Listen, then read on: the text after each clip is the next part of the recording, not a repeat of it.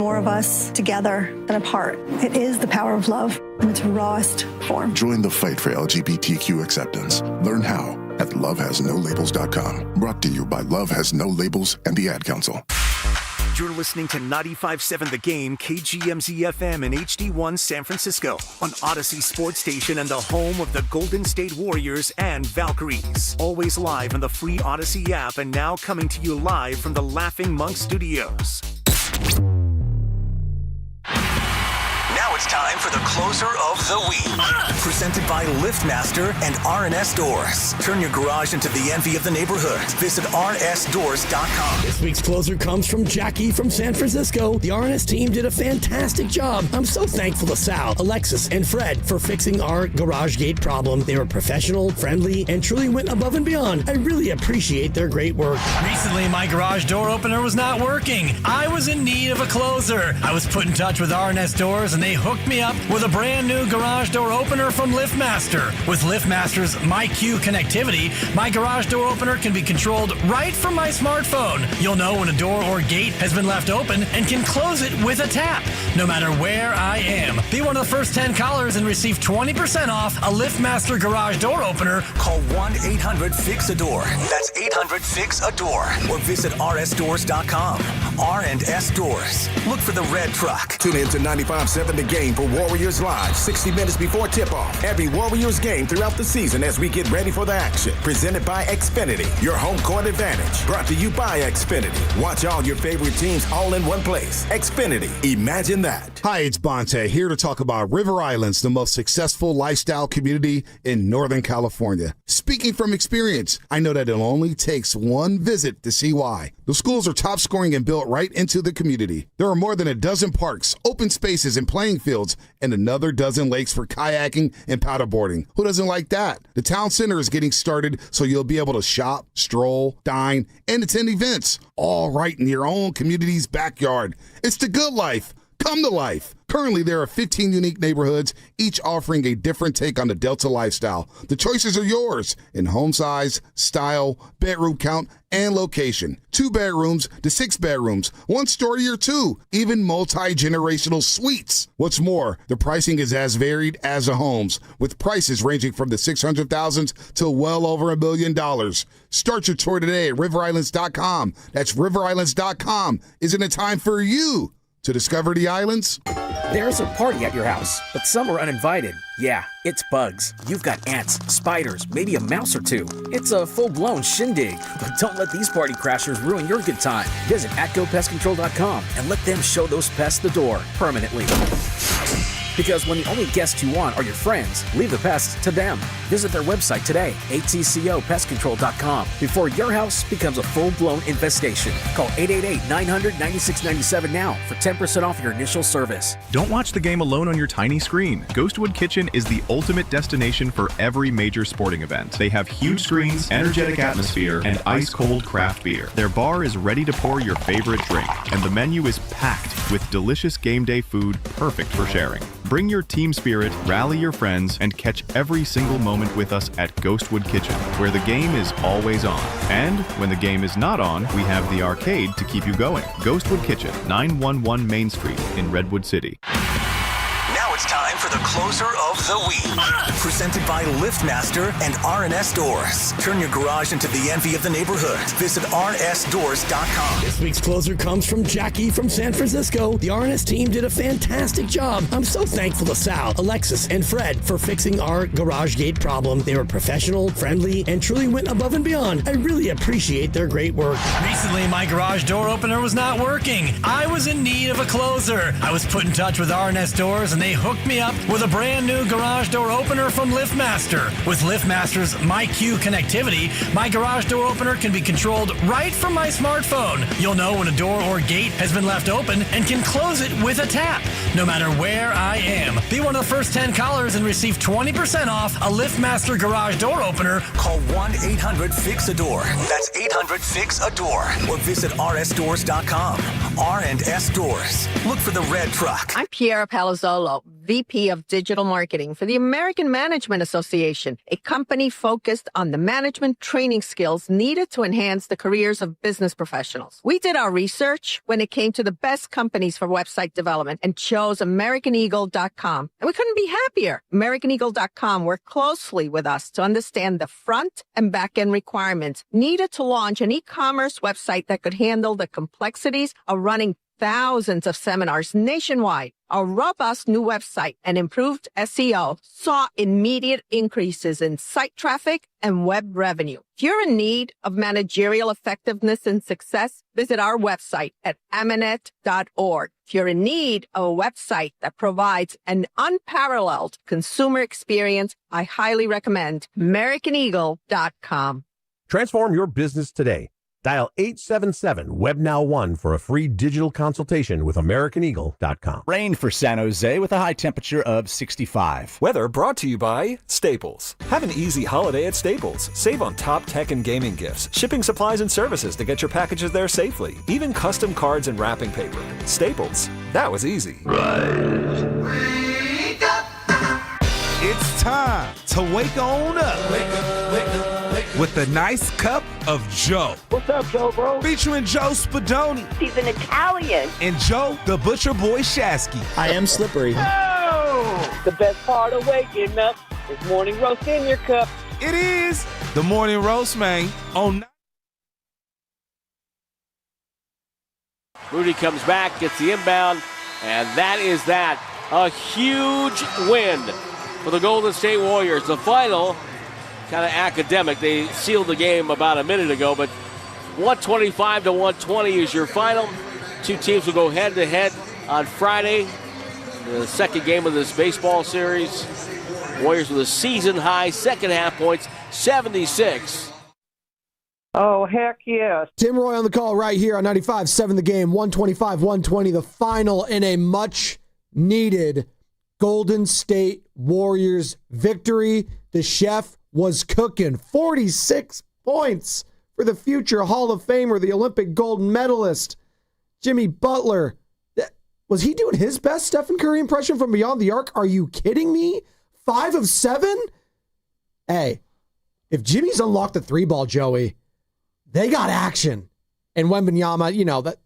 Can we start there first and foremost? And good morning to you. And by the way, my PSA for everyone this morning, thank you for joining us. Please be safe on the roadways. It is very windy. It is very wet. It is very rainy. Storming everywhere in the Bay. I was driving over the Bay Bridge. Please drive safely. Don't do anything stupid. Be defensive. Don't be aggressive like the Warriors were last night on the court in a much-needed win. But Victor Wembanyama, let's start here, Joe. That guy can do everything. There has never been a player that has been that size that I could literally say he could do anything he wants to do on the court. You're going to start with Victor after that win. Only because he could do everything, but he's still not Stephen Curry. Well, yeah, man, he could do everything, but he's still not Stephen bleeping Curry at his age.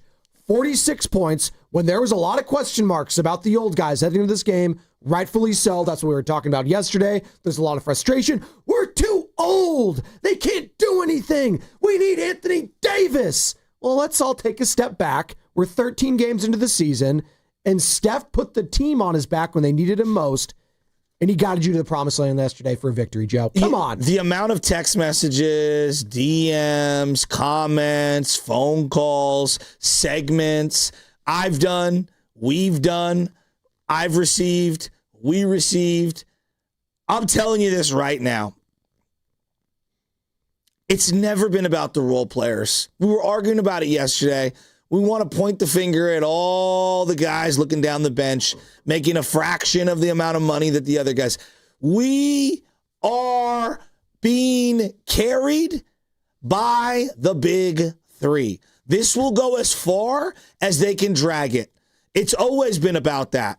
And that's why yesterday was so dire because, you know, quite frankly, there are going to be nights where you look at the big three and you say, can they muster up the energy required to get them through this race? And then what is everyone going to do? They're going to point the finger at all the role players and the Podses and the Moody's. Moody's was spectacular in the second quarter. We're going to blame the young people? We don't do that as a society. We can't blame all the young people. Joe, it's always going to be about Steph Curry. It's always going to be about Jimmy Butler, and it's always going to be about Draymond Green. And look, the unsophisticated eye is going to point to this box score and look at Draymond's maybe numbers in a box score.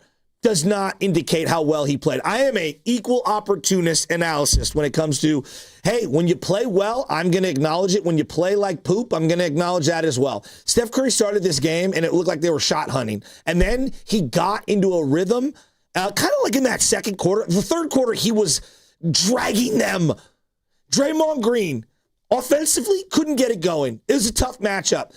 Defensively, he was spectacular. He made Victor work. Yep. And I thought Jimmy Butler picked and chose his spots brilliantly in this game. And then when you get the supplemental contributions from Podziemski hustling, and I know he's a lightning rod for criticism, when you get the supplemental contributions of Moses Moody in the second quarter specifically, keeping him in that game, I just thought that was a hell of a resilient win, and that's a great team win. GP2 making rebound after rebound, individual passes, great switching. I thought collectively, defensively, they did a really good job blitzing Wemby timely to at least contest some of these shots. He's spectacular. Getting Castle into foul trouble. Like he had, 4 quick ones in the early third quarter? I thought that was huge, taken away from his aggressiveness. So that was an unbelievable team win. But don't let anybody, fool you. We could argue about JK not playing in the second quarter, and I'm here for it. Knee soreness, they're calling it. Well, hey, look, the reality is when he was out of the game, they did play better. So, we're assessing. We assess what we see. The reality is that when the big three are playing like they were, and Draymond is an absolute stud on defense, and Jimmy Butler's picking and choosing his spots offensively, and Steph Curry is otherworldly, they're going to go far. When those guys don't play at their most optimal, they have no shot. It's science. It's facts. I'm glad you mentioned Gary Payton earlier there, because Gary Payton II, the young glove as they call him, is going to be joining us later on in the program today, 8:30 GP2, fresh off a win in San Antonio, and they get to stay in San Antonio because they'll be playing the Spurs again tomorrow night in that building again. Hopefully they'll be wearing those same uniforms. I love those 90s Spurs uniforms. Those are sick. Well, technically, I don't believe that the jerseys are 90s because the court is kind of 90s. Because they said the Fiesta one was from the 90s. I was alternating from the broadcast from the Warriors NBC and the FanDuel Spurs. So I don't remember them wearing turquoise on the jerseys with the pink. They had a small little tiny swash, if you will, almost like a paint swab or whatever. I don't remember the jersey looking like that. That looked more like a Blazers jersey that was turned into a I loved that jersey. Absolutely loved it. It was retro-like, but I don't remember them having that exact same uniform. Whatever. Okay. I know. I legitimately loved it. But I see them on the right now from the website. I looked it up online. They did wear them in the 90s, but again, they're a little different than what they were yesterday. They took liberties with them is what I'm Correct. getting at. Yes. Liberty for sure. But the floor, it didn't have the specs in the half court. Those are cool. But I love the way, because if you played the old 2K game, that's what their floor used to look like in 2K. So I absolutely love those ones. So Gary Payton going to be joining us at 8:30. Have an off day in San Antonio, so we appreciate that. Plus Nick Friedel later on the show as well. Cousin Nick, our 95.7 The Game, Odyssey, and an NBA insider and Warriors insider, because you know what? He was the one talking to Jimmy Butler after the game the other day, Joe, in the locker room, where he's like, hey, players aren't being honest with themselves. And we'll definitely ask Nick about all of that and what that win meant for this team yesterday, because they just desperately needed it.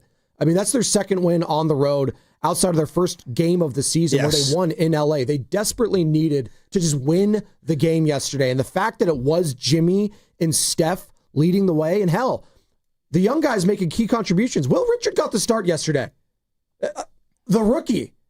When you got Jimmy, when you got Steph, when you got Draymond, and Moses Moody.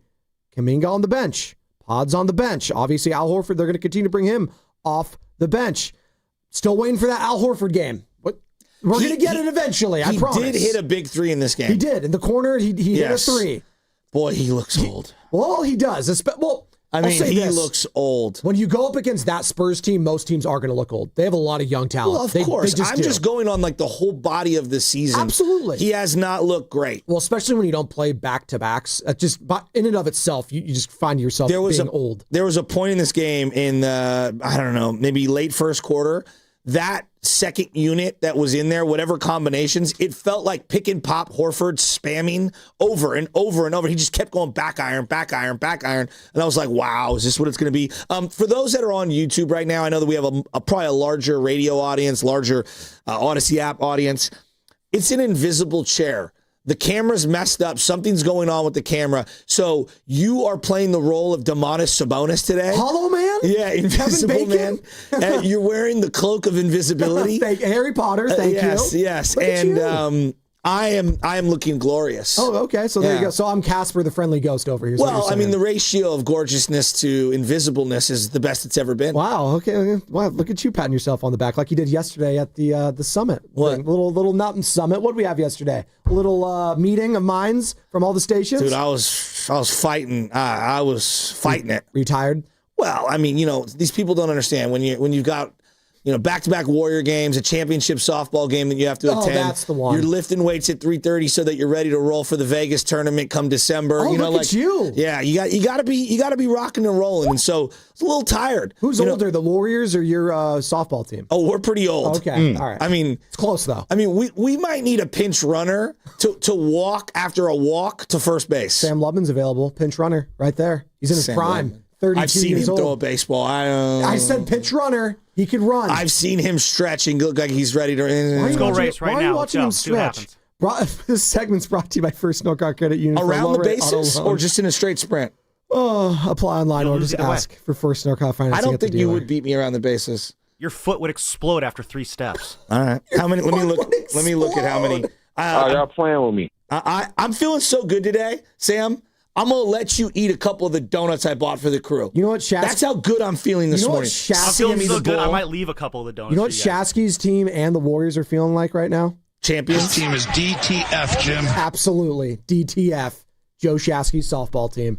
We are coming to you live from the Laughing Monk Studios, by the way. 888-957-9570. Warriors fans, we were all very angry and upset yesterday, rightfully so. There was a lot of talking, a lot of chirping after a loss against the Thunder. By the way, the Thunder did to the Warriors, to the Lakers last night. Same thing. Lakers got absolutely manhandled by 30 points. The Thunder are just in a groove right now. They're just so much better than everyone else. In a groove? No, they're in their prime. They're ridiculous. Well, they're not even in their prime because they're missing 2 of their best players. No, I know, but I'm just saying, like, they're the best team in the league. You know what I mean? Like, it just is what it is. Well, and the Spurs were one of the best teams in the league. They still are. They're 8-3, and they hadn't lost at home prior to last night, Joe. They were 5-0 heading into that game in San Antonio. That's their first loss. That means something. This is the greatest YouTube chat. I'm feeling so good today. I bought Bob's Donut, not just for me. I bought 1.5 dozens. What was that? A baker's 1.5 dozens for the whole crew and for Alice, not for KCBS. Let them know. It's not for them. Whoa. I'm going to do the Matumbo. No. I mean, as we were talking about synergy as a station yesterday, and you're just saying, to hell with you guys. No. Wow. In the YouTube chat. Loveman would dust Shasky in a foot race. He just would. You have other virtues, though, Shasky. I love that. What does that even mean? It means I'm a virtuous dude. Sam is the king. Truths cut both ways, said others. It's a hard truth right there, the realization. Stephen Curry and Jimmy Butler, both of them made 5 3-point shots. One of them took 16 of them. Still looking for that vintage kind of, Steph beyond the arc game where he's like 10 of 12. That's coming. Don't worry. Wait a minute. His shot hasn't been there from beyond the arc. It just hasn't been. But I agree. But today is not the day to criticize Steph. No, who's criticizing him? I'm just telling you the box score. Okay. Why are you getting... You guys get so offended when I just say anything about Steph that's not the greatest thing ever. He was 5 of 16 and they won the game. Joe. Better games are still coming from Stephen Curry. I don't know if you need to know this. 46 points. He's the greatest Bay Area sports athlete of all time. We get a little sensitive. Yeah, hey, we can criticize Jerry Rice. We can criticize Joe Montana. We can criticize Tom Brady. It's okay. Look, time out. It happens. Joe ain't as likable as Steph. It is what it is. Is Jerry as likable as Steph Curry? I would say yes. And who's I've never said a negative word about Jerry. Sure. I know you haven't. People do, though. Let me tell you, this is why Jerry's Jerry. Greatest player of all time, no doubt about it. And this is why Lorenzo Neal is Lorenzo Neal. I got an opportunity to go to his. I'm not trying to you're going to do the drop. You guys are going to do the stupid drop, and you're going to make me sound ridiculous. Got an opportunity to do this backyard shooting with Jerry, and we're just shooting the breeze at his house. Elevate your tailgate. I remember. This was way back a couple years ago. When I tell you Jerry is as genuine and as nice, there's like a saying, don't meet your heroes. No. Jerry Rice, meet him. He's one of the nicest, most down-to-earth, humble human beings you've ever met in your life. Just happy, so nice, great dude, and it makes you go, are you kidding me? He's one of the greatest people of all time. And that's the same way, we were doing videos yesterday for Lorenzo Neal about why he should be in the Hall of Fame. I said, look, I don't care about because everyone else is going to bring up stats. I didn't even bring up stats. I said every other position's in the Hall of Fame, and he's the greatest in his position. He should be in. That was my idea. He's a Hall of Fame human. Yes. And I don't say that lightly. And you hear people talk about their colleagues oh, that guy's a great person. Genuinely, Lorenzo Neal, for how famous he is and what he has done in his life, has every reason to, I don't know, just kind of keep it moving. You know, he doesn't have to be a jerk or anything. Just he truly cares about people and is down to earth. Remember when he came to Niner practice a couple months ago? Everyone was there. The joint practice with the Broncos, and he was just everyone was holding just coming court, up to him. Yep, hugging everyone. Yep. How you doing? What's your family like? Players coming up and saying what's up, Lo. Yeah, it's just and that's Steph has that quality too. And I don't know him as well as Bonte, for example, but give it time. I've had a few times to be around him. And Steph's the GOAT. So, yeah, we're always going to cape up for him. And that's the king, by the way. So you get the king, you get the GOAT, and then you get the jester over here and the squire. So there you go. I consider myself, I'm more Robin Hood.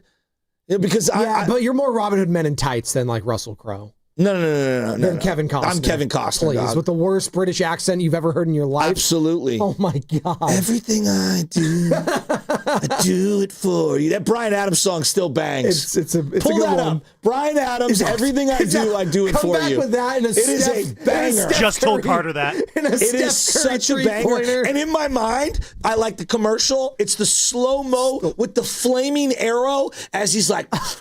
Okay, Bonte likes to say that is snitching music, Bryan Adams. If you're playing everything, I'll do it. Are you kidding me? Do it for If you're not into a little soft rock with a little love ballad, Have You Lived? Chicago. It's the R&B of the rock world. Okay. Am I wrong? You got to balance it out, dog. You can't just go gangster rap your whole life. Speaking of, that's why I listen to Phil Collins. Shout out Phil Collins. Everything I do. It's like Kiss from a Rose from Seal. From Classic. my boy Seal, From Batman 3 with Val Kilmer. A classic. There are certain movies that have banger album classics, and I'm telling you right now, Kevin Costner, that movie's a killer one. Speaking of Steph, I saw something really cool. It was either the Warriors or the NBA that posted it. There was a young fan from San Antonio who didn't have one of his legs. He had a prosthetic leg, and Steph signed it for him. This kid had to have been 10, 11 years old. Are you kidding me? And they you can kind of pick it up on the audio when Steph's signing it. They dap up each other, give each other hugs. Steph signed it, and the kid's so happy, smiling. He's like, I think I'm going to pass out. I was like, he didn't just have any prosthetic leg. He had a Steph Curry prosthetic leg. Yeah, I know. It had his picture on it. It had his picture. It had a whole graphic of Steph Curry on the hip. That's pretty cool. Good call, Carter. Yeah. And the kid was 10? He was around that, 10, 11. It was really cool. Wow. And I'm assuming lives in San Antonio, big Steph fan, and just coming over there. Steph taking a moment out of his time. Again, that stuff, you don't hear bad interactions when it comes to Steph and Curry. You just don't. Dude, he's as close to perfect for a franchise when it comes to face, role model, teammate, leader that I could ever you couldn't even create a person with AI or Chat GPT to represent an organization better. I definitely agree. And I want to hear from the people in regards to that win last night. 888-957-9570 is the number. Jimmy Butler, 28 points. Stephen Curry, 46 points. And Jimmy, the story from this game is obviously Steph and him dropping 20-plus in the third quarter. And then Draymond's defense. Draymond's defense on Wemby, just making it a little bit harder because he's going to get his. The great players always get theirs. Can you just make it a little bit harder on them at the end of the day? That's literally why Andre Iguodala got the Finals MVP. He made it a little harder guarding LeBron James. He limited LeBron to 35, 15, and 12. It was pretty incredible. Joe could have been 45, 20, and 15. Look, Who no, he knows? did a great job. He should not have got the MVP. Well, that I know, year. but I'm just saying. I know. I agree with you. You're right. That came out of it is It's because he did absurd. that. I agree. But look, that's why. You're like, and I know Friedell's ripped me, Bonte's ripped me. We just disagree. Friedell's your friend. There are certain games where you watch everything click and you say to yourself, yeah, this team could beat anyone in a 7-game series.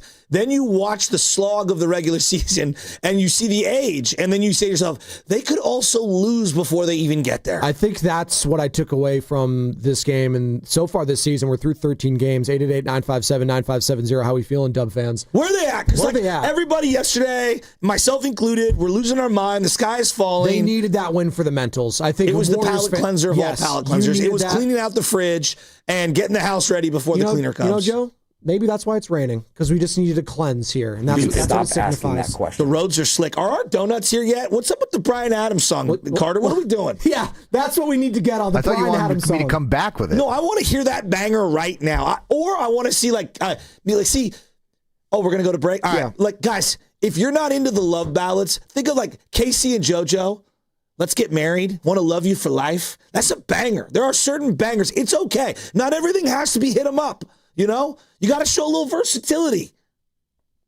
On 95.7 The Game, brought to you by Fremont Bank. Here for you, here for good. Joe Shasky here for Golden State Lumber and Showroom. Consider their Stockton yard as the go-to resource for building professionals in San Joaquin County, with over 40 acres of premium building materials available to the public. For bigger jobs, you can count on Golden State's large fleet of trucks for timely delivery. It's their goal to keep your project on time and on budget. Building a better Bay Area for over 70 years. Golden State Lumber and Showroom. When you succeed, we succeed. Looking for lifelong financial guidance? Look no further than Pettinelli Financial Partners, your dedicated financial coaches for every stage of life's journey. Whether you're planning for retirement, starting a family, or buying a home, we're here for you every step of the way. Visit PettinelliFP.com. The financial consultants at Pettinelli Financial Partners are registered representatives with and securities offered through LPL Financial, member FINRA SIPC. Investment advice offered through Stratos Wealth Partners, a registered investment advisor. Stratos and Pettinelli are separate entities from LPL Financial.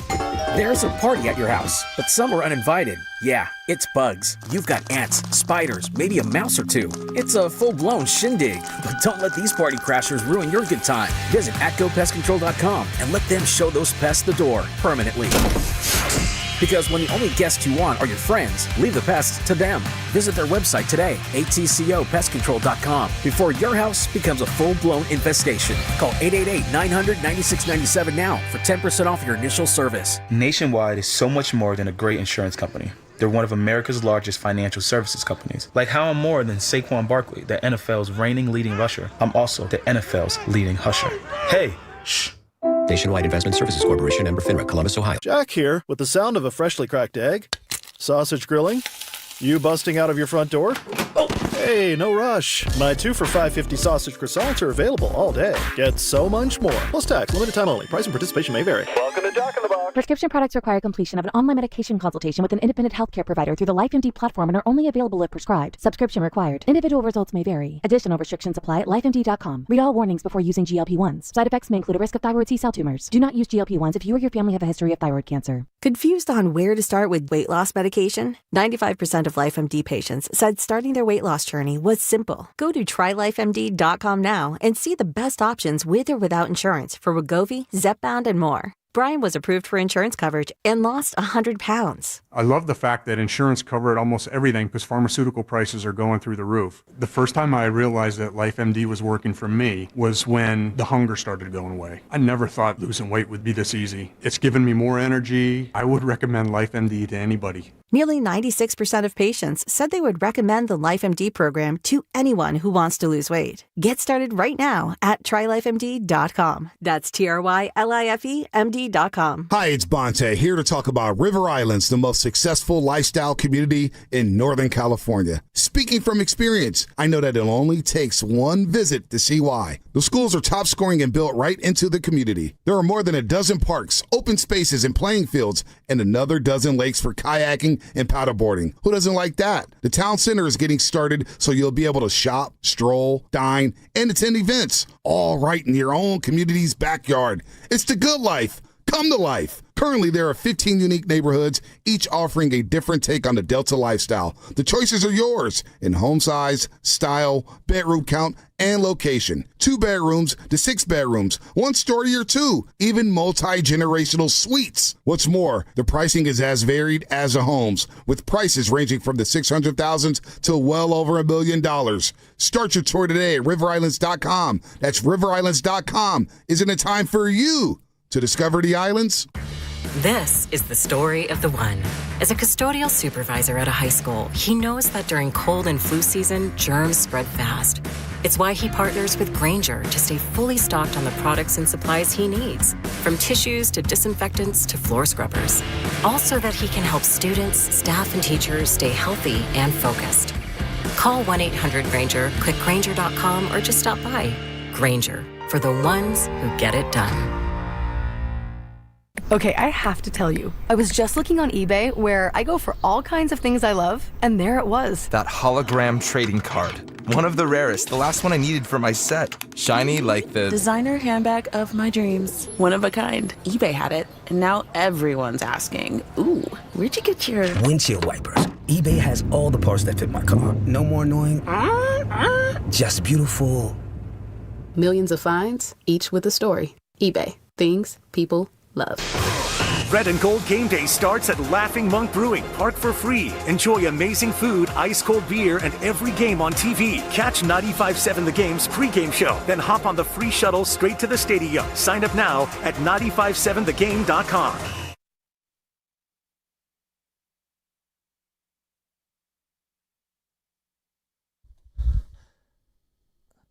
Look into my eyes.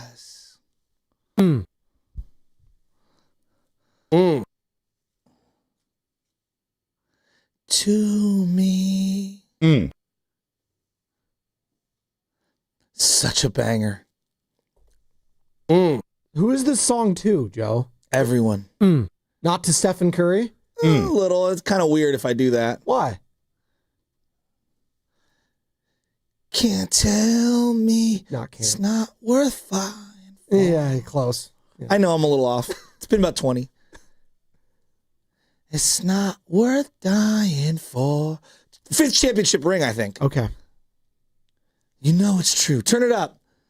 Everything I do. I guess it's an ode to the Larry O'Brien. I do it for you. I'm just going to do what Steph wants me to do now. God, it's such a banger. And this is a theme song to Robin Hood with Kevin Costner? Yeah, dude, you got to imagine, like, he's going to shoot the arrow that's on fire, and it's going to slow motion go and take out the fake king. The fake king. It's not King Richard. No. We're waiting for King Richard to come back. What was the king's name? Robin of Locksley. Yeah, hold on. Little King John?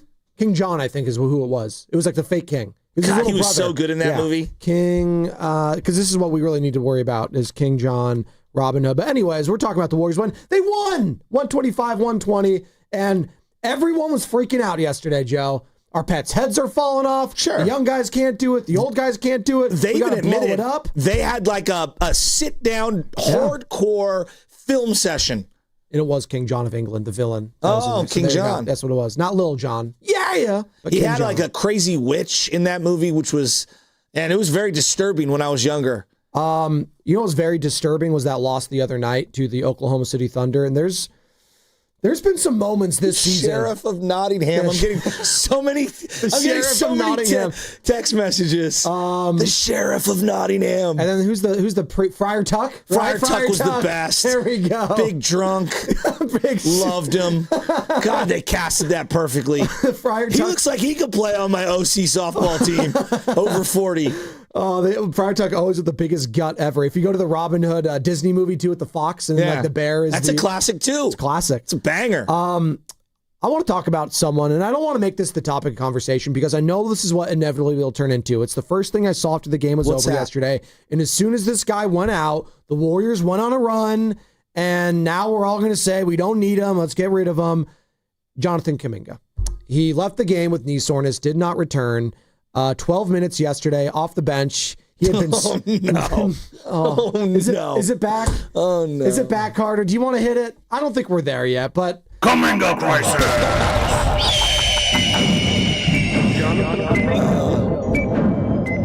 Oh heck was off the bench yesterday for the first time because he got the starts for most of the season up to that point. 12 minutes, 4 boards, 0 of 1, only 1 shot attempt, 4 turnovers. He looked very tentative. His first 7 games, Joe. I thought he rebounded well in this one. Yes, he did. He got 4 of them. He looked so afraid to make a mistake. His first 7 games, he was averaging 17 points per game, 7 rebounds, 3 assists, 53% shooting, 43% from beyond the arc, and 83% at the free throw line. It's pretty good. First 7 games. It was like, wow. Yeah. Hey, this guy's turned a quarter. It's great. Let's go. Last 6 games, he's averaged 9 points a game, 6 boards, 2 assists, 40% shooting, 14% from beyond the arc, and 64% at the line. Well, look, a couple things. I think confidence is a big thing in sports that we don't understand well enough. He clearly doesn't have confidence right now, and he's a streaky player, and I think that right now he's in a rut. I got the sense watching him yesterday, he's like in his own dome. He's just afraid to make a move. He doesn't want to make a mistake. Like he's in that no man's land again for himself. And here's the part that I'm kind of baffled by. Yes, they played better when he went off the floor in this game. Yeah, last couple games haven't been great. I do think they're going to need him at some point. And I just don't understand how after watching that game and how Steph played that way, like your immediate reaction is to just crush the kid and run him out of town. The game was about Jimmy and Steph's excellence and Draymond's unbelievable defense and some timely contributions from others. And the next thing you know, like you're just going to, make it all about the kid.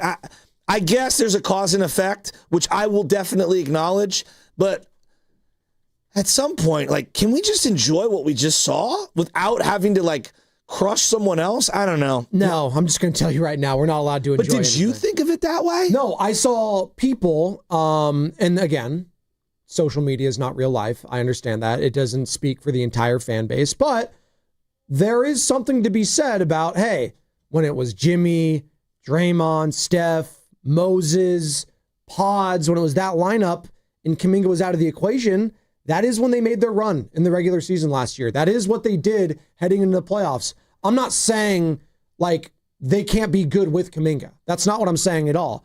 But there's a lot of fans that say, hey, we didn't need Kuminga when we were making our deep run last year. Now, but that's factually correct. So that's... But what am I supposed to retort to that? Because I do think the first 7 games of JK was really good. Well, here's my retort. Right now, Moses Moody deserves to be in the starting lineup over Jonathan Kuminga. I agree with that. I think the way he is playing, yes. He's earned it for right now. I think the reality is that a lot of the role players aren't established or consistent enough to have permanent spots. And I think we're going to have similar conversations about Pods and GP2 and Quentin Post. And there's going to be varying degrees of what we're talking about. But I think that you have the 3 mainstays, and then the work around those guys is like, all right, who's in form? Who are we matching up against? How are they playing? How are we playing? What do we need right now?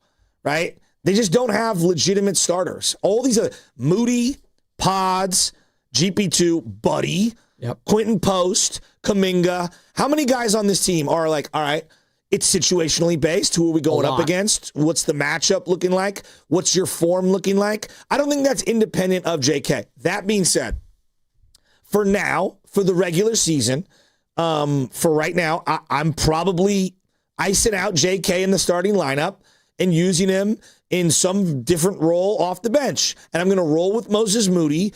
And then I think that other 5th spot is going to rotate. Maybe it's QP. Maybe it's TJD. Last night it was Will Richard. Maybe it's Will Richard. It might be Pods in a month. You know what I mean? Or a couple of weeks. Like, I want to see what Moody has for a couple of games, and we'll go from there. And there's going to be matchups that JK thrives in. There's going to be other matchups where it looks horrible. Last night it didn't look great. No. And so I think it's the reality of a lot of guys on the team right now. Victor Wembanyama, you just go down the list of the Spurs players. Obviously, he's a freak and he's taller and bigger than everyone else. But you got other youth and athleticism and size on that team that combats and kind of neutralizes a guy like Jonathan Kuminga. When you have the ability to switch onto him, it kind of negates what he does so well. maybe against an older team or like a more veteran-laden team in his size, JK can get up and run with these guys. But dealing with that knee soreness and being in his own dome, it was just a bad matchup all around. And I don't know if Steve Kerr spoke about it after the game. We'll get to his thoughts on it if we'll be available tomorrow night against the Spurs again. It's a little two-step here in Texas because they've got the NBA Cup as well tomorrow in San Antonio. So we'll be talking to Gary Payton II as well at 8:30. He's down in San Antonio. The hard part is, and I think it's easy to criticize Steve Kerr, and I've got some things that I don't love about Steve. There's a variety of things. I don't love that he uses the Warrior backdrop to be able to tell us how to think on politics. It's like, dude, just coach the team, dude. You can do that on your own podcast. He doesn't tell you how to think on politics. He just gives his opinion. Agreed, but if you disagree with it, that's fine. I think when you're representing a brand, I think you should do it on your own thing. Like they wouldn't want me doing it. That's not what I get paid to do. And so, look, he has platforms that he can do it on. I don't like anybody in either direction. It's not politically based for me. It's just I would do without it. That's what I would do if I was running the team. I wouldn't want you to alienate any of the audience. And it doesn't matter what he's saying. That's just my personal belief. When I'm running a sports team, people don't want to hear that stuff. But he has a tough job. Friday, who's available? I don't know. Exactly. Straight up, I don't know. So like the lineup's going to be all over the place, right? And then Friday, okay, who's available? Who's playing well? Right. What combinations am I going to roll with? Like, let's say you roll with QP and Moody on Friday night. What if QP misses his first 6 shots and can't defend anyone? Quick hook, you know what I mean? Get out of there, right? And so I think it's really, really difficult for Steve Kerr. I think it's really, really difficult for him to carve out specific roles for individuals while simultaneously having them be consistent when so many guys are in and out of the lineup. It's so difficult. I actually think it's easier for him to work a playoff series than it is the 82-game series.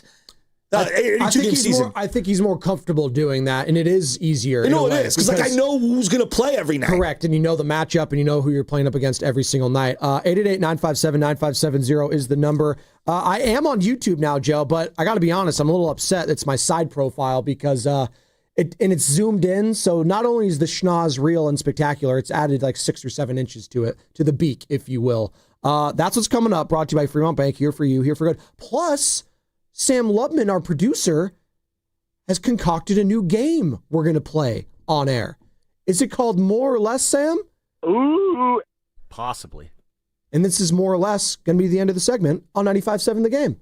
Okay, I have to tell you, I was just looking on eBay where I go for all kinds of things I love, and there it was. That hologram trading card. One of the rarest. The last one I needed for my set. Shiny like the designer handbag of my dreams. One of a kind. eBay had it, and now everyone's asking, ooh, where'd you get your windshield wipers? eBay has all the parts that fit my car. No more annoying, just beautiful. Millions of finds, each with a story. eBay. Things people love. As a mom, comforting my family is what I do best. Vicks Vapor Stick provides soothing, non-medicated Vicks vapors in an easy-to-apply stick, and it dries fast, so there's no mess. I use it to comfort myself and my family. Thanks, Mom. Vicks Vapo Stick, soothing comfort for the whole family. And try Vicks Vapo Shower Max for steamy Vicks vapors when you need more comfort for yourself. Use as directed. What if you could have reliable and intelligent Wi-Fi at the same price for 5 years? That's the Xfinity 5-year price guarantee. No annual contracts, no hidden fees, and our best equipment included. Just 5 years of Wi-Fi that boosts speeds to the devices that need them most, that finds and fixes problems before you even notice them, and that keeps you gaming in the fast lane. Lock in your price and unlock the possibilities. Xfinity. Imagine that. Select plans only. Restrictions apply. Boxer & Gerson, Northern California's premier workers' compensation law firm, helping injured workers get their lives back for over 40 years. My kids call me Tom. So unnerving.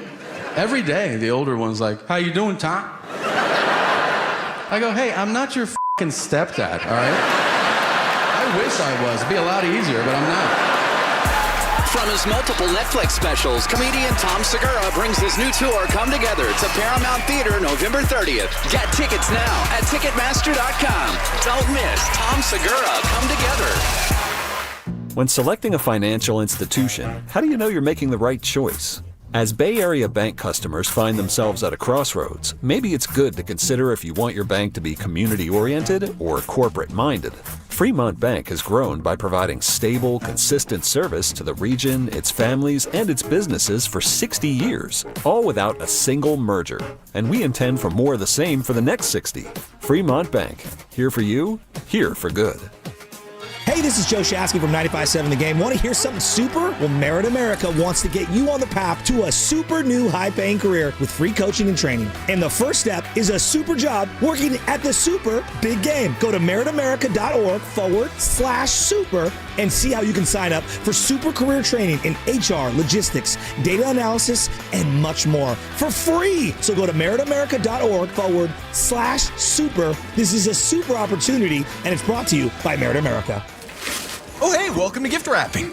Whoa, Zoe Saldana. Hey, can you wrap these, please? Wow, iPhone 17s. You splurged. At T-Mobile, you can get 4 iPhone 17s on them. It's the perfect gift for everyone. I'm the worst. I only got my mom a robe. Well, it's better than socks. So I have to trade in my old phone, right? No, at T-Mobile, there's no trade-ins needed when you switch. Keep your old phone or give it as a gift. Incredible. In fact, wrap up my old phone, too. For my Aunt Rosa. Forget that. Aunt Liz will be jealous. Sounds like my family drama. Oh, I got it. I'll give it to my abuela. I'll take reindeer paper with, hey, where are you going? To T-Mobile. Thanks, Zoe. The holidays are better at T-Mobile. Get 4 iPhone 17s on us. No trade-in needed when you switch. Plus 4 lines for just $25 a line. With 24 monthly bill credits and 4 eligible port-ins on essentials for well-qualified customers. Auto pay plus taxes, fees, and $35 device connection charge. Credits ended. Balance due if you pay off early or cancel. Contact us. Finance agreement 256 gigabytes, $830 required. Visit T-Mobile.com. You think you understand how this business works, but you don't. Landman, TV's biggest phenomenon, returns to Paramount Plus. From Taylor Sheridan, co-creator of Yellowstone, starring Billy Bob Thornton. You have to know the rules of the game and bend them, and you really have to know them to break them. Demi Moore. I want success. Get it for me. Andy Garcia, Ali Larder, and Sam Elliott. You don't even know the game you're playing, do you? Landman, new season, streaming November 16th, only on Paramount Plus. Every morning, we rise and shine, make breakfast, and brush away the night's rest. These routines help us start the day off right. Nature-Made vitamins are a simple step in that daily care regimen. Multivitamins with daily essentials, clinically studied probiotics for gut health support, magnesium to help relax the body. Nature-Made is made to care for you every day. These statements have not been evaluated by the Food and Drug Administration. These products are not intended to diagnose, treat, cure, or prevent any disease.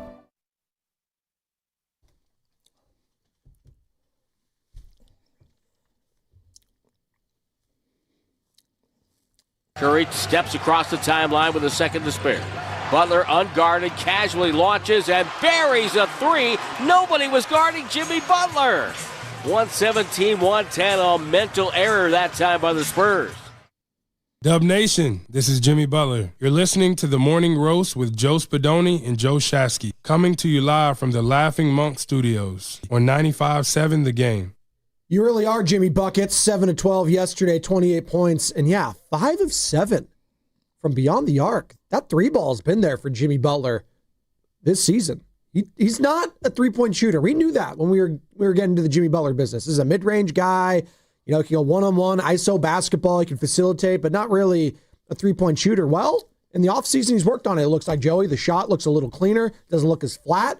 And yesterday, they were leaving him wide open. So I was like, dude, I get it. He's not known for doing that, but you can't leave a player of Jimmy Butler's caliber wide open. And that bit him in the ass not once, but a couple times yesterday in San Antonio. This segment is brought to you by Golden State, serving the Bay Area for 3 generations. When you succeed, we succeed. Visit GoldenStateLumber.com. And I got to thank you, Joe, because you brought donuts for everyone, and they just got arrived. It was very delicious. So thank you. How many do you think we're going to eat individually? I mean, I already ate the leftover cookies that were there because we had our little Thanksgiving potluck at the station. And someone brought in some Italian bakery cookies, the sugar ones with little sprinkles on there. And I smashed 4 of those already. I think people don't understand, even the boss who comes in right around 6, the difference between getting to the station at 5 a.m. or 4:30 a.m. Oh, yeah. versus 6. Your eating habits are unhinged. It's weird. I tell you everyone. guys all make fun of me because every day at 10 o'clock, no matter what I ate for breakfast, I'm starving. Well, no, you just have to tell everyone is why we make fun of you all the time. Spadoni, when we have a potluck, stays here for seriously 3 hours after the show. You have to kick him out. So he's the freeloader? I have to eat. I'm hungry. Hey, Joe, this is the difference between you and I, all right? I have 9 brothers and sisters. What? Thunderdome was our dinner table, okay? If you got firsts, I got to get seconds very fast right after that because it's going to be gone, all right? A lot of mouths to feed in the Spadoni household, baby. Just letting you know that. So if I got, a couple steaks here and there, I want to go back for thirds or fourths. I don't know where I'm not going to, I don't know where my next meal is going to be, but I do. My mom was the queen of, oh, you're hungry? We got cereal and milk. Go help yourself. Speaking of we which, we got ramen. Hey, You're look, fine. I know we're in the warrior mode right now, so I got in big trouble last night. LJ is now obsessed with cereal, real cereal. Oh, okay. Not like baby cereal. Like Honey Nut Cheerios? O's. O's are good. Really good. Yeah. They're really good. And I'm a cereal fanatic. Me too. Hi, my name's Joe Shasky. I'm addicted to cereal. Me and CC Sabathia could eat 3 boxes of Fruit Loops, of O's. General Mills, if you're listening, we are available. Honey Nut Cheerios, regular Cheerios, Kix. I love all cereal. Now, I know it's loaded in sugar. I try to find the ones that are heart healthy, okay? Honey Nut is. It says it on the box. My kid is obsessed with it. So he sat on my lap yesterday, and I do oat milk. I don't do real milk. He does real milk. Yeah, cow milk. Yeah, and I do oat milk, and 3 ingredients. It's a specific kind that I like. And we're sitting there and we're eating, and he's just on my lap, and I was like, dude, this brought me back. And I think cereal is one of the most underrated foods. I know it's not the healthiest for you on the planet. And I think women and men are different in this aspect. Men can go out, party all night long, come home, like nothing to eat, cereal. Oh, yeah. And down like 4 bowls of cereal. That's all I did. I don't think women can do that. Maybe there are some women who do that. I don't know many women in my life who will crush a box of cereal at 2 a.m. Oh, that was literally my entire high school life was just eating cereal. It was playing Xbox Live, Halo 2 with your friends over, staying up till 3 a.m, eating cereal. 100%. God knows what else we were doing. Hot Pockets. Hot Pockets. Oh, yeah, all the good stuff. Mom got pizza rolls. Exactly. We're crushing all of those tonight. Got the Kirkland pizza there. We got the Costco pizzas. Oh, we're ready to go, baby. What is the greatest cereal of all time? 888-957-9570. You can hit us up on the box. Honestly, this is going to be a controversial opinion. I personally believe plain Cheerios is in the category somewhere. Yeah, I'm out on that. Yeah, I know. I love some sugar on top. That's actually like crazy. I know you guys are all going to disagree. The older I get, straight up, like... Look, see, if you said Honey Nut Cheerios, I would agree with you. I think Captain that is Crunch, the GOAT, to be honest. Honey Nut? Yes. I think you could always be in the mood for it. Yes. I wonder what Gary Payton II's favorite cereal is. We'll ask him at 8:30 because he's going to be joining us on the River Islands guest line. What do you think Nick Friedell's favorite cereal is, huh? What do you think it is? He's probably a Berry Captain Crunch guy. No, he's a Honey Smacks kind of a guy, I think, Nick Friedell. I don't think I've ever He's had a Frosted Flakes Honey guy. Smacks? It's like Sam, you're a Fruity Pebble guy, huh? Honey Smacks is the one with the frog on it. Fruity Pebbles are good. I take Cocoa that back. You know what? Puffs, I take that back. You're a Raisin Bran kind of a guy. I don't sleep on Raisin Bran. Oatmeal and sausage. That's the guy who drinks oat milk. Raisin, yeah, that's pretty soft. What do you mean? Oat milk's really soft for me. What do you mean? That's some soft stuff. I have some tummy issues when it comes to normal dairy. That's soft. What do you mean it's Is that soft? one of those things when you get older, you get into it? Yeah, I think so. It's a little... Are you lactose intolerant? I don't know. Because your entire softball goes back team, and forth. Does your entire softball team only drink oat milk? Or No, non-dairy stuff? my guys, they like to drink, except for all of us that are, recovering. That's good. I think a lot of Warriors fans are recovering from that loss yesterday and wanted to vent. Wait a minute. You guys are mad at me because I drink oat milk in my 40s? Well, no, I'm calling you soft because you're trying to insinuate that Sam was soft for liking Fruity Pebbles, which are delicious. I love Fruity Pebbles. It's too much sugar. You can't even drink cow milk. It's too much sugar. Your body betrays you when you try to drink it. Okay. I grew up, in my family, we would go through a gallon of milk, I would say one every 2 days at minimum. Me and my brother would down milk. Really? Like milk, yes. Yeah. Lots of milk. And that's just the two of us crushing it. Yeah. My sister didn't really drink milk. Okay. And you didn't build up a tolerance, clearly. No. Yeah, that's not good. I have to tell you, I fully attribute my height to milk. Fully. Got milk. It's all sponsored. the steroids that were in it when we were kids. I drank like a half gallon a day I know. for years. See, you guys are too young, but when we were going to school, there was Crusader Camp, right? And you would win these cups at Crusader Camp. This was like a summer camp they had at Reardon. Sure. And they had gold and they had purple. And then they had these McDonald's cups. Oh, yeah. The Mickey D's USA cups. Dream Team Yeah. McDonald's cups. And people that are my age know. Tried to collect them all. It was such a... Dude, they totally spammed it where you couldn't get certain cups. Anyway, Burger I had King a did Chris that too. Mullen. Yeah. I had a Chris Mullen USA Dream Team cup, and I had my gold Reardon cup. It was one of those two filled to the brim. And obviously the McDonald's one was significantly bigger than the other. Those were chalices to me as a child. Right. And I would fill that bad boy, and no, we didn't hydrate with water. My kid drinks water. I didn't drink water growing up. We drank milk. We drank milk. And if we were lucky, someone would get Gatorade. That was like, wow, maybe some Capri Suns. Milk was the primary liquid that we drank growing up. A lot of milk, and then, we would have the filter if you wanted water, but it would be juice boxes, sometimes Capri Suns. Gatorade was a special drink you got if you were like going back from a game or going to a game or something, and you had a baseball game or a football game that you were playing in. Like, did you guys grow up with glass Gatorade? Glass Gatorade. Was that the white one?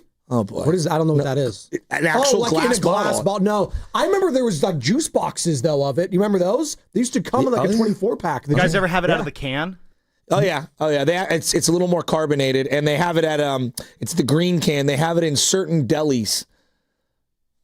I'm just You're that. I'm trying to think of any other place I've seen it in. Yeah, just a deli here or there.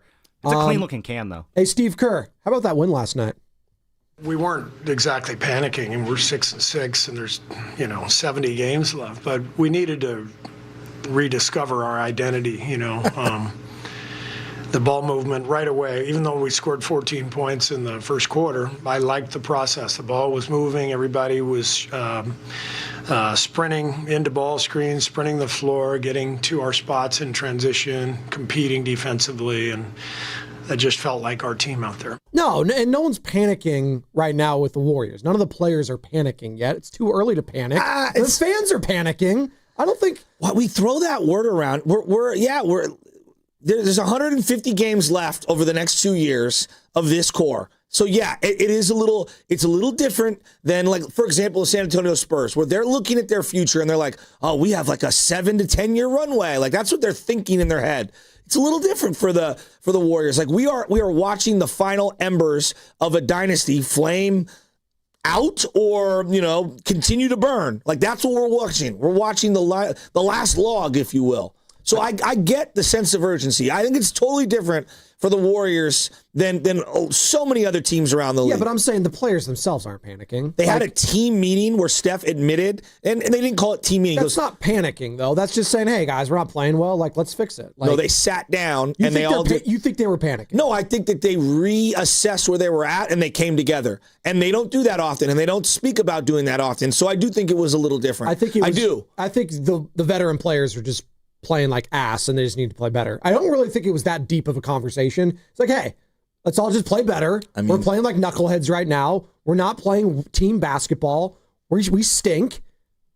Sometimes it's as easy as that. The best players have to play well, and that's who you got to win. And that's what happened yesterday. But Jimmy how many Butler times in the played well, career of so did Steph Curry has he said, yeah, we had a deep dive film session with everybody? Like, well, I think that's prudent on Stephen Curry because he himself has not been playing well. I agree. Since like second game of the season against the Nuggets, it's been an up and down slog for Steph. Again, even yesterday, 3-point land at 5 of 16 was not as great a shooting performance, but I liked what he did. When that wasn't happening, you saw more mid-range. You saw him getting to the cup more. You saw him getting to the free throw line. When's the last time Steph had 16 free throw attempts?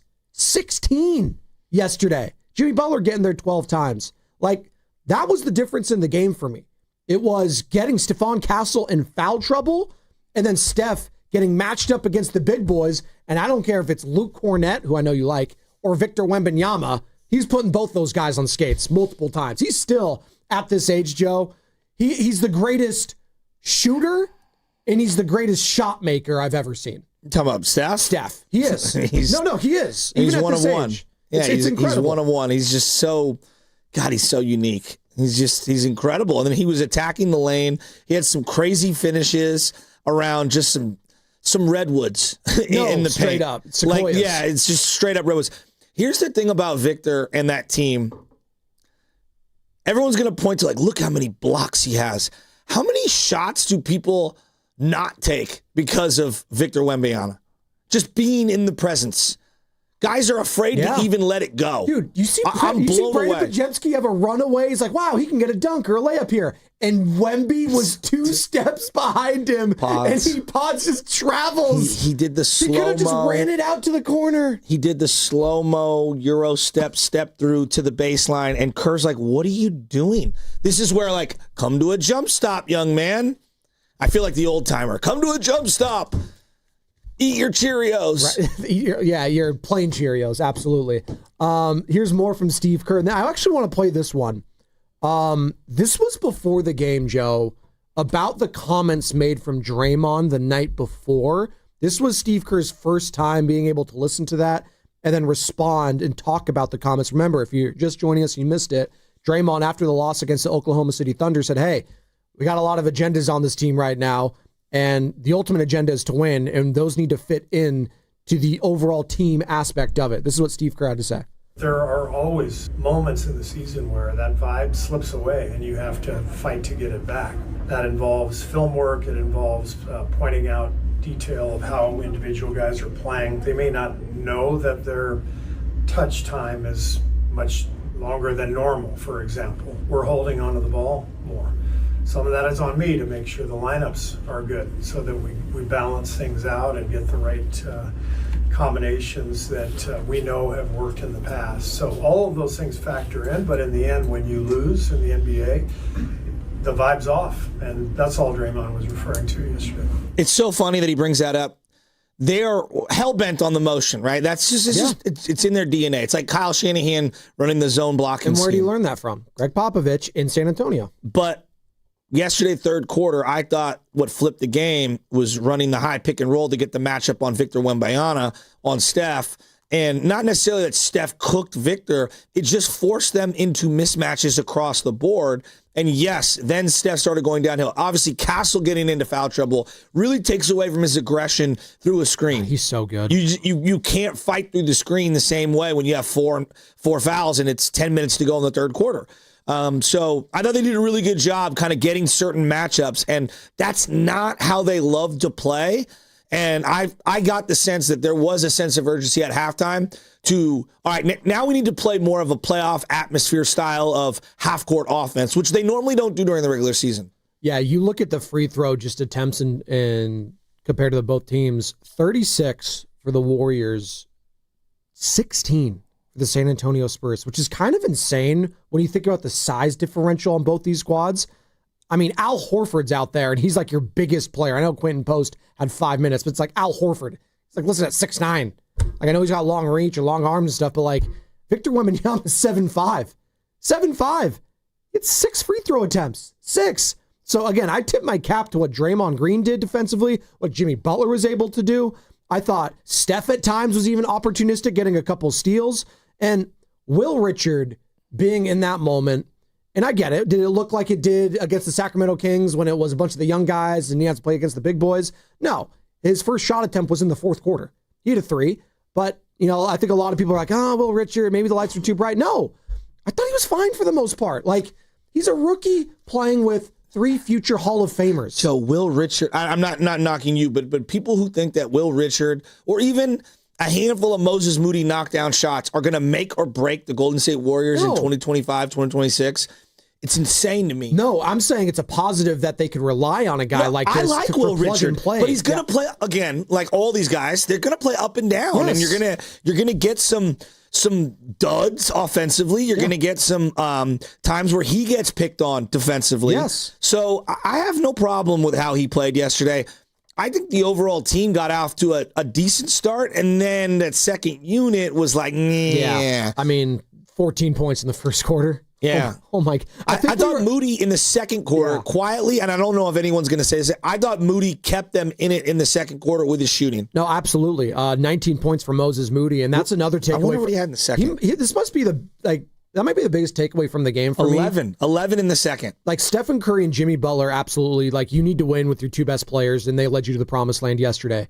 But you need someone else to step up on any given night, and that's what was killing the Warriors in the playoffs. The reason they won and beat the Rockets in the first round because Buddy Hield emerged at times when they desperately needed it.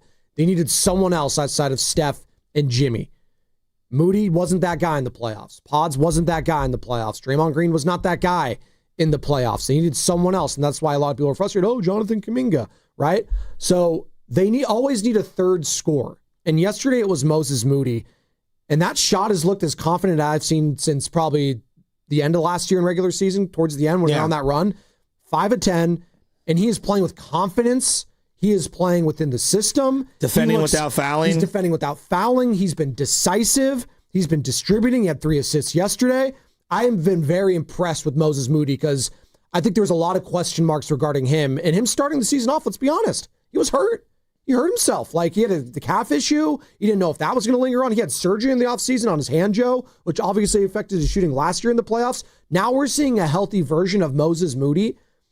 And that's going to be massive for this team. When it comes to the young guys, they need to stay healthy, first and foremost, because at any given point, Steph might be out a week or two. And Jimmy might be out a week or two. Like, that just happens with guys at this age in the NBA. I know. Hell, we just saw the Thunder. Like, when's Jalen Williams coming? I don't know. Well, right? I mean, who's going to play on Friday against the Spurs? I don't know. Hell, right? Draymond was questionable heading into the game yesterday but he didn't play a lot in the Thunder game. Yeah, but I think that's why that win was so big. Like, yes, you beat the Spurs. Yes, Curry was freaking amazing. You did it on the back end of a back-to-back with all the old guys playing. Yeah, no, that was pretty impressive. That's what gives me confidence, and I wonder what Warriors fans are at that. 888-957-9570. Does last night's win give you confidence that the old guys can still lead this team to the playoffs at the end of the day? Because there's a lot of question marks about whether this is sustainable in the regular season, Joe. We know it works in the playoffs because we've seen it. Like, I think this group can work in the playoffs. Now, it's always matchup dependent. Maybe they got lucky because they played a young Rockets team last year. I mean, luck really had nothing to do with it. I mean, they played well enough. They were up 3-1 in that series, and give the Rockets the credit. But once this team gets to the playoffs, I think we could all say, hey, it's going to be tough to get Stephen Curry out of there. It's getting to the playoffs where you're going to need Moody, Richard, Kuminga, Podziemski, all the other pieces to this. Al Horford, he's going to have a game at some point. Like, he has to, Joe. He has to.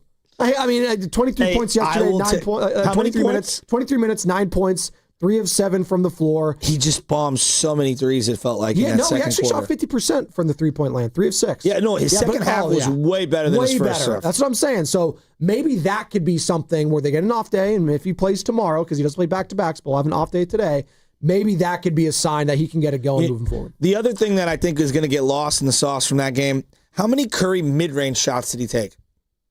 Quite a few. Yeah. Yeah, because 5 of 16, the three-point shot wasn't there. I need more of that. Yeah.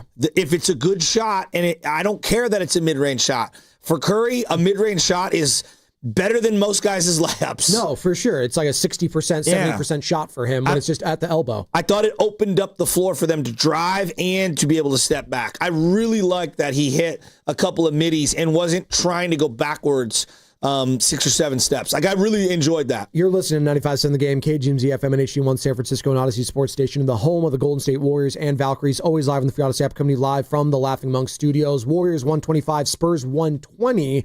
Warriors now improved to 2-6 on the road. That's their first win since the first game of the season on the road. Obviously beat the Lakers in Los Angeles, and the Lakers got absolutely walloped yesterday in Oklahoma City. I think they won by like almost 40 points. OKC's just doing whatever they want right now. But for the Warriors to win that game in that fashion against that Spurs team and how well they've been playing, they were undefeated at home prior to that game. They're 5-0. Wow. One of the few teams remaining that's I think OKC and maybe 1 or 2 other teams are still undefeated at home. Like, I don't sleep on that. And against that player in Victor Wembanyama, where he is playing like an MVP right now. I thought, and again, we like to get on this guy and his comments and whatever, and I know he didn't shoot the ball well. Draymond Green's defensive effort on Wemby, I thought, was as good as you can get. It was spectacular. For a guy that size, like for what Draymond was able to do now, Draymond running to get the challenge call on the foul in the 3-point corner. If you do this, was the funniest thing I saw all imagine night. the home run call from an umpire, all right, where you're spinning your finger in a circle, I have a new rule for the NBA. Bill Maher.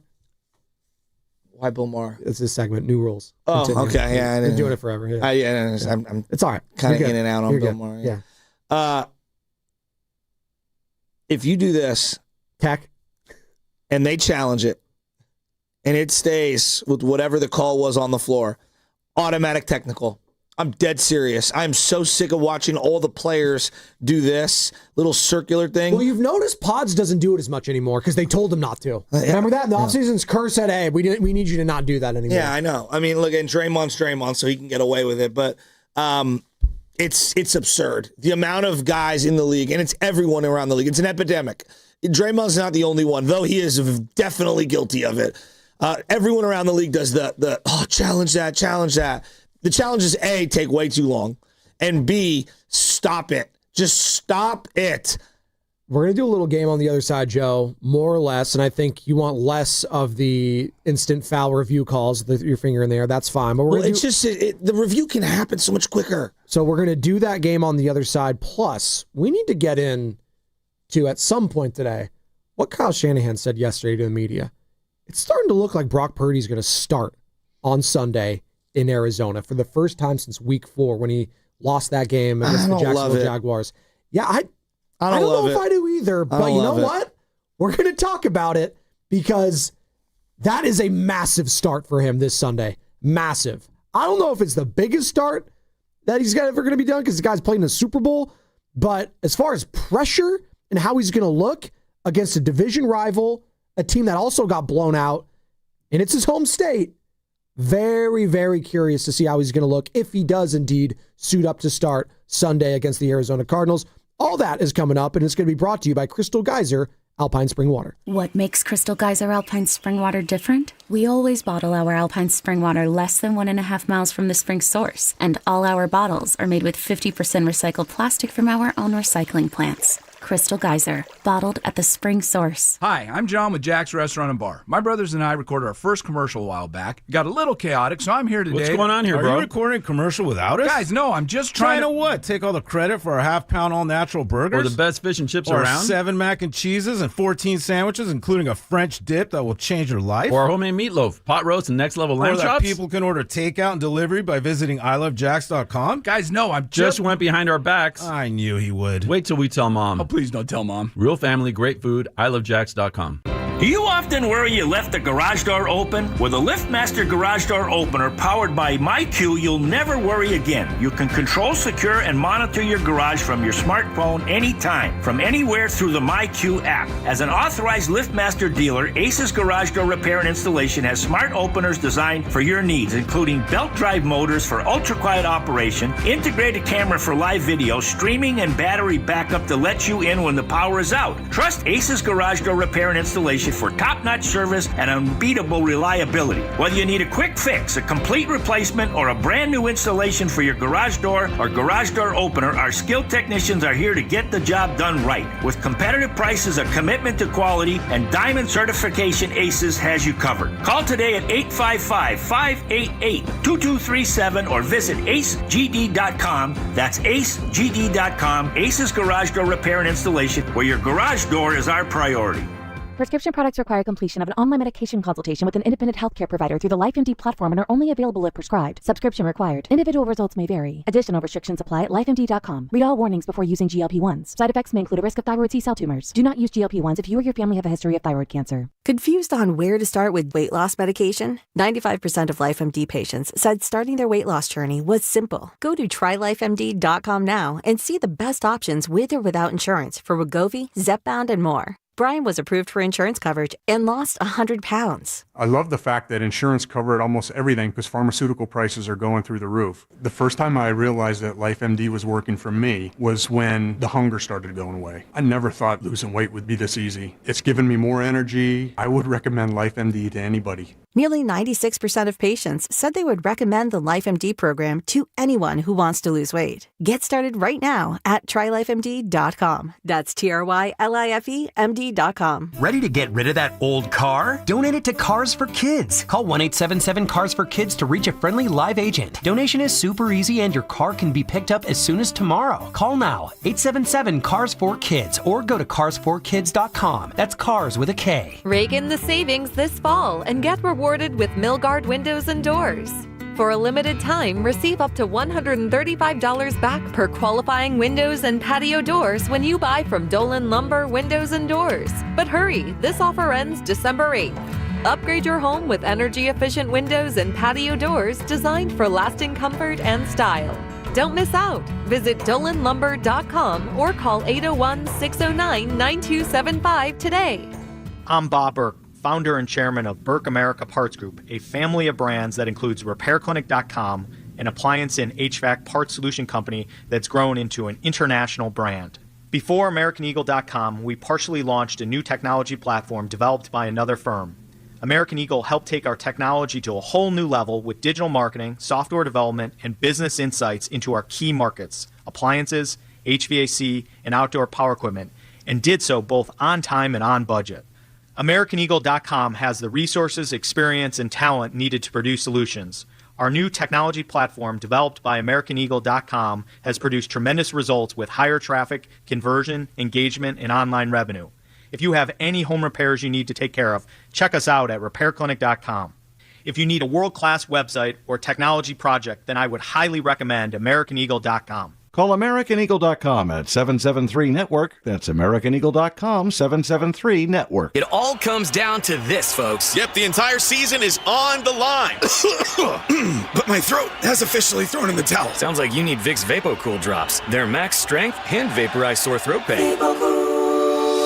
Whoa! These VapoCool drops hit fast! Speaking of fast, did you just see that play? Yeah, he vaporized that ball. That pun should have come with a penalty. Vaporize sore throat pain with Vicks VapoCool drops. Use as directed. VapoCool.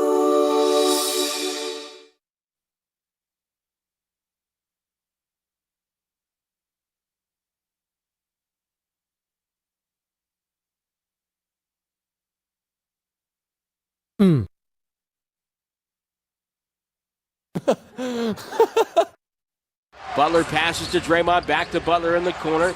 Draymond releases, goes up over Cornet and scores inside. Draymond's first basket of the night, coming with just around 3 minutes to go, and it's a big one. I love bicycles.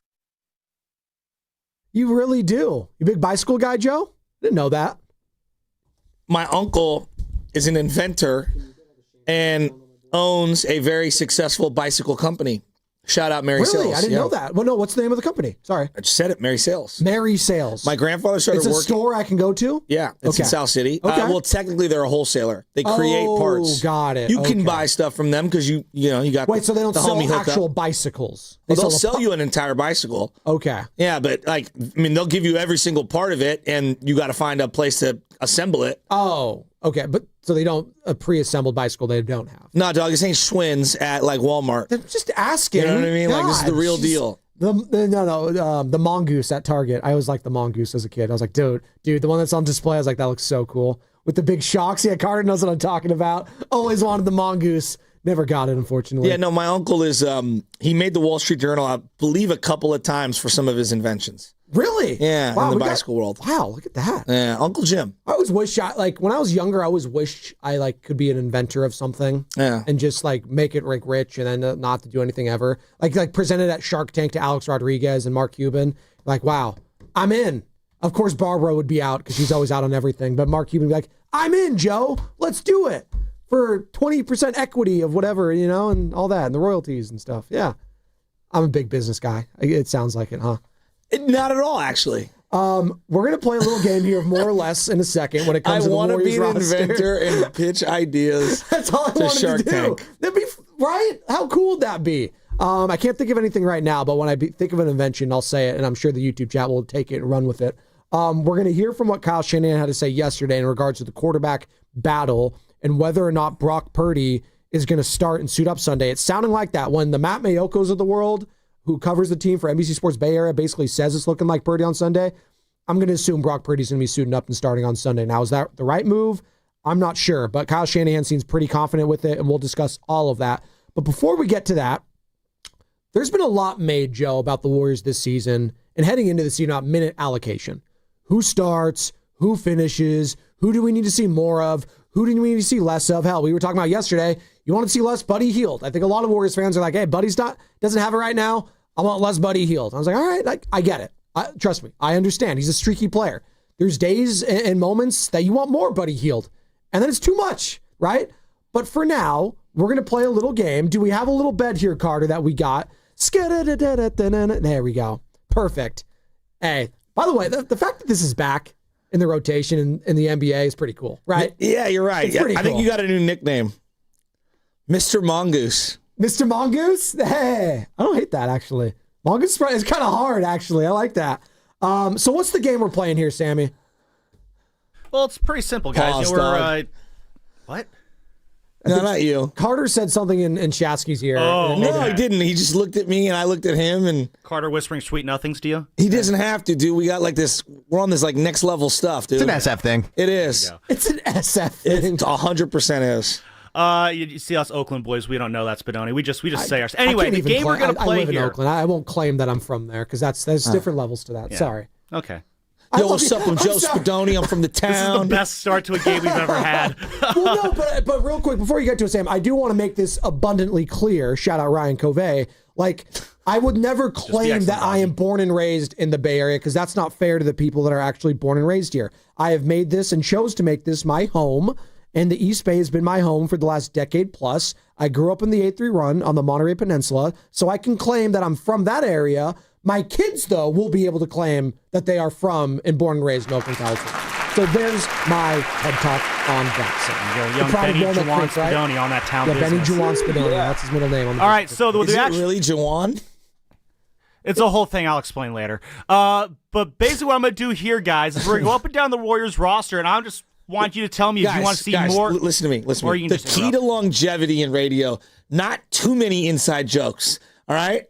There's so many inside jokes. I'm a member of the show, and I don't even know what you guys are talking about. All right, so the way this whole thing started is Thank you, Juwan Sammy Jennings. the Bull and Mr. Mongoose I over can here. explain it, or you can just talk over Just me. go. Just keep going. We don't need to explain it. All right, so the way this game's going to work, Yeah, thank you. I'm going to give you guys the name of the Warriors roster and how many minutes they're playing. And you just tell me straight up, you want to see more minutes from them or less minutes from them? We good there? All right, let's do it. Let's play the game. It's time to play the game. All right, we'll go with an easy one here to start things off. All right? Yes. Keep it nice and easy. Jimmy Butler, who is getting currently a team-high 30.4 minutes a night. More or less minutes from Jimmy. 34 minutes a night? 30.4. So 30 minutes. So 30 minutes a I night think for Jimmy that's Butler. just right. Yeah. Goldilocks. In reality, I would like to have less minutes for him, Sam, because that means they're winning in all of this, right? But for now, I agree with you, Joe. It's just right. If anything, slightly less. But for Jimmy, he's going to want to play in all these games if he's ready to go. So I know that's not an option. I think we can add that as an option, right? More or less or just right? Just right? Yeah, I like that. Yeah, let's do that. Goldilocks and Three Bears. Good reference there, Joe. Yeah, I think we're in agreement there. Just right for Jimmy. Love it. Steph Curry getting just a tick under Jimmy, but yeah, still 30 minutes per game. 30.3. It's just right. Yeah, 34 yesterday for both of them is probably a little north of what you want, but I'm okay with 30 for both of them. That being said, they are 7-6, so maybe we need to see a little bit more minutes from both of them if they want to win these games. It's an argument. Yeah, I want them fresh for February and March. I know, but that's means the young guys. I mean, it's this complicated All-Star game. Steph has to win back-to-back MVPs. We haven't even gotten into that. I mean, while we're here, just keep the music going. Adam Silver, you moron. More or less minutes from from Adam Adam Silver. Talk about a moron. More or less minutes for Adam Silver. I mean, no, Adam Silver's time is expired, okay? This moron, I don't think, has he ever played pickup basketball in his life? If you need a chart with an essay underneath it to explain the format of the All-Star game, I'm punting you into the Pacific Ocean. Just get out of here. Not the Atlantic? Does anyone even remember what the format was last year? Because it was so bad. It was a lot of Kevin Hart, I remember. Awful. How about we just go east-west and then play each other. What a novel concept. Also, what is this like? It's 16 players from America and 8 international. Like, who cares? I just want the best players out there. I just want to see the best players. The best players. I'm just going to do what Steph wants me to do now. You have to have a representative from Antarctica. You have to have each continent represented. Mr. Freeze? I mean, Arnold Schwarzenegger coming over here. Mr. Freeze. Everybody, chill. I mean, it's ridiculous. Kick some ice. It's so good. So, like, guys, I've been early at the trough at this one when it comes to, Adam Silver. The All-Star game, when the rules and all that stuff, I just asked myself, who is this for? All right, so for those of you who don't know, Kevin Hart. We'll get into it at another point, but yeah, the obvious change is going to be a 3-team format featuring 8-man rosters, 2 of which will be made up of American players and a third of international selections.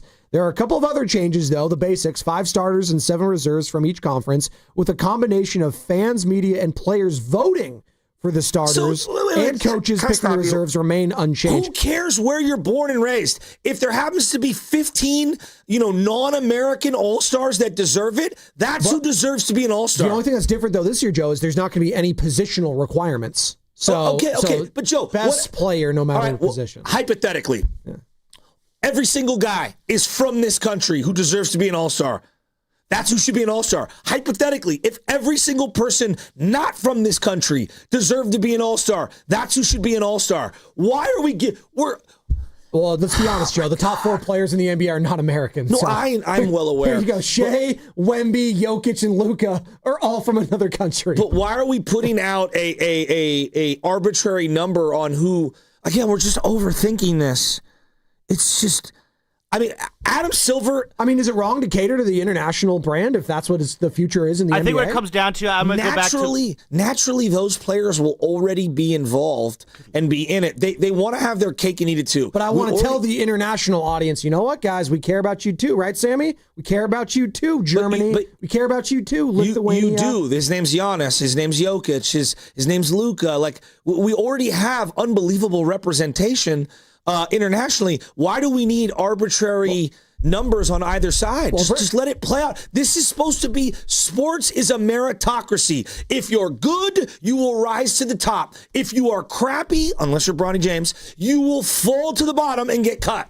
Like that, I don't get what we're doing. Like, what the All-Star game is to reward the best players in the league, regardless of the team they play on, though it would be nice to reward the better teams, regardless of where their origin of country is from. This is about, we are giving out the award of being an All-Star, because it's very difficult to be an All-Star, to the most deserving people.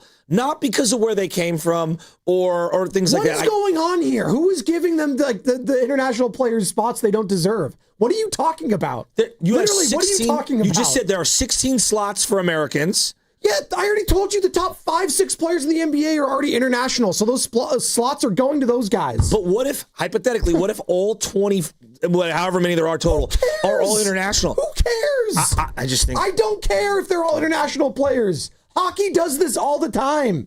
MLB is all international players too. It's just, guys, East versus West. It's very simple. Yeah, but the format is way different in hockey. Like, you can't compare that. But Carter, that's what I'm getting at. I think that's what they're trying to get to, is what they experienced last year in hockey. They're not hockey. Joe, can I explain it to you? Please, for the love of God. They're trying to do what they accomplished last year, which everyone agreed was, wow, how cool was the NHL All-Star game with Canada versus USA and all that bleep talking on both sides? Can we try to get that in the NBA versus, I don't know, Team World or something? That's what they're trying to do. I get that. But I literally just saw that. It was called Steph shooting over Victor Wembanyama, USA versus France. Love that. They're trying to capture that every year. Okay. I don't fault them for trying to do that. Obviously, it's way convoluted, and it sounds way too confusing. And the way we're describing it, people are already going to be disinterested. I understand. They're trying to do something else. I don't know if it's going to work, but the fact is, no one really gives a damn about it anyways. So anything can't be worse is all I know. Like, no one cared last year at Chase Center about it, Joe. Because it was too confusing. Exactly. Let's finish the game. Let's finish it. What game are we playing? So we're going less minutes for the All-Star game, right? Yes. Is that fair? Yeah. So the game we're playing here is called More or Less. We made it up about 30 minutes ago. Basically, the way it works is I'm going to give you guys the minute total of each Warrior player, and you tell me if you want to see more or less minutes from them. Perfect. Brandon Pajemski's getting 28.5 minutes per game. Wow. You want more or less minutes, or is he just right? No, it's got to be less. Yeah, I mean, it's he does some really nice things. I actually thought last night he did a really good job. The amount of times he's trying to fight his own teammate for a rebound is a little like, hey, dude, relax, dude. We were talking about Moses Moody being strong. I need and decisive. less for him. Moses Moody's playing like decisive and confident basketball right now. Need a little bit more of that from Brandon Pajemski. There were some times yesterday where he would just do the jump stop, not know where he's going, kick it out, and just looking indecisive. Just be strong, dude. Hey, someone passes you the ball, you have an open shot, take it. Right? Like he did that at one point yesterday. He got a 3-point shot. Like, do more of that. We saw a stretch last year of basketball where you were filling into the offense perfectly as a facilitator, as a shooter. We've seen you do it. Do more of that. Moses Moody's doing it. Hopefully Potts can do it, but I'm with you. Less minutes of Pajemski, but I want to see more of good Pajemski. The hard part of this, but here's the hard part is that, right, he's a very streaky shooter. Yeah. That's what I would put him. I don't think he's a poor shooter. I don't think he's a great shooter. He's a streaky shooter. Yeah. And what ends up happening is he gets laid off on offense because people want to get in the passing lanes. And they're like, hey, of all the guys to shoot, it's Draymond and you that we're gonna leave open. He just walks into so many open shots, and when he isn't hitting, it's extremely frustrating. And I will say this that I appreciate about Pajemski, because I know everyone likes to dog him when he's not doing well or doing anything right. He hustles hard. He does hustle. And you know what? Like, if you say, oh, he hustles hard. No, I'm not going to scoff at that. Like Russell Westbrook has made an entire career out of that. I'm not saying he's Russell Westbrook. I'm not saying he's a future MVP. He's going to average triple-double for a season. But that stuff matters. And there was a moment yesterday where he tied up Victor Wembanyama for a jump ball. Yeah, he's not going to win it, by the way. You see what they tried to do there? He's a little savvy. He tried to get Al Horford to take the tip, and at the very last second, Scott Foster noticed, like, wait, what are you doing over here? Scott Foster. Oh, that guy.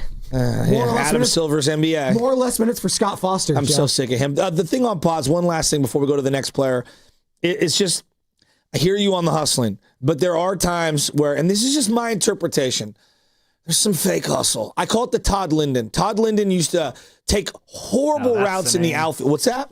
Oh, that's the name. I know. It's a name you haven't heard in a long time. But he would take a horrible route in the outfield, and then he'd dive for a ball, and you'd be like, wow, what a diving catch. Yeah, you went the wrong direction for 8 steps and then had to dive. It's fake hustle. And there is a time where Pods will over-dribble and put himself in really poor positions. I just think he needs to just slow down in general. Just in general, I would like to see him slow down, be a little more deliberate, take a deep breath, and stop fighting your own teammates when 3 of you are getting that rebound. Take a playoff sometimes, Pods. Okay. That's all. Let's just slow it down. All right. More or less minute allocation. That's the game we're playing, right, Sammy? Correct. And the next guy on the list is averaging 28 minutes a game exactly. His name is Draymond Green. More or less minutes. I just think it's too many because, and here's why. In the playoffs, that thing's going to go up, up, up, up, up.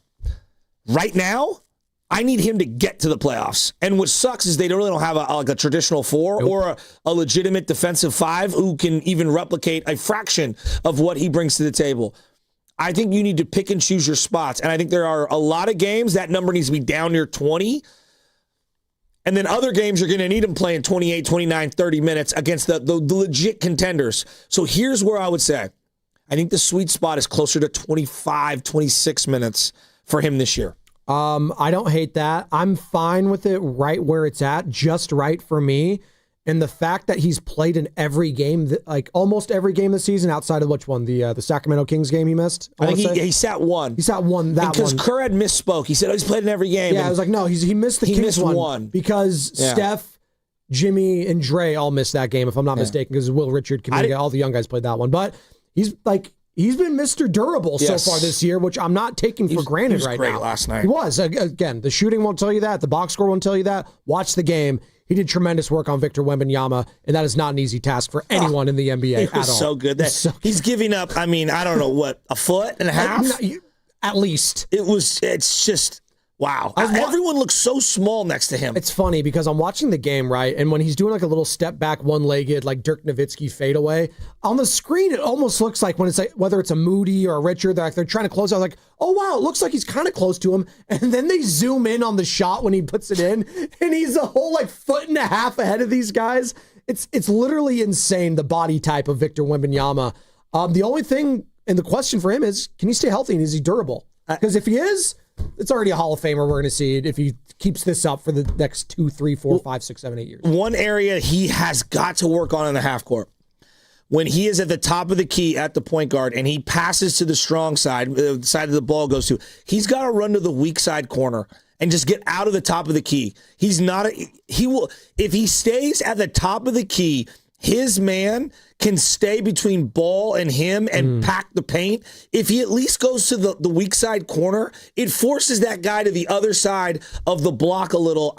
That's what I would like to see him do. It's a little subtle move on offense. I think he gets really tired because of how much energy he exerts on defense. It's a subtle little thing I want to see him work on. Can he put on, like physically, like I'm asking, like maybe I need to talk to a doctor, like Dr. Narapanja, your nutritionist, like, would it be wise for him to put on more muscle at that size and height? You're talking Wemby. I was talking Draymond. I'm talking. Oh, sorry. I thought you were talking about Wemby that entire time. Excuse me. No, I was talking about Draymond. Draymond will stand at the top of the 3-point line and occupy a lot of space that our shooters want to come off of screens for. And I think it clogs that area with a second defender who's not honoring Draymond. So I want to see him at times when he's that top of the key point guard. When he makes that pass to the wherever side the ball goes to, he has to run to the other side and fill the gap in the corner. Yeah, no, there was some plays yesterday where Draymond and they got bailed out by Jimmy Butler, corner subtle. 3, but he had a little runner or a little jump shot if he wanted it 5 feet away from the basket, wide open. Just those little. It's the Wemby effect. I know. All these guys were so afraid to shoot with Wemby around him. And Wemby wasn't even that close to him, but even that presence. I mean, he blocked his 3-point shot earlier in the game. He was like a foot and a half away from the. And Kalena. It's your boy. All right, my Sam. favorite, Bob Fitzgerald. These are great looks. They're open shots. Bob, Pods is open for a reason. Dre is open for a reason. That's who the team is telling you they want to shoot. And they got to make him pay for it. Who's next? And Jimmy Butler did at 5 of 7 from beyond the arc. Butler has been good. His 3 looks way better. Way better, Sammy. Moses Moody is getting 22.9 minutes per game. You guys want to see more or less of that? I want more Moody. He 26 yesterday. I think that's about the spot for me. Started 26, 27. More Moody. Yes, and yes. Hey, you know McDonald's used to have a thing called supersizing it? Supersize Moody right now. I want more. Today, if you're asking me who's the one... Back. What was that? Bring back the supersizing. We need it back as a country. Today, if you ask me, who is the player of the younger guys who could and should play 30 minutes a game, it would be Moses Moody. Yep. Complete agreement. I think we're both in agreement there, Sammy. More Moses parting the Red Sea. And I think his playmaking for others has been better than we give credit for. Because he's just a smart passer. He really is good at not turning the ball over and throwing him just that terrible pass. And he's becoming very strong to the rack lately, too, which I appreciate. Yeah. He's just very strong and decisive and confident. A lot of dunks from Moses. You saw a couple yesterday, Sam. 2 more here for you guys. Will Richards getting 18.1 minutes a game. Got his second start last night, first with the big boys. 18.1 minutes for Will Richard, more or less minutes. This is going to be controversial. I think for right now, it's probably just about right. Okay.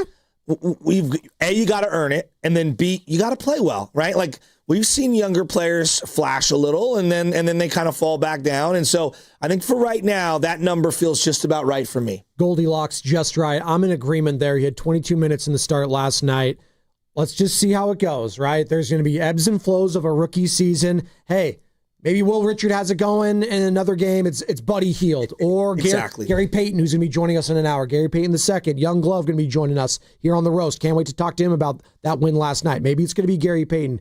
Maybe it's going to be more of Kuminga, Pajemski, Moody, and they're just going to be tightening it in their rotations. But, hey, how could you be upset with what this kid's doing right now? Are you kidding me? We're 13 games in the season. He's gotten 2 starts as a rookie on this team. Second round pick. It's pretty incredible, dude. It's a great pick. It is. You know, everybody wants to rip Dunleavy when things don't go well. It's a pretty great pick. What else you got, Lubby? All right, last one here, guys. Jonathan Kuminga is getting 27.7 minutes tonight. Had to leave after the first half last night due to a knee issue, but yeah, assuming Kuminga is healthy, more minutes or less minutes for Jonathan Kuminga. What if I told you it was exactly right because this team is going to deliberately sit certain people, and so you're going to play them on those nights way more, and then when everyone's healthy, less. Does that make sense? Yeah, I'm going of what I've seen as of late, and I hear what you're saying, I agree with. Because there's going to be games where Dre sits yes. and Steph sits, and by nature you're going to need him to play more minutes in those games. But just given what I've seen from him on the court as of late, probably a little fewer minutes for Jonathan Kuminga, which again, he's been a streaky player. We're talking about a lot of these guys as streaky players. Let's give him the grace. Started off hot. He's in a slump. Let's see if he can break out of it. But it does suck that he had to leave due to knee soreness. That does concern me a little bit. Did Steve Kerr talk? Like, is Kerr concerned about it? Because he had to miss some games, not last year, but the year prior to knee soreness too, right? Because of the heavy workload he was doing. Fewer minutes for now. We can adjust as we go forward. I liked that game, Sam. That was fun. We actually have a bonus. Sabonis? No. A bonus question. Sorry. Quentin Post, 15.2 minutes per game. I'm so out on QP right now. Yeah. It's unfortunate. But here's the thing. He will find his shot, and he's going to have a 2 or 3 week period where he's going to be on fire. All he needs to do is hit a 3 in the first couple minutes of him playing, and the whole momentum for him changes. I mean, he had 5 minutes off the bench yesterday. He's your only 7-footer going up against a guy that's 7 feet 5. He ain't a 7-footer. But he is. No, he is, but he ain't. The birth certificate doesn't Joe, lie. I've been playing basketball my whole life. Carter knows exactly what I'm about to say. You're saying he's a fake 7-footer? It's not even fake. There are some guys like, Doug, I can't wait to get you down on the block. I don't care that you're bigger than me. You're soft. And I love the guy. I'm rooting for him. I'm pulling for him. I don't know. He's an international player. I would be licking my chops looking at him on the block, honestly. Thank you. Hey, Carter. When we did an interview with him, we did an interview with him. Flying Dutchman. And I asked him about, like, hey, have you been working on your, low block game? And he, like, what? Yeah. Like, the way he responded, I was like, oh, boy. Yeah, they're not doing that. Shoot the 3 ball. There you go. Draymond does not play like a 6'6" player. Charles Barkley did not play like a 6'4" player. No. Right? Scottie Pippen did not play like, what is he, 6'8", 6'9"? Didn't play like a... Some guys play larger. Bam Adebayo plays larger than his frame. Boris Diaw, how about that one? There's a San Antonio Spur, if we're doing Spurs knowledge. Yeah, Boris Diaw's a guy that was, I think, 6'7", 6'8", kind of like Draymond. Yeah, Robert Horry. There you go. Some guys play bigger than their size. Curry plays bigger than his size.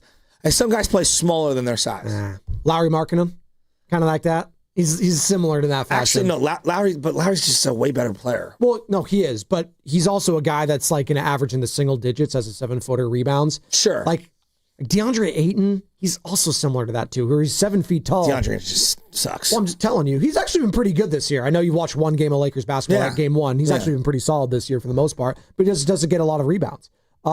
Gary St. Jean joined us yesterday, the saintly one, and he talked about Draymond's minute allocation. You asked him about it. Former Warriors GM. This is what he had to say about it.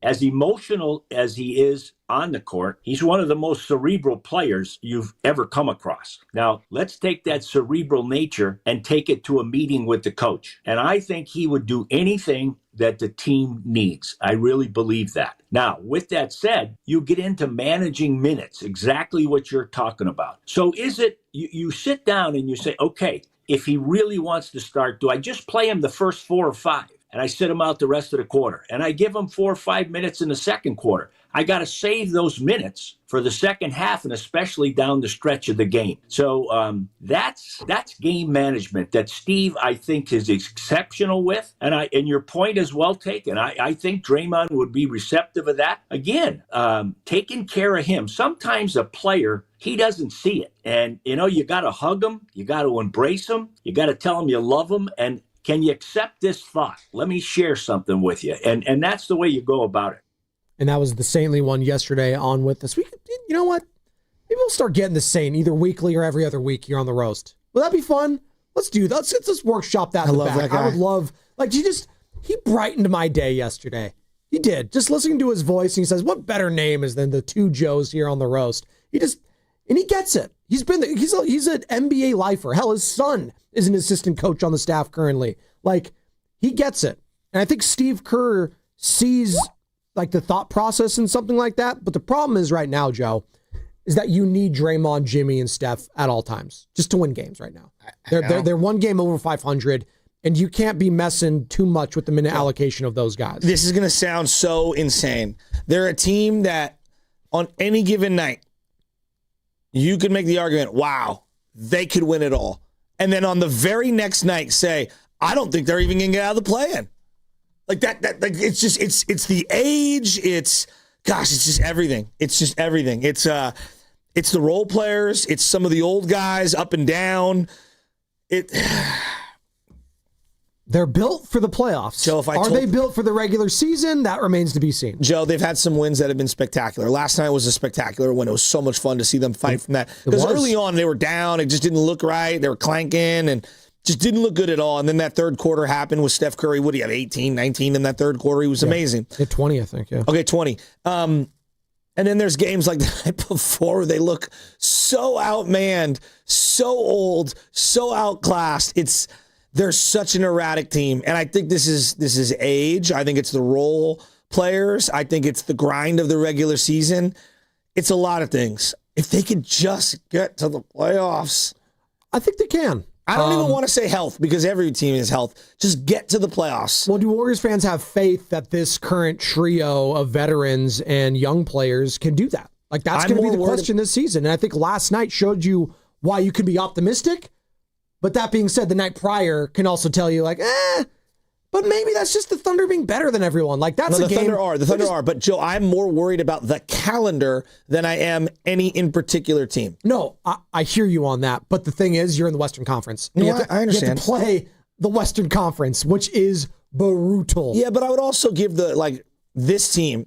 We saw them the one time against OKC. This is dud. I mean, they got ran out of the gym. I would think that they can make some adjustments, and I think it will look different the next time they play each other. Now, if you're sitting here and you say, Joe, OKC goes 4-0 against you in the regular season and blows you out every single time, it's like, wow, all right, well, it's not looking good. But didn't the Knicks, was it Knicks versus Pacers? The Knicks lost to someone that they had not lost. Knicks, Celtics. In the regular season, the Celtics had blown them out. Oh, yeah. Blown them out in the regular season last year. And then obviously we know what ended up happening to the Celtics in the playoffs. They lost, changed everything. They lost Jason Tatum. But they didn't look good before the Tatum injury either. No, but we all thought they could fight back. They'll figure it out. But the Knicks got the better of them early on in that series. They did. So you got to go out and do it. And by the way, speaking of the Knicks, Jalen Brunson had to leave Madison Square Garden yesterday in a walking boot and crutches, turned his ankle. I missed that. Yeah, could be out a couple weeks, and they lost to the Magic yesterday. The Magic started off really bad. They've clawed their way back to 500 in the East. Obviously, what was that ESPN article at the start of the season? Magic Warriors still on the docket for the NBA Finals. Paolo Banchero v. Steph Curry. Yeah. Just lock it in, right? We'll lock in AJ in LA. He wants to join the conversation. And he thinks that I roll my eyes whenever he has a take here on the roast. That's not true, AJ. I love your passion and your takes. Good morning. What's going on, y'all?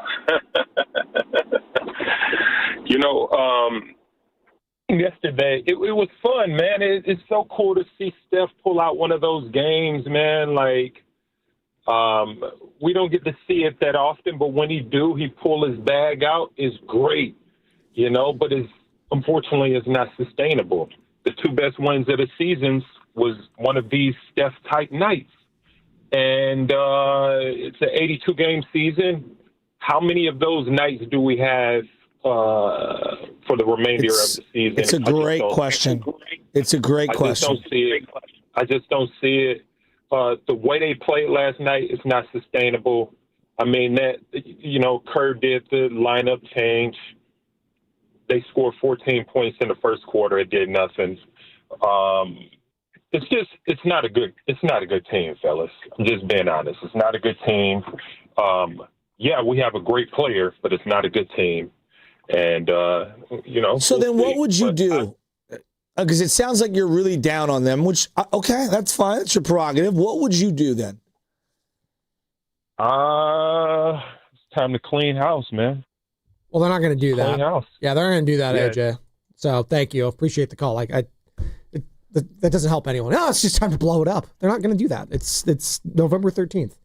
Like they're a game over 500. Blow it up. Like, stop. No, they're not doing that. Wait till they lose again Friday night, and then I might bust that back out. Oh my God, I hate you so Relax. much. Stop. It's my fandom, dog. Oh no, they're going to be playing balls to the wall tomorrow. You know why? It's the Emirates NBA Cup. I mean, that's the the court's going to be different. We're going to have like bright, like green turquoise or something. We're going to have, like peyote marks everywhere. It's going to be crazy. The NBA Cup, man. Let's go. Adam Silver strikes again, dude. Hey, you know what? We got Gary Payton joining us in about 40 minutes, GP2. You think he's fired up about the Cup tomorrow? I know he is. Fired up, baby. Sure, whatever. Okay. Dude, I love that guy. That was so well played. He sent me a tweet. He sent me a tweet yesterday. I'm going to read it. Let me just give me a second. You filibuster. I got to pull it out. Well, let's play. It's just incredible. Here it is. GP2 spoke to the media yesterday. This is Brian in Palo Alto. Brian, PA, like Pennsylvania. At Butcher Boy 415. Sunday might be the most important game of the rest of Brock's career. Brock's career, huh? The rest of Brock's career. First off, it's not going to happen. And second off, it's not going to happen. So. Then right below that, meaning he tweeted this first, it was a Grant Cohn video that says Brock Purdy is floating his passes with a video of Purdy floating a pass. And it says over-under, Shask, for Brock's second half picks, 0.5. I'll take the over, Butch. Hey, I'm just a man. Hey, Brian in Palo Alto, when his kid on a Friday night asked, "Hey, Dad, can I go to the movies? It's a rated R movie." And Jesse's mom says we can go together. First off, it's not going to happen. And second off, it's not going to happen. That's every married man in the He talks to his kids like that all the time. I'm sorry. I hate to break the narrative. I like to think he talks to his kid like the way he has drops here at the station. I love it so much. I also have the gifts of sight and common sense. We'll get into Brock Purdy and what he had to say. Not what he had to say, but what Kyle Shanahan had to say about him. Brock didn't speak to the media. Maybe today? If he's a starter, he should speak today, right? Right? Possibly. I mean, I would like to hear from him. You know what's funny is like whenever like the Warriors win, everyone's like, look at you flip-flopping. Yeah, that's what I do, dog. That's what I do. Like one day I feel great. The next day I'm not feeling so good. All right? I don't think you're feeling like that, like still like crazy about the Warriors. It was a nice win. It was a great win. It was a palate cleanser. It was a great win. It was great, but I still see some of the flaws. Yeah, you're not sitting here saying, you know what, hey, championship's back on, baby. The amount of big mouth sometimes. The amount of people I see that are pumping out content that are this is literally their setting on everything. Niners will win this weekend. You've said that for 14 straight weeks. If you say every single week the Niners are going to win and everything is good, like I can't take anything you say seriously. Yeah, I know I'm a little all over the place. It's because I watch everything over and over and over, and I know our flaws better than they do because I'm studying it.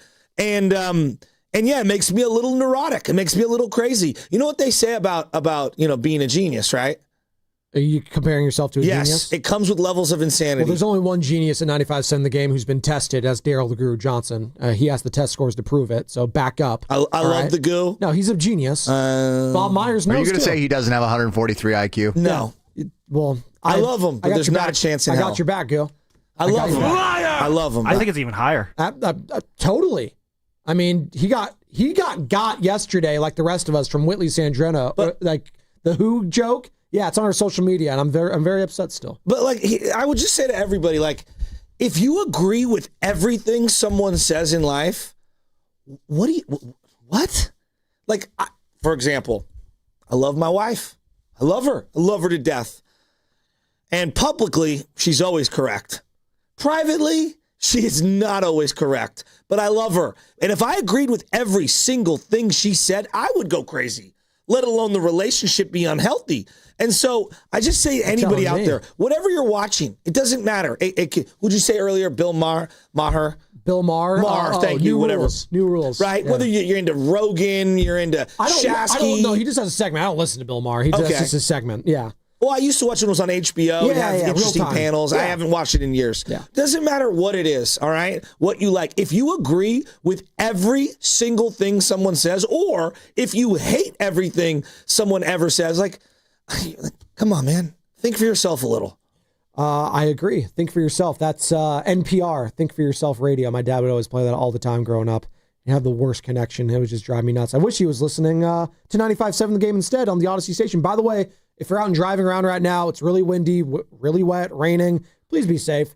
And if you want to call or text in the station, do it when you're not driving or you're pulled over on the side of the road or you're getting out of your car. Dude, it was slick today. It was bad. Yeah. It was really slick. And also, be respectful of the big trucks that are out there on a day like today. Don't be aggressive. They have even less time to make big turns and things like that. And so whether you see a Recology truck or whether you see a delivery truck of any kind, be a little more cognizant of how difficult it is for them to also drive in such a big vehicle on a day like today. You don't want to be aggressive like a mongoose, Carter, right? Shout out to Mongoose. I guess that's my nickname. Mr. Mongoose, they're calling me on the. It bothers me. Yeah, I don't hate it though. I don't hate it. You're more of a ferret guy. Ferrets? Yeah. I think you could own ferrets. I didn't know that. I thought they were illegal in be that California. guy. Ferrets are illegal? Let me double check. California. Let me double check on that. Like, wasn't Kindergarten Cop? Didn't they have ferrets? Wasn't that in California? Maybe. No, that was I don't like know if Kindergarten Cop. No, is Kindergarten real life, Cop is the Pacific Northwest, like Is it Pacific Oregon or Northwest? Washington, I believe. Okay. Yeah, it is not the Tumakada injury report.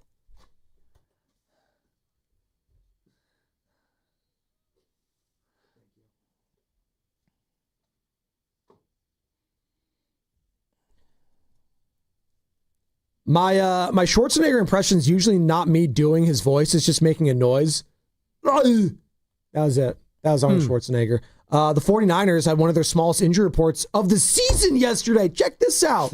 Only 2 notable players on the field yesterday. Wait, Brock's not hurt at all. He's 100% healthy. They were limited. These 2 guys, Ricky Pearsall and Brock Purdy, but they were both on the field. And get this, Joe, Carter, Sam, all of you. The expectation is that both Ricky Pearsall and Brock Purdy will start Sunday against the Arizona Cardinals. Flem, I'm not kidding. The injury report was brought to you by Boxer and Gerson, I don't know how I feel California's about premier that. workers' compensation law firm, helping injured workers get their lives back for over 40 years. What's coming up in the game is brought to you by Fremont Bank, here for you, here for good. GP2, Gary Payne II, joining us at 8:30. But before we get to him, we got to get to what Kyle Shanahan had to say yesterday. Brock Purdy? Is he back, baby? Is that good or is that bad? Sure, whatever. Okay. On 95.7 The Game. Hey, this is Joe Shasky from 95.7 The Game. Want to hear something super? Well, Merit America wants to get you on the path to a super new high-paying career with free coaching and training. And the first step is a super job working at the super big game. Go to meritamerica.org/super and see how you can sign up for super career training in HR, logistics, data analysis, and much more for free. So go to meritamerica.org/super. This is a super opportunity, and it's brought to you by Merit America. This is the story of the one. As a custodial supervisor at a high school, he knows that during cold and flu season, germs spread fast. It's why he partners with Grainger to stay fully stocked on the products and supplies he needs, from tissues to disinfectants to floor scrubbers. All so that he can help students, staff, and teachers stay healthy and focused. Call 1-800-GRAINGER, click Grainger.com, or just stop by. Grainger, for the ones who get it done. Macy's Veterans Day sale is one of your best chances to save big on furniture and mattresses. That's because you'll find great deals on our best sellers, like our exclusive Radley 5-piece sectional, delivered to any room in your home with white glove delivery for $25.98. And so many top brand mattresses at 20 to 60% off, plus an extra 20% off closeouts. So come in, try it all out, and get an incredible deal today at Macy's Veterans Day sale. Savings off select styles, exclusions apply. You've got a big day, so you use Unstoppable Scent Boosters to give your laundry non-stop freshness. So no matter how long the day goes, you can't stop this power, this walk, this pose, this strut, this look, this talk. Your clothes will be so fresh you can confidently strut into that end of the day meeting like a bosses. Let's talk business in my office. Add new Unstoppables beads to your wash for 24-hour non-stop freshness, so you can smell unstoppable. A lot of Bay Area banking customers are faced with a choice. Which financial institution best fits what they're looking for? It might make sense to consider a bank's history, Take Fremont Bank. For 60 years, we've provided stability and consistency with an emphasis on relationships. We've grown one customer at a time, not through mergers or acquisitions, because that's how you can do business when you're independently owned and community focused. Fremont Bank. Here for you, here for good. Want to interact with the hosts but can't call? Text the Boxer and Gerson Work Injury Attorneys text line at 888-957-9570. Boxer and Gerson, Northern California's premier workers' compensation law firm, helping injured workers get their lives back for over 40 years. What if you had the smartest Wi-Fi? If you did, it'd be Xfinity, of course, and it'd come with their best state-of-the-art equipment. It would boost speeds to the devices that needed them most, prioritizing your most important connections, whether you were streaming, gaming, or gaming while pretending to work. And it would let you stream 4. That's right, 4 games on one screen. It would even power your mobile connection so you could bring faster, secure Wi-Fi speeds with you where you use it most. It would be proactive and fix problems before you knew you had them. Impressive, right? And it would have security features that protect you from threats at home and online. Kind of like a force field for your life. If you had the smartest Wi-Fi, well, everything would work together seamlessly to keep you connected, no matter what. Xfinity. Imagine that. Restrictions apply. For all contest rules, go to 957thegame.com/rules. Makita knows that pros never settle, and neither do we. With Makita, you get tools that perform at the highest level on every job without compromise. Makita is for the most detailed pros, expertly engineered to deliver precision, job after job. When your work calls for the best, call on Makita. Makita, built to be the best. Available at the Home Depot. You think you understand how this business works, but you don't. Landman, TV's biggest phenomenon, returns to Paramount Plus. From Taylor Sheridan, co-creator of Yellowstone, starring Billy Bob Thornton. You have to know the rules of the game and bend them, and you really have to know them to break them. Demi Moore. I want success. Get it for me. Andy Garcia, Ali Larder, and Sam Elliott. You don't even know the game you're playing, do you? Landman, new season, streaming November 16th, only on Paramount Plus. This is the story of the one. As a maintenance supervisor at a manufacturing facility, he knows keeping the line up and running is a top priority. That's why he chooses Grainger. Because when a drive belt gets damaged, Grainger makes it easy to find the exact specs for the replacement product he needs. And next day delivery helps ensure he'll have everything in place and running like clockwork. Call 1-800-GRAINGER, click Grainger.com, or just stop by. Grainger, for the ones who get it done. Okay, I have to tell you, I was just looking on eBay where I go for all kinds of things I love, and there it was. That hologram trading card. One of the rarest, the last one I needed for my set. Shiny like the designer handbag of my dreams. One of a kind. eBay had it, and now everyone's asking, ooh, where'd you get your windshield wipers? eBay has all the parts that fit my car. No more annoying, just beautiful. Millions of finds, each with a story. eBay. Things people love. You're listening to 95.7 The Game, KGMZ-FM and HD1 San Francisco on Odyssey Sports Station and the home of the Golden State Warriors and Valkyries. Always live on the free Odyssey app and now coming to you live from the Laughing Monk Studios.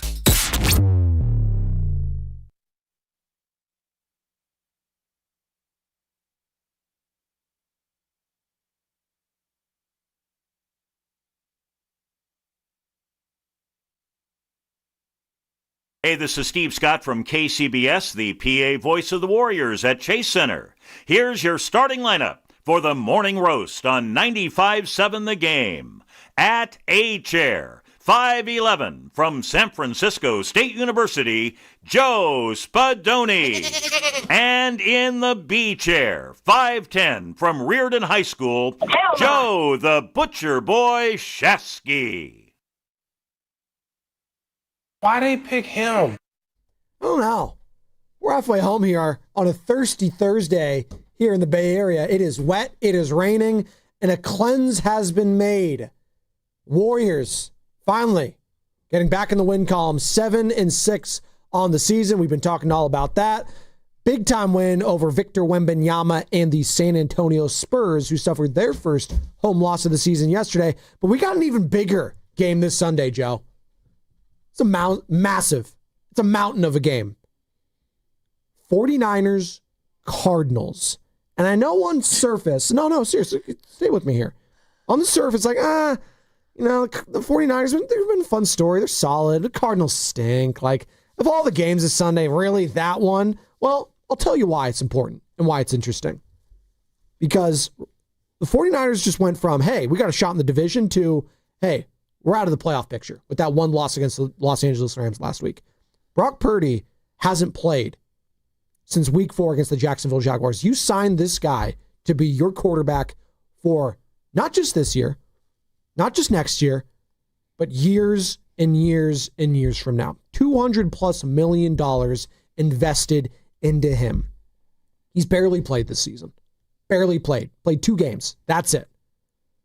There's a good chance he starts this Sunday against the Arizona Cardinals, the state that he's from, him and Ricky Pearsall both, and that's another thing we're going to get to. Ricky Pearsall and Brock Purdy limited in practice yesterday, and the expectation is that they are going to start on Sunday.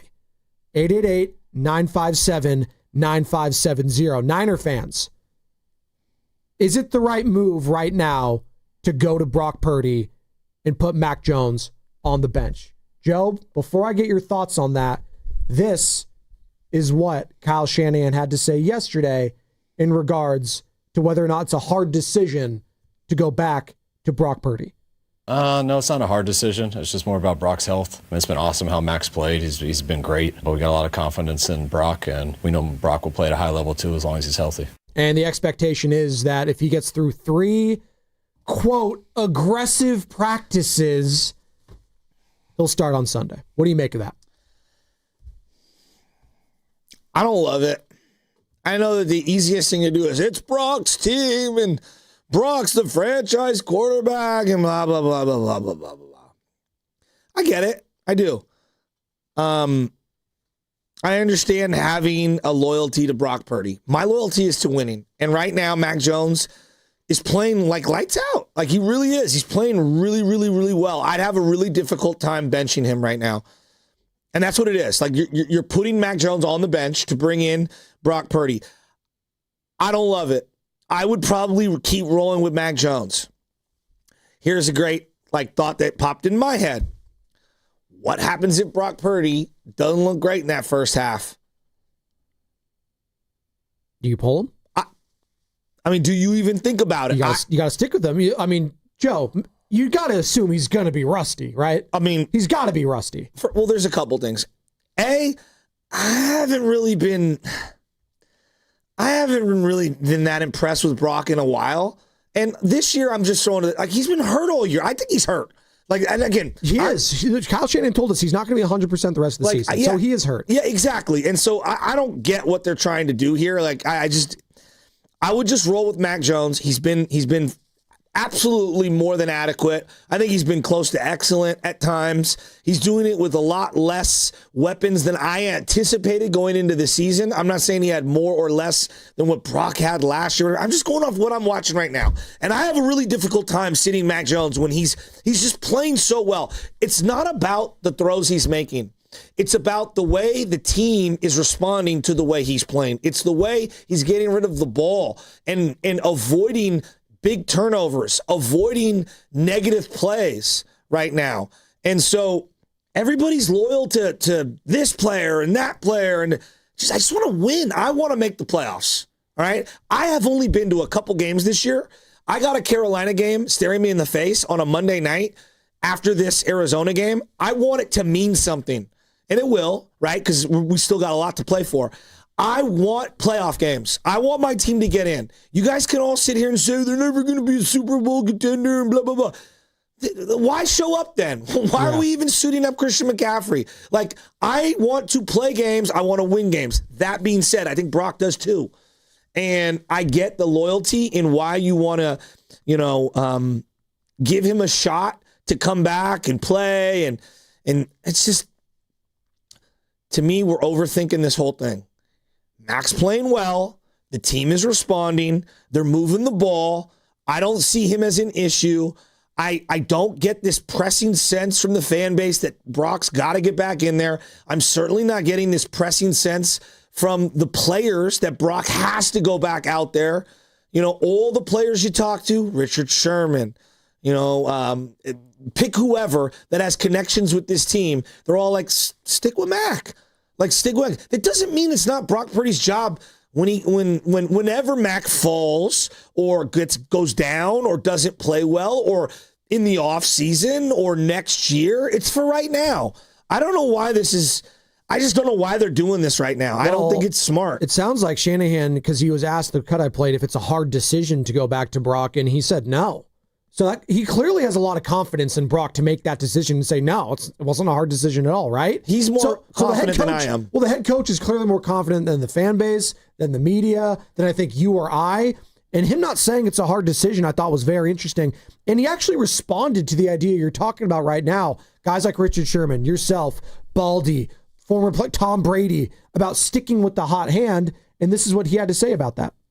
I just think that's the world. I mean, anytime a backup quarterback comes in and plays good, I mean, that's all anyone talks about, I don't think anyone talks about what people have done in the past, whether it's Brock or whether it's anybody. I mean, that's just how the world works with media or anybody. So I don't look too much into that stuff at all. We all know how good Brock's played in the past, and I think he played really good versus Seattle, and I think he struggled versus Jacksonville, which is why we shouldn't have brought him back then. And I know when Brock comes back, he'll play the same way he always has, like a very high-level quarterback. So he's saying, yeah, that's what people just love. They just love a good backup story, and that's what they're going to do. That's what they're going to say. And he finally admitted right there in that answer they shouldn't have brought him back for the Jacksonville Jaguars. I think that's the first time I've heard him say that. It was a little sneak under the rug type of a comment from Shanahan. Yeah, you shouldn't have brought him back. So, on one level, the organization is telling me this isn't our year through some of their non-actions, right? And I get it, right?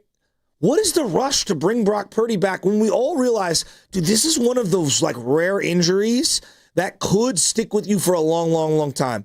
And if you want to say, well, Brock Purdy has influence on whether he wants to play. Yes. But last week, Kyle Shanahan said, I'm the one who told him he doesn't need to play.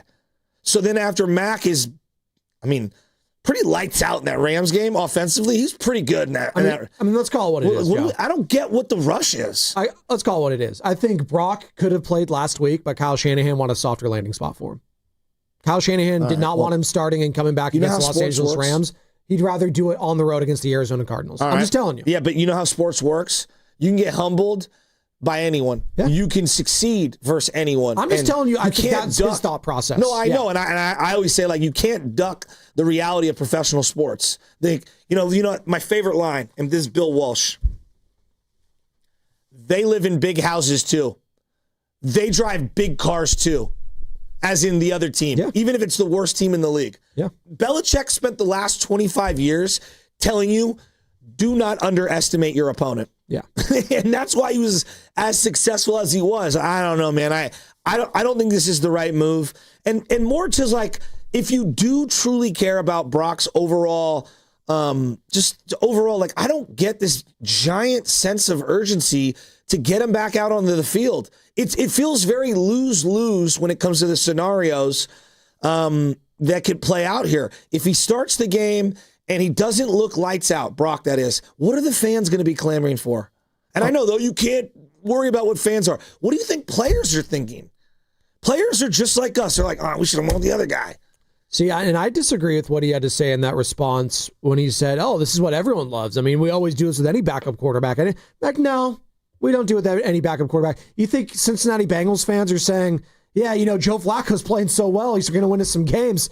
I don't know if we could bring Joe Burrow back. Come on. They're not doing this all the time.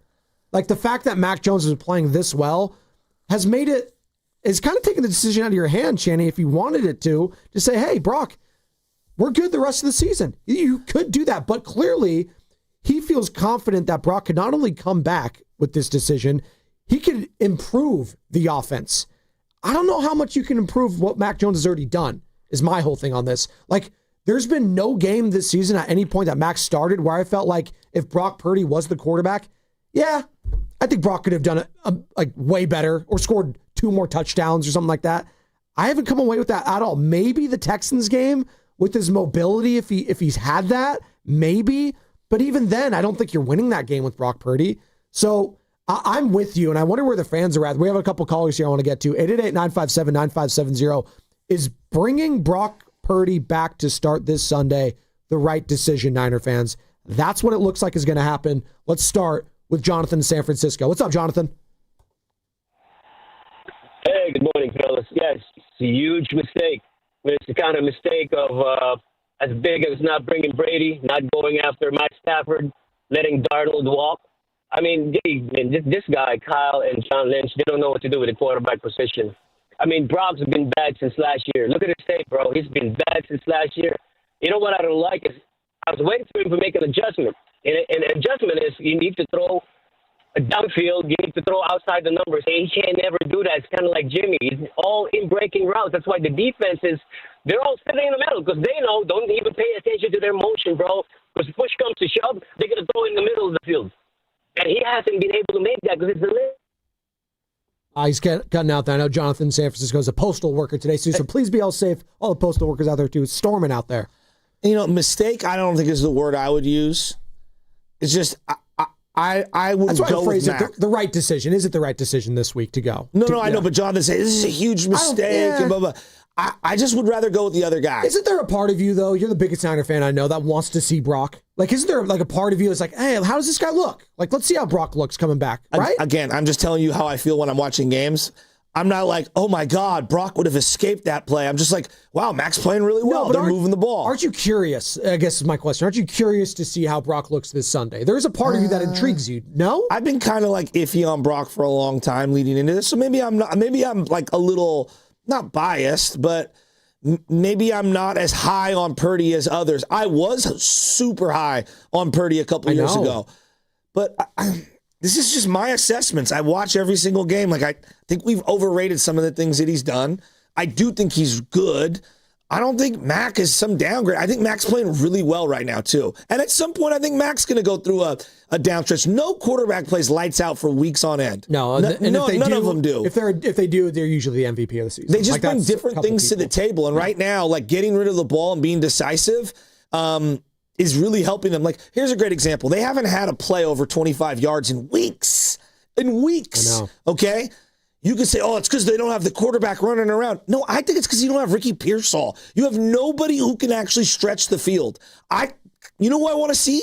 Not Purdy. I want to see Mac play with Ricky Pearsall. That's what I want to see. Well, Greg Cosell spoke about that yesterday, about the condensed nature of the offense, and like the numbers not really backing up Mac a lot because of the lack of explosive plays, but that's kind of the nature of the offense right now because of the lack of playmakers. In the box, yeah. This is what he had to say. Right now, their offense is very condensed, which I think makes Mac Jones's numbers a little deceptive. He's played very, very well for what he is. But, I mean, he was 33 for 39. Like I said, the longest pass play was 22 yards. There's no real verticality to their offense, to their pass game. And they need that right now. Like, and I think he was trying to say, it's like, hey, like, yeah, I know the numbers say Mac played, pretty well, but I don't think it did it justice because they don't have a deep threat on this team. It would kill to have a deep threat. Just someone like a Puka Nacua on the other side just doing that for the Rams. I mean, Joe, I'll take Ricky Pearsall. Well, we were just dying. Can we see more? Your Niner fans are coming out of the game saying, can have more Kendrick Bourne. I know. That's how bad it's been. I know that's how bad it's been. And look, I get it. Like, there's this thing. I just think that there are some people that think Brock is Steph, like equivalent-wise, in terms of the equity that he is. Disrespectful to Steph. No. I'm being a little exaggerating. Okay. I'm exaggerating a little, but like, I think that they think that he's earned a lot of this huge level of equity. Like, Jimmy Garoppolo played about a year and a half of lights out football. I think Brock's year and a half was better, but look, similarly, Jimmy was really good for like a year and a half. I could argue the fervor, because I was here for both those, and so were you. Yeah. For the fervor for Jimmy Garoppolo, the Gucci Garoppolo, all that. Might have been just as, if not bigger than Brock Purdy. But Jimmy did it with, I believe, less weapons. Yeah. Right? I would agree with you. They didn't have CMC. He didn't have CMC. And not only did you not have CMC, Debo was a rookie, and like you had to make a midseason trade. And so it was a running back by committee. Yeah. And similar to Jimmy, like, I'm a little like, kind of like underwhelmed with what I've seen. That being said, I think that my underwhelm level is higher for Purdy, meaning that he's been better than the underwhelming nature of what I saw from Jimmy Garoppolo. Can I ask you a question? Do I sound crazy? No. I want to ask a question. And I'm on your side as far as I just want to win. I just want to win. And I don't care who's playing quarterback. Us right now, like without having seen Brock for 6-7 weeks, Matt gives me a great chance to win. I'm with you. Can I just ask a question, which is, a lot of the pro Purdy people come out of the wings, obviously, and are saying, look, 50% of this offense is going to catch Christian McCaffrey right now. At least, maybe 56. He didn't have Christian McCaffrey last year. If you took Christian McCaffrey out of this offense right now, they'd probably have one win. So what do you say to those people? They're throwing to Kendrick Bourne. And remember, Kittle was on IR for weeks on end. All right? So but Kittle had 4 targets in the Super Bowl. Like, it's not like they throw to him that much anyway. I mean, he's a Hall of Famer. I mean, I'm giving the facts. I know. Look. I mean, he's excellent. Look, you're not going to have all your weapons all the time. I think both players have not had certain weapons. Can we at least meet in the middle there? Yeah. Right? Like, I think both guys, I'm just going off of, like, are you making good decisions? Are you accurate? Are you driving the ball down the field? Do you sustain drives? Are we a run-first team or a pass-first team? Right now, this team's been a pass-first team for about 9 weeks. Would we all agree? Yep. Okay? Last year, they were still more of a run-first team. Then they evolved at times to be able to throw the ball. I just go, are you making good decisions? Are you ripping the ball down the field? And are you eliminating the big negative play? I think Mac checks a lot of those boxes. Now, if I'm being fair and I take a real step back, the part that I'm really thinking about is like, probably both these guys aren't the dude. Like if I'm being real, probably both these guys aren't the dude. You need to have a lot of talent around both these guys to win 12, 13, 14 games. I hear you on that argument because Sam and I were getting into this at one point. I think Sam was filling in for you, Joe, and he's like, hey, well, Brock didn't have CMC last year. I was like, yeah, but their rushing attack overall, even without CMC, was infinitely better last season than it was this year. The Niners are a bottom 10/bottom 5 yards per game on the ground team this year. Last year, they were top 12. Well, Mason was really good. But that's what I'm saying. Like Mac hasn't had the luxury of a good running game basically the entire season in really one game against the Tampa Bay Bucs. That's it. That's been it. This is what I say. I'm saying. I think you're right. No, I think you're right. He definitely missed CMC, but let's not act like the Niners sucked running the ball last year. They were infinitely better than this season, and that's with the healthy Christian McCaffrey this season. And Jordan Mason was good. This is the part that people can't, like, when you watch the games, Brock holds the ball. He's holding the ball too much. That's the big difference for him the last couple of years. He's holding the ball, not trusting what he's seen. And every play is like, there's too many broken plays. You got to play within structure. We got GP2 coming up in 10 minutes. Gary Payton II, the young glove in the meantime. I think they're a lot closer than people want to give them credit for. Yep. G is in Oakland, wants to join in this conversation. What's up, G? I just want to know if Spadoni has a Mac Jones jersey and if he's going to wear it on Sunday, because I'm wearing my Brock Purdy jersey on Sunday. I remember last year we were talking about Brock Purdy, or 2 years ago, Brock Purdy potentially winning the MVP or being in the MVP runnings. Mm-hmm. And now we're talking about him having the same tool belt as Mac Jones. I don't believe it. Brock Purdy is going to give us a way better chance of winning the game just off of the what you were just talking about, the extended play. The last game, Brian Robinson was wide open on a post route, and what did we get from Mac Jones? Another check down to Christian McCaffrey. I heard you just say, Shasky, that you haven't been to very many games. It's a lot different to watch the game when you're there and you're seeing someone down the field that's open. Wait a minute. Are you letting me know it's different? Yeah, I'm well aware, and I actually watch every single game back 3 times, and I'm not trying to pretend like I'm Greg Papa, for Christ's sake. I'm obsessed with this. And look, I have a Mac Jones Alabama jersey right underneath this. I don't know if you guys know that. God, the worst thing, Roll Tide. He was an MVP candidate. The best player on the team in 2023 was Christian McCaffrey. Yep. Okay? Yeah, Brock played lights out. But who are we fooling? The best player on the Niners in 2023 was Christian McCaffrey. I'd argue it's one of the greatest seasons I've ever seen. I think a lot of people are with G, though. They're saying, hey, we can get the off-scripted stuff, and that's great. That's awesome. But he can't move. But, yeah, that's my question. The off-script stuff only works if you're mobile. What's his mobility going to look like on Sunday, and it's going to be on natural grass, thankfully, because even in Arizona in the desert, just like Las Vegas, they have the natural grass that they grow outside. They have the cool little transformation where they can bring in the turf, the natural turf, that is, natural grass on the inside. You know what separates the true year after year after year MVPs and the ones that come and then fall? And sustainability, staying healthy, availability, and the consistency, right? And like, I'm not trying to say that he had a remarkable season in 2023. Brock did. A remarkable season. It's remarkable. But if I asked him, hey, you've got to bet your life on this, one way or the other, you bet that he ever has another one of those seasons, or are you betting against it? Probably betting against it. Yeah. I mean, and that's no shade at him. It's hard to replicate the greatest season, one of the greatest seasons you'll ever going to have. Yeah. At one point in my life, I thought Colin Kaepernick, 2012, was who he was. By the end of 2013, I still thought he was really good. The numbers were down. I learned my lesson after that experience. Yeah. Same thing happened with Jimmy Garoppolo. Same thing happened with Brock as of late. And look, I'm also guarding myself from, I don't think Mac right now, because there aren't any expectations. There's no pressure. He's not making any money. Like there's a lot that I'm guarding myself with Mac.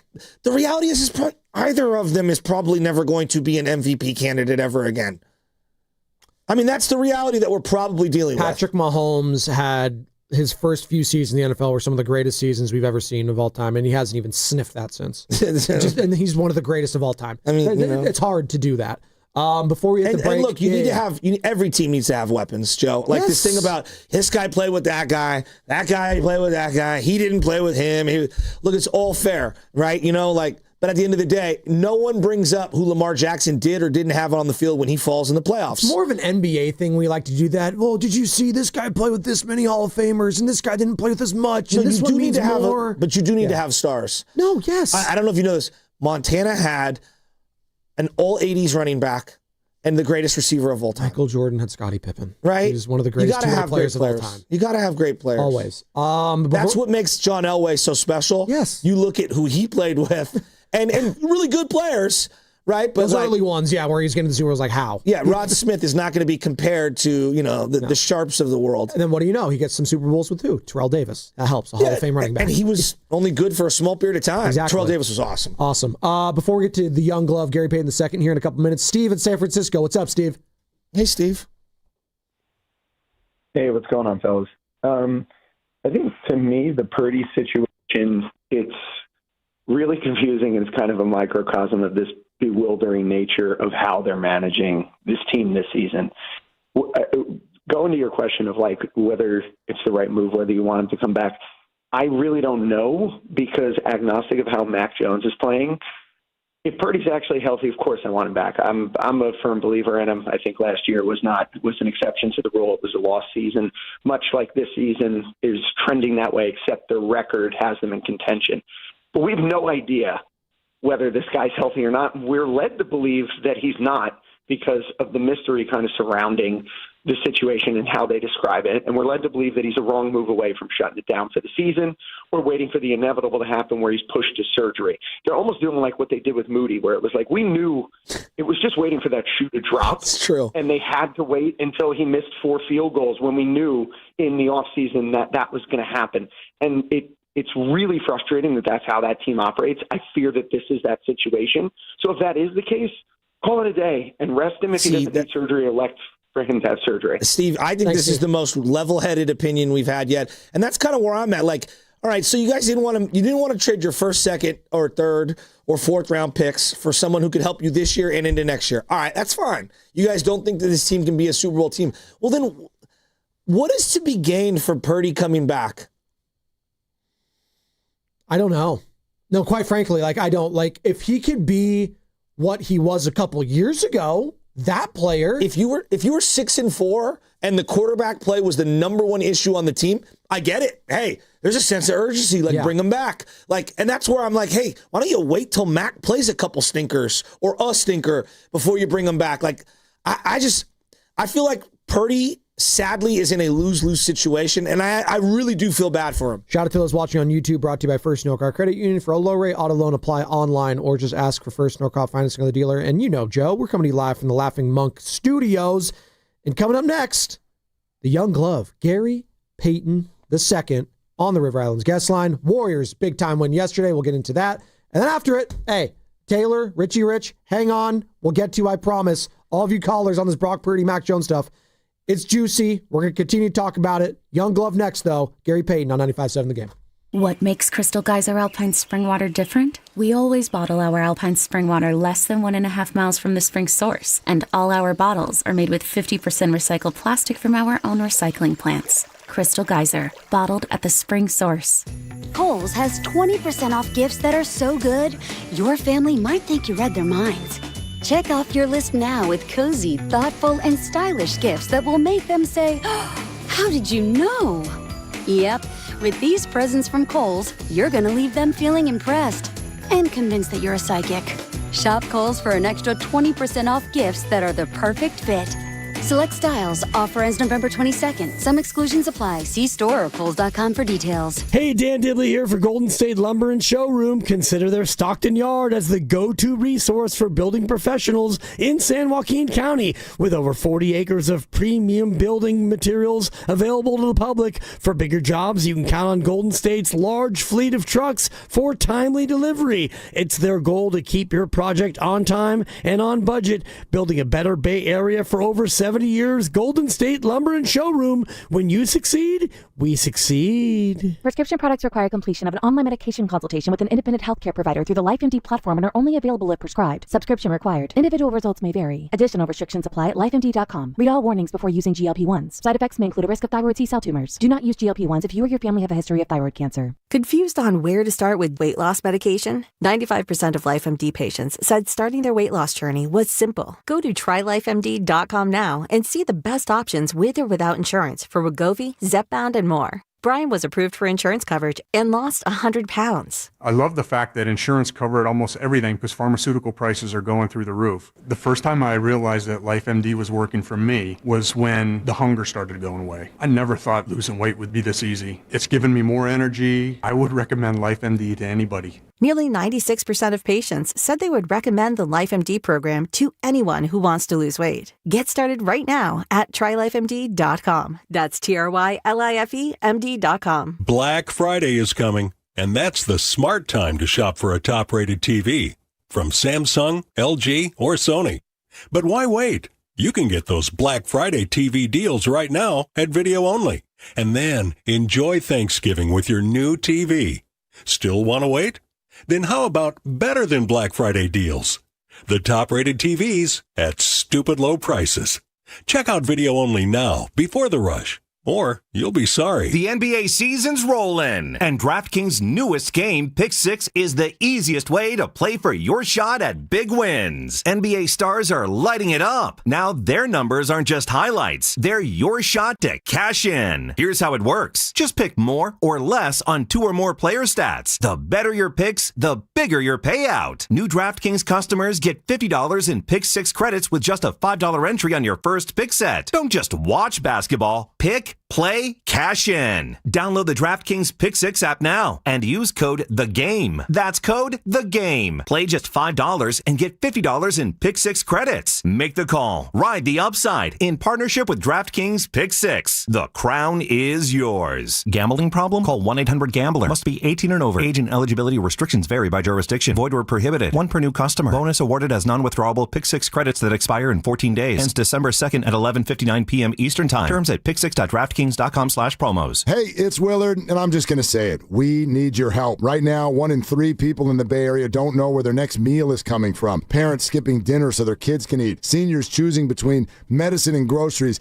In a place this strong, this connected, that shouldn't happen. It can't happen. That's why our friends at Habas Law are teaming up with Martha's Kitchen. Martha's Kitchen provides more than 200,000 meals every month to our neighbors in need. So let's do what the Bay Area does best. Let's show up together. Visit marthas-kitchen.org and donate today. Habas Law, always fighting to make it right. Hey, it's Brian Baldwin here. Makita knows that pros never settle.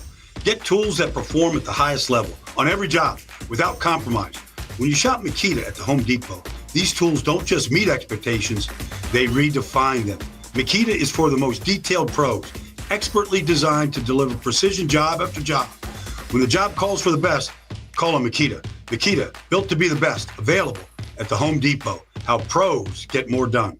Hello, Crushers. It's your host, DJ Divine, telling you that Candy Crush music season is here. Tasty. Conquer levels to mix your own track and win sweet rewards. Divine. Now let's swipe to the next track. Take it away, Thundercat. Upside down, you're turning it. You're giving up instinctively. Candy Crush music season. Play now. From November 3rd to December 7th, selected players level 36 plus. Terms apply. See in-game. Optional in-game purchases.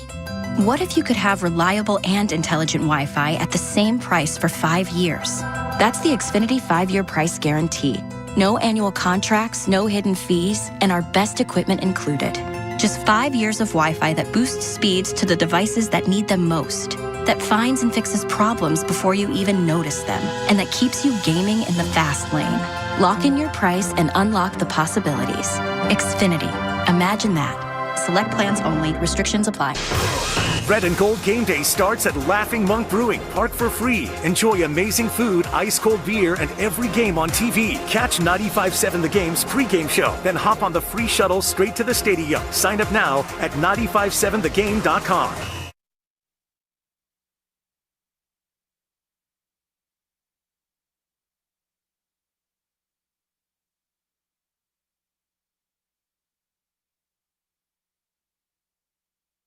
He always stays ready. Draymond pulls up for a deep two and barely got the rim, but GP2 hustles to the rebound. Dribbles it back to Draymond. Finds Curry. Curry off a screen, draws bodies. Rainbow three's going to be way short. And there's Payton again. Back to Curry in the left corner. Three ball is good. GP2 kept that alive with 2 offensive rebounds. Oh, look at that. That's good producing in the back right there. Carter Chickering, ladies and gentlemen. Tim Roy on the call right here on 95.7 The Game. Your home for Golden State Warriors basketball. In a big win last night for the Dubs over the Spurs, 125-120. One game over 500. Second win on the road this season. And you heard it right there. GP2 with not 1, not 2, not 3, 4 offensive rebounds.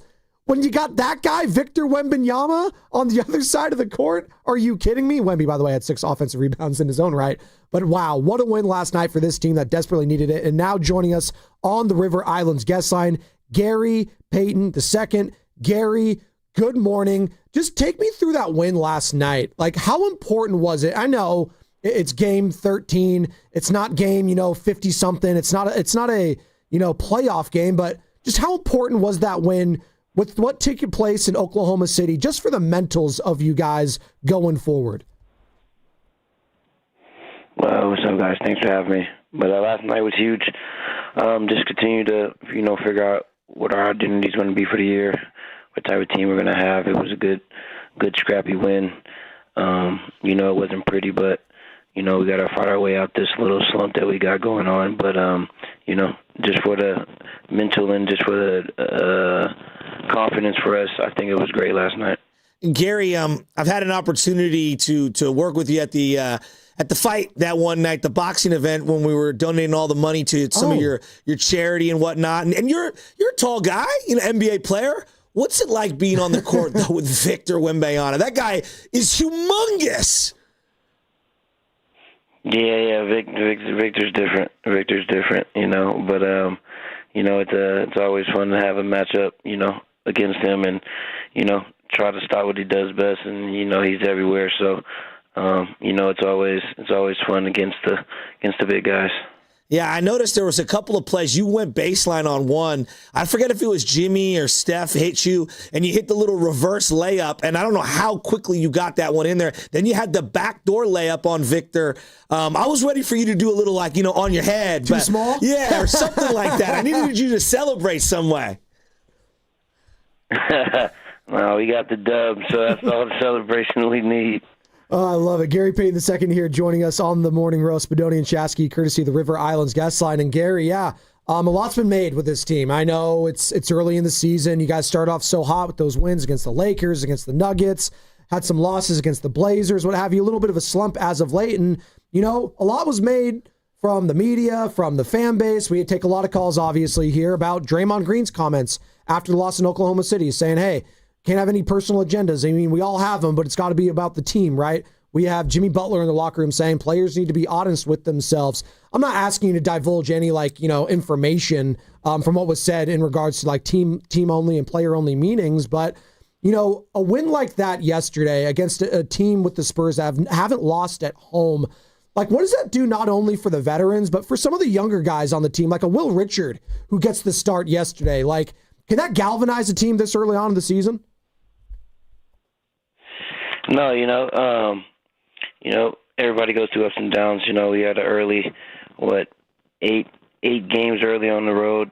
So, we're still, like I said, searching for our identity and, we're all trying to buy in. So if we continue to buy in and continue to do this together and continue to build our chemistry, I feel that there's going to be great things that come out of this group for sure. Steve Kerr in the postgame was talking about how you just stay ready. He's talking about you in particular. You never know what you're going to be asked to do on a given night. Some nights you're in the rotation. Sometimes you're on the outside looking in. But whenever he looks down that bench and he checks you in, you're ready to roll. And you don't complain in between games about playing time. He was really waxing poetically. How difficult is that, though, as an NBA player to you don't know when your number is going to be called, but you just got to stay ready. It's probably much easier said than done. Yeah, it's the beauty of it. It's a part of the game, part of the job. You don't know when your number's going to be called, but of course, stay ready. And I think that goes back to being bought in. Everybody's buys in, everybody's staying ready, everybody doing what they can when they get in the game. To help the team. Everybody's not going to have that main role, that number one, number two guy role. So, everybody else down the line, just stay ready and do what they can, play their role, and continue to help their team, win and get out of any slump if, they're in one. Gary Payne II joining us here on the River Islands guest line. And Gary, what would you say so far? I know it's early in the season, but is there a big difference between last year's team and this current iteration of the Warriors?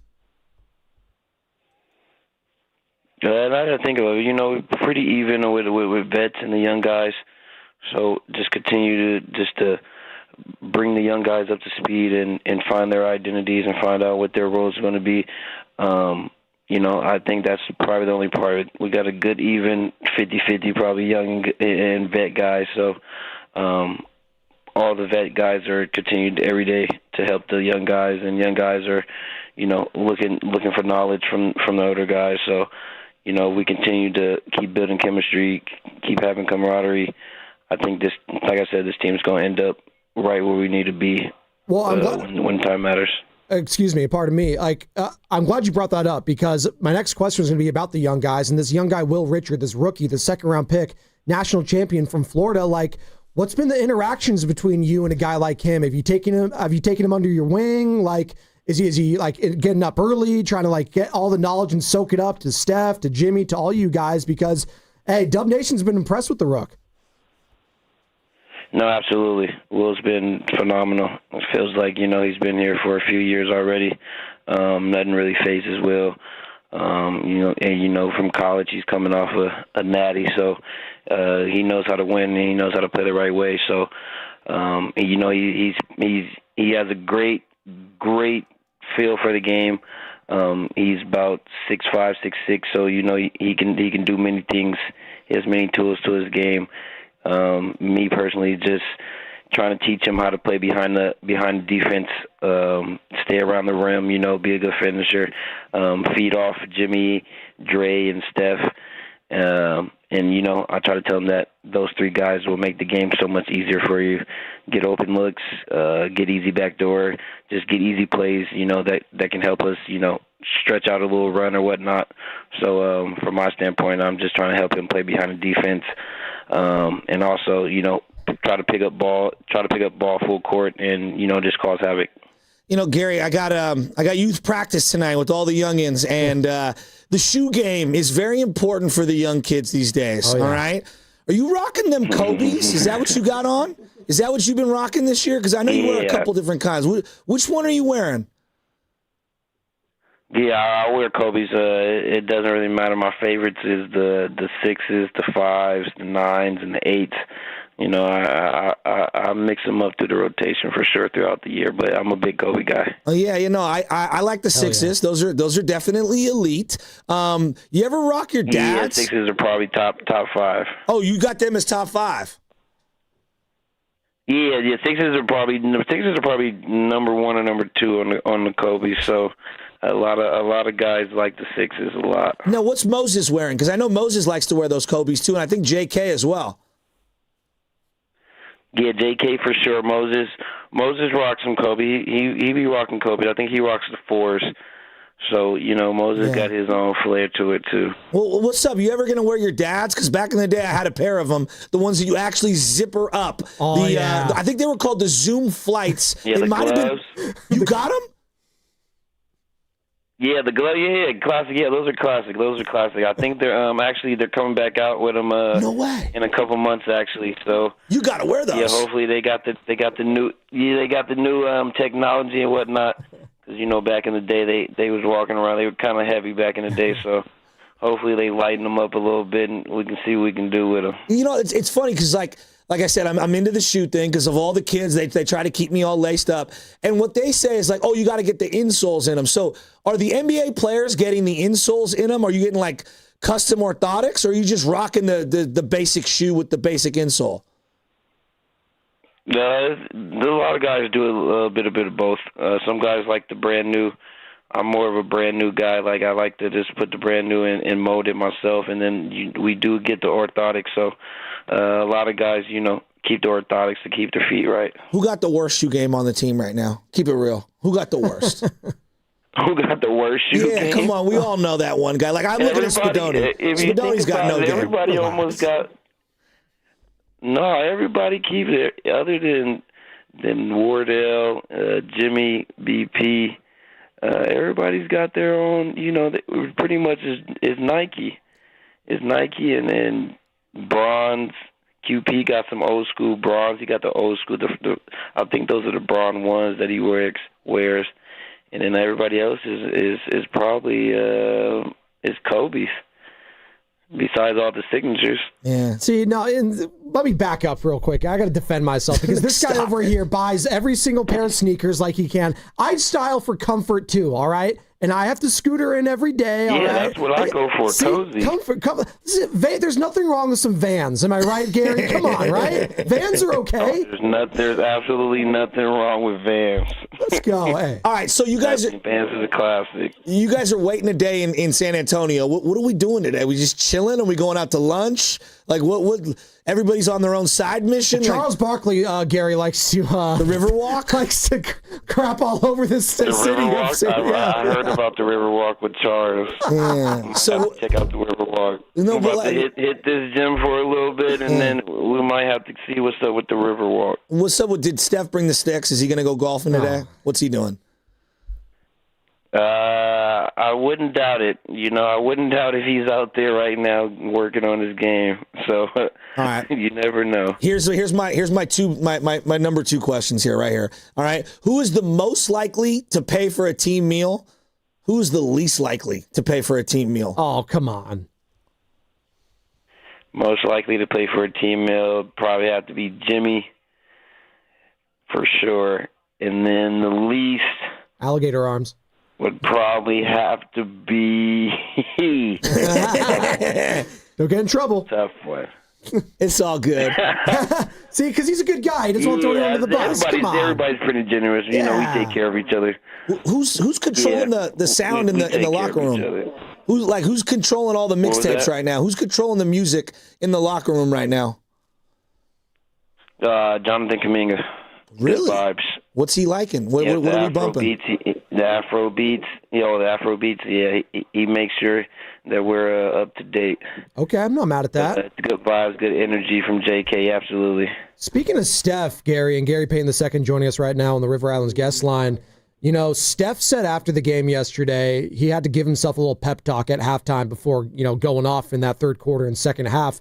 You know, what's it like for you? And I know, like, it doesn't get old when you're in the midst of a Curry flurry, if you will. What does that do for you as a teammate and as a team collectively when you're in the midst of that and clawing back in a game that you desperately needed on a back-to-back? No, yeah, when he locks in and he gets going, I think everybody, including us, on the bench and in the game, get antsy. We try to find ways to get stops and get him back the ball and just give him space and operate whatever he needs. If he wants to come get a screen, come get a drag, just leave it open for him and continue to, make it easier for him so he can get good looks. And if he gets good looks, he can run them off pretty quickly. All right, I was going to ask you about the schedule and all that, but I got a better question because I got to ask you, man. Like, I always caped up for your dad. Oakland, California, the glove was the man. Jordan did him so dirty in that dock. Jeez. It was so weak. Oh my God. I need, like, come on, man. Like, does your dad get, like, I know it was kind of tongue in cheek because they've been buddies for a minute, but like that was weak. The way Jordan did your dad in that, looking at the iPad laughing. I thought that was so trash. Can't. What are you gonna do? He thought he had him. Didn't win the series. I don't know what more can you do? What more can you do? But I'm sure I don't know how Gary felt about it. But just win the series, I guess. That's all I can say. No, I think that's well said. And Gary, how often does your dad tell you about his era and how much better it was such a and lockdown. How much stronger it was? Because we know the old guard. I'm working with a guy that's 10 years older than me. The Rain Man and GP with Hersey Hawkins? See, this guy tries to tell me, the 90s basketball, it's the greatest ever. I was like, no, the current basketball, the current generation is better. Like, we just got to appreciate, Gary. Can we just appreciate every generation for what it is? Am I right? No, yeah, that's how I feel about it. Every generation's different. They change the games every generation. So, of course, the guys from the '90s going to say the '90s were the toughest. This generation now, kind of soft or whatnot. But everybody's going to have that debate. It's like the greatest ever is like the Kobe, LeBron, or Jordan debate. So you feel me? Like it's a lot of different generations, and you're going to have your own feel and opinion about each generation. You ever dunk on your pops in the backyard? No, he stopped playing me before I was able to. Smart man right there, cerebral. Yeah, he knew. He's like, all right, he's getting too fast. He's going to beat me in a second. Right. Hey, Gary, we appreciate the time this morning. Can you tell us about what you're doing with Supplement, the Black-owned premium water bottle brand that you're a part of? Yeah, Supplement, built it and founded by Jarius Morris in COVID. Just a water brand, trying to do it for the culture. When hydration meets culture, continue just to get it out and, to push on health and taking care of your body, as an athlete, stay hydrated. There's a lot of injuries going on around lately. Tendons and whatnot, so just continue to, push the hydration and use it in a cool way with these supplement bottles. You can customize them, do whatever you need to, trying to get them out and just get them around, and it's going really well. So, shout out to Jarius Morris and the team, supplement team, for making, hydration cool and fashionable. Hey, Gary, we appreciate the time, man. Stay safe out there in San Antonio, and we'll do it again soon, man. Good luck tomorrow. I appreciate you. I might have to check out this river walk. There you go. There he goes. Let's go. Thanks, Gary. Have a good one. There he goes. That's Gary Payton II, the young glove, courtesy of River Islands. He's a chill dude. I love me some Gary Payton. And it's funny, look at the box score yesterday. Like, obviously, Victor Wembanyama is going to get all the offensive rebounds. Right behind him with 4 was Gary Payton II, man. GP2. And you hear what he said when he asked him about Wemby? What did he say first? Yeah, he's different. He's like, this guy, he's special. That's their way of saying it today. It's like, yeah, he's different. Like Steph, different. Jokic, different. Wemby, some of these guys. And to be he's listed at 6'2". I could not imagine 7'5" Wemby right behind me, even going for a layup that you're going to score. It's got to give you, like, you second guess yourself just a little bit. Like Pods did it yesterday where he stopped right under the hoop, traveled. It's like, oh, God, just the presence alone. But a big win for them yesterday. He's a good dude. He is. He's a good dude. I've gotten a chance to do a couple of charity events with him, and He's just a really good dude. Yes, he's genuine. I would say that about Gary Payton. Very genuine. Absolutely. Him and his sister have this entire foundation where they give back to the youth That's awesome. of the Bay Area. It is. Absolutely. It absolutely is. And so I tried to open him up with some shoe talk. I thought he really opened up during that, just sometimes breaking up the monotony. Drive by on me on the way over there. I mean, what the heck, dude? Well, I mean, come on, Joe. Yeah, why am I wearing like nice shoes to the office here, by the way? Why would I do that? Like, what are we like? Who are you impressing? What are you rocking currently? I'm rocking old school classic 90s Reeboks that are very comfortable. What are those? Let me see them. I don't know what they are. It's comfort. I'll take off the shoe right now. Right there. Comfort. Classic Reebok shoe. Look at that. This is as classic as it gets. It's very comfortable. This is as classic as in. It is. As in, like, I wouldn't want I grew up near a Reebok outlet. Shout out to Tin Cannery in Monterey. For those that know. And I used to get all the new The Answers. Allen Iverson. I don't even know what those are. Allen Iverson, The Answers? You don't know what those are? No, the ones on your feet. I have never seen those before. Those are the Air Moseses. They're classic Reeboks. Yeah. Yeah. I mean, just because you don't have style, I mean, you got to wear a pink shirt every other day and like a pole. I'm not golfing today. I'm just looking like I'm golfing today. Please. What's wrong with that? You just look like a square sometimes. That's all right. Hey, bro. That's the reason I get pissed. I mean, look at what are you wearing right now? You're wearing literally a golf shirt. Come on. It's called a polo, dog. Yeah. I'm wearing that's an Under Armour That's polo. a golf polo. No, this is not a golf polo. It's just a polo. Let me see. You get up. It's just a polo. No, that's a golf shirt. I'm not even golfing It's today. not a Ralph Lauren. It's not a Lacoste. That literally goes right to his point. He said you wear golf stuff because you want to look like you're golfing today. They're called polos. They're not golf polos. So if I walk into a pro shop, I'm not going to see a single polo that looks like that. No. There's a difference. So like Holderness and Bourne and Peter Millar, those are specifically golf branded. I'm wearing like an Under Armour. This is basically like a T-shirt. That's the way I view this polo. I'm riding polo. No, is that solo? There you go. Sucker. You're a big Ralph Lauren guy. I know that, Carter. I wonder if Brock Purdy And then I think I got on Air Max. I don't even know what these are. I was sitting so tight.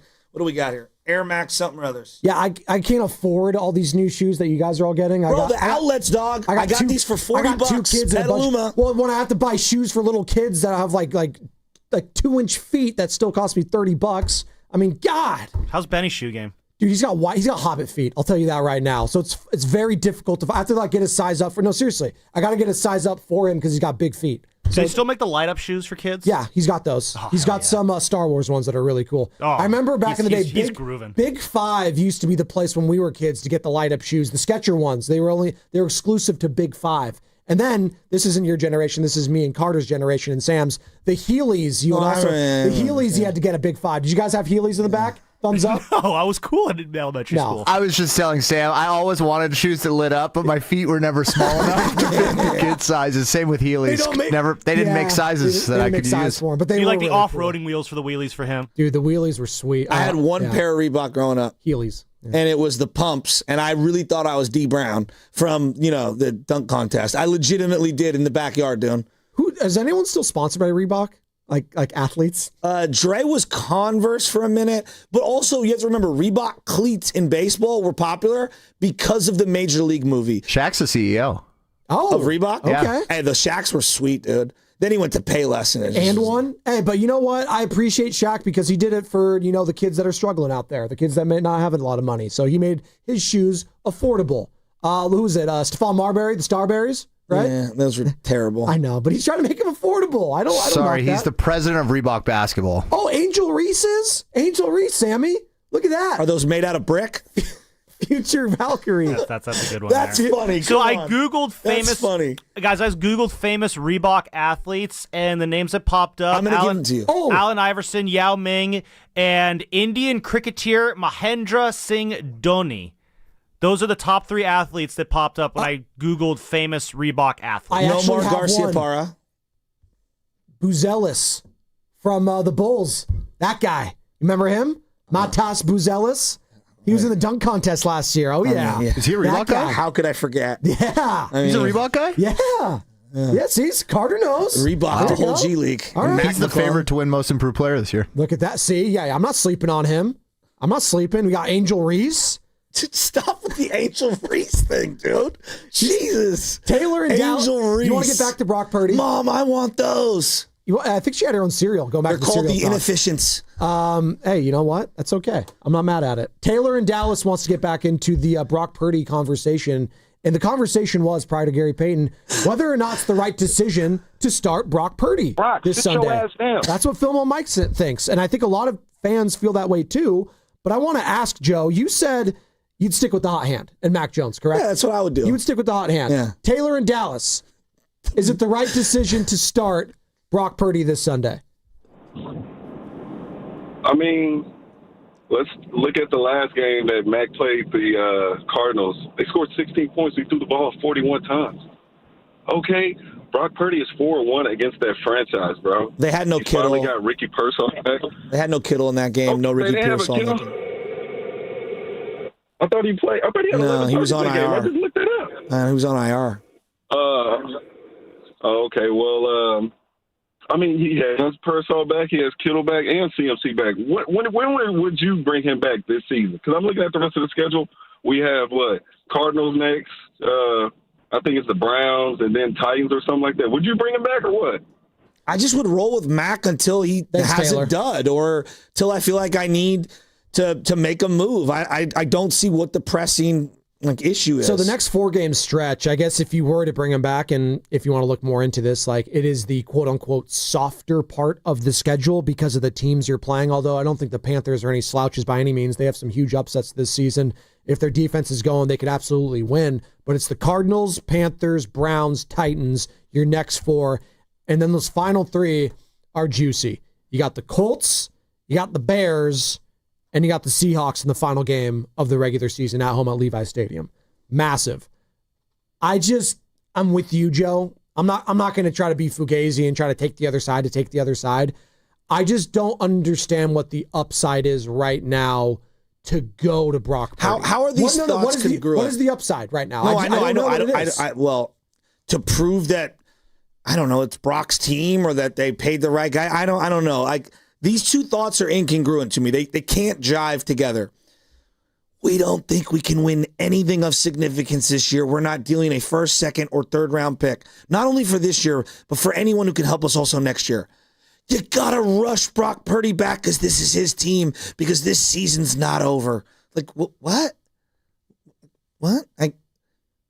It's either or. It can't be both at the same time. Well, part of me, if I'm a Niner fan, I do want to see Brock Purdy because they did invest heavily into this guy. And let's see what he's got the rest of the season.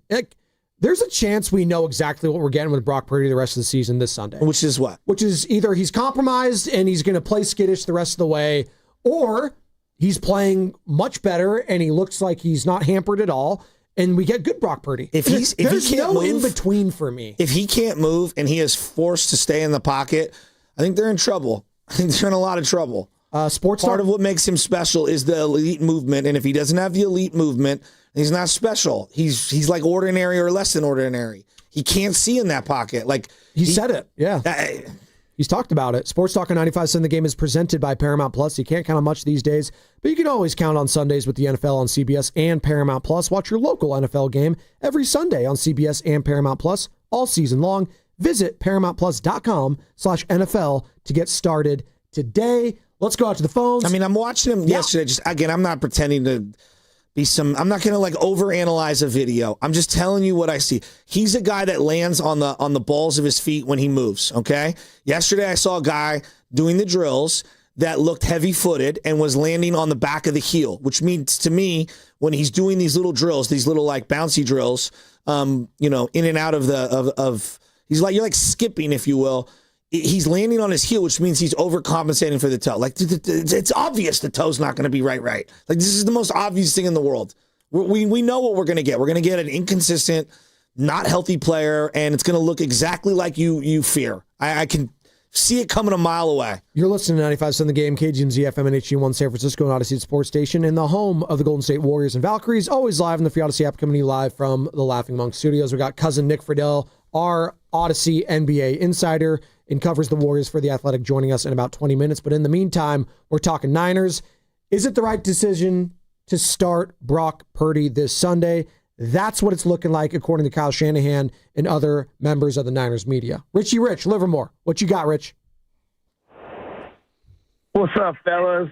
Hell no, it ain't the right decision, man. This is the thing. I mean, I love our coach, but here's one of them cocky ass moves. What are you trying to prove, dude? we're at a crucial part in the season right now where we're looking out. We're not even in a wild card right now, right? And I don't put the whole, oh, you're going to win these games, talking these guarantee wins. Ain't nothing guaranteed. We lost to the Texans, dude. Right now, this is so crucial. We need to win these next 4 games against these bad teams. So why are you going to put Brock in, who probably can't move the way he normally moves? I mean, Mac Jones is killing it. He's lighting it up. 300 yards a game so far. What are you going to risk it for? I can see if we got a game or 2 up in the wild card, then okay. But Chicago's not a guaranteed win. I mean, they're shocking everybody right now. Not the Rams. I mean, the Rams were 1-1 down the division. So I feel like you can't make this move. You got to make this Brock move when you know he's 100% healthy and when we have a couple games of a lead for the wild card. Because if not, you're pretty much the season's going to be toasted. If we lose 3 out of these next 5 games, we're done. That's just it, man. You can't afford it coming up against the Colts and these hard teams that you really got to play your best ball, especially when your defense can't rush a damn fly, man. So I don't agree with Shanahan's move. That's Richie Rich in Livermore. I think a lot of people agree with Rich right now. Hey, why mess with the good offense right now? The argument against that, I guess, would be that Brock is going to elevate it. But what version of Brock are we talking about? That ultimately we're going to find out on Sunday. I'd argue the bigger addition on the field than the quarterback, which kind of sounds insane, might be Ricky Pearsall. No, it is. Yeah, like that's the guy you need out there right now for sure. Ricky Pearsall, because Juwan Jennings, Kendrick Bourne, George Kittle, it's nice. I need to see my former first round pick from last season, Ricky Pearsall. But here's the thing, like, we say these things, like, this guy can elevate others, and this guy can elevate others, and well, it can't be both things for some people. Like, you can't say he didn't get to play with CMC, but he elevates others. It's like either or. I'll be real with you. Both guys don't elevate others. Both guys are, good and can play great on a given day type of quarterbacks. They're good. They're both good. I think they're closer than everyone wants to give them credit for. It's really difficult to... Very few guys in the league can overcome crazy circumstance. Hall of Famers can do that. Like, Peyton Manning can elevate a guy like Austin Collie, right? Like you can do that. Yeah, like, but he did that while he had Reggie Wayne and Marvin Harrison. Like Pierre Garçon. Yeah, right? yeah. I know who Kyle loves, right? Niner legend, Pierre Garçon. Well, his neck got like snapped. I know. Legitimately had a neck injury that was very serious. I know it was. But like a guy like that, that's what I'm saying. Like Tom Brady can elevate like the Chris Hogans, the Danny Amendolas, the Julian Edelman. Like, it's so hard to do. DeMarcus Robinson with Patrick Mahomes, right? DeMarcus Robinson. Am I thinking of? No, DeMarcus Robinson played there, right? Before the Rams? Am I tripping? Who am I thinking of? He was with the Rams. No. Who's another Robinson? I'm thinking of Mecole Hardman. Excuse me. I don't know why I thought that. Mecole Hardman, a guy like that, right? Who's he doing anywhere else? Only Patrick Mahomes, a guy like that, can elevate him. But again, you just need to keep cultivating talent. And when I heard from Greg Cosell, who joined Willard and Dibbs yesterday, our 95.7 The Game in Odyssey NFL Insider, watches all the film, it's just too condensed of an offense right now that even if Brock goes out there, like, I don't know how much like the ceiling gets higher with Brock. That's my only argument against this move going back to him. Again, if you're just joining us, this is what Kyle Shanahan had to say on whether or not it was a hard decision to go back to Brock Purdy instead of Mac Jones. No, it's not a hard decision. It's just more about Brock's health. I mean, it's been awesome how Mac's played. He's been great, but we got a lot of confidence in Brock, and we know Brock will play at a high level too as long as he's healthy. And this is Kyle Shanahan talking about whether or not, you should stick with the hot hand. I just think that's the world. I mean, anytime a backup quarterback comes in and plays good, I mean, that's all anyone talks about, I don't think anyone talks about what people have done in the past, whether it's Brock or whether it's anybody. I mean, that's just how the world works with media or anybody. So I don't look too much into that stuff at all. We all know how good Brock's played in the past, and I think he played really good versus Seattle, and I think he struggled versus Jacksonville, which is why we shouldn't have brought him back then. And I know when Brock comes back, he'll play the same way he always has, like a very high-level quarterback. He did not play really good for Seattle. No one did on the Niners. Yeah. That I disagree with. He threw 2 picks and almost threw 4 technically on 2 on the final drive alone. Tonjes. Look, it was a great win. It was a great win. I will take it all day. But like to say that like we're retconning how well he played in the first game. He did a great job evading pressure. The offensive line was terrible. I did not think Brock played great. He was running for his life, though. I grant him that. Let's get to James in San Mateo wants to join in the conversation. What's up, James? You're on the roast. Hey, guys. the last caller, I'm sure he misspoke. He's probably a smart guy, saying that Chicago is no guarantee.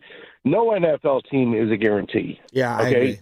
I think everybody knows that. I think he just misspoke. I think bringing back Brock Purdy, I don't think he's going to be any better this week than he would have been last week.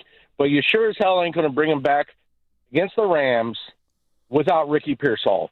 I think this is a saving face move from the Niners organization, bringing him back against the remaining schedule they have to make him look like, oh, we're not idiots for giving him all this money because we didn't know what we had in Mac Jones.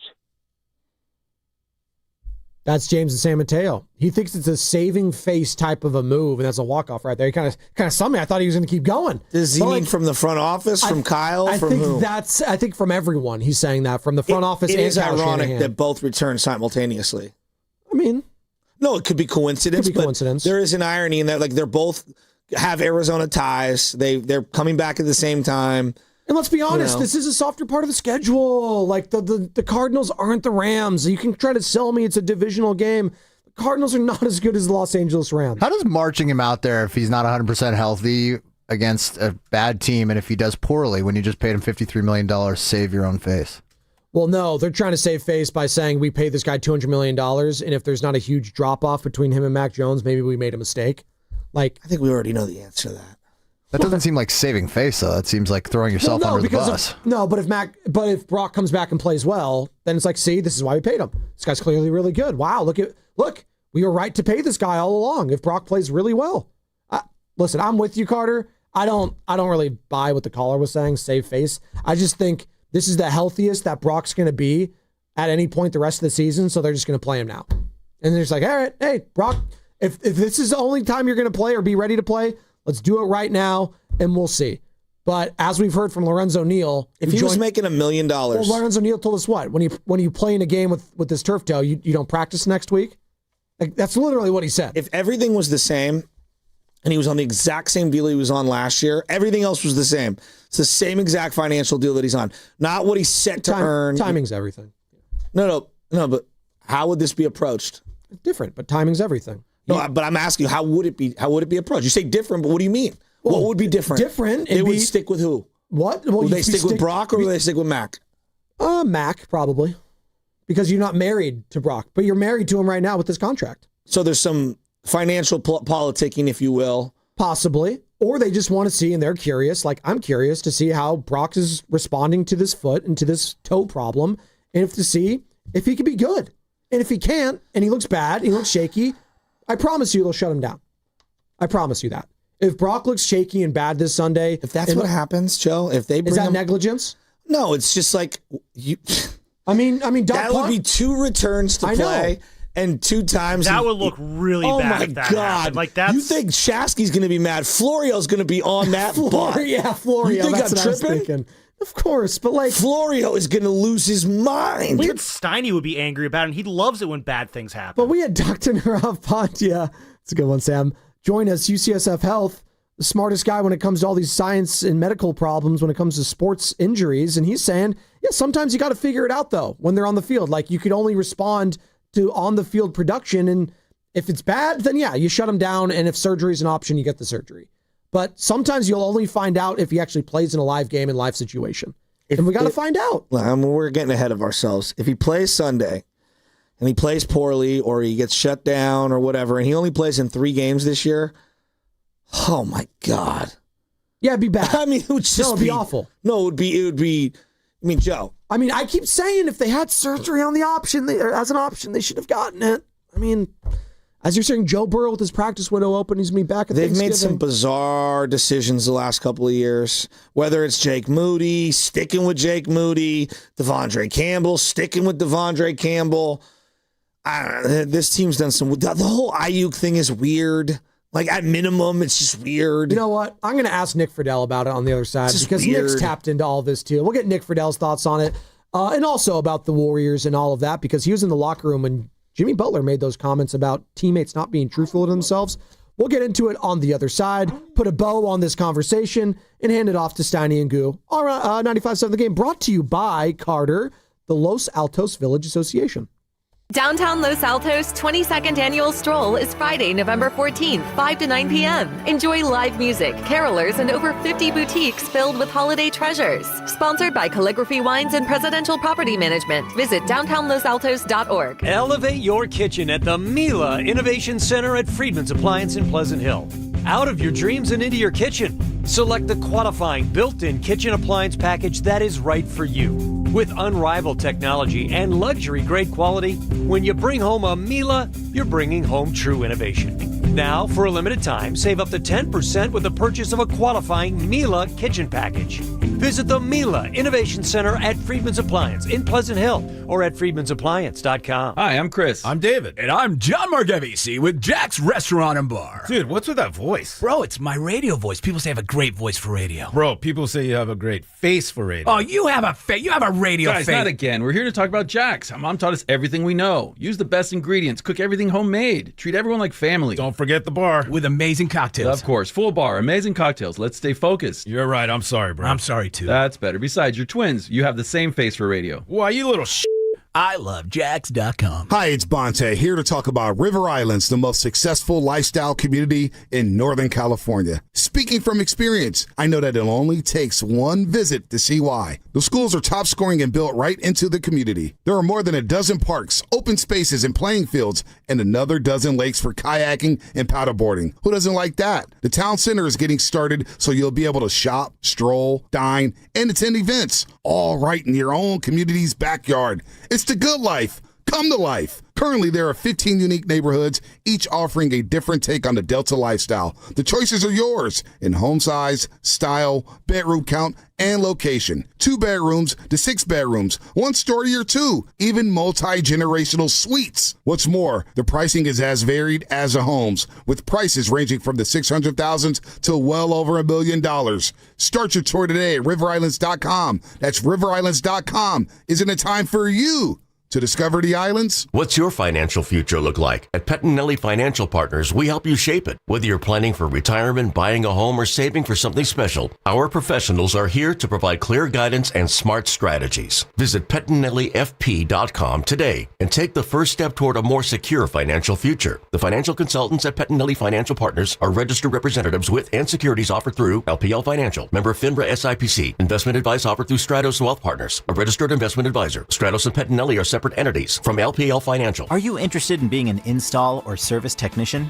Good news! R&S Doors and Gates is hiring. If you have good mechanical skills and a knowledge of power tools, welding, and motor controls, you should apply today. R&S Doors has openings to repair and install commercial overhead doors, entry doors, and loading dock equipment. You must be able to work in a professional, fast-paced environment. Call 800-FIX-A-DOOR and apply today. That's 800-FIX-A-DOOR or visit rsdoors.com. R&S Doors. Look for the red truck. My mom, Linda, works for Caltrans. On the freeway. Right next to speeding cars. Please be careful. Flashing lights mean move over. Brought to you by the kids of Caltrans. 1877 Cars for Kids. KARS Cars for Kids. 1877 Cars for Kids.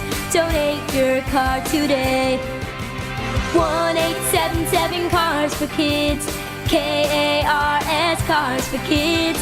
1877 Cars for Kids. Donate your car today. Ready to get rid of that old car? Donate it to Cars for Kids. Call 1-877-CARS-FOR-KIDS to reach a friendly live agent. Donation is super easy, and your car can be picked up as soon as tomorrow. Call us now, 877-CARS-FOR-KIDS. That's cars with a K to donate your car today. 1877 Cars for Kids. KARS Cars for Kids. 1877 Cars for Kids. Donate your. Did you know you can donate real estate too? Go to carsforkids.org. That's carsforkids.org. Hey, listen to this. All I needed was a new starter. Got a great deal on eBay. Did it myself. Yeah, that's cool. But how about the soft purr of an upgraded exhaust when it fits just right? For me, it's the little things, like these new windshield wipers from eBay I installed. From small fixes to big upgrades, eBay has all the parts you need at prices you'll love, guaranteed to fit every time. eBay, things people love. Eligible items only. Exclusions apply. 250 years ago, a promise was made to connect families and friends, near and far. And during the holidays, that promise is more important than ever. That's why USPS is building a better network to meet your needs, with timely deliveries, easy and affordable ways to ship, and everything you need to make your season full of holiday cheer. Our purpose is delivering your peace of mind, knowing your love will arrive, bringing joy to all. The United States Postal Service. Learn more at USPS.com/holidays. Honey, that flu keeping you up? Did you take NyQuil Intense Flu? Nah, I got this. Okay, I don't got this. Yeah, you need NyQuil Intense Flu. Undo your flu with NyQuil Intense Flu. NyQuil Intense Flu provides powerful relief of your flu symptoms so you can sleep. You do got this. NyQuil Intense Flu. The nighttime sniffling, aching fever. Best sleep with the flu medicine. Use as directed. Keep out of reach of children.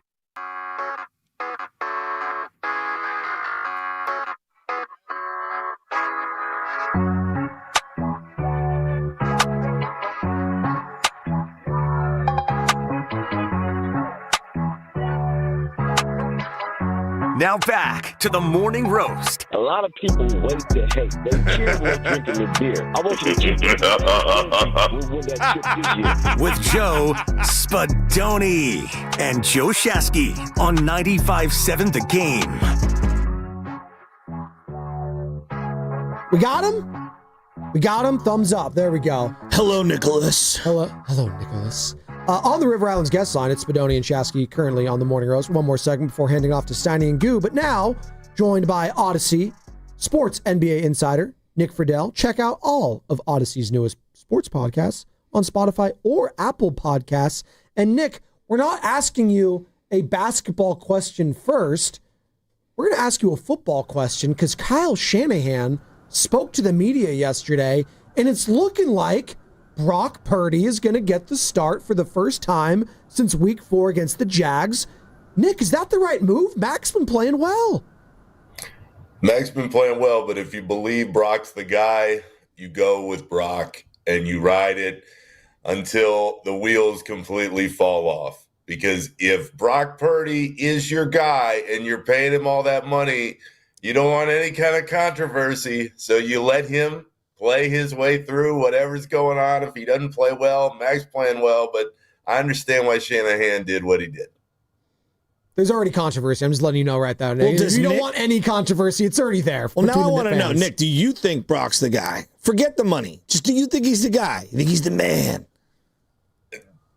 Do I think he's the man above Mac Jones? Yes. Do I think he's the man that's going to ultimately lift this team through the wilderness and get them to where they want to go? I still have my doubts. I need to see it myself. Now you've been hanging around with me. There we go. It was the bonus contract for Brock. The bonus, because stop that. Are you in San Antonio right now? Of course I am. So what are you doing on your off day today in between games? Because that was a hell of a win last night. I don't even drink and I'm hungover. That was one of the best comeback wins from when it felt like the ground was shaking underneath, Joe, that I have seen in years. Forget just the Warriors. And obviously I am more prone to what they do because I've followed them for so many years. But in the league, it is so rare to lose the way they did, have the controversy after what Draymond said and what Jimmy's saying, and you're seeing all these young guys looking around, and you're kind of going, oh, it's not even Thanksgiving and things are bad. It could be a real problem.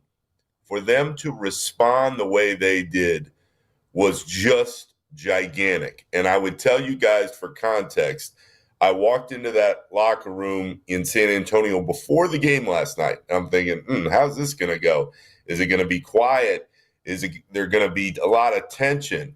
And I would tell you that when I walked in there, I went, this feels okay. It felt like they worked through whatever was going on, and there was clearly a lot. And Joe, I thought one of the most telling quotes of the whole night was Steph saying, somebody asked on the scale of 1 to 10, what was this? And Steph says a 4, a solid 4. And I thought, so it did register. So they were feeling this. The fact that the Warriors were able to play the way they did after all that, and Steph is still Steph. He is the baddest dude there is. There's a reason why he gets all the praise that he does. But for them to win that game the way in which they did in that 24-hour span was absolutely gigantic. So, okay, the night before, is all that gone? Is it just we're going to change the rotations and whatever finger pointing there might have been, whether it was amongst the stars, from the stars to the young guys, whatever, however it was to be interpreted, for the time being, is all of that out of the way? It's gone for now if they win. And that really is the NBA secret sauce here. If you keep winning, all that stuff fades away. But to say, well, it's gone forever because they won last night, I think it's too soon for that. Let's see what happens tomorrow. Let's see what happens on the rest of this road trip. It was crucial that they responded the way they did. And I think what was even more telling, guys, is they fall down 16 in the first half, and you're going, uh-oh, this is going to get really ugly really fast. But I never saw them on the floor kind of looking at each other going, oh, here we go again. There was a renewed sense of we're all in this together. Let's work our way through it. So it was a really good first step. I think that there is a strong chance that it could be a turning point early in the year. But let's give it another week or two to see how it goes. Because when stuff becomes that public, and then there's the response after the comments were made on social media and how everybody was kind of looking at the way things were. And Steph and Kerr said that there was a film session. They got stuff kind of out in the open. Let's see how everybody responds moving forward. Is it a coincidence or a cause and effect that when Kuminga came out of that game, the team played a lot better? I think for right now, it's just everybody knew their roles and they got refocused. I'm not going to sit there and say, oh, well, Kuminga's off the floor and therefore everything fell into place. Because when you watch Kuminga the first couple weeks of the season, he was one of the better players that they had. And I don't think those guys forgot that.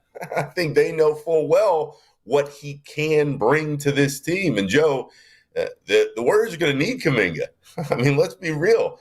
They need the athleticism. They need what he can bring. But if you're Jonathan Kuminga, I think this is the most important part of your entire season right now, because you had early success.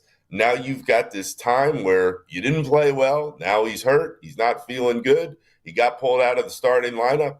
You want to show the Warriors, and even more importantly, the rest of the league, that you have turned a corner in your career professionally. How do you handle this? Because I think what's really important here is Kuminga is going to get another chance. He's going to get that next time somewhere, whether it's in a couple weeks, it's in a month from now. He's going to get the chance and the opportunity to show what he can do again. How does he respond right now in the moment where things don't look very good? And it has turned a little bit. How does he get looked at in that room when he has the chance to respond? How does he play? I think all those are crucial questions he's got to answer. But in the short term, I don't think there's any question. He wasn't playing well. Kerr went with Moody, who started really shooting the ball well. Will Richard continues to impress that staff. And as much as people want to crush Pods, Joe, you know who made a couple really big plays late in that game? It was Pods. It was GP2. So they were getting the contributions up and down the roster.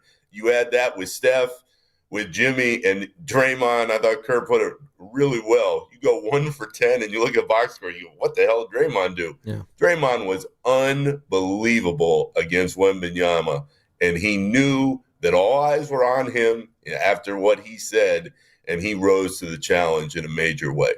On the line is Odyssey Sports NBA insider Nick Friedel. Check out all of Odyssey's newest sports podcasts on Spotify or Apple Podcasts, and obviously covers the team for The Athletic and joins us on the River Islands guest line. You mentioned Jonathan Kuminga. How's his knee doing?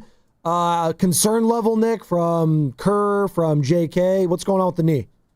it didn't feel like there was any kind of major concern, Joe. We'll see if he's able to go through shoot around tomorrow morning and how he's feeling. I think the fact that he tried to go out there means that he was feeling okay. Maybe they give it another day or two, but I don't think there's any kind of major concern he's going to miss a lot of time unless something pops up on an MRI or something here. So JK's out, Moses Moody in. Would you expect Moses to kind of stay in this starting unit right now? He's been playing really well. I haven't seen him this confident in his three-point shot since maybe the end of last regular season. Joe, not only would I expect Moses to be in that starting lineup moving forward, what I would give him a lot of praise for is when you watched him the last few years, you kind of got the sense, well, is this all there's going to be within his game? And to Moody's credit, he has put in a ton of work. And what you're seeing is he's put the work in behind the scenes, but it's starting to show when they need him the most. That shot is falling down at a much higher rate than it was earlier in his career. The defense and his ability to move around the floor is pretty solid. He has earned Kerr's trust. And when the coaching staff believes that you can go in and do the job, they're going to give you more opportunities to prove it. So I think in his case, what slowed him down was he got hurt at the beginning of training camp. He wasn't able to find any kind of rhythm. Now he's got this chance. Unless he really falls off and starts struggling offensively, I would expect to see him out there moving forward. What's the thing that Warrior fans aren't talking about that they should be talking about this morning? The mental toughness within this group really is still pretty strong. Because one more time, Joe, and I would shout this from the mountaintops after that game last night, so many other teams in the league could not withstand the drama that built up, not only during that Thunder game, because I thought, again, one of the most telling quotes last night in that room was Jimmy Butler said, yeah, it was humbling. We saw what we want to be. We saw the top-level team that there is. And I still don't think, guys, as much as the Warriors are feeling good today, I don't think they're beating the Thunder in a seven-game series. Thunder. But let's see if they can get there to that point to even have that chance. But, Joe, when you watch the Warriors respond, you see a team that still has the belief that it is possible to do what they want to do. So many teams would have fallen on their face. They would have folded the tent in the first half after things got rough, and they would have said, uh-oh, we got real big problems. They didn't. In the moment, it was huge, and let's see what happens again over the next couple weeks. But the mental toughness of this group to respond the way they did should get a lot of spotlight today, because they went into a rougher environment where you're playing against one of the very best players that there is in the league, and they were able to find some togetherness out of what was a really, really rough game in Oklahoma. Nick Friedel here on the Morning Roast. Odyssey NBA Insider covers the Warriors for The Athletic. One more for you, Nick, as it pertains to what was said a couple days ago with Draymond Green and Jimmy Butler. Anthony Slater, your teammate, obviously now with ESPN covering the Warriors, had a piece kind of talking about, insinuating maybe Draymond and Jimmy were talking about the young guys and their post-game comments, and, Pajemski and his comments about, taking over for Steph, and, maybe the white Shohei Ohtani comments, maybe those things starting to catch up in the organization. I mean, my partner over here is rolling his eyes, and apparently people in the organization were too. What did you make of that? And not do that, do you agree? But, Pods in his standing within the Warriors organization right now is what? Pods is a guy who needs to just go out and play the way he did late in that fourth quarter. Nothing else that Pods can do is going to be more important than showing it on the floor. And I think that the issue when you have somebody who has that much confidence, and guys, I'd take you back to about 3 or 4 weeks ago. Draymond actually hit on this long before all this stuff started, and Pods didn't really play well to start the year. Draymond said any young player has to be cautious, because when you come out and you say some of the things that Pods did, you bring a huge spotlight on you. And when you're not backing that up in a way that reflects on winning, yeah, people in the organization are going, what's going on here? So the best thing that Pods can do specifically is just go out, keep playing hard, and keep making difference-making plays throughout games. And I keep going back to the end of that game last night, because he made another turnover, and Kirk could have pulled him midway through the fourth, and he didn't. And he stuck with him. And then he made a couple nice defensive plays. He hit a shot. When you watch him, you see why there's still belief there. I think what Pods is learning in his third season is you can have all the confidence in the world, but when you're outspoken about it and then you don't immediately back it up, there are going to be some eye rolls within. But it's like what Draymond said a little while ago. You don't want to shake a young player's confidence to a point where they don't feel it anymore. So it is a balance that he's got to kind of work his way through. But I think it was a good early sign last night. And when you're watching the Warriors and you're still believing that they can potentially do what they want to do, the issue, guys, as we know, is Steph is Steph, but he's 37 years old. Draymond and Jimmy are way up there in age too, but as they showed last night, they can still give you that great performance here and there throughout the course of a regular season. The Warriors desperately need Podziemski and Kuminga and Moody to continue their progression. If they don't progress in their own respective careers, we can just stop talking about all this stuff now, because you can't think that a team is going to work their way through all the different things that the Warriors are going through early in the season and get to a point where they can realistically contend for a title. So if you're believing in the Warriors, you have to believe that Pods play can do the talking. And that is what is most important for the younger guys, especially as they go into the next stage of this season. All right. I want to get into a conversation here with you, because I think this is important. You've been in a lot of markets. You covered the league. You care about, how healthy the league is, because it's your industry. Friday night, I'm watching the NBA Cup, and it's not Warriors versus Nuggets. My wife comes into the room with the little guy. He just took a bath. He's got his hair combed. He's shooting hoops. And Michelle goes, "Oh, Pepto-Bismol is one of the sponsors." I go, "What?"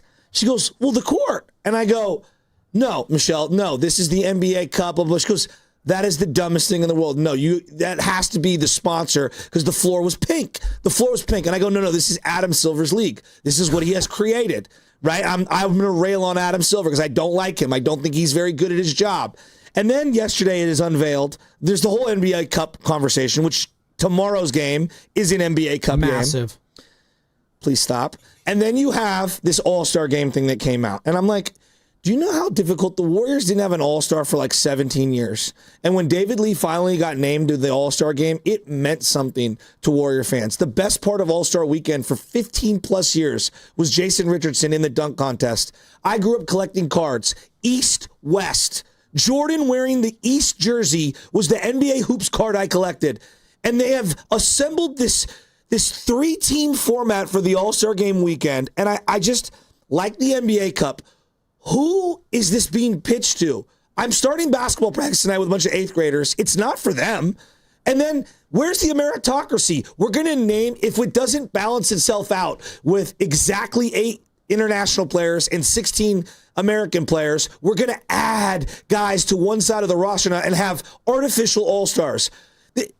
I'm just asking you as a whole, someone who covers the league, why are they overthinking all of these things? And don't tell me it's for television, because people aren't really watching more of it just because the floor looks different or because the format's changed. It makes no sense to me, Nick. You cover the league. Like, am I right to be just so bothered by it? Joe, I don't think the league is in a very good place. And I think part of a huge reason why, specific to the All-Star game, is the players stopped caring. And once that happened, we can sit there, and Adam Silver has made plenty of decisions where you scratch your head, and the load management conversation, all that ties into this. But specific to the All-Star game and the NBA Cup and all this stuff, I think the players deserve a lot of the blame for why the league is currently in the place that it's in that it just doesn't feel like most people are into the day-to-day the same way they were when you and I were growing up. Every time that you kind of watch these games, you're going, all right, how hard is everyone going to play? Who's going to play? No, Nick, who's going to play? My boy Rocco, I don't even know who plays the first 3 months of the year. Diehard Warrior fan, diehard sports fan. He's like, I don't even know who plays every night. It's ridiculous. What I would tell you, and I think I feel it even stronger having moved back into the city and being in the Bay again. The people in the Bay are so very, very lucky that Steph is Steph and they have Draymond, and this team is what it is. Because on the whole, people just do not care about the league the same way. And you don't feel it in the Bay as much because you still get to go to Chase and you get to flip on the TV or flip on 95.7 and listen to Tim Roy and hear what's going on. And there's an excitement around it. But I just don't believe the NBA regular season is really sound right now. And it's not just what kind of effort are guys going to give. It's exactly what you said. I'll give you a prime example. You're sitting there at that game the other night in Sacramento, and I walked around the concourse before the game. And if people don't remember, Draymond didn't play. Jimmy didn't play. Steph was sick. But then, like, Sabonis wasn't out there for the Kings. Levine wasn't out there. He had something going on.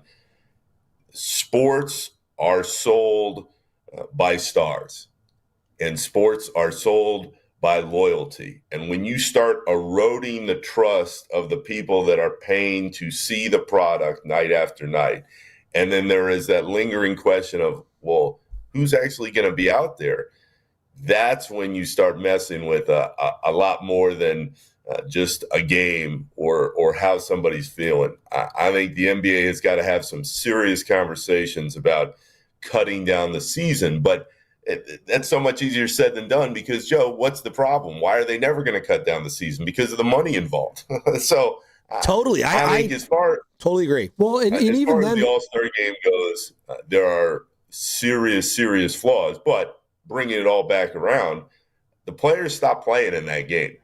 And the game would be so much better if you went east and west and you put the players in their home jerseys and they represented their city and their region and they played hard.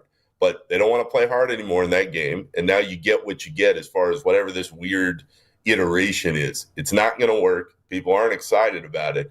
And it ties back into why the regular season is such a flawed product right now for the league. And I was going to jump on there, and it's great stuff, Nick. Even if they do reduce the games, and they somehow did, and they're never going to do that, I'm not even convinced there still wouldn't be a lot of load management. I totally agree. I acknowledge that. I'm not even convinced but it that wouldn't be as bad. My boy Della has a package for the Warriors tickets. Yeah. And he always, you get like 7 games, you do a draft with people that you share with. He's gotten the Pelicans, I don't know, 6-7 years in a row. Zion's been there for how many? He has not seen Zion once. My God. And he's like, I just wanted to see Zion one time. Like, it's the only reason why you would pick a Pelicans game. He's like Bigfoot. You're just never going to see him, Nick. Hey, Nick, good stuff this morning. We really appreciate the time, man. Always, guys, and I throw this thing in there to anybody.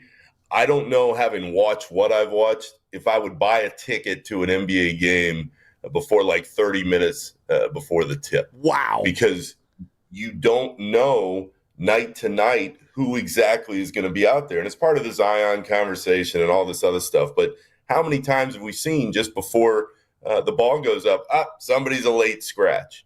And when you have that type of doubt in your mind, again, when you're paying for the product, that is a real concern. So the Bay knows how lucky it is with Steph, but having been in this again and gone around the league a few times, I am here to tell you, you need to savor all the moments you got, because when he and LeBron finally do go, Hey, Shea Gilgeous-Alexander, though, they're going to keep rocking and rolling in Oklahoma City. They're just not translating it at all. They're just not. They're not. Hey, Nick, good stuff this morning. We appreciate it, man. Thanks, buddy. See you guys. See you soon. There he goes. That was Odyssey Sports NBA Insider Nick Friedel. Check out all of Odyssey's newest sports podcasts on Spotify or Apple Podcasts. It's funny that you say that. Is Mike Trout a great player? Yep, one of the greatest. Right?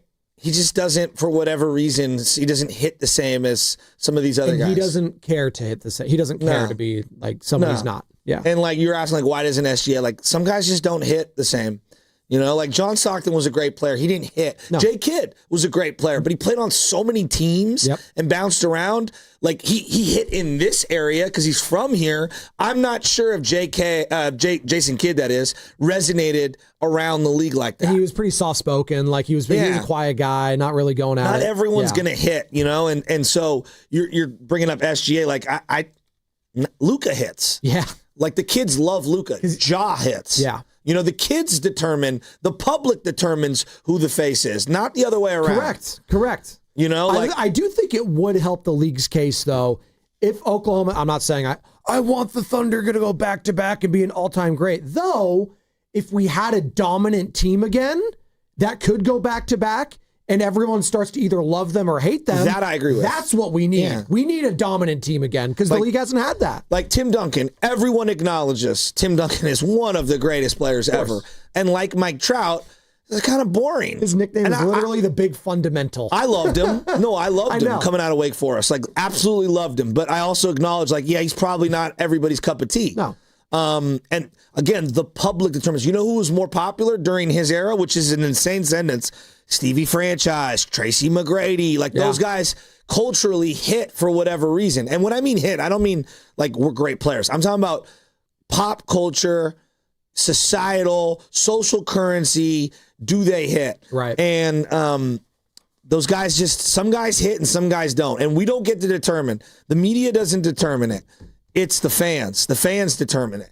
And the fact that, you know, the NFL, they have the scarcity, which works in their favor, but also, like, the quarterbacks, for the most part, stay healthy. And even if they don't, the cream of the crop, it's a team sport. So, like, you could still sell me, even though we both know these teams suck and they're not doing anything this year. Monday Night Football is the Raiders and the Cowboys. I'm going to watch it because, you know what? I'm a sick individual. And Pete Carroll, I'm going to watch Ashton Genty, Brock Bowers, because fantasy matters too in this. And people can try to sell me on fantasy basketball. Maybe it's fun. I just not. I'm too many fantasy stuff for me in football to begin with. I don't have the bandwidth to go other sports. But even then, I would be so annoyed in fantasy basketball not knowing if Shea Gilgeous or Nikola Jokic or all these other players are going to be up for the game. And I agree with Nick. I appreciate what the Warriors do on a night in and night out basis because for the most part, Steph wants to play and he's going to try to be out there. How many markets are not basketball only markets? So like, you know, Sacramento's a basketball only market. I know they have other minor league sports and whatnot. I'm not trying to diminish them. I'm just saying like they're a basketball only market. Memphis, right? That would be one too. How many multi-sport, multi-pro sport cities is basketball leading off radio and television coverage the way the Warriors do? I would say the Lakers have that. Yeah. Okay, in LA, because I've listened to John Ireland and some of the radio shows down there. I would say that the New York Knicks have that kind of a passion. The Celtics. And it's funny, when we went to Boston. I was going to say. When we went to Boston, it was also on the heels of the Patriots literally like ending the dynasty. They were still top dogs. Right. The Sox were still top dogs. Celtics kind of felt like the 3. Now, I bet at different times that has changed, right? You know, over it. But again, like, are the Bulls carrying radio in Chicago? No, it's Caleb Williams right now in the Chicago Bears and what they're doing. And the Cubbies. And the Cubbies, exactly. And for New York City is always an interesting one because the Knicks, when they are playing well, they do gravitate towards them. But right now, Brian Daboll got fired? That's what we're talking about. Who's going to be the next head coach? What about Dallas? I mean, I know they talked Mavs a little, but they're a Cowboy station. Yeah, 100%. And I know that because we followed them for a long time. Because we follow them and we've talked to the other hosts over there. I know your boys RJ and Sean and whatnot. Yeah, so what we have here is very unique. And we are in the NBA bubble, and we're lucky to see it the way it is. But I remember when it was on the other station, and they weren't wrong to do this, but it got relegated to 10:50 for a long time. And there was no pregame show. There was no postgame show.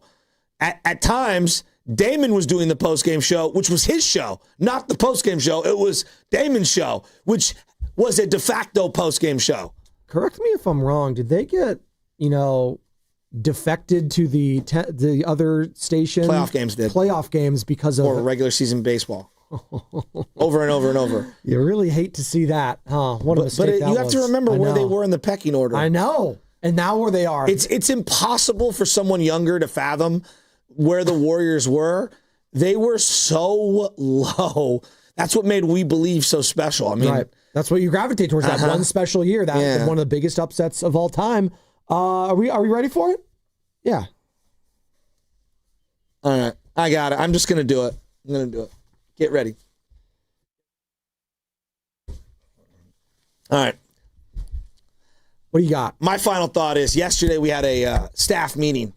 There was a lot of people in the room. A lot of people. And be careful, dude. The files came out, the emails. Oh, no. Boy. Do they really? Oh, he's in trouble. Unacceptable. There is a direct correlation. Was there breaking news on this morning?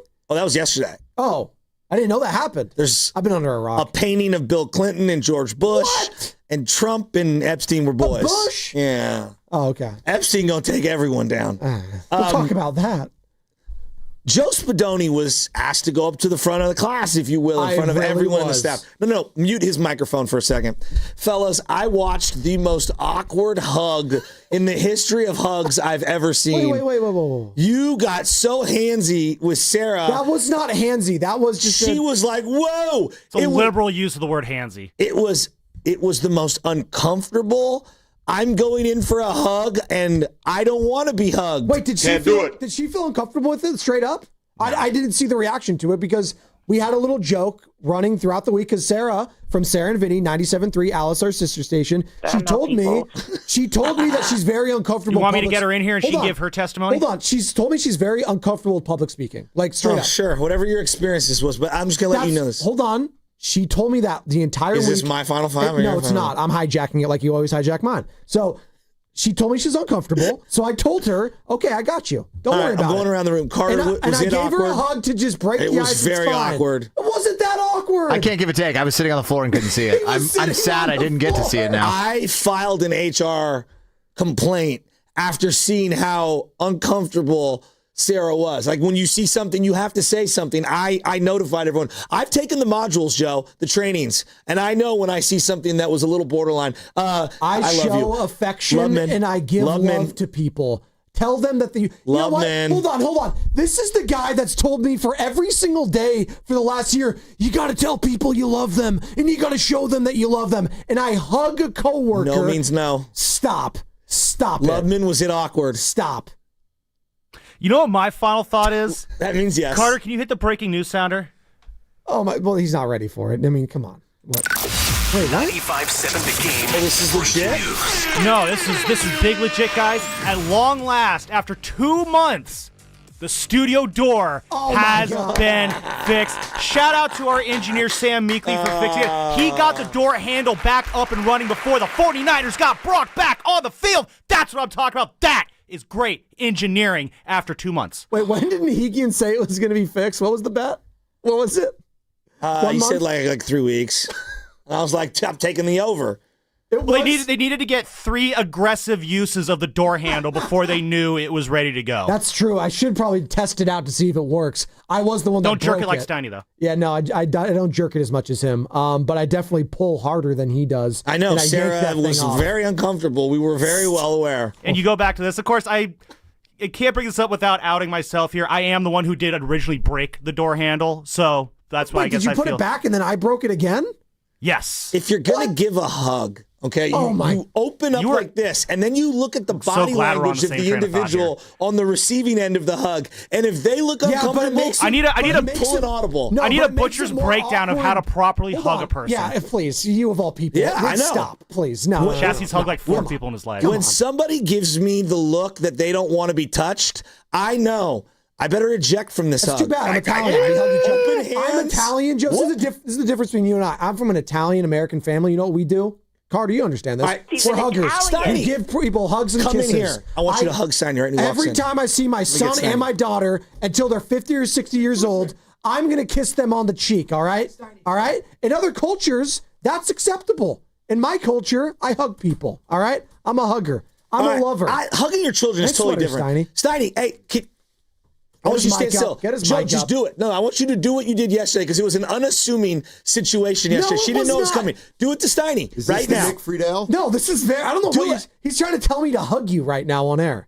Why? I don't know why he's trying to make me hug you. If someone doesn't want to be hugged, can't you tell by their body language? Nah. I mean, they got the guy hug now that's not uncomfortable. Thank you. I mean, you want me to do it with Spadoni? Yeah, come give me a hug. Spadoni tried to hug Sarah from Sarah and Vinny. I didn't try to. Thank you. I didn't try to. Thank you. We were brought up to talk about synergy at the station, and in a moment of unity for the entire cluster, Steiny, I hugged Sarah from Sarah and Vinny. That's the show of unity. Thank you. Thank you. And Sarah knows. Yes, come on. Yeah, that's why she was squirming. Oh, No. my Was God. she? No, She wasn't. She heard about the foot hygiene. Was she? Who has the Come right on. answer to this? Honestly, I'm going to be honest here. I'm going to give a final ruling here before you hit the dart out. Shasky's probably over-exaggerating a tad. Thank you. Please. Thank you. I'll never make fun of somebody who hugs. Thank you. Put it that way. Thank you. Come here and give me a big hug. How about, I'll come. I'll give you one. Here comes the most awkward hug you're ever going to see. Oh, do it for the camera. No, get on camera. Back up. There we go. There we go. True love right there. Yeah. I don't know. Steiny looked a little uncomfortable there. In San Francisco fashion, love wins. That's a good and one. Love triumphs Good all. one. It's the summer of Lubman. That was Fast Five, brought to you by Xfinity, introducing the 5-year price guarantee. Or is he the son of Sam? One consistent internet price for the next 5 years guaranteed. I guarantee you, Steiny and Goo are going to give a big one fat hug with each other on the other side. Brought to you by Fremont Bank, here for you, here for good. Hug My kids call me Tom. So unnerving. Every day, the older one's like, "How you doing, Tom?" I go, "Hey, I'm not your fucking stepdad, all right?" I wish I was. It'd be a lot easier, but I'm not. From his multiple Netflix specials, comedian Tom Segura brings his new tour, Come Together, to Paramount Theater November 30th. Get tickets now at Ticketmaster.com. Don't miss Tom Segura, Come Together. 250 years ago, a promise was made to connect families and friends near and far. And during the holidays, that promise is more important than ever. That's why USPS is building a better network to meet your needs, with timely deliveries, easy and affordable ways to ship, and everything you need to make your season full of holiday cheer. Our purpose is delivering your peace of mind, knowing your love will arrive, bringing joy to all. The United States Postal Service. Learn more at USPS.com/holidays. Nobody had to tell your grandparents not to drive while using their typewriters. Why should it be any different for us kids and our cell phones? Distracted driving was the cause of more than 3,000 deaths in 2022. Come on, we're smarter than this. Let's put down the phones and focus on the roads. Drive safe, everybody. Don't drive distracted. A message brought to you by the National Highway Traffic Safety Administration, Project Yellow Light, and the Ad Council. Every now and then I rinse it out, and I need Downy Rinse tonight. And I need it more. Like it was the bed and the smell never leaves. I don't know what to do. I'm always in the dark. The smoking dead sure smells like a dog car. And Downy Rinse it tonight. Downy Rinse fights stubborn odors in just one wash. When impossible odors get stuck in, Rinse it out.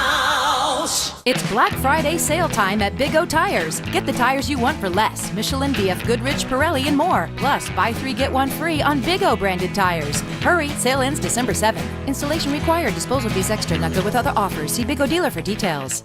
There's a party at your house, but some are uninvited. Yeah, it's bugs. You've got ants, spiders, maybe a mouse or two. It's a full-blown shindig. But don't let these party crashers ruin your good time. Visit atgopestcontrol.com and let them show those pests the door permanently. Because when the only guests you want are your friends, leave the pests to them. Visit their website today, atcopestcontrol.com, before your house becomes a full-blown infestation. Call 888-900-9697 now for 10% off your initial service. What if you had the smartest Wi-Fi? If you did, it'd be Xfinity, of course, and it'd come with their best state-of-the-art equipment. It would boost speeds to the devices that needed them most, prioritizing your most important connections, whether you were streaming, gaming, or gaming while pretending to work. And it would let you stream 4. That's right, 4 games on one screen. It would even power your mobile connection so you could bring faster, secure Wi-Fi speeds with you where you use it most. It would be proactive and fix problems before you knew you had them. Impressive, right? And it would have security features that protect you from threats at home and online. Kinda like a force field for your life. If you had the smartest Wi-Fi, well, everything would work together seamlessly to keep you connected, no matter what. Xfinity. Imagine that. Restrictions apply. I'm Kristen Press. And I'm Tobin Heath. We're World Cup winners, Olympians, and the hosts of The Recap Show. Every week, we sit down with the icons, disruptors, and game changers on the field and beyond it to talk victories, heartbreaks, and everything in between. We've built a space where athletes, change makers, and people creating the future of women's sports can show up and show off as their full, unapologetic selves. Follow and listen to The Recap Show wherever you get your podcasts. This is the story of the one. As a custodial supervisor at a high school, he knows that during cold and flu season, germs spread fast. It's why he partners with Grainger to stay fully stocked on the products and supplies he needs, from tissues to disinfectants to floor scrubbers. All so that he can help students, staff, and teachers stay healthy and focused. Call 1-800-GRAINGER, click Grainger.com, or just stop by. Grainger, for the ones who get it done. Nationwide is so much more than a great insurance company. They're one of America's largest financial services companies. Like how I'm more than just Peyton Manning. I'm also motivating Manning. When I say insurance, you say financial services. Insurance. Financial services. Insurance. Financial services. Now when I say nationwide, you say is both. Nationwide. Is both. Nationwide. Is both. For your insurance and financial needs, Nationwide is on your side. Nationwide Investment Services Corporation, member FINRA, Columbus, Ohio. You're listening to 95.7 The Game, KGMZ FM in HD1 San Francisco on Odyssey Sports Station and the home of the Golden State Warriors and Valkyries. Always live on the free Odyssey app and now coming to you live from the Laughing Monk Studios. He brings the passion. For what? I want to know now. I'm mentally invested. Don't tell me to pray and you don't say what for. He brings the perspective. Yeah, I think they both have great points. Get off me, text line. He's truly one of a kind. That is wow. Oh, my God. Oh. And he's doing a great job. I need you to man up and say what you really want to say. Simon, you're doing a great job. Let me tell you something. This guy is a ball player. They are Steiny and Guru. Yeah. On 95.7 The Game. As a wise man once said, sports, man. Yeah. I agree with you. Shout out James. What an interesting turn of events for the Golden State Warriors. One night after playing a lousy game, they go into San Antonio. Steph Curry comes up with a gem. The veterans come through. The young guys play well. And they go into San Antonio and beat the Spurs last night, 125-120. What a difference a day You stole my makes. thunder. Yeah, shout out SGA. Yeah. But yeah, Snotty, what a difference a day makes. And I do have to say this, a pleasant surprise. I mean, they scored 14 points, the Warriors did in that first quarter, and I'm thinking, oh, my gosh, they got down. Here we go. But I got to say, there's so many wonderful things to say, but I want to speak to our fans, the listeners of the station, the show, is I was thoroughly hurt yesterday with the comments and what I thought was going on with this ball club, because I know it's still technically early. So I got a lot of stuff, not hate on the Twitter, like, you guys were acting like the season was over. Nah, they were acting like it was over. But to order's been restored. How about that, Steiny? Order has been restored. Steph Curry, I mean, what do we say? This is the standard I hold the Warriors to. That's how, and we, some of us, everybody but you at the summit, shout out Jackson, Pleasant Hill, that's why this is the blueprint that they need to abide by to get to that plateau. So that's why I'm in here feeling warm and fuzzy. It's one game, but order was restored.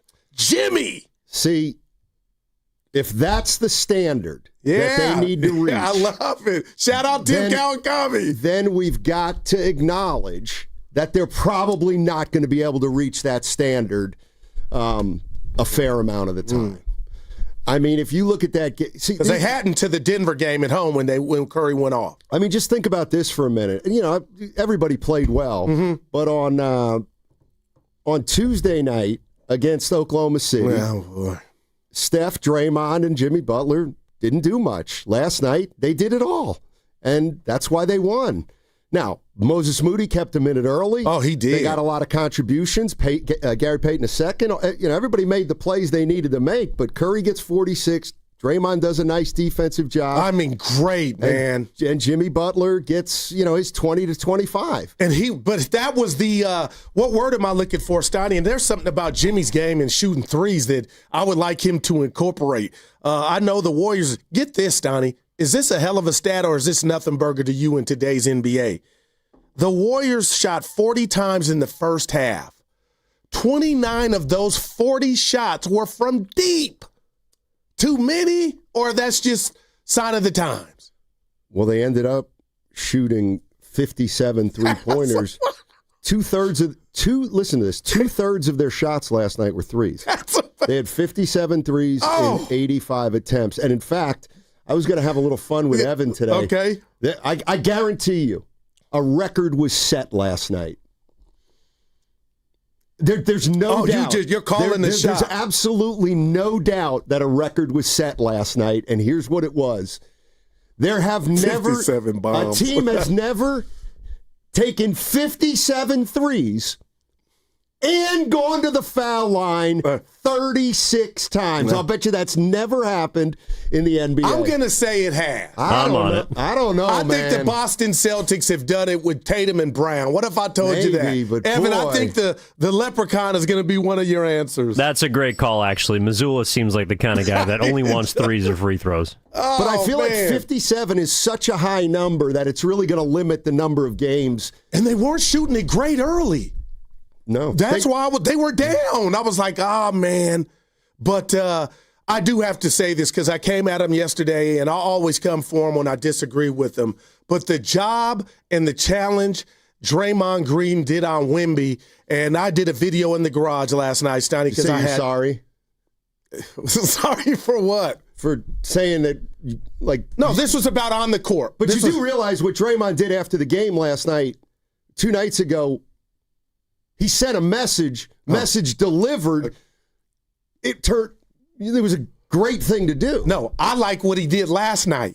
He didn't talk. And that's what I love, Day-Day. He didn't talk. He let his play do the talking. I'm giddy. Austin and San Jose, I feel like we're family. Stoney, I get what he's saying. He's coming down my road just for how many times can they reach back and do this? Yeah, and I get that. But that's the fun of sports and why we watch. But they needed it. It was timely. What did you think of the starting lineup? I'm not telling you that's why they won, but Steve Kerr went to the lab and tried a new concoction, and I am concerned about Kuminga and this is another bilateral knee tendonitis. Oh, you're worried about Kuminga's knee tendonitis, not just Kuminga. Well, it was me on Wednesday. Or was that Tuesday I was off? His availability. Right. Yeah.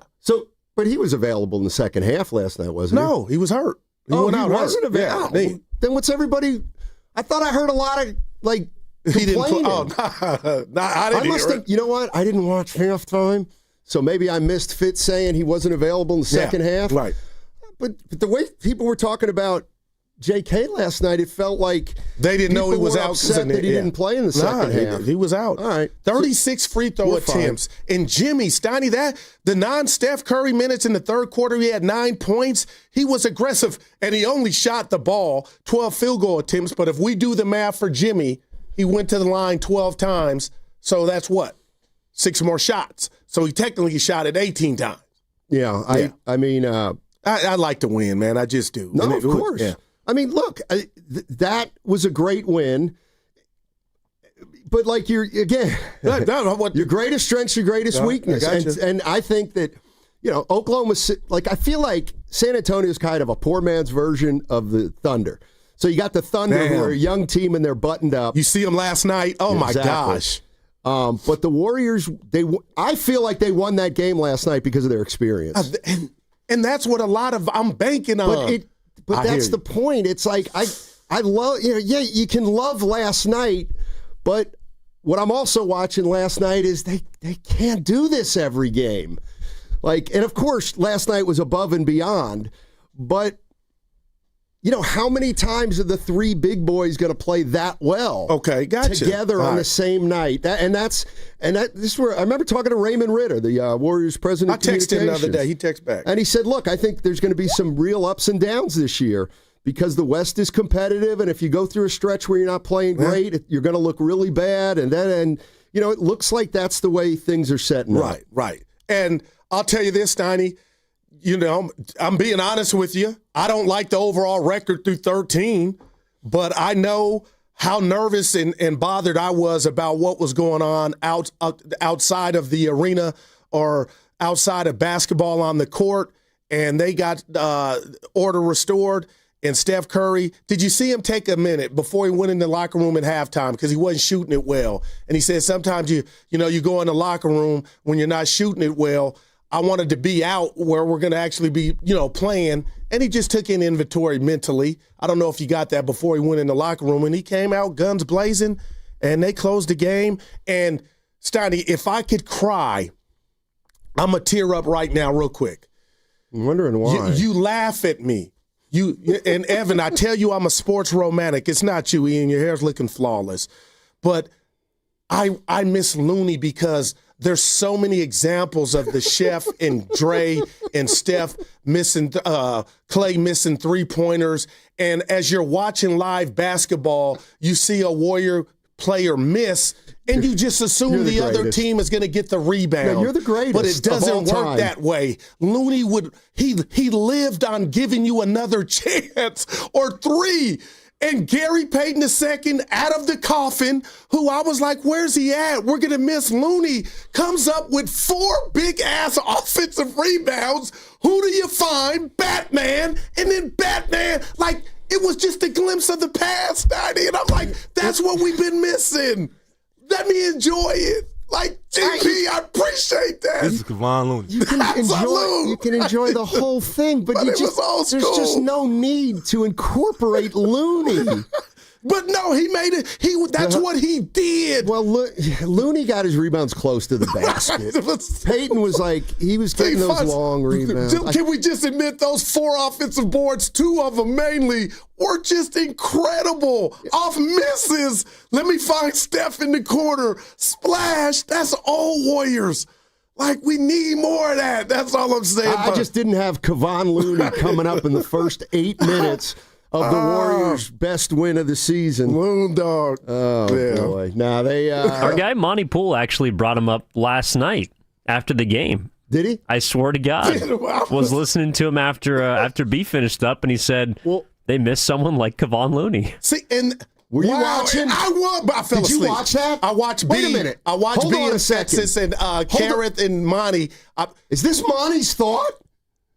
Oh, no. From last night? No, I did this before the season started. I said we're going to miss Looney, and nobody's talking about it. I'm mad. Were you reminded about it when you were watching? I'm being honest.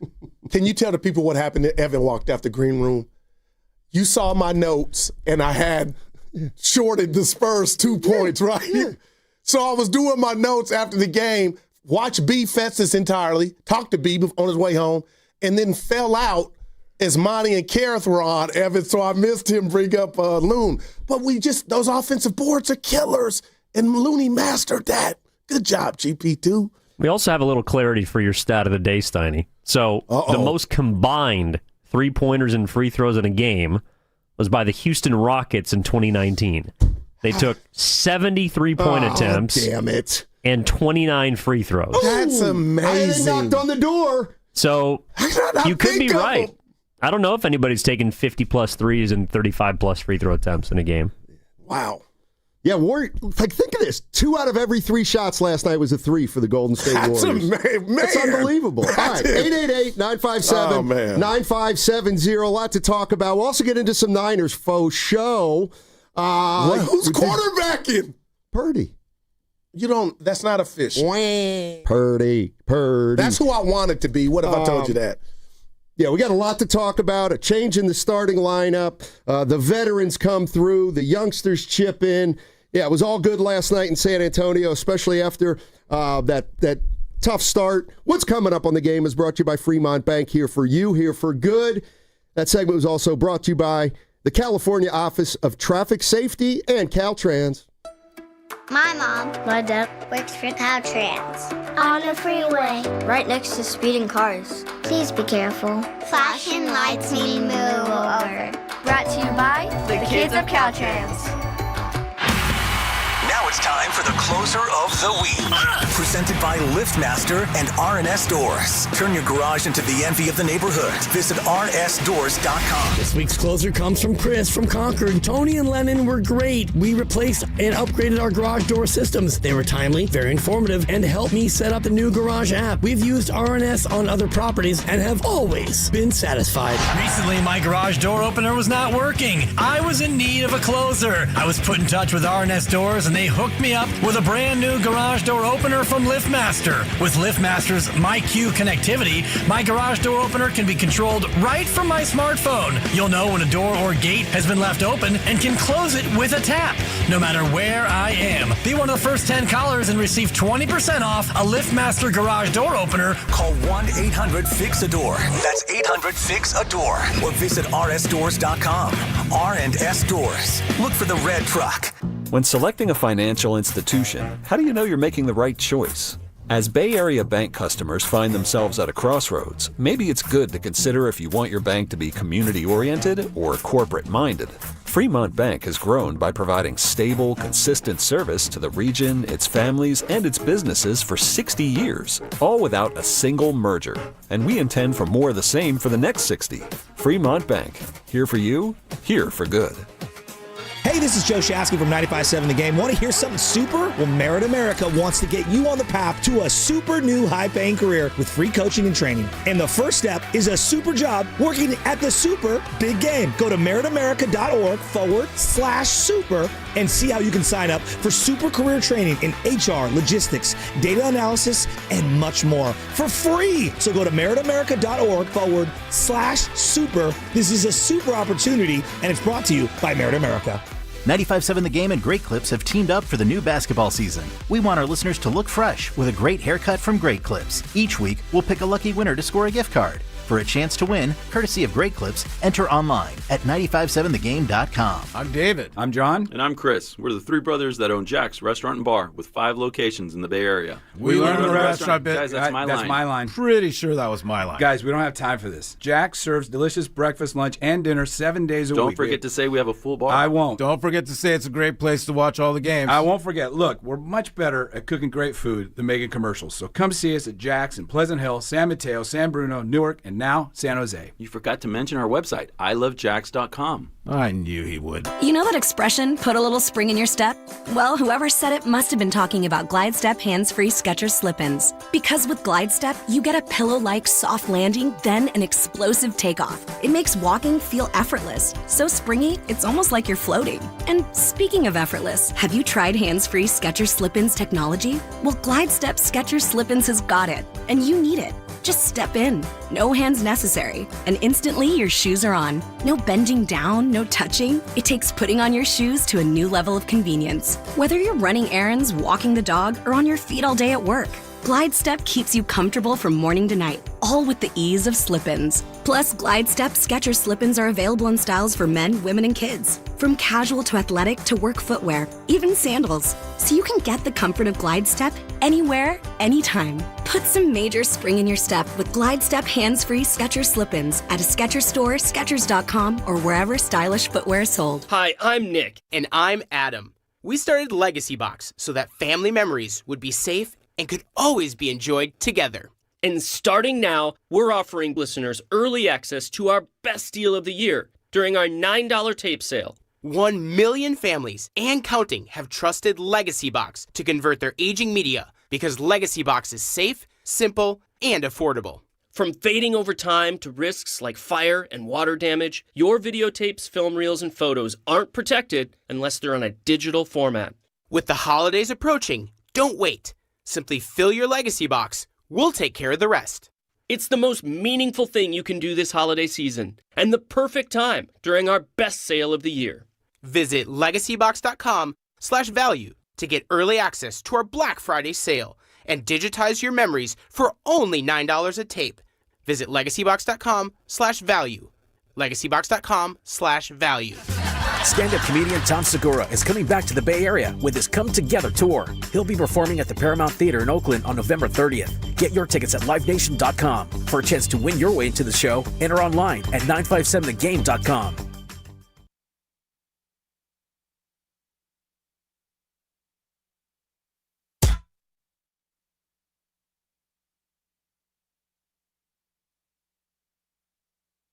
You're listening to Steiny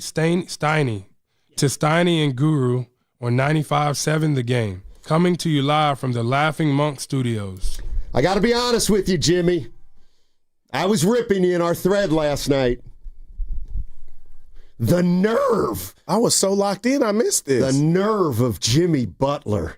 The gall of Jimmy Butler. I'm trying to think where your weird mind is going. Yeah, that's a good point. The nerve of Jimmy Butler to say, I'm going to have a free throw shooting competition with Steph. Oh, yeah, get out of here, Butler. Yeah. You got to get to 86% before you can even challenge the big boy. Every time he misses, I do think of like, oh, boy. He did start the season 16 of 16. He was hot. What is he since? I'll bet he's under 80. Since he opened his mouth, I'll bet he's under 80. It looks a little flat at times. By the way, hey, you guys all have gambling problems. Let me ask you a question. I don't appreciate Let me ask you a question. To winning. So if you guys are, let's say you're thinking about putting money on a college game. Yeah. Football. Tulane homecoming. Well, will you take into consideration that a game is at college's homecoming or parents' weekend? Does that make you more apt to, hey, you're going to be up for this game? Well, I do it a little different. I'll let them answer. But Tulane went on the road and beat Memphis shocked a lot of people. They're coming home. They're not going to throw that down the drain. So they're going to kick, who is it, Florida Atlantic? Florida Atlantic. Oh, they're in trouble. All right. Depends what kind of gambler your Evan's neighbor is. Than me. Sometimes you can put together what people will call an emotional hedge, which is you bet against your team so that if you lose, I do that. I'll pay for the win. You still make money. And if you win, then you're just happy. I've done that. And Carter and I were excited, giddy, shout out Josh, all day. Guess why, Steiny? We took Wemby over 10.5 rebounds. It felt like he only had 3. He hit that sucker. Good. Nice job. Yeah. Carter! Hey, let's go. Should make for a fun day after work today for Steiny. Well, it just knocked some of the balance off for me. Anyway, let's go, all baby. Right. Duh. Hey, real quick, we haven't met Jimmy. That's who? Weird to me. Butler. Oh, Butler. How have we not? We're the flagship. How have we not sat down with Jimmy Butler? Well, if you Big Face Coffee. If you listen to his, his liner, clearly he knows us. We'll be fine. Stainy. Yeah. Yeah. No, really good game by the Warriors last night. Keep it up, man. And, I know what I wanted to tell you. I know you thought I was trolling last night, but I was not. After the Warriors, they were down 19-11. Okay, go ahead. I said to you, you know what? They just got to hang in. Oh, I thought you were trolling. No, I was. I swear to God. Because to me, it felt like the game was slipping away. Well, I wasn't crazy about the 14 points in the first quarter. Yeah, I mean, I can't say that, but they're really young. That team is really young and athletic. Castle, and think about it. I mean, as young, as good as they're supposed to be. How many big games have they played in? And I'm not saying that game was a huge game last night, but they were undefeated at home early on. Exactly. And I think the last 2 nights when you put them together give us an indication of what we got to be ready for this season. I do think there's going to be games where they look like they did against OKC, and that's just the price of having the experience on the team that they have. And then there's going to be nights like last night where I think they're going to be able to dissect a team that's not really – that doesn't fully understand the way the Warriors play. Wow. And I thought that's what happened last night. And Gary Payton got loose how many times? A back cut, Steiny. It just felt like the old model, the old recipe for the Golden State Warriors. But I do want to say this to you, Steiny. How long do you expect, or do you expect this lineup to be, this new lineup, tomorrow night? Well, like, I'm not mad at it. Look, I'm happy Kerr, Rubik's Cube did it, and Richard scored 3 points. Obviously, you're starting and you're playing with those dudes, so shots going to be hard to come by. But what did you make of it? Well, I mean, the thing I said yesterday, put Will Richard to the side. Right. He may start tomorrow. He may not. But, like I said yesterday, it's like if Steve Kerr is telling me that Moody's the best on-ball defender, that's right, then he must start. And the other reason he's got to start because he's their best on-ball defender, but he's also got to start because he's a streaky catch, catch and shoot three guy. Yeah.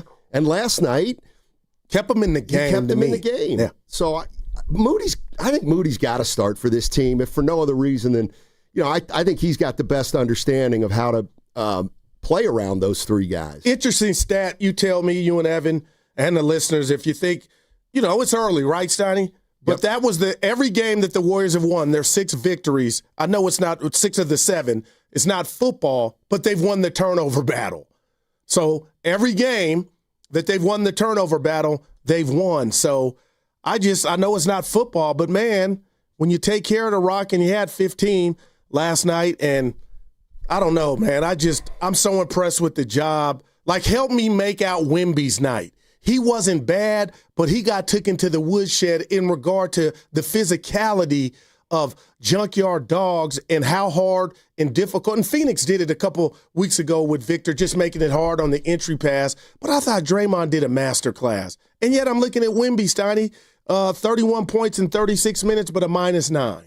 Yeah, I mean, he's a great player. He's going to be a real great player. But, yeah, incredible. I think he's going to score 100. I thought it was Giannis, but it will be Wemby before his career is over. I really believe that. Well, this is where you say things and you got to. No, I'm serious. Just really take a breath. The dude can do the Steph stuff behind the line. He can do it. He can do Steph stuff behind the line. You didn't see him go through the legs and and then let a 3 go. You just said a guy's going to score 100 points. I did, I said it. Pandemic radio. I thought it would be Giannis. It will be Wembanyama. Put that in the cap. Hopefully, I'm still here. Literally. Evan, you kind of smirk, but then you're like, I can't be mad at the guy. No one else has scored more than 81. There have been, Clay had 60 on the Pacers through 3. What would that have been if they let him go? 11 for 11 from the field. You know what I mean? No, but the Kings game, when he had 37 in one quarter, you never know if they just let you go for it. 100 points is so many points. You never know what can happen if they let you go for it. Well, come on. Now we're talking about 19 because the great Kobe did it at 81. I watched that a Sunday night against Toronto League Pass. But I'm just saying, this dude is incredible. It's something we've never seen. No, disagree. And this is Chris Mullen's pet peeve, and I'm with him. I'm ready for him to come back. He'll be back soon. I mean, obviously not the same player, but here's where he would say, Ralph Sampson? Yes. But Ralph wasn't. Like, there's going to be a game. He didn't have the 3-point line. Wemby's going to go 11 from 12 from 3. It may even be more than that. Get 10 alley-oops. Ralph Sampson never had the 20 points from the free throw line. Sure. Got you. Okay. Sure. But he was. I'm not saying Ralph couldn't do it. The game wasn't played like that. They had virtually the exact same body. Damn. And Ralph could shoot it too. But yeah, Wemby's destined to be a better player. 888-957-9570. Where are all the people yesterday that were going, wah? Well, you're sitting in front of one. I got my hand. Yeah, I got my hand up. I'll take it. I mean, I think we saw it, ladies and gentlemen. Like, we saw the best of the Warriors last night and the worst of them the night before. And I think and the you're idea 7-6. Go figure. Right. 1 over. And I think the idea is now to somehow find a level of consistency that's more toward last night. And you did that last year, and I keep holding on to that stretch, and I understand you keep saying they were in desperation, and Dre even backed you up saying they were playing playoff games, but Sonny, it's my prerogative. Shout out Bobby Brown, so I'm going to do it. I just don't think that's over for me. And I guess that's the standard I'm holding the Warriors to. Like, and again, it's a long – now I'm asking you to run a mile when you were just running, 40-yard dash. Now I'm asking you to run a mile. I know it's longer, but damn, they showed us they can do it. Yeah, but again, and they did. But you also have to take into consideration the night before on the back-to-back. The guys didn't play very much. They got embarrassed. That definitely had something to do with last night. And now they got to play the Spurs again tomorrow, which is their third game in 4 nights. But, I mean, I don't think it's outside the realm of possibility they could beat them again. No doubt. No doubt at all. But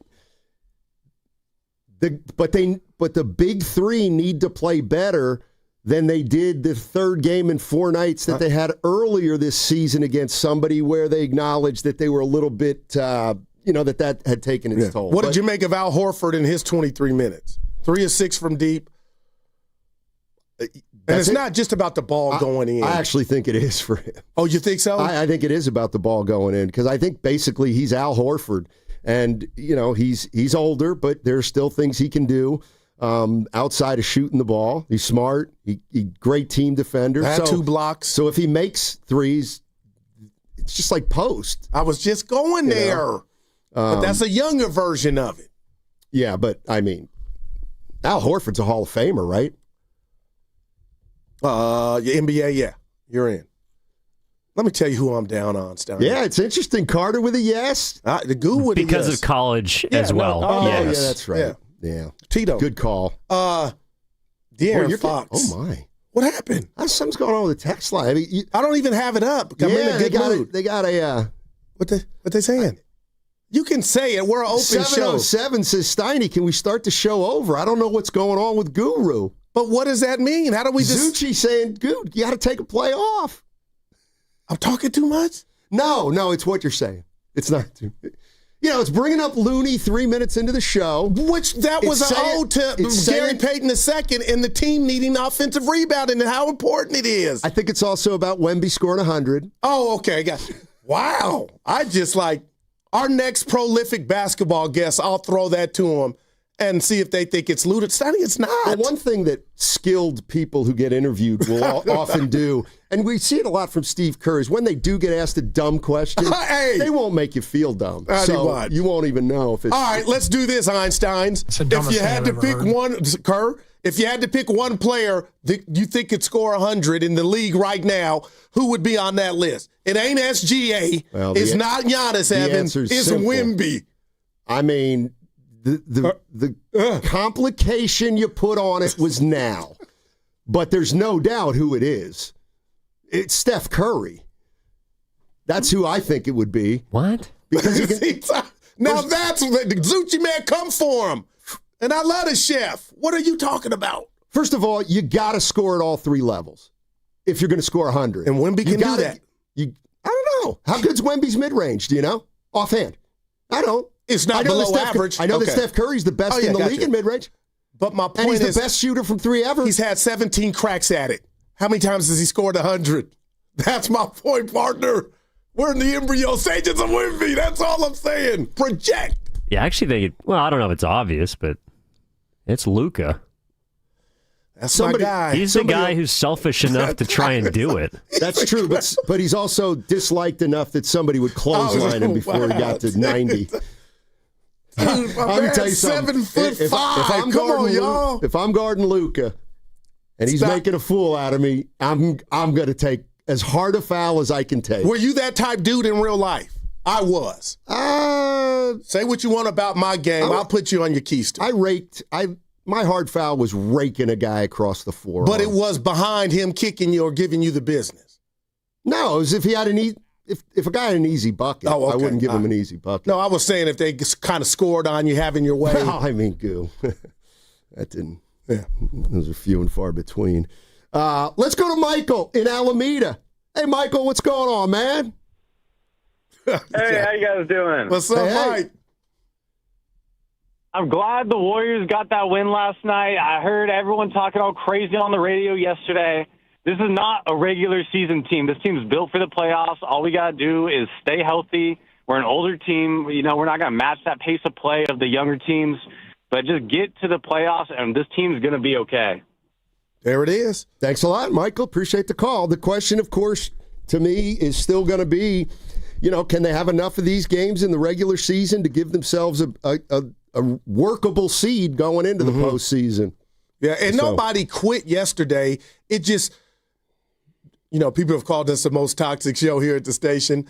But I do have to say this to you. That was a bit toxic, what I thought Draymond was alluding to, what we didn't know. That wasn't a normal, we just lost. Take a shower and we'll come and get him again. I'm going to talk to Nick Friedel. There was some stuff going on. So I never quit. But they needed that win. That was on time. They got it. They might have needed Draymond to do what he did yesterday. Like, which would you – now, I'm being serious. I'm not being smart. What would you classify when it's all said and done now? What did he do? Committed to winning. To me, he put some guys on notice that the veterans have noticed that something's going on. I sent you a text last night. I figured it out last night. It's easy to see what's the big picture. I heard this from somebody on NBA TV too. What's been going on with the Warriors, but I have to take you back in history. So, and we've talked about it many times over the years, that there seems to have been at times a disconnect between the stars and the young players on this team. We've talked about it for a decade or more, how it's not easy for young players to get the respect from these guys, and there's always been just a little issue, I feel like. I thought Jordan Poole mastered it before to the punch. I don't because he wanted to get into the group and they wouldn't let him, essentially. But what I'm getting at is, if you look at all the great players, the role players who have played alongside Steph, Draymond, Butler, Durant. I'm picturing them now. All the ones who were really, really good were veterans. Livingston, Iggy. They haven't, for the most part, they haven't had a young guy break through and become part of that group. And what I think's going on right now is push has finally come to shove in that the older guys are slipping and the younger guys are taking a leap. And so now there's kind of a natural tension between the two. The young guys think they should be playing a little more because the old guys need more help. The old guys aren't really bought into it because they don't think the young guys have gotten there yet. And again, I don't think this is like they're fighting in the locker room, but I think that's the undertone of this with the Warriors. It's really tough to earn the superstars' respect, and they demand a lot from the young players. And what if they're not meeting it, though? What if it's just about they're disappointed in the lack of growth? Well, then that's why they don't think that you should be giving guys minutes if they haven't earned it. And I'm going to say this to that then. Slater, our guy, had that piece about pods and people in the organization rolling the eyes, and you let me know if I'm doing too much. But, Stoney, if some of those guys rolling the eyes, I know I was, but I'm not on the team, and Kuminga's doing what he did in the offseason, but then I hear Jimmy Butler invited Kuminga over for dinner. I'm thinking, okay, that's he's being a mentor. But the bottom line is, I'm wondering if you're right or onto something. Are Kuminga and Pods two examples of maybe two youngsters thinking that they deserve more? Yes. The answer is yes. And in fact, and I would put it this way. I mean, the message was sent and it was delivered, and the message was to Podziemski and to Kuminga. They sent a message to Kuminga and Podziemski that they didn't like the way they were playing, whether it was Steve Kerr or the veterans. That's what I really, truly think. And that's why Kuminga was taken out of the starting lineup, and Pods hasn't been in the starting lineup. But 29 minutes last night. That's the point. And did he turn it over? He made one really dumb play that Kerr wanted to kill him for. Yeah, no doubt. 3 turnovers. But look at his like Pods was fine last night. And here's the other thing.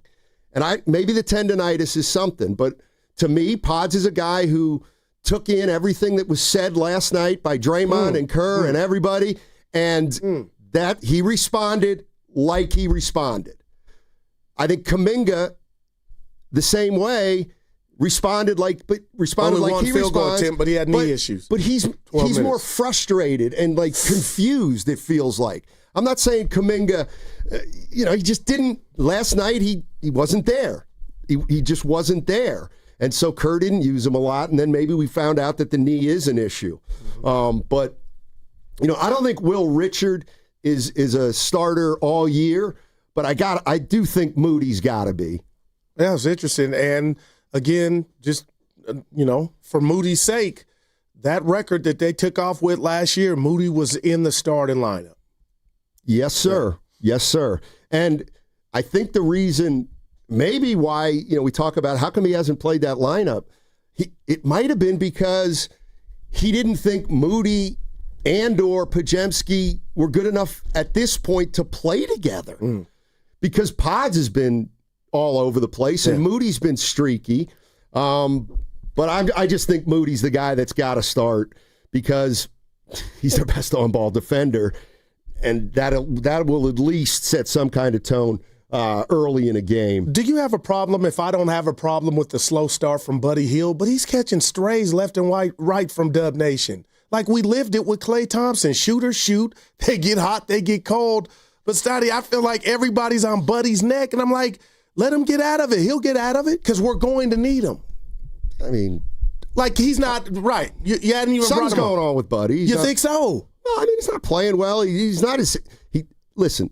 If you think about his body language last year versus this year, I mean, he doesn't look quite as happy or as gregarious. We haven't had the Buddy Jimmy comedy show after a game yet.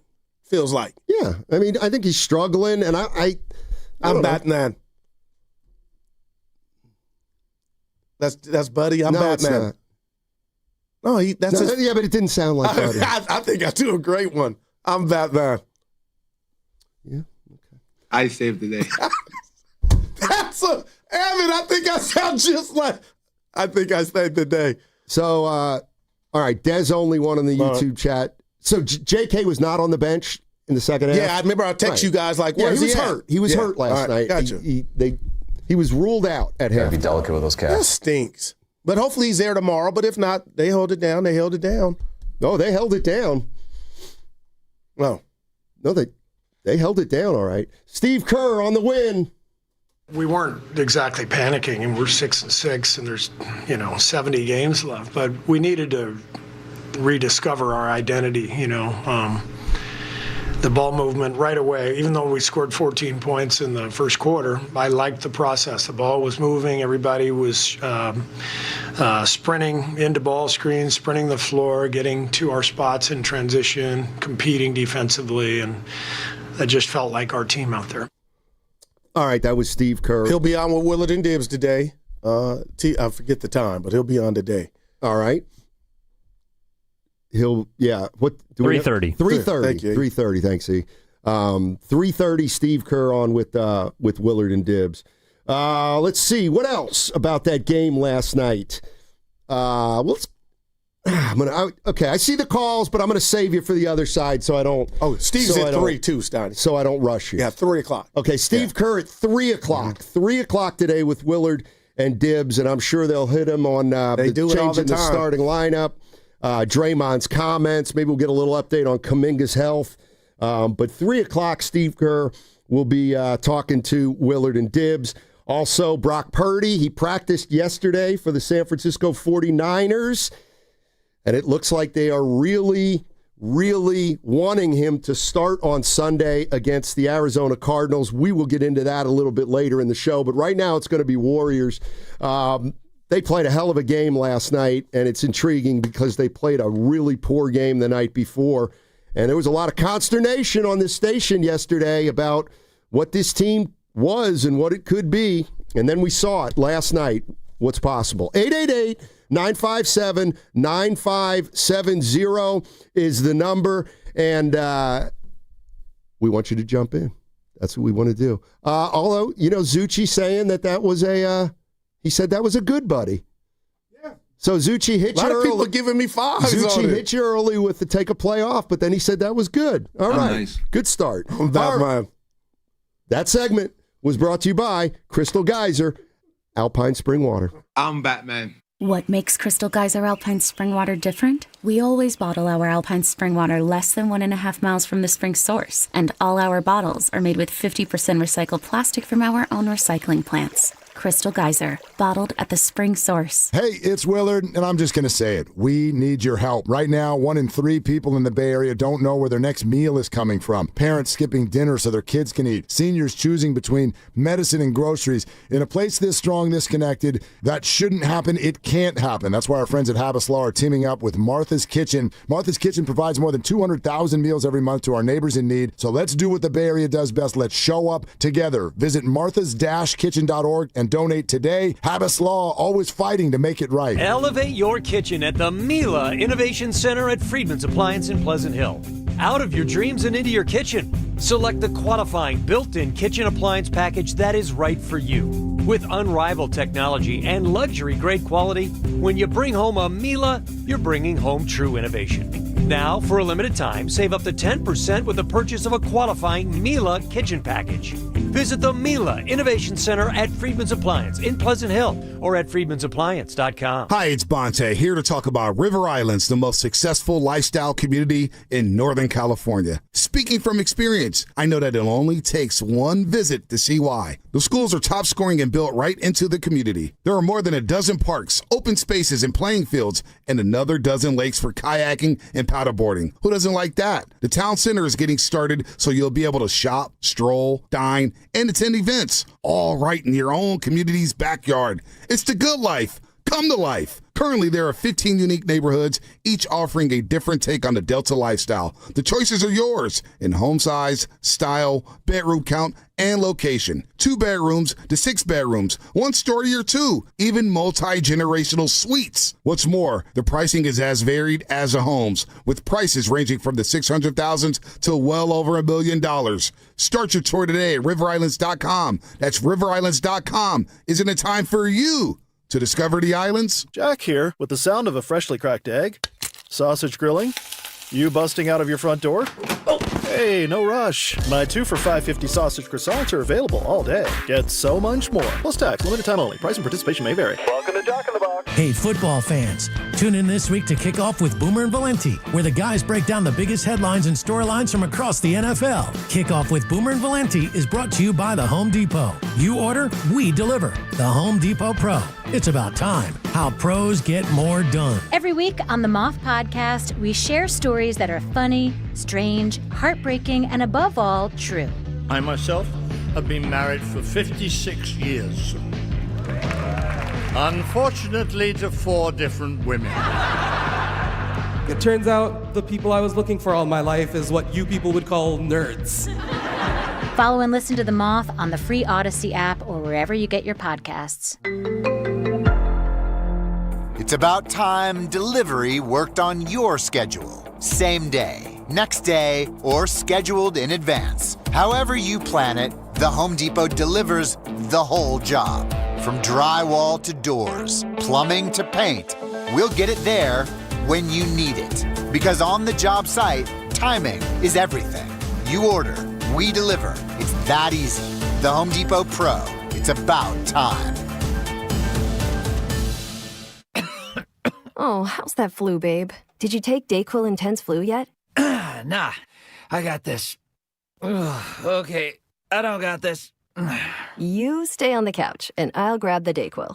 Undo your flu symptoms with Dayquil Intense Flu. Dayquil Intense Flu provides powerful relief of your flu symptoms. I'm ready for that to-do list. Wow, you do got this. Dayquil Intense Flu. The daytime coughing, aching, fever, under your flu medicine. Use as directed, keep out of reach of children. Red and Gold Game Day starts at Laughing Monk Brewing. Park for free. Enjoy amazing food, ice-cold beer, and every game on TV. Catch 95.7 The Game's pregame show. Then hop on the free shuttle straight to the stadium. Sign up now at 957thegame.com.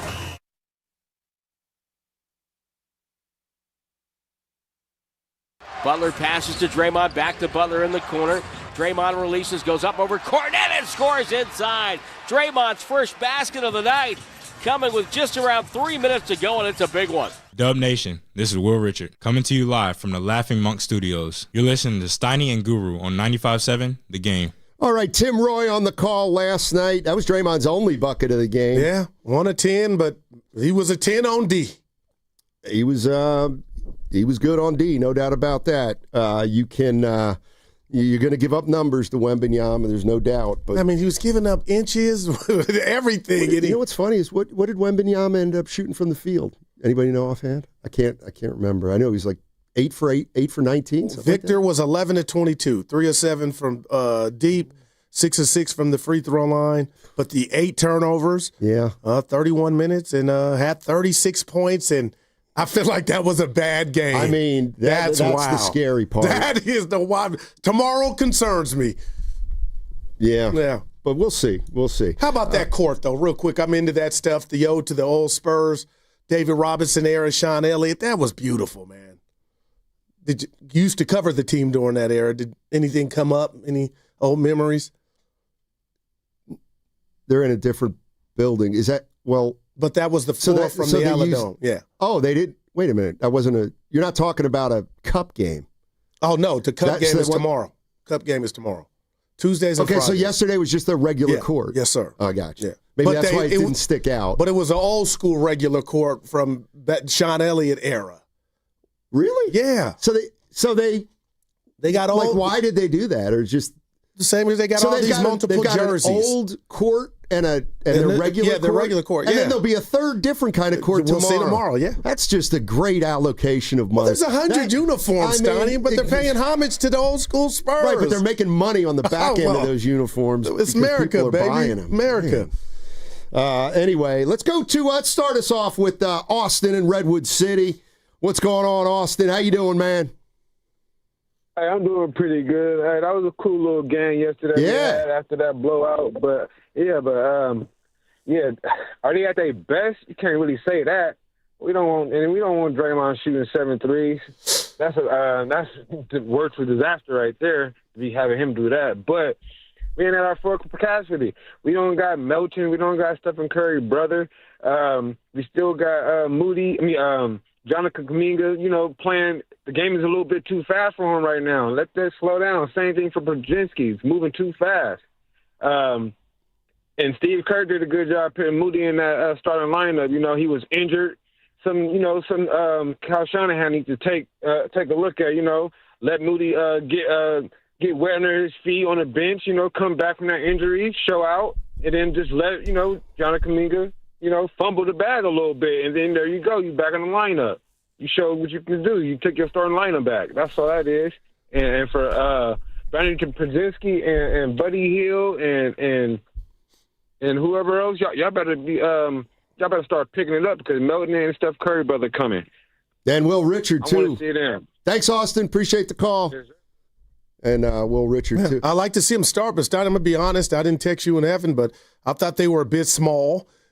Start. They were. And I was did it on purpose. Yeah, and it worked to their advantage. It came out on the back end, but early on I was like, and then don't you feel better? Dre went for 0 of 7 from 3, 1 of 10, and you still mustered up 125. So other people have picked up the slack offensively. Well, the other thing is, and especially Steph, and this is one of those things where you don't want to minimize it, but for example, I got an email from Harry. Okay. And he was just like, I was like, yeah, good game last night, huh? They played pretty nice. And he basically was just like, yeah, Curry scored 46 and they won. Like, it was all Steph Curry. But Steph Curry won that game for him. Yeah. He impacted everything. And if he doesn't score 46, they might not win the game. I'm just telling you his point of view. No, I got you. I'm on a high. Shout out Cheech Chong. Part of that's correct. Yeah, but if Dre didn't, make it difficult for Wemby, maybe he goes for 50. And if Moody doesn't keep him in the game early, maybe they don't. I'm just saying that maybe, and the 408 is what reminded me on the Boxer and Gerson Work Injury Attorneys text line. Come on, you guys. Last night's game was a Curry game. He doesn't go off for 46 or whatever, and If he doesn't, they don't win. He covered up the same issues the team has. They can't play defense, and we have too many guys that can't create or score consistently. But then how did we get to the line 36 times? Well, because... No, I'm like, that's a abnormal. I'm like, oh, my gosh, 36, and they made 32, 88%. Well, how many times did Curry get to the line? 16. I mean, you can't send him to the line 16 times. And Jimmy got there 12. Exactly. Yeah. So Jimmy was what from the line? 9 of 12. That's not going to get it done. Let me look at what Jimmy's shooting now from the free throw line. I'm losing it. Jan, we got to hear from her. Oh, man. Butler's shooting 85.6%. Well, that's not going to beat the chef. No. He was just having Curry's Curry's right now at we saw it yesterday, 93.5. Oh, 93. So Jimmy did what I do on the show, just a dumb bet for content. That is such a wide chasm between 86 and 94. Yeah. Oh, boy. Anyway, more. By the way, after the game last night, Steph Curry was asked by the media. I love this. What on a scale of 1 to 10, what was his panic meter at after that game against the Thunder the other night? And he called it a 4. He said it was a 4 on a scale of 1 to 10. Okay. Yeah, that's. Evan, the smart man that he is, looked at it different. Like, he was asked that question after they won the game. What was it? If you go, let me go there. What was it? And Evan's doing this before the victory. I got to believe if it was at a 4, and maybe Steph answered it that way. I think that's what he did. 6.5, 7 on the Richter scale. No. I was at a 9, and it wasn't basketball. Well, you can't. If it's a scale of 1 to 10, okay, I was at a 9. Then the punch has to be a 10. The punch was a 12. No, it can't be. That's my point. It's not. We're not at. The punch broke the scale. This isn't Monty Python. The volume doesn't go to 11. The scale is 1 to 10. That's it. 10 is getting punched in the face by Draymond Green. If that's a 10, we were not a 9 yesterday. I can be a 9. No. Shout out Drew Brees. No, that's not accurate. Yeah. No, it's not accurate. Because losing to the Thunder, I understood. But losing in the fashion that they did, that was a no-show. I didn't like that. But, Steiny, I didn't like the cryptic comments by both. So that's why I was at a 9. But for Curry to be at a 4, I think that's strong. And where were you at? Can I be honest? Yeah. I don't think the comments were cryptic. I think they were pretty obvious. He might not have said names, but we knew that Kuminga and Podziemski, man. They weren't playing right, according to apparently everyone who matters, because neither of them started last night. Now I know Pods hasn't been in the starting lineup, but that's another indication. I look at it this way. I think Pods is Kerr would like to start him. But this year he has not earned the right to start. And so last night when he changed the starting lineup, he didn't reward Pods with the start. He gave it to Will Richards. Yeah. So who played 7 more minutes than Pods ended up playing 7 more minutes than Will. But exactly. I hear you. So I just think Pods and Kuminga, those were the guys that they were getting singled out. Yeah. And to me, my way of thinking, Steve Kerr affirmed it with his decisions last night. 888-957-9570. What was your guys' panic meter at yesterday after the game, and now what is it today? And you didn't answer. What was yours, 957-9570. I'm trying to answer for you. I probably would have said about a 4. Okay, all right. Yes, I mean, hey, I didn't think it was a huge deal, really. And I was listening to Willard and Dibbs on the drive home, and I don't want to speak for Will, and Dibbs was, I feel like where I was, I thought it was a big deal. But, Willard, and he wasn't by himself, Dre being Dre, but I guess it doesn't make it okay. You know what I'm saying, Stoney? Like, if we have a closed-door meeting like we do today, and you insinuate something, I'm going to look around the room like you can be talking to 2 people, Evan or myself. I was thinking about this the other day, and I don't mean it as a victory lap. Trust me. But here's one thing I was kind of remembering. Like, after everybody was in a tizzy yesterday, and it was warranted. And everybody points to the Indiana loss and the Milwaukee loss. Remember? I can't let them go. And do you remember? And I'm not saying I'm right. I'm just throwing this back into the pile. You remember the loss that bothered me the most? Give me the 3 seconds. Sacramento loss in Sacramento. Okay. And why is that? And it was because the Warriors played their young guys, but they played against the Sacramento team without Sabonis and Levine. Okay, I got you. And they played pretty well, but they didn't win. Westbrook took over. And that's the game where I was like, maybe their role players aren't quite as good as we thought. Even though they kept the game close, and it sounds like you gave them kudos for that? No, what I'm saying is they should have beaten that Sacramento team. Or, anyway, I just looked at that game. I was like, everybody was pretty good, and they didn't beat an undermanned Kings team. By the way. Well, if Sabonis and Levine had played, that's true. They might have won. And DeRozan, like if you told me who you picking, this team or that team, and one's got Russ, DeRozan, I'm taking that. But can I take my Doug Christie victory lap, Steiny? What he did 2 nights ago with the Did you see what happened? Atlanta came in there and embarrassed him again. And I got sources and people in Sac. My home's in Sac. Kyle Draper. Hey, I can't even, wow. Kenny Caraway? No, Evan. What? D-Lo? No, why? That's not even, why would you out-name? Like, Steiny, we got a problem. D-Lo? We got Was it D-Lo? I'm done. Just move on. Like, I'm really irritated at you. Was it? And he's still going. You're not going to know. Who's the big You be a mess, boy. We were in the streets. Who's their good analyst, former WNBA player? Katie Christensen? Yeah, was it Katie Christensen? Like, Steiny. Who's your source? Give it up. Yeah. 8 years. Give up your source. I'm uncomfortable, man. You would get stuck if we were outside in the streets. Is it Scott Perry? BJ Armstrong? Hey, I saw him talking to JK's agent. Oh, man. Let's go to Dave in Fresno. Hey, Dave, what's going on, man? Hey, can you guys hear me okay? Hey. Mm-hmm. Yeah. I mean, good win last night. I mean, take it whenever you can. But I see the issue going forward, and this kind of been the issue for a few years now. It's like every week it's a different starting lineup and different rotation. I think they need to stop with the experimenting. They're always trying to find out what we have in the young guys, but the young guys don't even know when their number's going to be called on a week-to-week basis.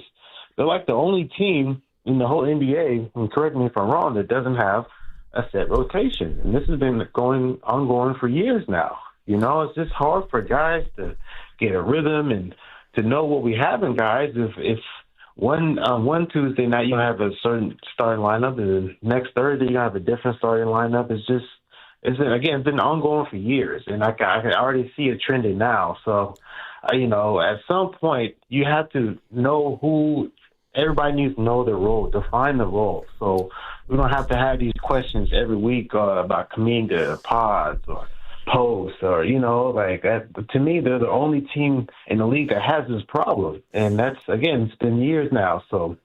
I hopefully they can get that figured out, and I'll get you guys' thoughts on the other side. Stanley, you go take a crack at that. I want to get into that because that was a great call and great stuff to talk about. You're listening to 95.7 The Game, KGMZ FM and HD1 San Francisco and Odyssey Sports Station, always live on the free Odyssey app, and now broadcasting from the Laughing Monk Studios. I mean, if you look at the Warriors, they've had a stable of great players, the 3 guys they got there now, and then when Durant was here, and if you want to put Iguodala in there, you can.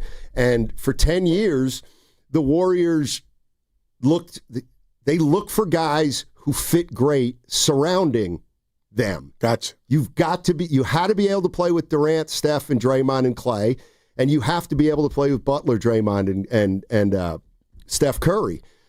And the reality is, if you like Harrison Barnes, the Black Falcon. I was thinking about Harrison Barnes. How many years was he here? I want to say 5, 6. I think like 4 or 5. Yeah. And he got a contract offer for 4 years for $64 million. I remember. Thank God he didn't take it. Why didn't he take it?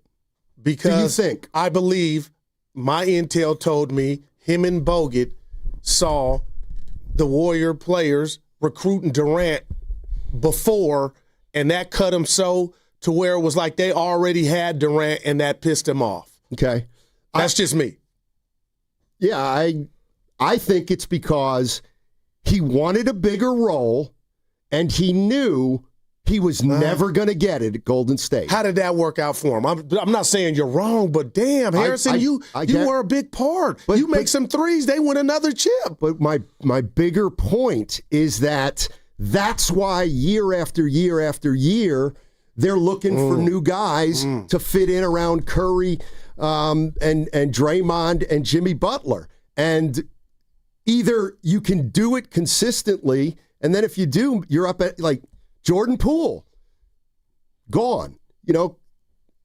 I know there was other circumstances, but to me, a young player here is just, until these guys are gone, there's no answer. Like they can't get what they want here yet.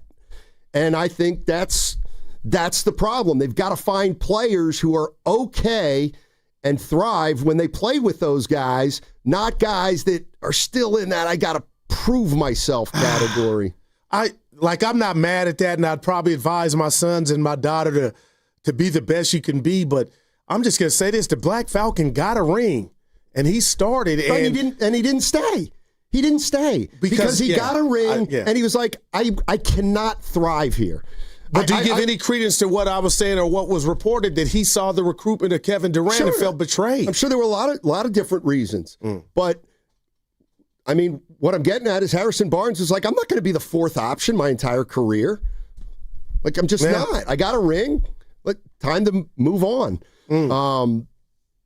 Let's go to Steven. Steven in Oakland. What's going on, man?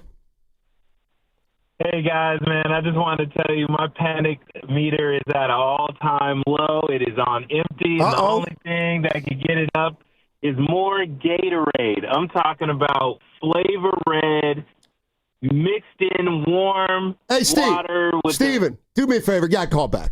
Call back because I want to hear what you say. But you were clicking, click, click, click, click, click. Yeah. So, but he looked like he was going down an interesting road.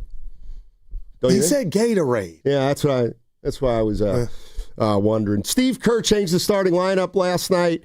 Will Richard in, Moses Moody in. How come?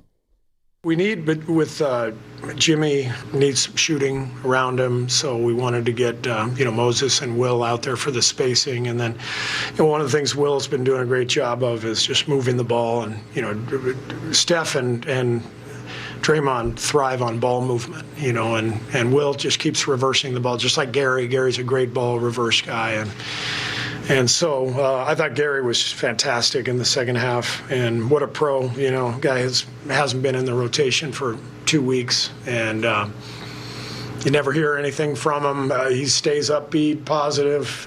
Everybody loves him. And then he always stays ready. And so I just thought we got great contributions from our role players in a way that enhanced our best players. Wow. And Joe's Morning Rose had him on this morning. He was in a good mood. Yeah, and Evan and I were listening to it, and about 3 minutes into the interview, Evan and I had a discussion about he's a good guy. Peyton Second's a good guy. You can just tell. Yeah, I love it. You can just tell. Yeah. So he came through for him last night, and they needed it. Big offensive rebounds. If I hadn't said that today, he reminded me of somebody. So, one of the reasons they went small is because, that's how you can rebound against a team like that. Yeah, and I got news for you. If you're taking the Warriors took. It's incredible. 67% of their shots last night were threes. 2 out of 3 of their shots last night were three-pointers. 21 of 57. I got news for you. Those misses aren't missing close to the basket. So Moses Malone would be in trouble in this era. Well, I mean, I'm just being real, now, Wemby still he's a little different because he can get them from all over. But I hear what you're saying, man. Tree Rollins, they would be in trouble, man. But I don't think there's any doubt. When I was watching that game last night, there were a few plays where, and the Peyton plays where you could have been closing your eyes and said, wow, this is 2017. Man. Because they used to get 5 threes a game off offensive rebounds. And they haven't been doing it as much lately, but last night they ended up doing it. Mm-hmm. And, you stop and think about, all right, all their misses, but if 3 or 4 of the misses result in threes off offensive rebounds, then they're really shooting a better percentage than it looks in the box score. And what's worse than shooting a 3, Steiny, get no rebound, no second shot, and the team's running the other way? It's like, damn. Yeah. 888-957-9570 is the number. Man, what a difference one game makes for the Golden State Warriors. Blown out of the building in Oklahoma City, and then they put together a terrific game against the San Antonio Spurs, and really, if you want to narrow it down, it was a great second, third, and fourth quarter for the Golden State Warriors.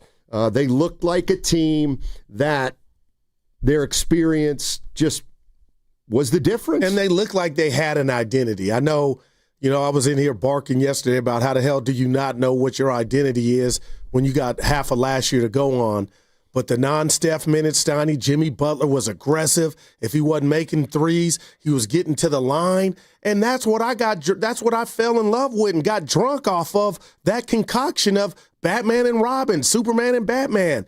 And, it is, again, age is real. I know. I understand that I'm not an NBA player, but I guess one part of this Warrior team I think I don't like, Steiny, or never can get accustomed to is, early on if they got it or not. If, and maybe that's not the case and we're just 13 games in, but I look at Jimmy sometimes or even Dre, and I was proven wrong because he really had, he was there. He wanted to send a message to Wemby and everybody, and he did that.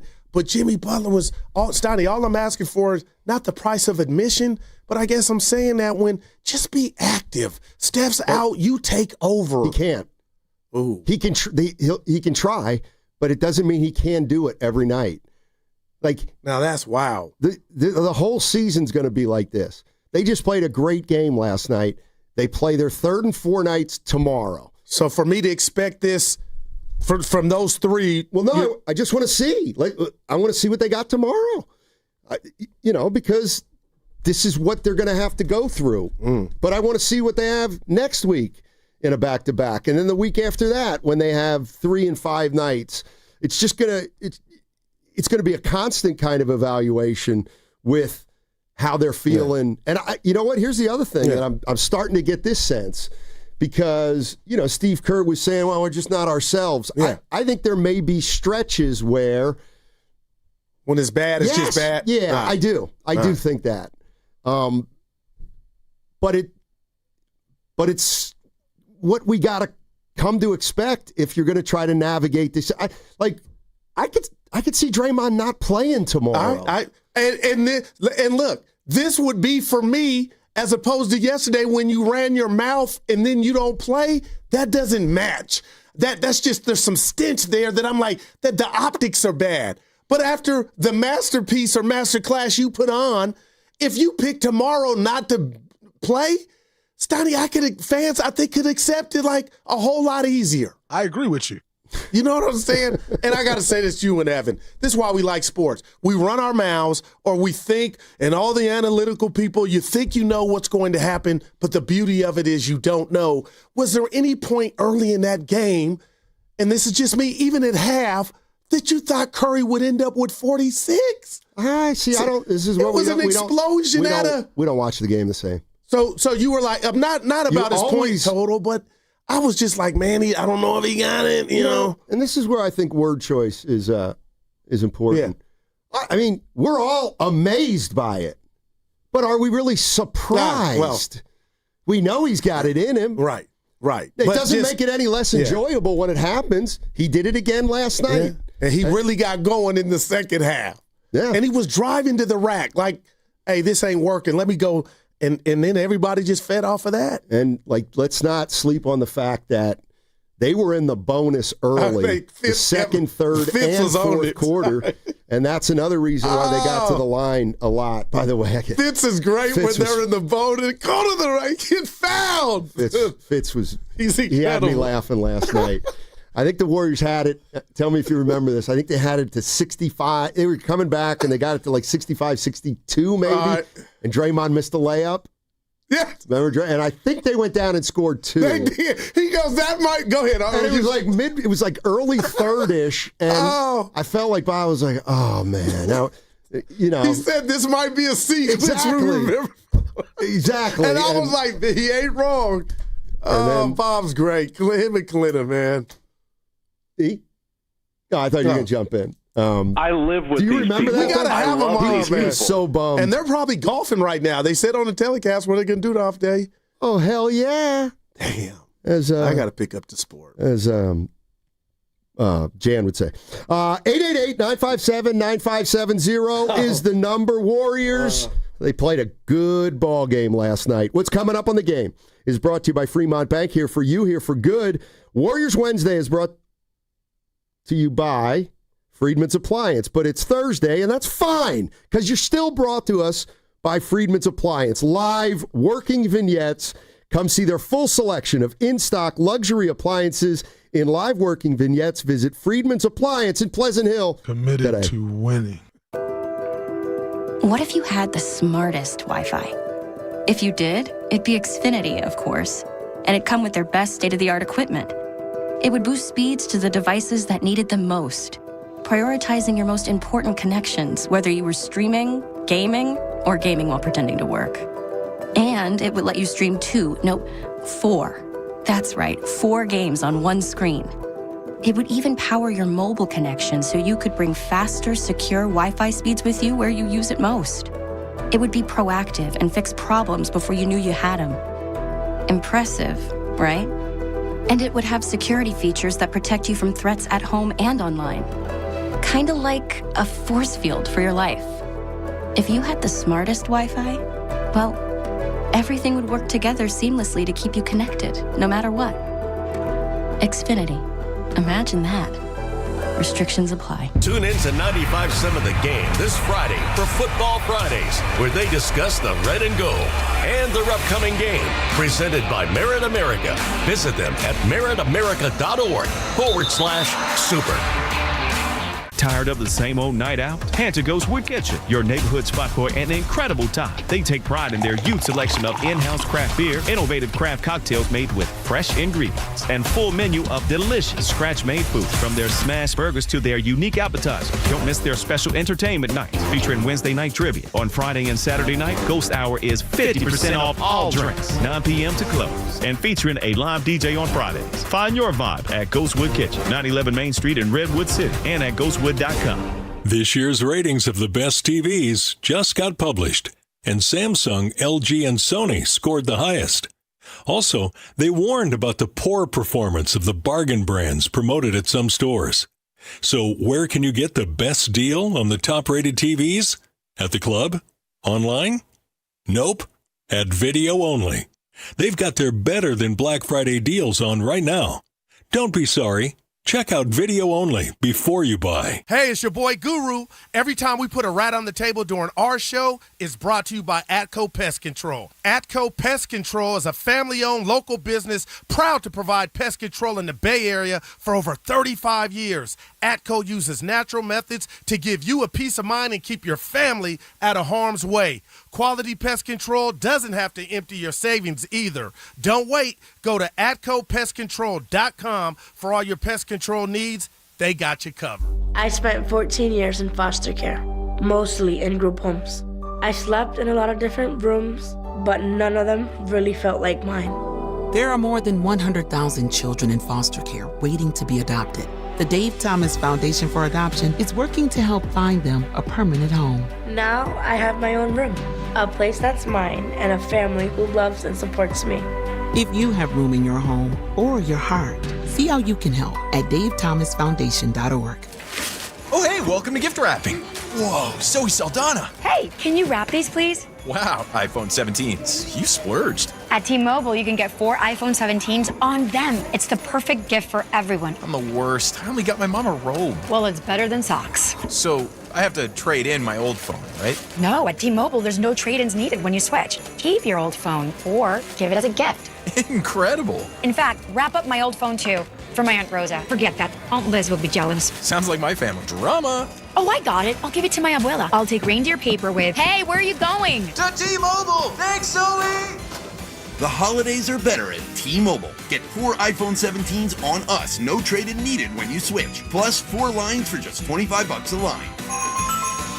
With 24 monthly bill credits and 4 eligible port-ins on essentials for well-qualified customers. Auto pay plus taxes, fees, and $35 device connection charge. Credits end in balance due if you pay off early or cancel. Contact us. Finance agreement 256 gigabytes, $830 required. Visit T-Mobile.com. Well, good morning, kiddo. I love that you're home from college. I've missed you.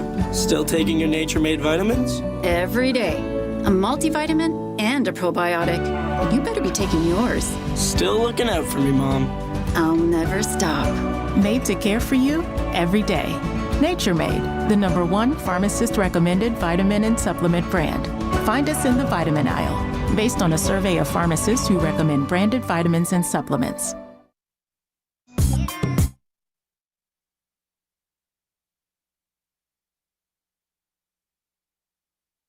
Curry squeezes out and gets the ball guarded by Devin Vassell. Crossover dribble twice, 3 times. Right side, step back, left hand dribble to the paint, to the cup, in between all the trees. He goes in and lays it in with the right hand. This is Tim Roy, and you're listening to Steiny and Guru on 95.7 The Game. All right, thank you, Tim. Tim was on the call last night, right here on 95.7 The Game.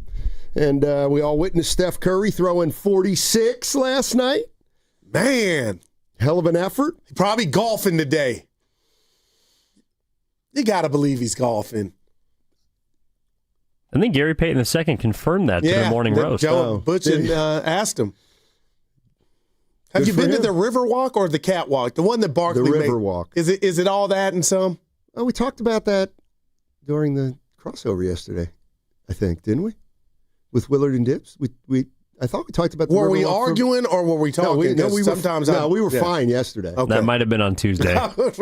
But anyway, yes, I've been your to the experience. Riverwalk. Is it like beautiful? It's fine. It's fine. How long is it? I think it's at least a mile. All right. Yeah, it's probably a mile. It just winds along this. Never been to San Antonio. Green River. That's Creedence Clearwater Revival. Goo, I got some real. This is going to be hard. No, I think we can. No, hold on. Can I say something before you? Yeah, sure. The show's healthier than it's ever been. We're putting up numbers. I hate when you do that. You do, but there's nothing that can knock me off us right now. So what do you got? Lay it on me. This from the 925. You know, you guys are in a great industry. All capitals, great. Sports radio talk. And none of you, capital none, none of you have any idea what is happening within this sport or the team you're talking about, 3 exclamation points, and you get paid for just guessing and creating controversy. We spent yesterday responding to comments that were T from Draymond and Jimmy. So what's he talking about? Everyone has a personal agenda. Draymond's incredible. We got to get him. Who will be the first show here to get him on?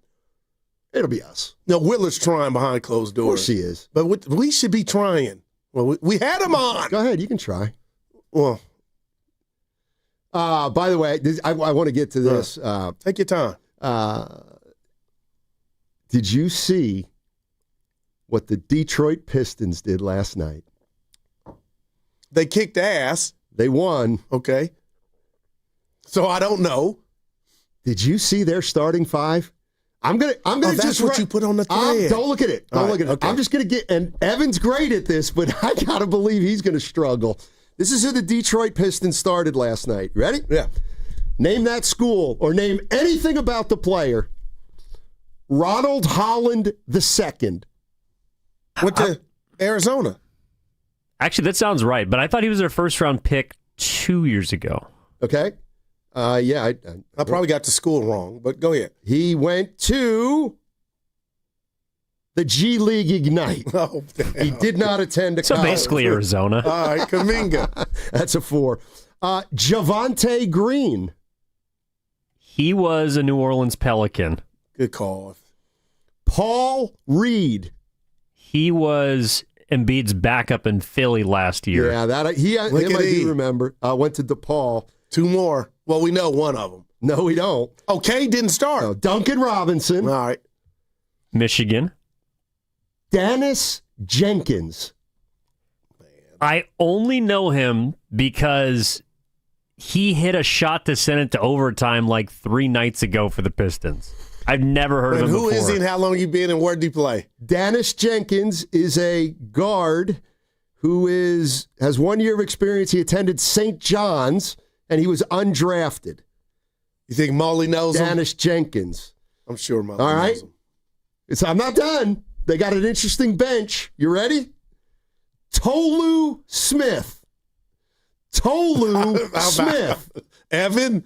I lived with a Tolu one time, but I have no clue who that is. Tolu Smith, undrafted. He went to Mississippi State. He started for Who did they play for this lineup to win? Oh, they played the Bulls. Oh, they beat the Bulls with this lineup. Bulls coming back down to earth. Chaz Lanier. Bob? Chaz Lanier. This is unbelievable. What made you look at the starting lineup? I don't know. He went to Tennessee. He was a 2nd-round pick. Dude, won by 11, 124, 113. Okay, here's this. You want to talk about a household name? Compare Karis LeVert.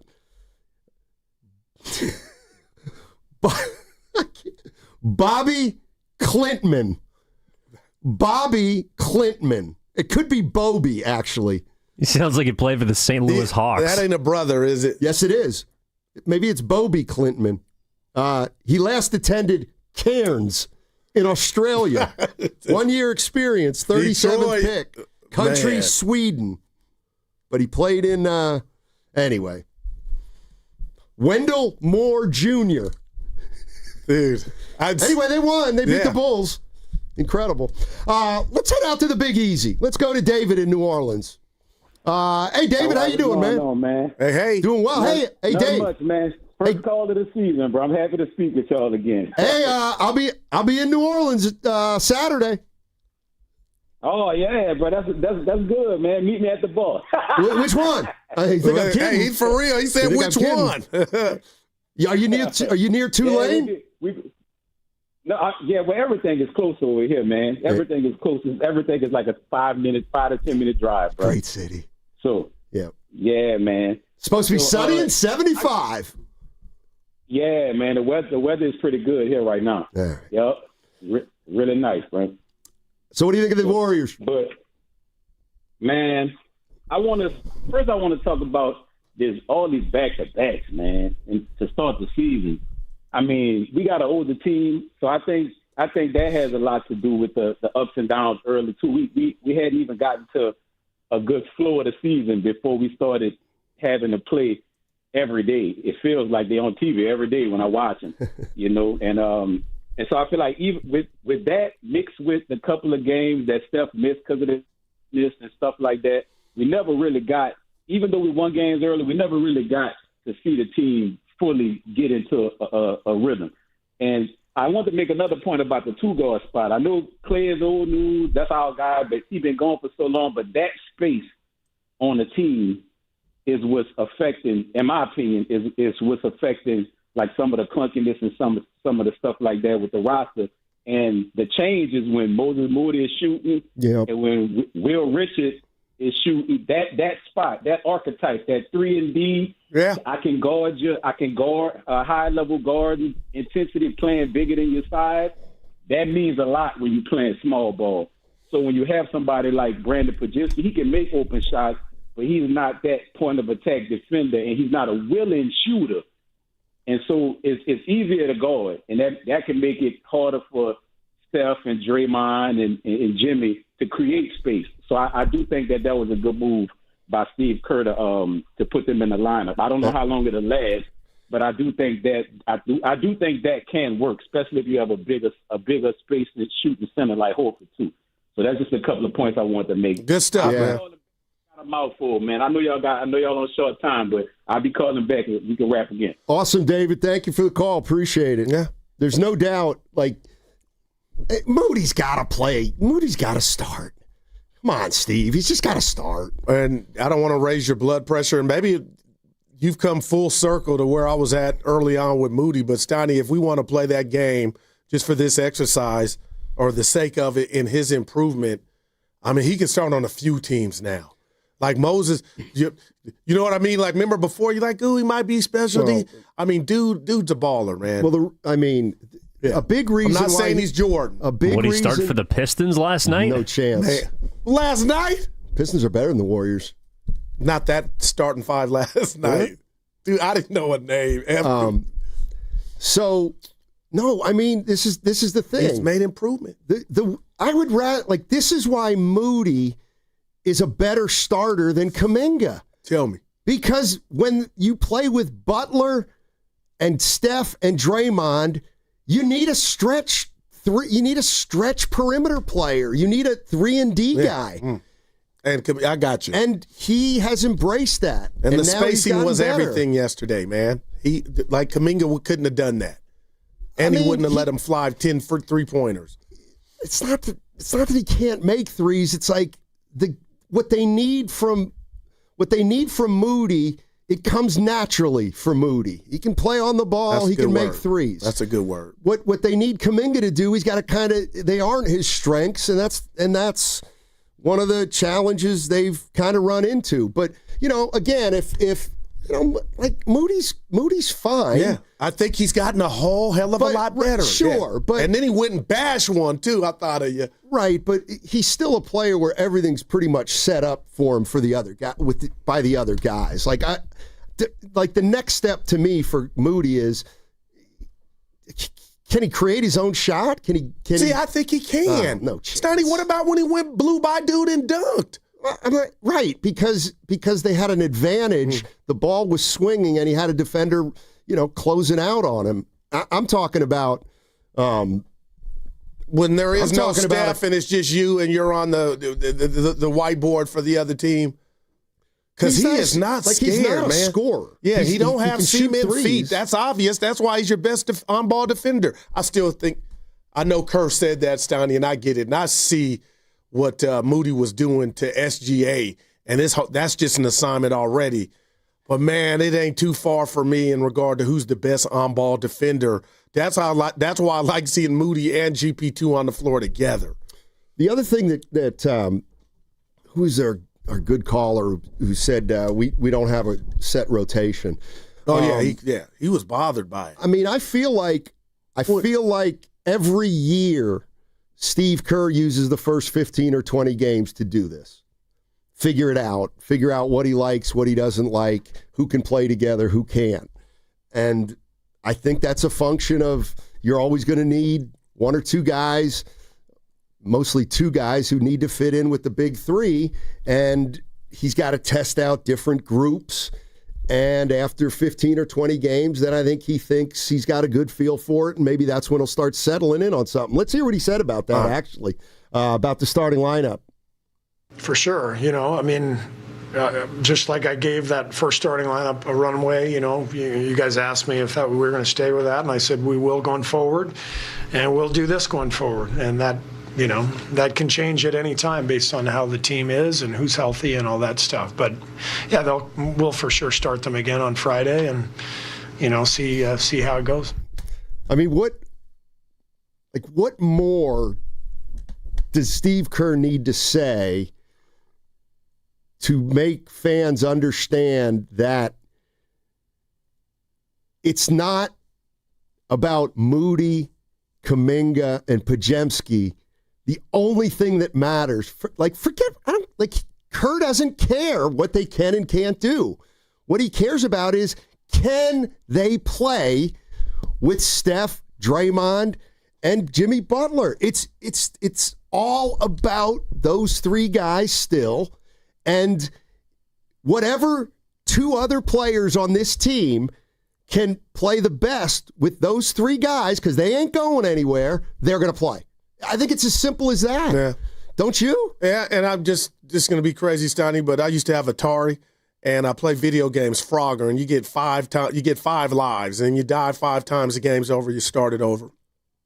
And I'm hearing you, and I agree, but I think about Kuminga. What life is he on? Because he's gotten the opportunity, and now he's, hopefully he'll be available tomorrow. But my point is, even if you try one time and don't succeed, you'll get that opportunity again. Mm-hmm. And Kuminga got it early on. And now I feel like for the immediate future, Will Richard and Moody, this will be the 5 until they hit a pothole or something. No doubt. Or somebody gets hurt. Yeah. No, because who saw Kuminga starting? I wanted it, but I didn't think they were coming into this season with him starting. I don't know. And it's kind of been that way for a while, man. The other 2 are up for grabs. The other 2 spots. Dre, Jimmy, Steph, and the other 2 are up for grabs. I told you I didn't like it. I do think that you say for 2 years, a year that Kuminga can't play with certain guys, and then over the summer you change your mind, or you say you're going to give it a big runway.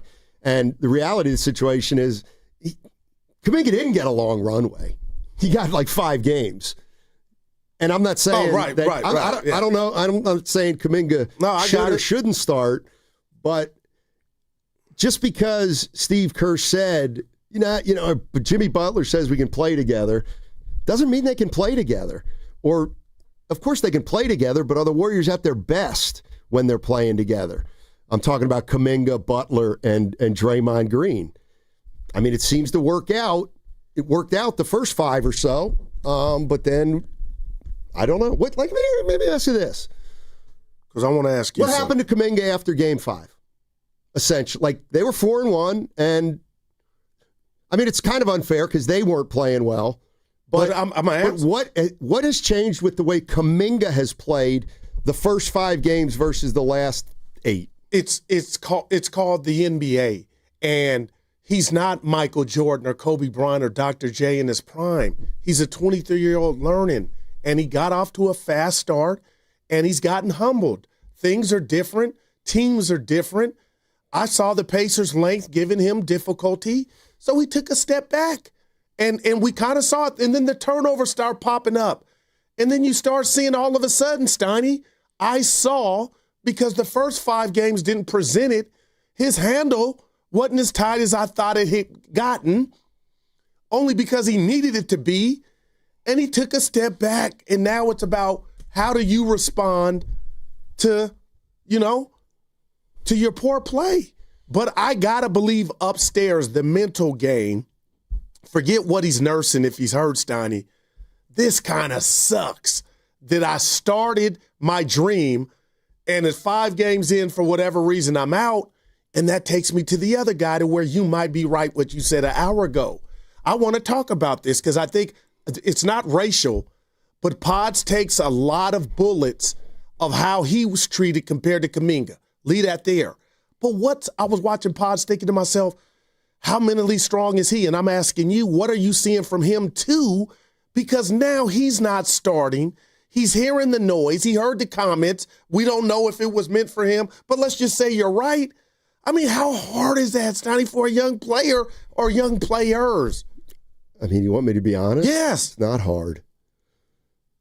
It's the way it is. You're playing with Steph, Draymond, and Jimmy Butler. You got it. I'm sorry. Nobody. Steve Kerr doesn't care about what anybody can do. It's about what you can do with those guys. It's about. But hadn't Pods mastered that? Because I'm watching him, Steiny. He's regret. Pods hasn't mastered anything. But he went a whole year being the guy with the ball in his hands with this Warrior team. Pods has mastered how to understand that in this organization, right here, right now, he needs to figure out how to shoehorn himself in to the Draymond, Steph Butler dynamic. And something's changed. I see it. I can't put my finger on it. And I don't know if his poor play. I thought he was really good. I thought he was good last night. No, I'm not saying he was bad last night, just in general. Like, I feel like there was a version of a green light for him. He could do no wrong. And now I feel like in these Draymond comments, if you're right, if they were at him and Kuminga, just, it's basketball. He's loving what he's doing. But the bottom line, Stoney, is I'm like, there's part of me that says the slippers have been returned a bit with Pods, or he's been reined in. Good. Like, seriously, good. What's wrong with that? No, I didn't say anything's wrong with it. We all kind of think 30 plus minutes is too many for him. Right. I mean, I don't know how many he had last 29, 29. Okay, 29. We saw it all last night. We saw like the good stuff he can do, and then Steve Kerr wanted to hit him over the head with a Louisville slugger when he tried to do whatever he was trying to do with Wembanyama trailing him. No, it's just something I thought about, and I'm thinking about what if I knew them, or what if I were in their shoes, both of them. Like, and again, tomorrow's a whole nother opportunity, and the game after that, Sunday, when they go to New Orleans. But, like, Stoney, I don't know if we spend a lot of time. No, you brought it up in regard to JK. This could be for the next month of basketball, Warrior basketball, this could be the starting five. And I'm not feeling sorry for anybody or saying it's wrong. I'm just like, damn, things change, man. And when it goes your way, you got to ride the wave. And then you can't complain like Gary Payton II when it doesn't. Well, and the other thing is, before last night, we got the leader on the team in minutes was Jonathan Kuminga before last night's game.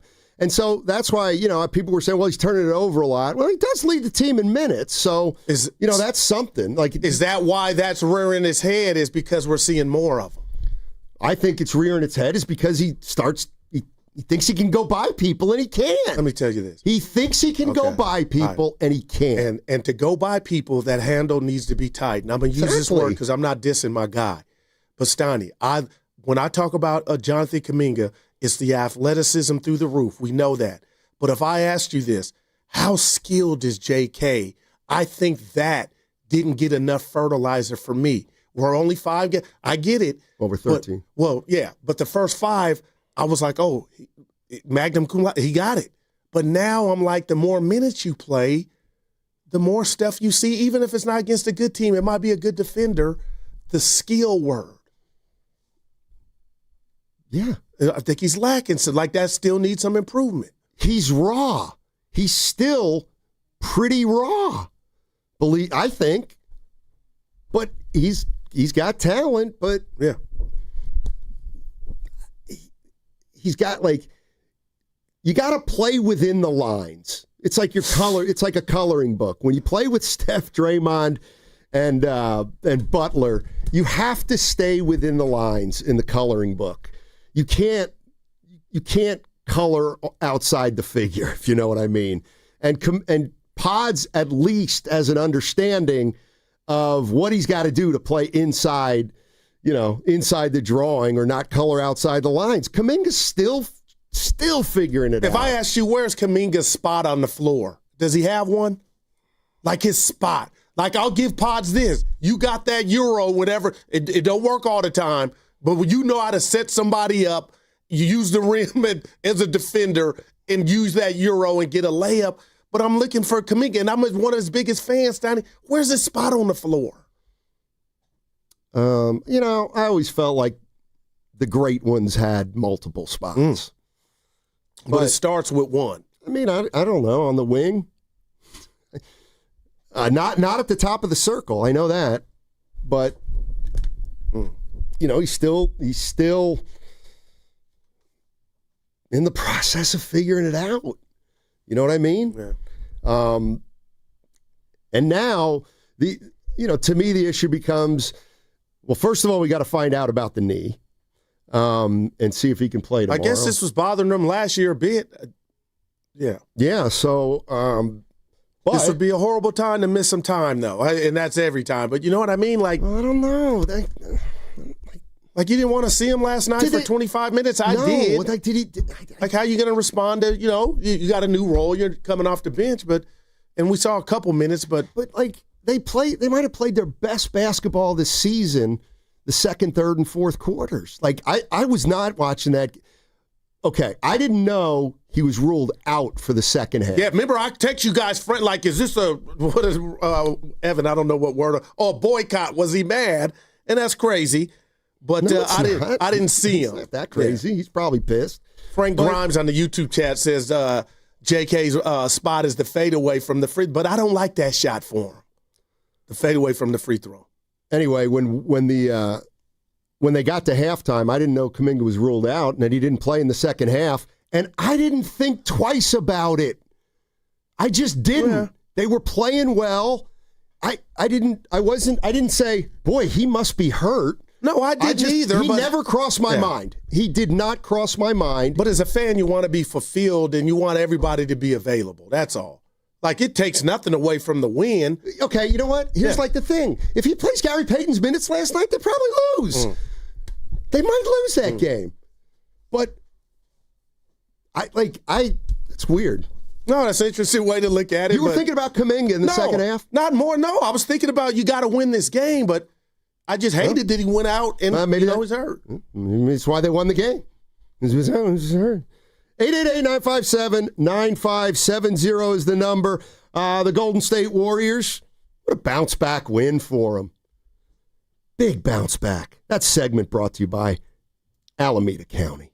The Alameda County Fire Department is where courage meets community. We offer more than firefighting with multiple career options, great benefits, and a supportive team committed to making a difference. Build your future. Answer the call. Visit acjobs.org. Proud to be ACFD. Do you often worry you left the garage door open? With a LiftMaster garage door opener powered by MyQ, you'll never worry again. You can control, secure, and monitor your garage from your smartphone anytime, from anywhere through the MyQ app. As an authorized LiftMaster dealer, Ace's Garage Door Repair and Installation has smart openers designed for your needs, including belt drive motors for ultra-quiet operation, integrated camera for live video, streaming, and battery backup to let you in when the power is out. Trust Ace's Garage Door Repair and Installation for top-notch service and unbeatable reliability. Whether you need a quick fix, a complete replacement, or a brand new installation for your garage door or garage door opener, our skilled technicians are here to get the job done right. With competitive prices, a commitment to quality, and Diamond certification, Aces has you covered. Call today at 855-588-2237 or visit acegd.com. That's acegd.com. Aces Garage Door Repair and Installation, where your garage door is our priority. Jack here with the sound of a freshly cracked egg, sausage grilling, you busting out of your front door. Oh, hey, no rush. My 2 for $5.50 sausage croissants are available all day. Get so much more. Plus tax, limited time only. Price and participation may vary. Welcome to Jack in the Box. The NBA season's rollin', and DraftKings' newest game, Pick 6, is the easiest way to play for your shot at big wins. NBA stars are lighting it up. Now their numbers aren't just highlights. They're your shot to cash in. Here's how it works. Just pick more or less on 2 or more player stats. The better your picks, the bigger your payout. New DraftKings customers get $50 in Pick 6 credits with just a $5 entry on your first pick set. Don't just watch basketball. Pick, play, cash in. Download the DraftKings Pick 6 app now and use code THEGAME. That's code THEGAME. Play just $5 and get $50 in Pick 6 credits. Make the call. Ride the upside in partnership with DraftKings Pick 6. The crown is yours. Gambling problem? Call 1-800-GAMBLER. Must be 18 and over. Age and eligibility restrictions vary by jurisdiction. Void where prohibited. 1 per new customer. Bonus awarded as non-withdrawable Pick 6 credits that expire in 14 days. Ends December 2nd at 11:59 p.m. Eastern Time. Terms at pick6.draftkings.com/promos. Considering starting your weight loss journey with GLP-1 medication? Don't trust just anyone with this decision. Jumpstart MD is your local trusted provider with 13 Bay Area clinics and expert care available online or in person. Jumpstart MD specializes in safe, effective weight loss with personalized clinical support. Trust the experts. Call 855-JUMPSTART or visit jumpstartmd.com. Mention radio and start for only $99 this season. Joe Shasky here for Golden State Lumber and Showroom. Consider their Stockton Yard as the go-to resource for building professionals in San Joaquin County, with over 40 acres of premium building materials available to the public. For bigger jobs, you can count on Golden State's large fleet of trucks for timely delivery. It's their goal to keep your project on time and on budget. Building a better Bay Area for over 70 years. Golden State Lumber and Showroom. When you succeed, we succeed. Ragnar the Terrible is interviewing at a big bank. Let's listen. Everyone, this is 5th century warlord Ragnar the Terrible. He killed it in his first interview. Not literally, but close. Ragnar, what would you do if a customer complained about high loan rates? I make video presentation.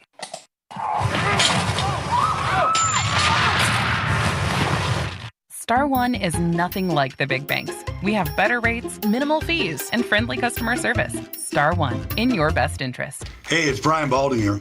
Pros don't just show up. They prove how it's done. Makita tools at the Home Depot are built with precision. Without shortcuts, Makita delivers results that reward hard work. Year after year, designed for the toughest jobs. It's a choice for pros who invest in performance, not just tools. When the job calls for the best, call on Makita. Built to be the best, available at the Home Depot. How pros get more done.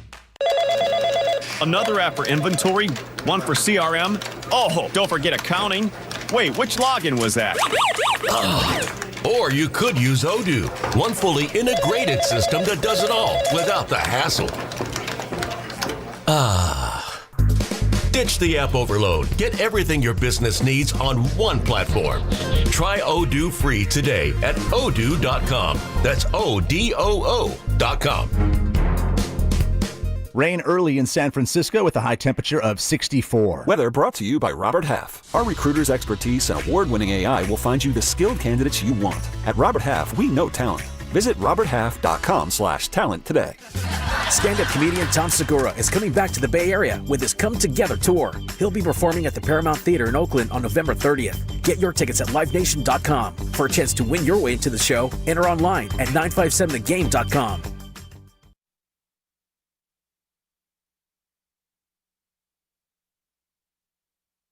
Castle dribbles in on GP2, locked up in the box, throws it up top to Wembanyama. 10 on the shot clock, rhythm, dribble, jump shot, 2 more for the big guy.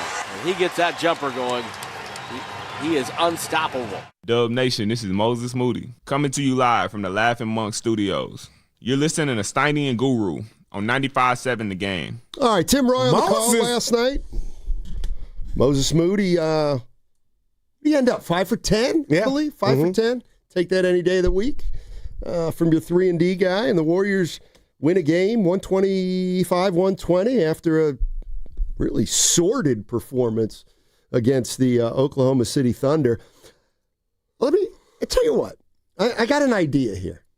Look at you. I see you're beaming. So, shout out Frank. One of the things that you sometimes say, if I'll be like, well, if the Warriors aren't playing well, and I'll say, well, look what Oklahoma City just did to the Lakers, right? Yeah. And you'll say, I don't care about what's going on in somebody else's backyard. I just care about my backyard. All right. Well, I agree with that sometimes, but, sometimes it's good to get a perspective from another side of things. I've been doing more of that in life. Yeah, exactly. So, some people Warriors are 7-6, and we're, feeling a certain kind of way, and some people are a little down about them. And we played well last night. But right.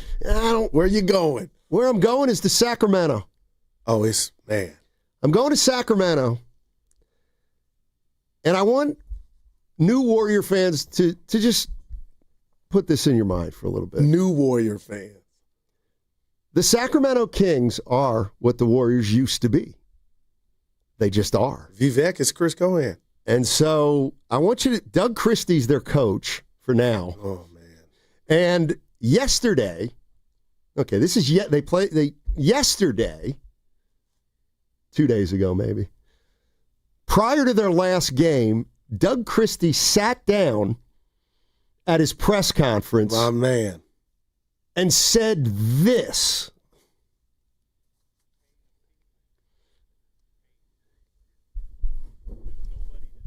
With the exception of 2 people, Rick Adelman and probably Jerry Reynolds, that understand the pain of Kings fans. So know that as I sit here, who experienced that pain with those men, we're going to get it right. We're going to work every damn day to get it right. So when I see the hate, the haters, the fakers, all you guys, you keep that energy. That's good. You keep that. And you know who you are. Because while you doing that, we're going to be working. And while you doing that, we're going to be growing. And while you do that, eventually, we're going to be coming. The King Show. Sack proud. Know that. Okay, so that was... And he took no questions. Right, he took no questions. But he clearly is not happy with the tone of the coverage in our state capital. Well, they had a game last night. At the first game after those comments. Yeah. Go get him, fellas. At home. Yes, thank you, Evan. At home against... I couldn't believe this. Against the Atlanta Hawks, and they lost... Not OKC, the Atlanta Hawks. They lost 133-100. It was 86-52 at one point. So, I love Doug. I think he's a good man. He was a good ball player. I'm rooting for him. But you can't criticize people for calling a turd a turd. If you're truly working, you can't, Steiny, you can't talk into the mic and get mad at you know who you are because the thing's a mess. And you're not the one making the draft choices. It's the owner, who I once was rooting for. But damn, Doug, you've never seen the great Denzel Washington in the movie Training Day. He got an Oscar. He was a crooked cop. But he did everything his way. And there's one scene, Steiny, where he's starting to lose his powers, and he's yelling at the neighborhood, and he's screaming, I'm going to put all y'all on. And the whole neighborhood was looking like, it's a wrap. And that's how Doug's, and he did it again after the game last night. Well, and I'm like, Doug, this ain't it to me. So let's listen to Doug Christie after the Kings lost last night. Unacceptable, period. It is. This is a simple one. This ain't even hard. Sometimes you come up here and you're trying to figure out, maybe I'll go back and look at, I don't need to look at no tape. Probably won't look at it. I seen it once live. Damn, if you want to look at it again. But I will. Oh, that's nice. But do you look at that as this team didn't get that message? I look at it as a team. They didn't have their coaches back. They don't believe in themselves. Wow, man. I don't think they believe in anything up there. So you got to blow it up again. Mike Brown was just coach of the year. You beat the Warriors in the play. You were lighting the beam. What happened? Oh, they got rid of De'Aaron Fox left you. Yeah. No, he left them, though. Well, you traded him, yeah. Some teams would have told De'Aaron Fox to pound sand. And man. But man, I feel bad. Anyway, so things ain't so bad here in the Bay. Yeah, no doubt. I text our guy Alan Stiles that on Twitter. Oh, that's your source. He responded back. You got to have sources to be the source. He responded back like that was a low blow, but I'm like, you're a Warrior at heart. You just got low blow? Me saying at least the Warriors aren't the Sacramento King fans. Yeah, I don't know. Think about how the Warriors responded to Draymond and Jimmy. Yeah, Evan. Wow. Calling their whole team out effectively after the game. And the way the Kings responded to the way their head coach called them out. Or actually, he didn't even call them out. He just tried to have their backs. And they didn't have his, or maybe they're not that bad to be down 86-52 or whatever. Like, Stoney, so if you're Vivek, what do you do? Or do you not? Are you going to fire another coach? And I'm not saying that shit, but Doug, I didn't like that, man. See what I think? I mean, look, they have a new GM. They got a new assistant GM. I think they know they're going to break it up. They have to. They know that. They know this team's not going anywhere. It's one of the reasons why they were interested in Kuminga, because they want to trade. They want to change the mix up there, clearly. But I think it's one of those situations. And I was thinking, B.J. Armstrong's up there with Scott Perry. They got experience. So they might be like, no, we're not firing him because he ain't the problem. We're gonna. All right, and he's a staple. He played for a great Kings team. Exactly. So. I saw Peja's son at Illinois University, Peja Stojakovic. He was at the University of Illinois the other night putting on a show. Evan think he had 23, 24. I forget his first name. Peja. He was at the game. Yeah, You left early. My wife always was attracted to Peja. A lot of people were. Sisters? You know what? No, you like who you like. I just always thought of like, Peja. I got to watch out for Peja. I had a buddy who called his 3-point shots Serbian layups. He could shoot it. No doubt about it. Man, wow. You know what, though? That's what's incredible.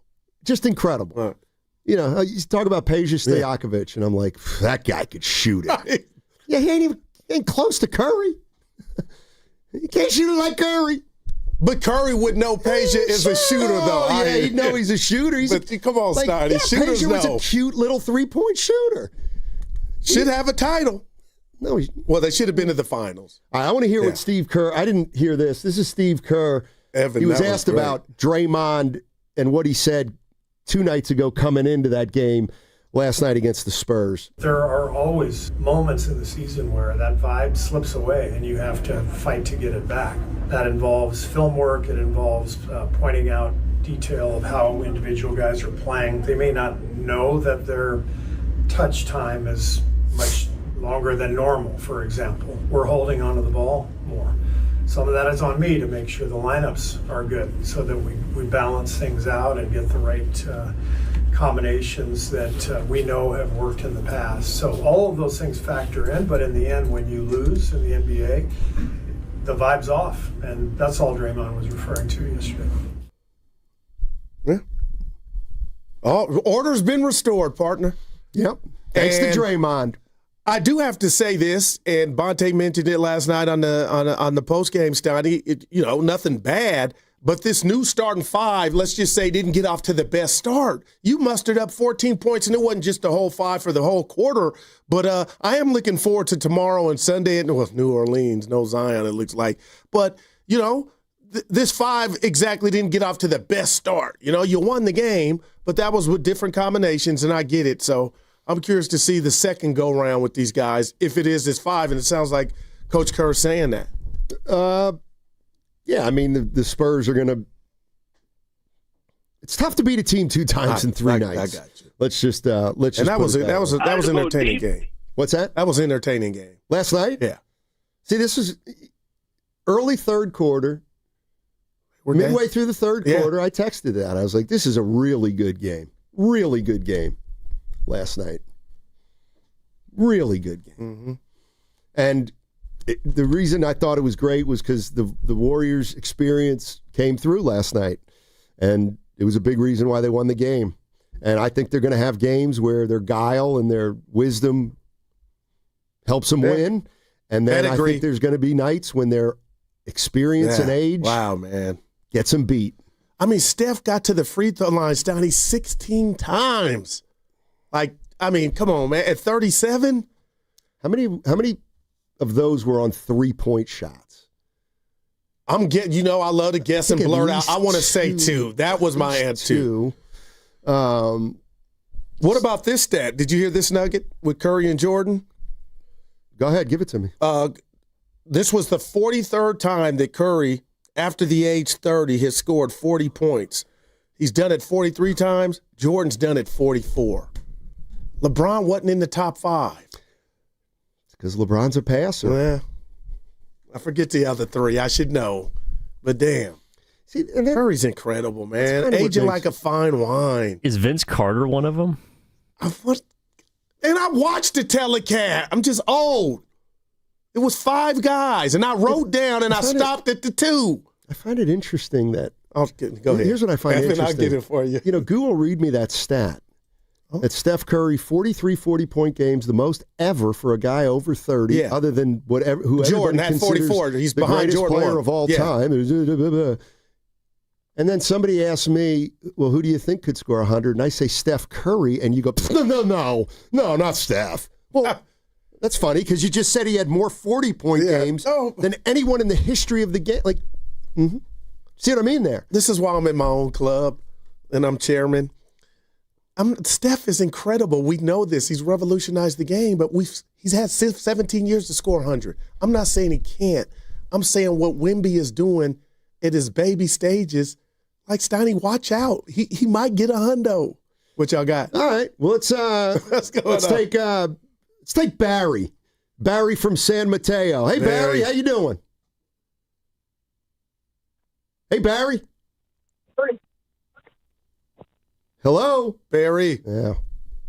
You're listening to 95.7 The Game, KGMZ FM and HD1 San Francisco, an Odyssey sports station, always live on the free Odyssey app, now broadcasting from the Laughing You look Monk like you had something up your sleeve. No, something was going on with the boys back there. Because you lit up. I'm like... Well, Evan got in my ear and said, actually, there's somebody was there, and he said, actually, this is what what did he want to talk about, ostensibly? Carter said that he wanted to effectively say that Curry would never score 100 in a game because Steve Kerr would take him out.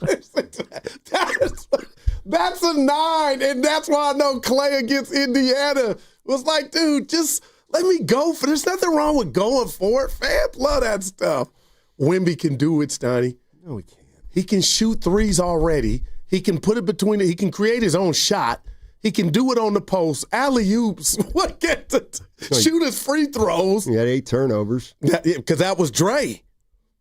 Quadruple-double. 3 of 10 with Dre. 3 of 10, I think, with Dre guarding him. Yeah. And had 36, by the way.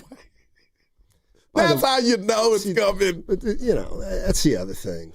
I'm sorry, 36 is the new 26. For God's sake, Jokic had 55 last night. Dude, I just... Well, that makes a little more sense. It's incredible. He is incredible. Somebody tried to throw shade at him this morning on... not on this station. No, saying he needs plural ring. The one title he has, he needs to add some more. I'm like, it ain't all his fault. I can watch that guy and be like, it ain't your fault you got one.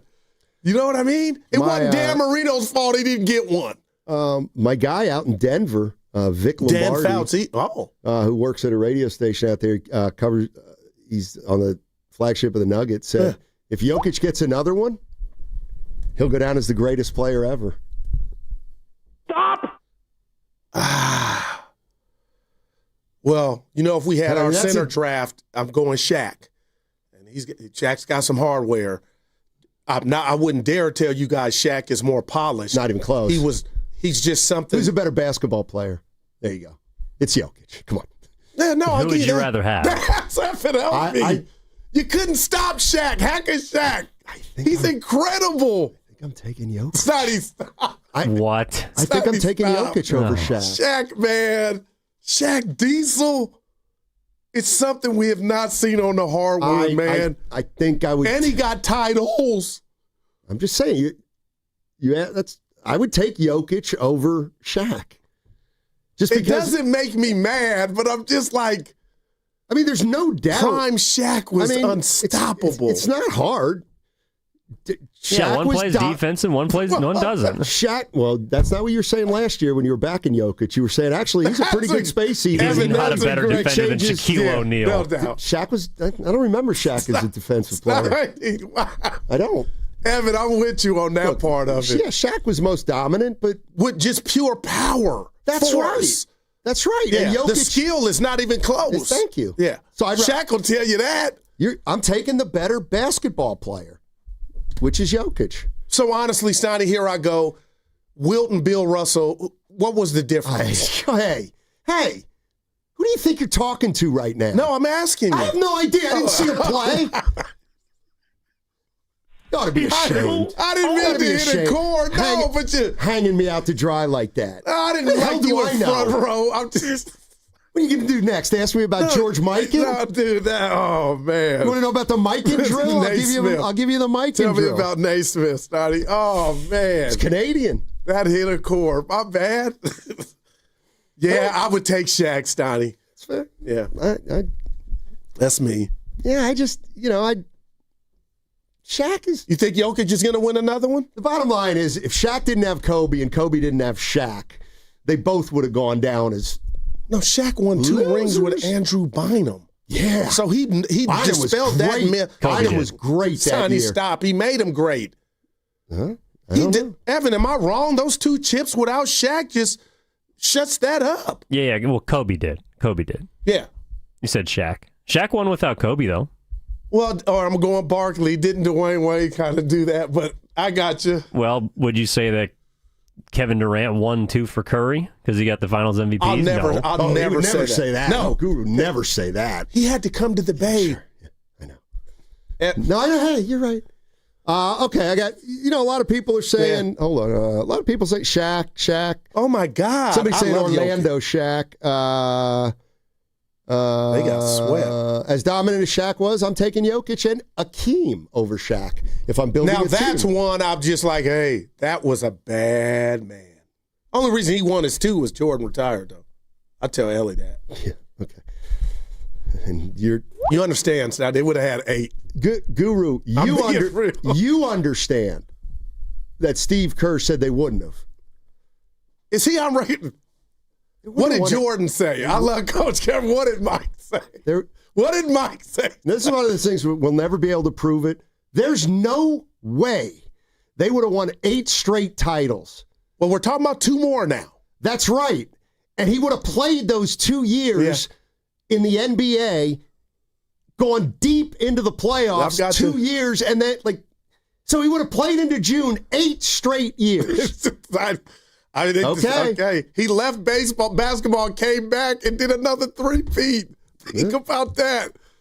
I mean, he was a great player. Yeah. Pippen was too. Pippen was too. Jordan doesn't come back. Jordan doesn't. If he doesn't take those 2 years off, he might have retired after 5 rings. Seriously, he might not have even wanted to play for all 3 Did Jordan ever? I love Jokic. You know he's my guy. What was the lowest seed Jordan ever beat in a finals? You mean the worst? I'm just saying Jokic had to beat Jimmy Butler in a 7th seed. Oh, I see what you're saying. Oh, wow. He did do it more by himself, but the path to a championship. Well, Phoenix was a 1 seed when they beat Barkley. I don't know what Portland was. Well, I think here's one thing Indiana. I do think Jordan had going for him. It's not his fault, but he got to play a bunch of different teams. Like he played Seattle. Yep. He played Phoenix. Yep. He played the Jazz. Portland. Lakers. And Lakers. Oh, 91. So every final after his first one, he was like the veteran. But the other team had a dude, though. Right, and they were making their finals debut, is what I'm saying. And It's a great debate. I'm with you, fraudulent on the YouTube chat, Jokic and Shaq. Now, just real quick, Stat, I got to just bring it back to the Warriors. If you tell me how crazy this sounds, body type, everything, Evan, you too. If I really could tell Jonathan Kuminga, you want to reach your full potential, and I could put on a video of any player, it would be Scottie Pippen. Like you know what I mean? It's not like a bald head guy saying, I want a head full of hair. Well, your hair fell out. That's not going to happen. He's got some Pippen stuff to his body. Like what? The length, the explosiveness. So it's not like, just study Pippen. Pippen picking Magic up in the 91 finals, 94 feet, I don't know. Man. Is that a stretch? Pippen's one of the greatest defensive players in the history of basketball. And that's why you're watching it. I'm not saying you would watch it and be that, but you strive to, I feel like the body types are kind of like, man, Pippen. How tall is Kuminga? I always lose this argument, because when we look it up, I'm like, it'll be 6'2". He's way taller than that. And I'm looking up Pippen, 6'8". But Kuminga could be something like a Scottie Pippen. I'm looking at it now. But you didn't get mad, Evan. No, he couldn't have been a Scottie Pippen. Well, it's not over. You know why? Because he wouldn't have been able to play with Jordan. He wouldn't have known how. Kuminga's 6'7". He would have been dribbling off his foot, and Jordan would have been. But you say that's about his upbringing, though, about him not being around the game. Pippen was 6'8". Yeah, Kuminga's 6'7". If Kuminga can be Scottie Pippen, then anybody on the Oklahoma City Thunder can be Scottie Pippen. They're all 6'7", 220. Evan, and I have nothing for that, but you're right. But that's what I'm saying. Pippen had handle, man. Pippen was bad. 6'8", 6'7"? Pippen, I don't care what the numbers say. Right. Pippin's bigger. Pippin's taller and longer than Kuminga. I'm just telling you what it says, Scotty. Not 6'9", 6'8", 6'7". But I'll be honest with you. If Kuminga is as tall as Pippin and as long as Pippin, then he really ought to be ashamed. Kuminga. But you still said earlier, Scotty, about an hour ago, he's a baby relative. Kuminga. When did I say that? You was like, he's still young. He's a pup. Wasn't Pippen also a really good passer? Yeah. Pippen was fluid, man. Pippen was good. Yeah. I'll never forget I don't know. It was Top 50. One of the playoff games where he picked up Mark Jackson full court, and he just. It was S-Fly. Well, it was like me going up against Fizdale that time. I was 45, and he was starting. It's just like he couldn't. He couldn't do anything. He had you in jail. Yes, he did. Dude. All right. Hey, what do you say? Some Niners. Maybe we get into some Niners on the other side. 888-957-9570. It looks like the 49ers are pushing through. And we'll see if Brock Purdy is going to start Sunday afternoon in Arizona. You know, somebody asked. Well, we can get to it all on the other side because there's an interesting little question I got asked. And we got a show meeting today, too. Yeah. Let me tell you what. In the rain. That ain't going to be a long one. That ain't going to be a long one. He's doing good. Yeah. I'm going to give him the old Will Chamberlain. You get me one time, Coach. I either do the show just make sure you put your phone away. It's rude. I ain't doing both. Yeah. What's coming up on the game is don't tell me to put my phone away. Don't do Evan, that. can you tell him? Don't do that. It comes over wrong, man. I don't care. And I'll eat a salad, too, whenever I damn well please. What's coming up on the game is brought to you by Fremont Bank. Here for you, here for good. Everyone has a personal agenda. It's almost here, budget season. Are you trying to do more with less? You're not alone. Thousands of companies from $10 million to $300 million in revenue trust My Outdesk to solve staffing gaps, control costs, and accelerate growth. Whether you're scaling, cutting overhead, or battling turnover, My Outdesk's elite global talent helps your team move forward with confidence fast. Book your strategy call and find out how much you could save. My Outdesk, where momentum meets results. Visit myoutdesk.com. That's myoutdesk.com. Prescription products require completion of an online medication consultation with an independent healthcare provider through the LifeMD platform and are only available if prescribed. Subscription required. Individual results may vary. Additional restrictions apply at lifemd.com. Read all warnings before using GLP-1s. Side effects may include a risk of thyroid C-cell tumors. Do not use GLP-1s if you or your family have a history of thyroid cancer. Confused on where to start with weight loss medication? 95% of LifeMD patients said starting their weight loss journey was simple. Go to trylifemd.com now and see the best options with or without insurance for Wegovy, Zepbound, and more. Brian was approved for insurance coverage and lost 100 pounds. I love the fact that insurance covered almost everything because pharmaceutical prices are going through the roof. The first time I realized that LifeMD was working for me was when the hunger started going away. I never thought losing weight would be this easy. It's given me more energy. I would recommend LifeMD to anybody. Nearly 96% of patients said they would recommend the LifeMD program to anyone who wants to lose weight. Get started right now at trylifemd.com. That's TRYLIFEMD.com. Hey, this is Joe Shasky from 95.7 The Game. Want to hear something super? Well, Merit America wants to get you on the path to a super new high-paying career with free coaching and training. And the first step is a super job working at the super big game. Go to meritamerica.org/super and see how you can sign up for super career training in HR, logistics, data analysis, and much more for free. So go to meritamerica.org/super. This is a super opportunity, and it's brought to you by Merit America. Hi, I'm John with Jack's Restaurant and Bar. My brothers and I recorded our first commercial a while back. It got a little chaotic, so I'm here today. What's going on here, bro? Are you recording a commercial without us? Guys, no, I'm just trying to what? Take all the credit for our half-pound all-natural burgers? Or the best fish and chips or around? 7 mac and cheeses and 14 sandwiches, including a French dip that will change your life? Or our homemade meatloaf, pot roast, and next-level lamb chops? Or that people can order takeout and delivery by visiting ilovejacks.com? Guys, no, I'm just went behind our backs. I knew he would. Wait till we tell Mom. Oh, please don't tell Mom. Real family, great food, ilovejacks.com. What if you had the smartest Wi-Fi? If you did, it'd be Xfinity, of course, and it'd come with their best state-of-the-art equipment. It would boost speeds to the devices that needed them most, prioritizing your most important connections, whether you were streaming, gaming, or gaming while pretending to work. And it would let you stream 4. That's right, 4 games on one screen. It would even power your mobile connection so you could bring faster, secure Wi-Fi speeds with you where you use it most. It would be proactive and fix problems before you knew you had them. Impressive, right? And it would have security features that protect you from threats at home and online.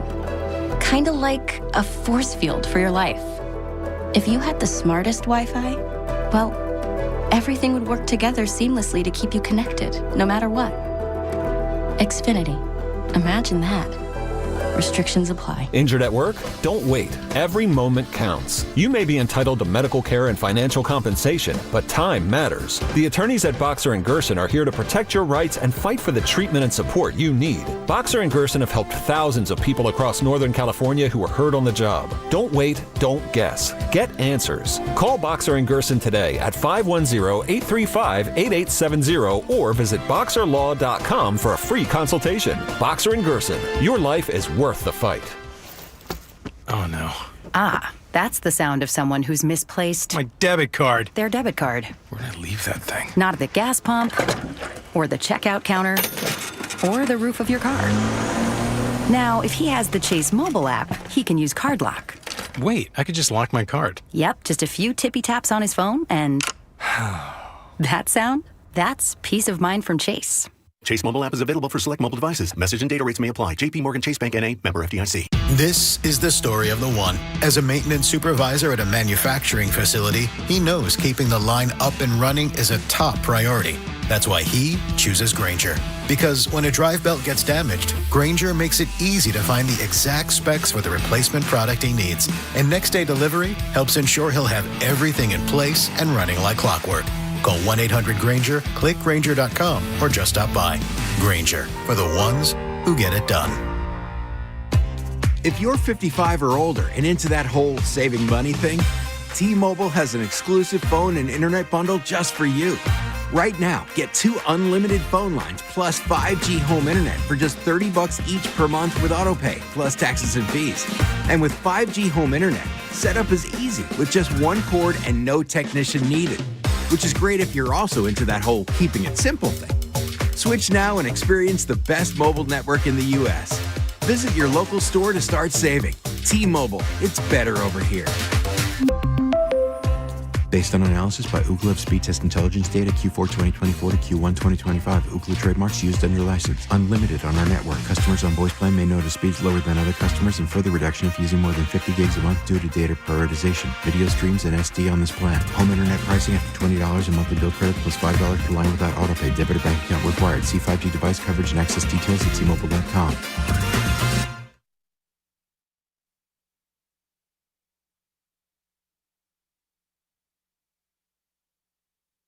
We're going to get to some Niners talk, faux show. This is Macklin Celebrini, and you're listening to Steiny and Guru.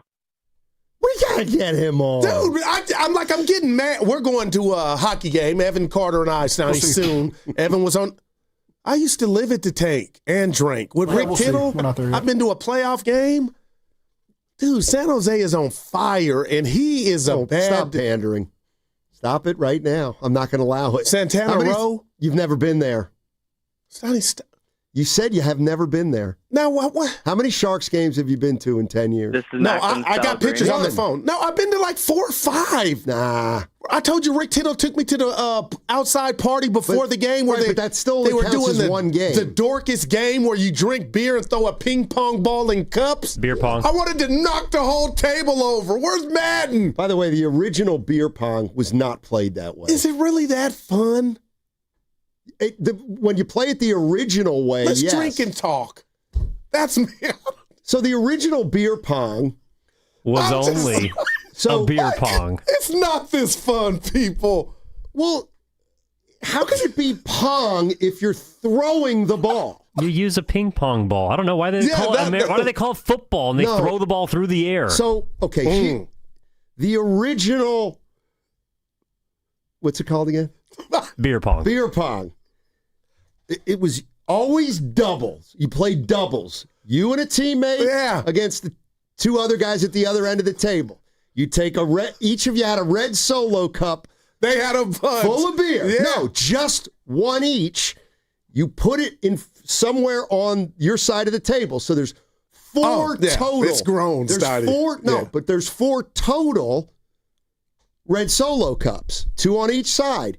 and then you play regular ping pong and you try to actually hit the ball. Oh, boy, you going back old school. That's the original beer pong. I wouldn't have liked that either, but I love ping pong. Yeah. It was much better. They got like 50 cups now, Scotty. How hard is it to throw it into that triangle of 14 cups? That's the point. It doesn't take 30 minutes to finish a game like it sounds like your version of it did. Oh. I was like, man, can somebody talks to me about the hockey game, about them taking up? This is not it for Goo.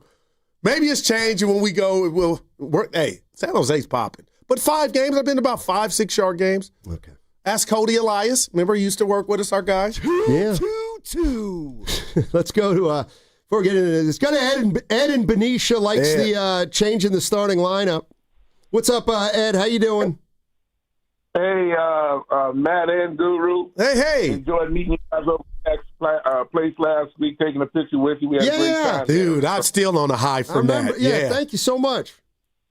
Yeah, had a great time.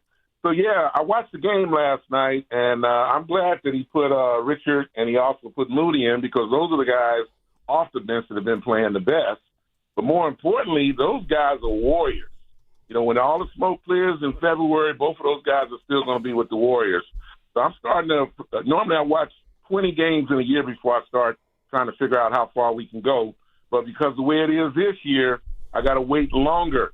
And I'm paying more attention to when guys that are going to be on the roster in February, when they're playing. You guys made a comment earlier today saying that, the Warriors were down 28-14 in the first quarter. That wasn't on the starting 5. They were down 17-11. The rest of that stuff happened when Kerr started bringing other people into the game. So I'm encouraged by Will Richard. I'm really encouraged by the way Moody has improved his game. So I'm looking forward to see what these guys can do. Wow. Good. Yeah, Ed, good stuff. I mean, like. You said it, 15, 20 games. I want to give you.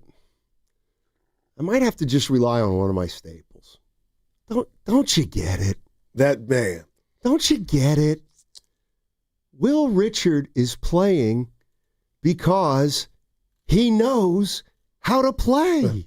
With the Warriors, OGs as well. He knows how to play. Well, here, I keep going here. It's not a bad thing. I thought that's why Pods was playing. And we got to put some respect on his name, right? I'm not a Pods defender. Like he shouldn't be starting. Are you ready to give me my victory lap on Pods? If you give me mine on Moody and Kuminga, no, you said Moody was going to make an All-Star team. He's a 3-and-D. Kuminga, what am I giving you for Kuminga? $25 million. You know what's funny? 25 M's. Let me tell you what's funny. And people are going to get off Kuminga. I heard somebody say this the other day. He was playing the best basketball of his career. For 6 games. No, it was off to a great start, though. I'm not giving up on him. And I know Kerr hasn't. No, they can't give up on him. They can't right now. Can I say this, though, Stoney? When I just, our guy called and shared with us his thoughts, and I've said this to you a million times, #random, but I am wondering, as great as Draymond Green was, what he doesn't give you offensively, is that going to be the depth of this older version or this Warrior team led by older OGs? Stoney, we're in an era of hoop now. You need to get something from every spot. I know. And I just don't know, if that's going to come back and be like, that means we can't keep up and everything is just relegated to, Steph, you got to be Michael J. Fox and Teen Wolf. Jimmy, you got to do this and that. Hey, and you took a great crack at it last year and Steph got hurt. But could you imagine if we could get 12 to 16 points a night or 10 to 14 from Draymond down low? Like, that's the OKC can do. Other teams have that. And it's got to just be like, what word am I? Like a luxury. A luxury. And this is where, like riding in a Bentley. This is where I just can't. You are just so real. The guys, how long's Draymond been in the league? Well, no, I got that. But I'm saying, have we come to a point now, if you really want to be a player to get to the Western Conference Finals, and it's not bad. Like, you know what? You can't have what word am I looking for? How many points? What if he could do what? 14 to 16 a night. Guess what? He wouldn't be doing it for the Warriors. Because they don't need him to score that many points when he had Clay and those guys. Oh, right. No, it was perfect then. But now. No, I love you, Dre. I really do. And I loved he didn't talk last night. That's when you read the room. Like, he said enough, and I backed it up and let my play do the talking. Right. And so you come in today like nothing happened yesterday. Oh, no, it's a file. Text me after Friday's game. No, it's fluid. See, if I was hard on you as people think, I would have been like, well, now what, mouth? You ripped Draymond Green, and look what happened. But I wouldn't do that. I didn't rip Draymond Green. Oh my God. You said, I can't believe name names. Oh, yeah. Steiny. Yeah. Well, he's a coward. No, if you go, no, I didn't say coward. If you go there, you got to go there. That's all. Yeah. Apparently you don't. And then you win a big game. Dude, Dre, that is great. Oh, man. no. Who we got? Why would you say it's a radio show? Because I can tell it's something I was wrong about. Oh, well, bring him on. Let's go to Anthony and Hayward. What's up, Anthony? How you doing? Hey, doing pretty good. Happy almost Friday. I just got 3 points. Niners, Warriors, and Jordan. So the Niners, I'm not a Niner fan, but Niners have everything to lose if they start Purdy because they're facing the Cardinals. You don't need to put Purdy with the Cardinals. Just let him rest. He ain't going to ever be 100% this year, but wait until the very end. You have all to lose against the Arizona Cardinals. Number 2, the Bulls, they were ranked number 1 all 6 times. They faced all the ranked number 1 teams except the 93. They were not ranked number 1, but in 91, the Lakers were ranked 3rd. And my hot take for the Warriors, Jonathan Kuminga, he's already been surpassed by Sir Richards. He's way more developed, and I think, Kuminga, he needs to go. Thanks, Anthony. Wow. Appreciate the call. I don't want to start anything because I'm pro JK, but you and Evan tell me real quick here. Are they intertwined at all? Who? Richard and Kuminga and his future, possibly. If Richard keeps this up, is there something gone? Okay, wow. Kuminga's gone. In your mind? Yes. Evan? I'm not there like that. Wow. I mean, I thought coming into the season he was eventually going to be traded. I still feel that way, but... Me too. The 5 games changed me. Well, last night, I don't want to call it a pass, but he did have a knee injury, and I'm willing to give him the benefit of the doubt that that's why he looked as hesitant as he is. Now, if he continues to play like that, then we got a problem. Yeah, and he's been hesitant the last few games. So let me get this straight. Wow, Stady, you think come January... think about this for a minute. He's been hesitant, and he's been turning the ball over. Yeah. I think there's a correlation. Goodness gracious. Oh, boy. What we got? Nothing. Because I didn't use coward. I was despondent, and I was despondent at Jimmy. You didn't use coward. Yeah, but I was despondent at both. Well, you ripped him. And I'm not over it. Last night was a good night. I mean, to be fair, you both went at him.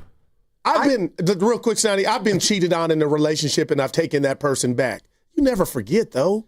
When they don't come home, they say they're at the store. I'm going to stand up for myself here. Yeah. I didn't, when he said put a number on it, he said 9, and I was like, come on. I wasn't the only one. Everybody lost it. Not just here. I didn't think it was a huge deal. I made that clear yesterday, right? Curry said 4. No, but you went after Draymond, though, for not pointing at himself. Well, no, I went, what did I go on Draymond? Oh, I went, but that's not ripping him. I just said he was talking about guys with different agendas. You know, he came into the year, or he did an interview with Friedel a couple weeks ago where he talked about stamps, wants to put stamps on his career. And one of them is if he makes another all-defensive team, it'll be 10 years of being on one of the all-defensive teams, which will be tie somebody. And he's like, I want to do that. Yeah. Well, that's a personal agenda. And he didn't run from that because he admitted. Yes, he did. He didn't said say we anything all about have. it. Oh, okay. I got you. But my whole point was when he went on his thing, he did say we all got, personal agendas. Yeah, he did. Do you have an agenda when you come in and we do the show? Seriously. I try to talk 50-50. You do 70-30, but I work with you. You know what they say, and they use this word a lot now in politics, and it's called projection. And it's when you describe something else as something you do. Dude! And so clearly, here's what Freud would say. Freud would say, man, I think it's very interesting that Guru continues to bring up and wants to maintain that Matt Steinmetz talks more than him. So clearly, he's got some self-consciousness that he talks too much. Dude, Daisy Mae Johnson, my mama, rest in heaven. Her thing, tell me what you think. Son, what you confess is what you possess. If you say you don't like something, you do it. And that sounded like that. No, and what it means is when you say, I talk 70% of the time and you talk 30, that tells me that you are very self-aware of the fact that you talk a lot. No. Steiny, stop. You see what I'm saying? I am the smooth number 2. Oh, you are. And I'm Think smart. about what if the ones against the twos? You, Spadoni, and Willard against me, Shatsky, and Tibbs. Just anything. We got the big 3. We're on the same team. No, we are, but I tried to. We play different positions. Shasky, Dibbs, and Goo versus Steiny, young Spadoni, and Will. Evan, I think we got him. That's a big 3. Sounds like a lot of pulled hammies. No, I didn't like that part of it. But anyway, you're going to get hurt at some point if you keep playing. I've told you that. Are you still playing pickup? Or Dude, have you shut that down? No, Steiny, I'm still playing. Listen, I might think about retiring if you said, I'll meet you at the San Leandro 24-hour fitness school and I'll watch you play 40 minutes of pickup. If I could get you to watch me play, I might call it pickup golf. Just come watch, because you can tell and project what I was. I know what you were. I know all about your game, and I don't remember a thing about it. I just know that I got a text from a guy who played with you and said, back in the day, Guru was just figuring out the game. But that's an NBA player. Ken Jennings. No, that's his brother. It's not Keith. That's his brother. Ken didn't say that. Ken said that. What? Yeah, Ken said that. Was that. I thought that was Mister. No. I said he knew I could hoop. Ken knew I could hoop. That wasn't that bad either. Yeah, I don't know. I got better later. Clearly, you were like Kuminga. You learned the game very late, and you had no foundation. I played CYO 3rd through 8th, please. Let's go to Scott Moran, and eventually we'll get to the 49ers. Wow. So that you're tearing up the San Leandro League over there, huh? The pickup teams over there, Goo? Yeah, I played. Yeah. From here to Sacramento, there's not a 24-hour fitness I haven't balled at. I'm just saying. So you're a known entity now up the 80 corridor then, huh? Pretty much. No, I'm just kidding. Yeah. But I said like I believe it. Yeah. No, that's fine. No, I can understand, though, Steiny's position, though. He's not going to make the trip over and check it out. Whatever. Somebody give me anyway, can't I just watch the tape? No, you did that at the World Tournament. Just give me the all 22. Give me the all 10. Yeah, anyway, I was just going to visit Kuminga. He played well. Everybody talked about the way he played, and he played well the first, half dozen games of the year. But what he also did is he shot the ball. He was making shots. Mm-hmm. The last, I don't know how many games, 5, 6 games, he's 2 for 13 from 3, and he's hit. I think he's 18 for 48 overall. It's 37%. That's how he kills whatever unit he's on. Because if you can't shoot the ball, you got to be like Jimmy. You got to do everything else. You got to be able to handle. You got to be able to defend and distribute. And that's the problem. I think it's always going to be an issue that he can't shoot the ball. That's one thing that when they had Wiggins, he was a threat. Wow. And he could shoot the 3 and can score. He could shoot the ball. That's the difference.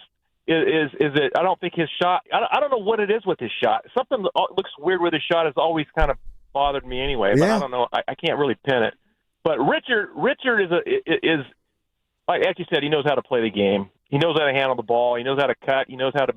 And he can shoot the ball. So, and that's what they have with with Moody. He can shoot the ball. I mean, and when you play with Steph, you can't. If you got Jimmy and Draymond and Pods on the floor, Pods is not a good shooter either. And then you add Kuminga.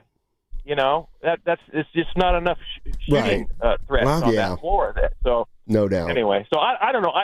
More and more I think he's not going to be here after the first year. I really think if they can make a deal for him, ship him to Sacramento, I think. And then Melton's coming back as well, and that's going to change everything. And so I don't know. It's maybe I think you're right. I think it's time to be gone. I really do. Appreciate the call, Scott. I'm turning into you more and more every day, Stoney. I'm wait and see with Melton. Like, you got to show you can stay healthy, but this is where I'm going, and it's not beat up JK because I love JK. If you had to make a bet right now that he would surpass Andrew Wiggins' career, no. Wow. No. What? But do you have Andrew Wiggins' career numbers up there? But 19 to 20 points a game. I mean, see, here's the thing about Wiggins. He came in, but what's that? 1. I don't know what that means. Championship. Oh, he got 1 ring. Right. And he can shoot 40% from deep. Wow. That's a good point. But I get you, Evan. But he's not as polished offensively as he can do more than Wiggins, but what do you what do you mean? He's more athletic than Wiggins, but he's got broader shoulders and he can't do more. No, right. And that's who we got to get him to get there. That's what I'm saying. You got the engine. Now you need the high-octane oil, the spark plugs. The other problem is the reason Wiggins worked here was because of his approach to the game. Like, he doesn't mind not being it was perfect a big boy. When it worked, man. He loves to kind of lay in the shadows. But he could go to the rack. He could shoot the midi and shoot 40% from deep. That was Wiggins and D and play defense, man. Let me just say this to you all. Through the 5, and I know he's played more than 5 games, but I haven't been super duper impressed with Kuminga's on-ball defense like I thought I would be. Offensively, he got off to a great start, but I'm sitting here wondering, I hope he's not out for long, if at all. But Stoney, I haven't seen him pick up dude. Like, I haven't just come in here and we've been like, boy, Kuminga defensively was getting after it. Sounds like you're answering your own questions. Moody's doing that. Seems like you're answering your own questions, as Kyle Shanahan would say. Speaking of which, we got any updates? Well, and here we are again. It's raining. Purdy can't throw in the rain. Well, that's what I was actually thinking about. What if the game were at home this weekend? Dude, why are you smiling? If the game were at home this weekend, would Purdy play in the rain? Or would they acknowledge he can't throw a wet ball? Or would they say, come on, Steinmetz, what are you talking about? Or you think Kyle knows he's... I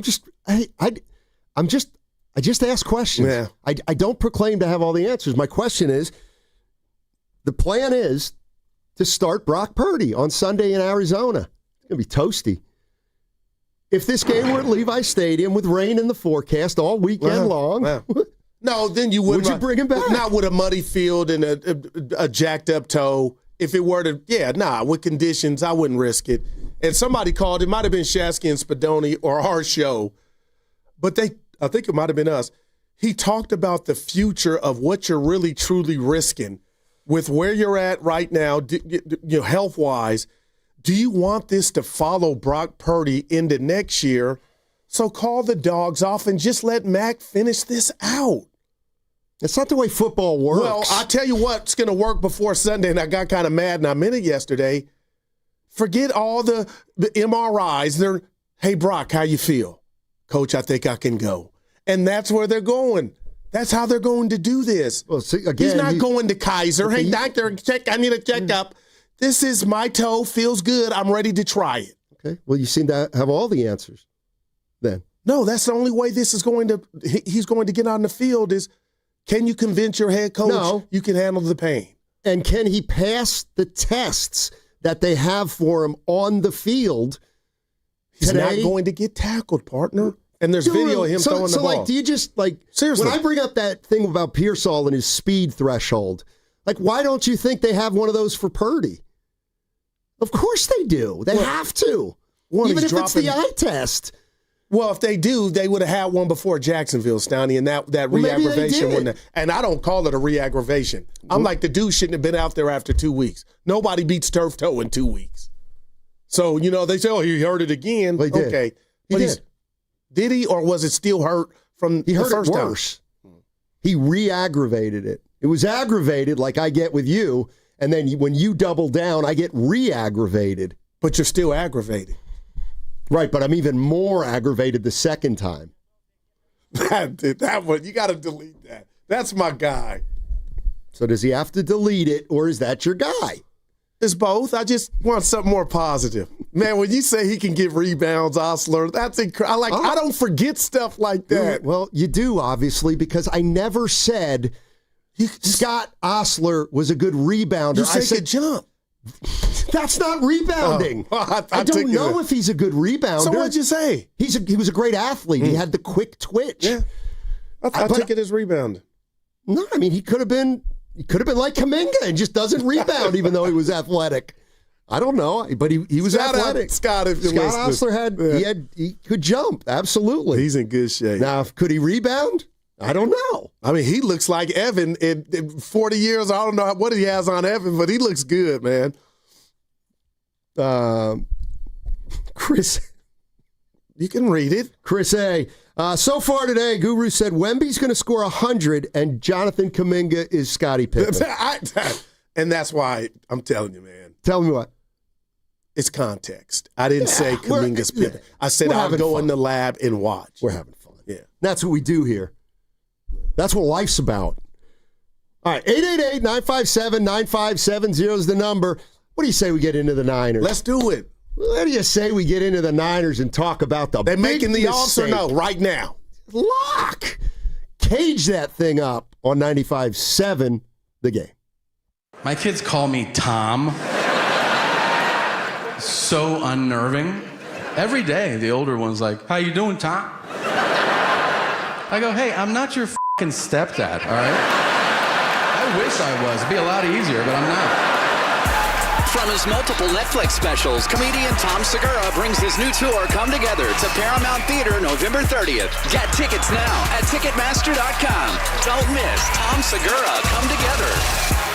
Injured at work? Don't wait. Every day you delay can mean lost wages, delayed medical care, and more stress for your family. At Boxer & Gerson, we fight for people just like you. Construction workers, delivery drivers, factory workers, restaurant staff, hardworking folks who get hurt just trying to earn a living. We won't back down. We get results. You work hard, you deserve real help. Call Boxer & Gerson now at 510-835-8870 or visit BoxerLaw.com. The consultation is free, but waiting could cost you. Boxer & Gerson. Justice for workers. He's the best interview in the Bay Area. He looked like Steph Curry always has, so he still got it. I mean, I think the biggest thing when you're 37 is maintaining the level over the course of 82 games. And he joins Willard and Dibbs every week during the NBA season. We have a blueprint that everybody's feeling confident with. Steve Kerr is presented by Great Clips. In sports, success is about team effort, and the same is true for your hair. Great Clips. It's gonna be great. Americans pay about $5 billion to control termites and repair their damage every year. Many people underestimate exactly how much damage they do. Call Pacific Coast Termite today at 800-PACIFIC for a free home inspection. Certain restrictions apply. No tenting, though. No double bagging your food. No pet sitting. Mention KCBS and get 10% off termite treatments and a 2-year guarantee on their work. Call 800-PACIFIC. 800-PACIFIC or go to PacificCoastTermite.com. 1-877 Cars for Kids. KARS Cars for Kids. 1-877 Cars for Kids. Donate your car today. 1-877 Cars for Kids. Donate your car today. Ready to get rid of that old car? Donate it to Cars for Kids.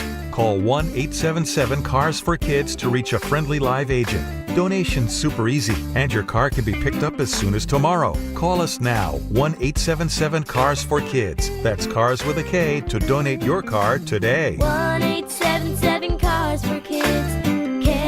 KARS Cars for Kids. 1-877 Cars for Kids. Donate your car today. Did you you know you can donate real estate too? Go to carsforkids.org. That's carsforkids.org. We all hear the radio ads about the IRS. They tell you to be afraid, to be scared, and they try to frighten you into calling. I'm not here to do that. Tax Relief Advocates is different. TRA is here to tell you that if you owe money to the IRS, whether it's $5,000, $50,000, or $500,000, we have a solution. It doesn't matter if you're sitting in your car, at work, or with your kids. No matter where you are, call now. 800-575-9834. Don't lose hope. TRA can eliminate or reduce what you owe to the IRS. Generous programs are now available that can give you a fresh start. Our passion is taxes and helping individuals fix their IRS problems. We have over 1,000 5-star reviews on Google and an A+ with the Better Business Bureau. You don't need to be afraid of the IRS any longer. End your tax nightmare today by visiting us online at TRA.com or call 800-575-9834. That's 800-575-9834. Tax Relief Advocates. Real solutions for real people. Red and Gold Game Day starts at Laughing Monk Brewing. Park for free. Enjoy amazing food, ice-cold beer, and every game on TV. Catch 95.7 The Game's pregame show. Then hop on the free shuttle straight to the stadium. Sign up now at 957thegame.com.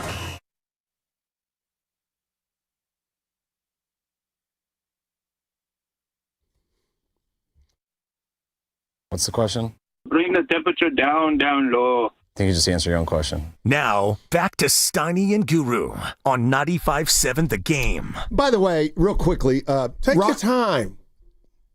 Boss don't like that. I want to get to the Niners. Yeah. But I want to tell you something that I want you to put into the equation as you were ripping the Warriors last week and couldn't understand how something could happen. Do you see what kind of year Ryan Rollins is having? It's incredible. Okay. There you go.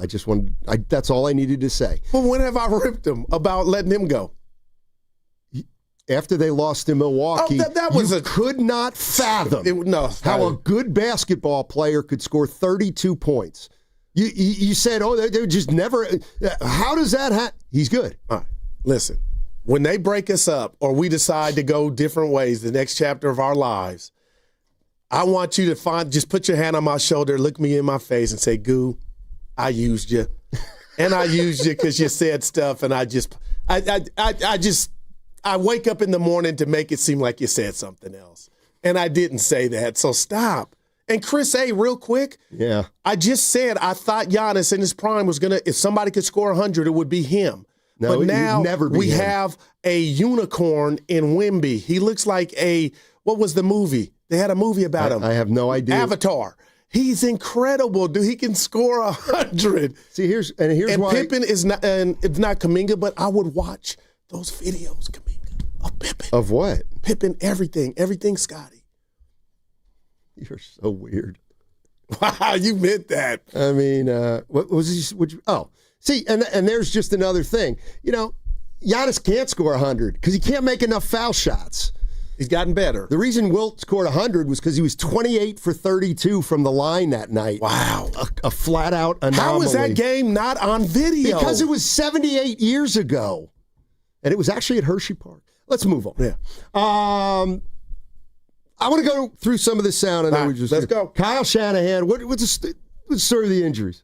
All right, the injuries for practice today. Alfred Collins with a hip will be limited. D. Winters, knees will be limited. Ricky Purcell, knee will be limited. Brock Purdy, toe will be limited. That's it. All right. What does that mean? Limited. They're limited, for the game. Tomorrow's Friday. So Pearsall limit. Like, talk to me, Steiny. Like, they need Ricky back. I want to watch him limited. Okay. Does that mean what? It means he's not going to participate in the entire practice and all the drills. It'll be some portion of those. What about the Purdy limited? No, it'll be aggressive practice. We just got to put limited if it's not exactly how it normally is. Are you trying to build him toward a point where he can start on Sunday? Yes. For this week? Yes. So the bottom line is, let's say there's 50 first team snaps at practice. If Purdy takes 49 of them, then you can say he's limited because he can't take all of them. Or I don't. So weird, the NFL. All right. What about if he has a good week of practice? I think each week it's gotten better, with last week being the best. I mean, each week has been different. So if he takes a big step forward this week, like he did last week, he should have a good chance to play. So he took a big step forward last week, but didn't play. So let me ask. If he could take another big step forward, he'll play. Exactly. It's Thursday. Tomorrow's Friday. You play Sunday. Right. So they have 3 important days. Should I take you through the NFL week? No, that's pretty good. But no, you're just as clueless as I am. No, I'm not. You just read in. You just want to make everything complicated. Thank you, Evan. No, I'm not. It's not complicated. But do you understand? We're not getting updates. I think you're over there thinking we're getting updates. Guru, and I want Purdy to play. Let me take you through the week. On a Wednesday, I know. Kyle Shanahan talks to the media before practice. They go to practice. Okay. So he says, Brock's going to be limited, but we're going to be aggressive. They went through practice yesterday. It's a kind of day where, quite frankly, I would have thought maybe Schefter might have reported early today that Brock's toe felt good after the practice. Okay, there isn't any. But the media availability today is not till after practice. So they're obviously yesterday and today, they're putting him through some stuff. Yeah, it sounds like it's going to be more intensive than it has been in the past. And then they'll end up making the decision. But if they like what they see, he's starting. Can I give you? Yeah. All right. What is? You didn't help me, but what is complicated about this?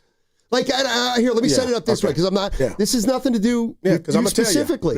Shasky comes in during his break, and I said, "He's like, what's going on?" I'm like, "Purdy starting on Sunday," and he goes, "Yeah, that's where I'm at. Like, why? Why are you like, geez, oh boy? Because you think there's some scientific machine that's going to tell you where the toe and how the toe's really doing, and there's no way he's getting tackled because they're coming for his ass if he were to start, and that's a whole different can of beans. What I'm looking you dead in the face, and I'm trying to tell you is live for another day. You paid and invested this dude. Not promised. No, hey, it will be if you keep his ass off the thing the rest of this season. I think that's so where you we're want to shut him down for the rest of the year. I swear, Steiny, that's where I'm leading. Why? That's where I'm at. So, but here's the thing. What if something really happens worse in this game or a game next Sunday? Okay, so could you have avoided when you had a serviceable? So what? Steiny, that he'll be contract. fine for next year. No, you don't know that. Well, then, if he's not... You don't know that. I'm being real. And you don't know that putting him out there Sunday could possibly jeopardize his career. But if there's a 2% chance, that's too many. Okay, so when do you play him? Next season. That's stupid. All right. What's stupid about it? Because, Matt, you got a serviceable quarterback that can hold it down. It's not stupid. It's not about, you said it, but it's all right. I take it back. Yeah. No, I take it back? We're doing numbers. Can I take it back? Yeah, I'm all right. With all due respect, you're saying that without, you don't know anything about the injury other than he's missed 5 or 6 weeks. That's a lot of time. He might be 100% healthy right now. Well, I don't think you believe that. And he's not 100% healthy. Neal told us he's not going to be a guy that played. Baldinger told us this thing is real. Just shut him down, man. We don't know how serious it is. I think we do. Your girlfriend is staying at work every day late, telling you she's working on a project, and I'm telling you I saw her at the bar with Tony. You don't want to believe it. That's where I'm at. I'm thinking worst case scenario. That's great. You can think worst case scenario. That's not the way the NFL works. Brock Purdy, if he's healthy enough, is the Niners starting quarterback. He's going to play. Like that's like, as my daughter used, period, end of story. All right. He said if Purdy's healthy enough, he's going to play. I'm just telling you what I would do because I'm treating this, my investment that doesn't even start to next season, like fine china. And if Mac Jones has held it down, I just think if you want to be overly cautious, just let this dude heal. They don't need to be overly cautious. Maybe Shanahan would say to you, you know what, Goo? We've kept him out 5 straight weeks. That was cautious. Okay, It's fine now. But what will you say Monday if we find out this dog and pony show that's going on? I'll tell you exactly Mac starts in Arizona. That's another week he's not ready, another game he missed. Would you at all think, you know what? We got 6 left. No. Let's just – no. I mean, to me, we don't talk about that until we get to week 14 or 15. And that's me. Now, other people might disagree, but 888-957-9570 is the number. I mean, honestly, I don't see it any other way than, like, okay, Purdy comes back Sunday. Let's go through what could happen. Yeah. He could get hurt again. Okay, shut him down. That's fine. Like, I'm sorry, I get it, it's a serious injury, but you're really telling me that something, like, he's had it, he played with it twice this year. If he tries it again... What if he tries it again, it has a setback, and then needs surgery? Okay, then he gets surgery, which he may have needed anyway already, for all we know. And so, again, they as a team will make a determination when he's ready. And it sounds like it could be this week. And if he's ready, like, why would...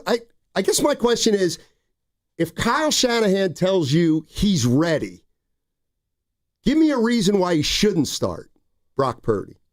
Because you thought that after 2 weeks. Okay, and then he got re-aggravated on the side of caution, and now have kept him out 6. And then, that's not enough for you? No. If he comes back and he re-injures it, okay, then you didn't learn anything because you now go get surgery. Now go get surgery. And then okay, hey, and you're right. But what if he needs that now? If he does come back and finishes, who knows? But man, Stoney, I'm just telling you, like this is a serious thing, man. And I know I'm a one-trick pony with this. Like, we're getting late in the game. Matt can hold it down. You're our future quarterback. I don't want this thing to get worse, or you have to go under the knife, and you might have to do that anyway. But let's just say he were to re-aggravate it or somebody stepped. Oh, my gosh. I'm just like, man, how close are we really from them saying, you know what, it's not worth the risk? Well, you know what's going to happen then is Brock Purdy's going to get shut down. He's going to have surgery. And then next year, we're going to say, well, who's the starting quarterback? Is it Brock? Well, he's still kind of rehabbing. He's still kind of this, that, the other thing. Might not be 100% after this. Like, I just... You're just saying if he says he can go, run him out there. No. If the team determines he can go and he can go, that it's not just Brock's decision. I need to hear from the doctors. I need to hear from Shanahan, who's apparently, as we speak, like, watching him take snaps and try to simulate game speed as much as possible at practice, even though you can't. And that's the other thing. Like, that's a big part of it. But you can't. You'll never be able to put him on the field without putting him on the field for the first time. Like, he can't get... And why doesn't that constitute, maybe, if that's the case, and you can see that vision that I'm having, doesn't that constitute maybe he shouldn't go on the field? That's what I'm saying to you. What do you mean? Don't risk the biscuit. If you're sitting there saying you're really not going to know until there's live bullets flying, you can't simulate it. Then you can never play him. Like, literally, and maybe that's not. If you give him a whole offseason to in months, Donnie, to heal that bad boy and maybe avoid surgery. That's how I'm seriously looking at this thing. Not me. I mean, if he's ready to play, he's got to go play. And here's the other thing. If he plays, doesn't play well, but the foot is not injured, or they're not going to use that, right, then Kyle Shanahan better be prepared to stick it out with Purdy, even if he's not playing well but is healthy. That's going to be the hardest part. Now, why would that be? Because to me, forget the noise and the ridicule or the second guessing. It's the health of that toe and my quarterback moving forward. That supersedes, like when you say he'd have to ride him out. No. Admit you made an error or it's not right and get him off as soon as you can, if I'm understanding you correctly. I'm not sure. You said if he doesn't play well, he come back and he doesn't play well. Doesn't play well. You said Kyle needs to ride it out. That's right. Why? Because who are you appeasing by that? Because the way you said it, you would say the media or the fans. Right. That's my point. There's going to be noise. If Brock Purdy doesn't have a great game, and maybe this is going to be impossible, that Brock Purdy has a bad game, but comes out completely healthy in theory, then he's got to play the next game. But the point is, I got you. Then the noise is going to start. I don't think Kyle would do that. What? Kind of lightweight, not blame it on the toe. If he's healthy and he played bad, he would say I believe he played bad. It had nothing to do with the toe. Well, I think he would actually protect him and say, you know what, that toe's still not really right. We're going to shut him down and go with Mac for the rest of the year. You're listening to 95.7 The Game, KGMZ FM and HD1 San Francisco, on Odyssey Sports Station, always live on the free Odyssey app, now broadcasting from the Laughing Monk Studios. Here's my, should the Bengals bring back Burrow? Well, he had surgery and has been out for a couple months, so I think they feel like we did our due diligence. Mm-hmm. He went under the knife. We think we got this thing under control, and by all accounts, Burrow's feeling nothing in the toe. Yeah, we'll see. So thank you, but why? They handled that different. Okay, and the 49ers have basically said, okay, how do we address this toe? Well, there's two options. What are they? Rest or surgery? Okay, let's rest him because he came back after 2 weeks. So now let's rest him for 5. Okay, now you rested him for 5. It's as good as it's going to get. You run him out there. He has a setback. Go have surgery. And if he comes through it okay, then he's your quarterback the next week. What I'm saying is the only thing that's going to get uncomfortable for Kyle is if Purdy is healthy and not playing well and they lose a couple games, then people are going to start really saying Mac's better. Mac's better. And people are saying that now. Well, yeah. So I want to see him play, Stoney. Selfishly, I want to see him play, but I just think about the future, and because I don't believe there's no controversy. Now, among fans, I'm hearing what you're hearing, so I get that. But as far as my investment in this dude, and I don't have a way to make a return if I wanted to, I might seriously, like if he can't go this week and you need another week, then I've seen enough. And I'm just calling the dogs off. Mac, you just lead us, finish the season out. Hopefully we make the playoffs. But then I feel like I could sleep at night knowing if I'm the Niners that, okay, he's going to get ample opportunity for this thing to just go away with ample. Here's what I don't understand. So does anybody remember offhand last year McCaffrey? He missed the start of the season, right? He played 4 games then total. He came back, played 4 Got games. Got a new PCO injury. So my question is, was anybody at the time saying, if McCaffrey's healthy, let's not play him? Interesting. Like McCaffrey came back. Yeah. He got a different injury, but I'm healthy. Yeah. I'm ready to play. And he plays 3 or 4 games, gets hurt again. All right. Well, now we got to go with somebody else. But like I feel like in this particular case, we're disregarding the fact that he's only playing if he's healthy enough in the first place. So okay, if he quarterbacks Sunday, it tells me Kyle thinks he's healthy healthy enough, a high enough percentage, whatever it is. But Stoney, it's Kyle using a little bit of everything. But the 90% of it to me is I have to listen to my quarterback tell me if he feels anything. It's not Kyle telling Brock how he feels. A lot of it is going to depend on how are you feeling after we run you through these exercises. Right. And it's up to Brock to say, and I'm just asking you, if I were Brock, and let's just say you just got the bag, but let's just say I wasn't secure as I should be, would you kind of fib and say, if I'm really feeling like a 7, oh, hey, coach, I'm at a 9, so I can just get rid of this Mac Jones and I'll go out there at a 7 to just take over the reins? Okay, so the way I look at it is completely different. And the way I look at it is they're clearly going to give him reps this week, okay? So if he goes through the reps and he looks good, well, then even if his toe hurts, he's probably going to go out and play. But I don't, you got to put him out there at some point. Yeah. And if this is the week, this is the week. And Trick Error on the YouTube chat kind of just hit me in the cardiac with this one, Stoney. Purdy doesn't come across as a BSer. Purdy would say, I can't go. That scenario I just gave you. Kyle Shanahan is a strong enough coach that Brock Purdy might say, you know what, it feels great. Yeah. And Shanahan goes, yeah, well, you stunk at practice this past week, and there are things that we see that you still can't do, and so you're not ready. And then Brock will say, yeah, you're right. So you think today is the day of... I think it's all 3 days, Wednesday, Thursday, Friday. Because you seen the video of him throwing yesterday, right? Like Grant Cohn posted. Yeah. Okay. It didn't look bad, but there were some throws that I deem high, but I don't know how Kyle would look at that. So it is interesting. I mean, in a way, this is everybody gets their way. If Brock Purdy throws a couple balls that sail, the people who love Purdy can say he's hurt. And that's why his ball's they're sailing. interceptions, though. You think that's going to happen? Do I think what's going to happen? I think you got that out your system with the Jacksonville game. To me, with Brock, you were awful, but it was the toe. Yeah. Like, you come back now after umpteen weeks off. Yeah.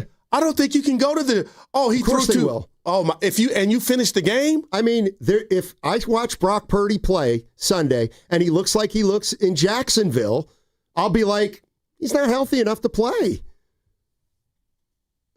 Wow.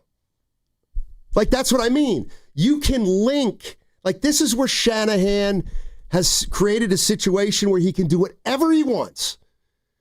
He can always say the injury is the reason Brock's not up to his usual standards, and that's why he's not playing. But can he afford for the second time? Because if you're right, that would be the second time they mismanaged this to where you thought he was ready to go, but he wasn't. Yeah. So you open yourself up for second guessing on that front. Yeah, okay, just this is my own personal thing. I'm not like he played week 1, he sat 2 weeks, he re-aggravated week 4. All right, let's be careful this time. Well, what does that mean? Well, let's give him 4 or 5, maybe 6, but let's give him a good month. Yeah. Okay, well, they give him a good month, and now he's going to go out and play again. And what about just forget the turf toe. I'm thinking of Shasky coming in on you. I'm just thinking about the natural rust of just you not being out there forever and a day. Well, that's why Kyle's going to have to stick with him if the foot or if the toe is good, but Brock's not. Like, he can't put Brock back into the starting lineup. Brock stays healthy. They lose. Yeah, and then he takes him right out again. That would be a big, big problem, and that would be a sign to me. If Brock Purdy in 2 weeks goes, no, I'm completely healthy, but I'm not playing. But that's never going to happen. Let's go to Ryan. Ryan's in Irvine. Hey, Ryan, how you doing? I'm doing good, guys. Hey, love the conversation. So here's my take. The risk versus reward it doesn't work out. Mm-hmm. Your season next year is already compromised with injuries you sustained this season already. Bosa's not going to be back until who knows when, but he's going to miss all of training camp. He's going to probably miss 4 or 5 games of next season.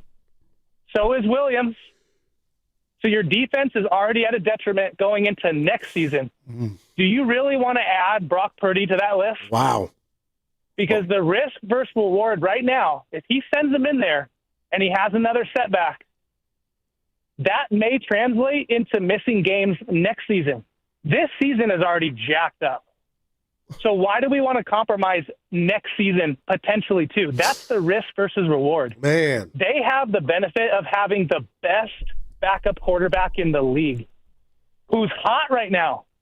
And you're going to bench him for a guy that should be resting his foot in a boot. If you decide to not have surgical procedures to fix this thing, you have to rest it. You can't practice. You can't be out there in any capacity, whether it's limited or full. You have to rest it if you decide to not have surgery. That's what they chose to do.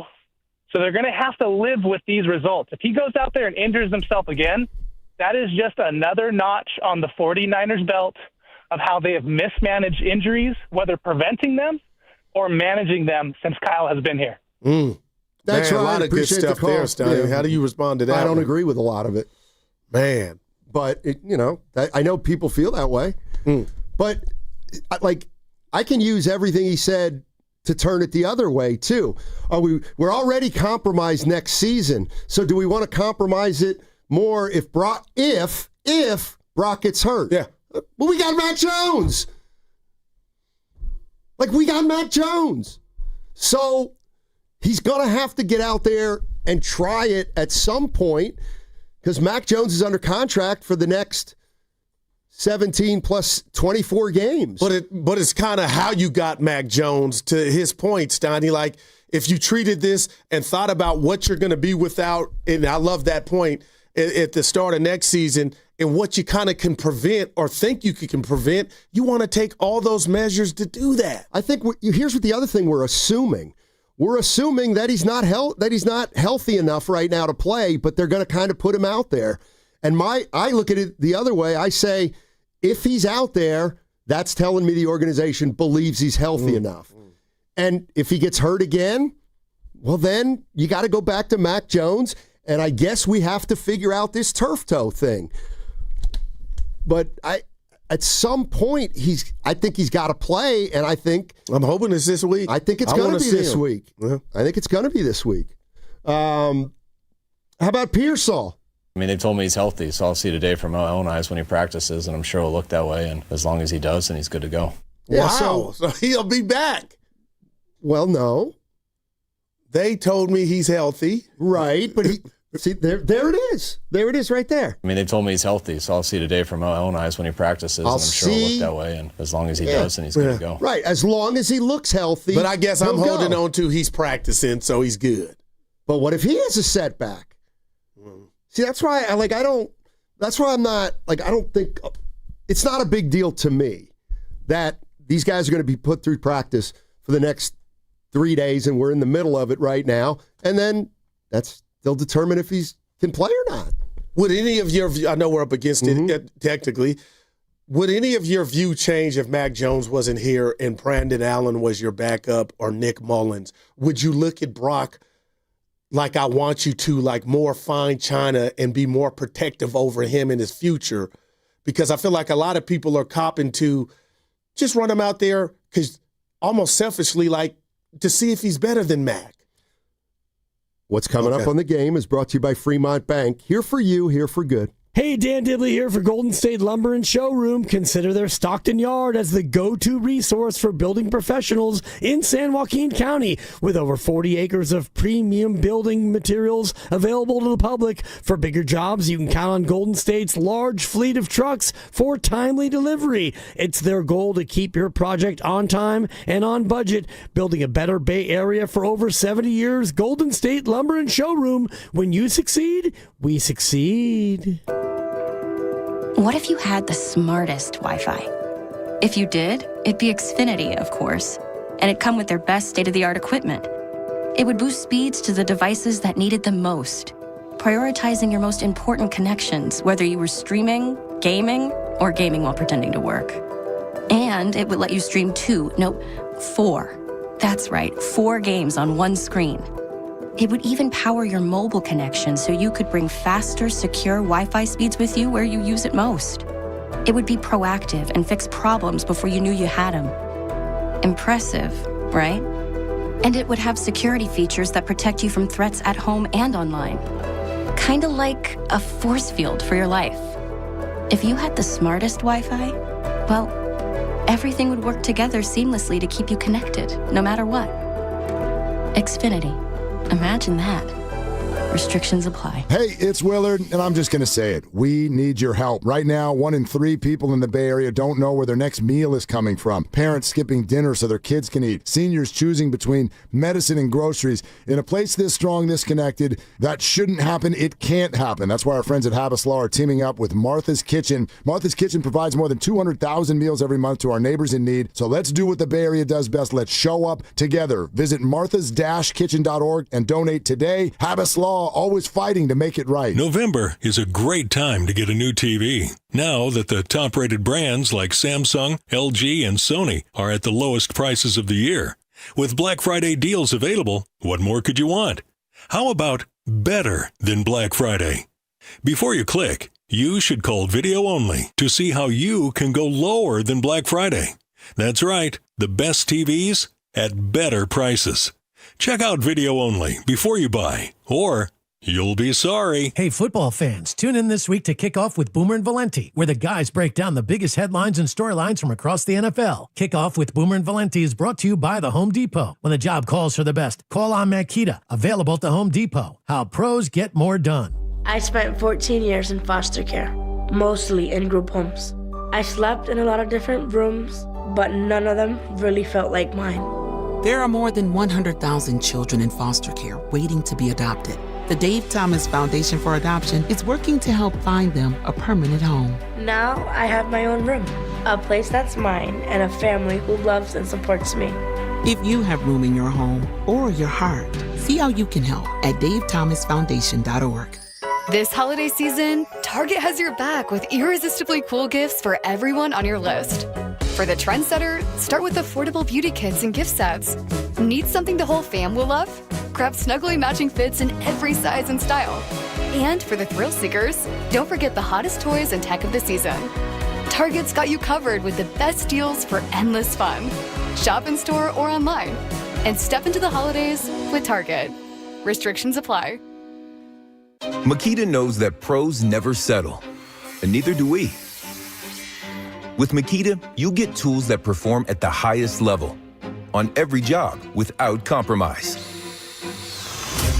Makita is for the most detailed pros, expertly engineered to deliver precision, job after job.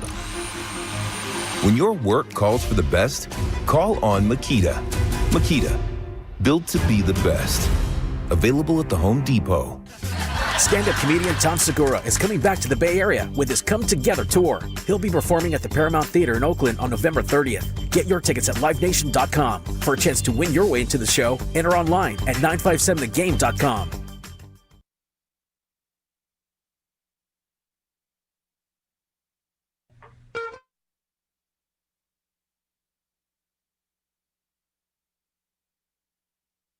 This is football. You know, we're all going through something. Nothing harmful. Oh, yeah. Now, back to Steiny and Guru on 95.7 The Game. All righty. I saw something online that was pretty funny. Do they still call it that online? I think it was, what do they call it? It was like a TikTok, but I'm so bad. So old.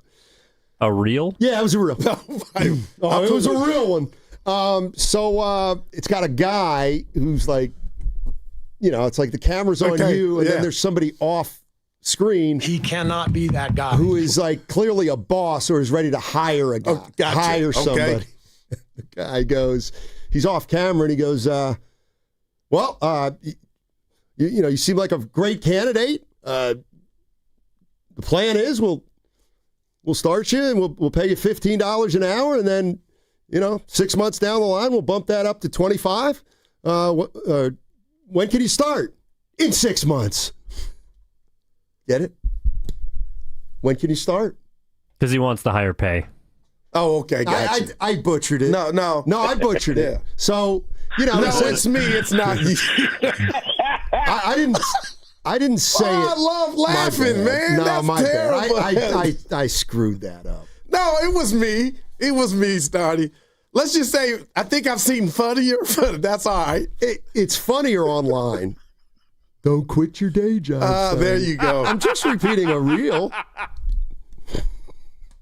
Where you watching, son? You'll be in New Orleans. I still, for the life of me, don't know why you're not off tomorrow. Not that I want you gone, but it's just like, dude, you're a real one, Stoney. You're coming to the complex, getting your lift in, and then going out. I ain't mad at you. The flight tomorrow is at 4:30. It's like, go Green Wave.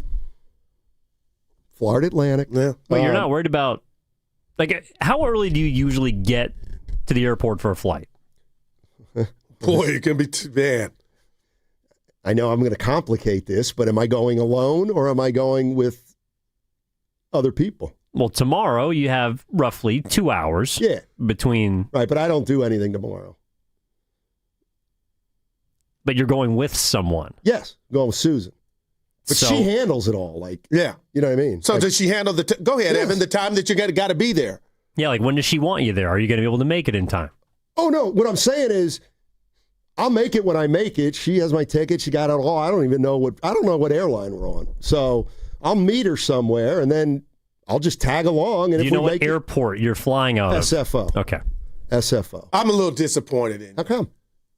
A guy like you, I would think, would know more than Evan said to you know what airport. Like, I know the airport. You know what I mean. You're in charge. Well, you're not now. But honestly, if I'm flying somewhere alone, you'll get there 4 hours. I'll get there like 3 or 4 hours ahead. Yeah.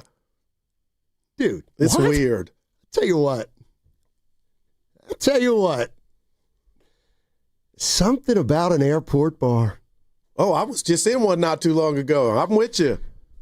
If anybody tells you they're not into the just don't even do the airport bar. It's the friendliest bar in the world. You know who's actually got a pretty good one? Phoenix. That's a great call. They've got a few, like where the Niners are playing this week. Denver, too. Well, they all do. Well, that's the point. And let me tell you something. When you're at an airport and you sit down, people are friendly at the airport bar. Until the bill comes. Prices are a little high. Prices are a little high. That's true. But you getting chicken. That's true. I think you just answer your own question. All right. So, I can't wait to see if this dude's playing. And I'm not backing down. I'm with Shasky. You don't even know his point of view. Yeah, I heard the show. I'm a P1. He was basically like, what are you really accomplishing by thinking you know, but you don't know? Just give this thing the proper respect. And that caller about Bosa and Warner and next year, I'm like, you wouldn't have PTSD a little of what's gone on. And I know there were 2 different injuries, but the fact that next year, week 1, not is marred, but it's up and down in regard. I don't think Bosa and either Warner will be back, but you don't want to play that game. Just the stuff that you've had to deal with, that's all. Yeah, you don't play the game. Purdy says he's healthy. All right. He goes to playing. And there won't be one article, and I hope I'm not being negative, there won't be one entity second-guessing if something went wrong with Brock. Of course there will. But why do you smile when you say it? Because I won't criticize him. If they determine as a team he's ready to play, he goes out Sunday, re-injures himself, they made a mistake. And Brock was a part of the decision to go out there too. Sure. Well, I still wouldn't do it. Oh, that's why I was asking you. But I guess the Mac Jones part of this, how much is that making nothing? Nothing really right now, especially because he's coming off a loss. He's 3-3 over his last 6. I just don't like. I think the assumption is no matter what happens, people are going to say, "Well, it's going to be too soon." Like, I don't know. It's been a while, right? So what does that signal to you when I say it's been a while? The severe, and you already know this. It's real serious. Right, what's going on with the young man's foot? But what I'm saying is, like, you know for a fact that if they bring him back this week, as opposed to 3 weeks from now, like something's different, something's changed. Like, that's the part I don't understand. And I know there's several degrees. How can we here? I got you. Determine, like, when it's okay to play and what kind of chance you would take. You might not like this, and you love Lowe, and I love him. And Evan, you guys do a great job on the pre and post. My thing is, from the moment he said and described the only way Lowe can, how severe this injury is, Steiny, I just looked at it, and it's me. I looked at it like, oh, boy. So I know on your mental calculator, you're like, if he tells you he can go, he can go. But if we're at Thursday and you still need to go through these little tests, to me, that's telling me, man, you could use another week or 2 or 3, even if you weren't a football player. What if he goes through everything and he's fine? Okay, what if he comes back and tears something and now he needs surgery? Well, then we have surgery, and we've got a quarterback that's injury prone. And I guess my point now, and that's wow. But my point is, had we just been overly cautious because we had the luxury to do so because we hit on a backup quarterback that people thought was done, how about we just let him ride this out?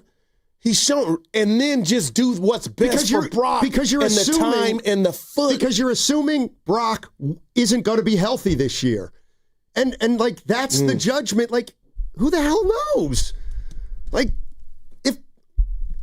if Brock Purdy's healthy and he's the starting quarterback, then he's got to play. Now, if he's healthy and Shanahan thinks Mac Jones is the better quarterback, then go with Mac Jones. So you're not afraid at all that you get the good, hey, I'm ready to go. Okay, well, you look good. You're not even setting up for it could get re-aggravated.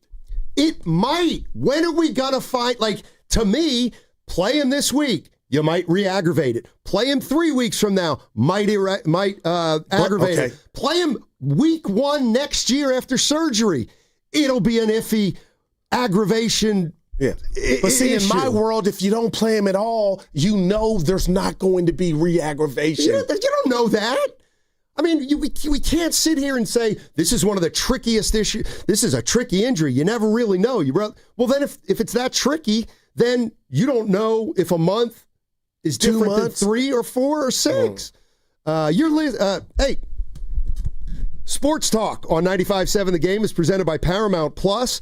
You can't count on much these days, but you can always count on Sundays. With the NFL on CBS and Paramount Plus, watch your local NFL game every Sunday on CBS and Paramount Plus all season long. Visit ParamountPlus.com/NFL to get started today.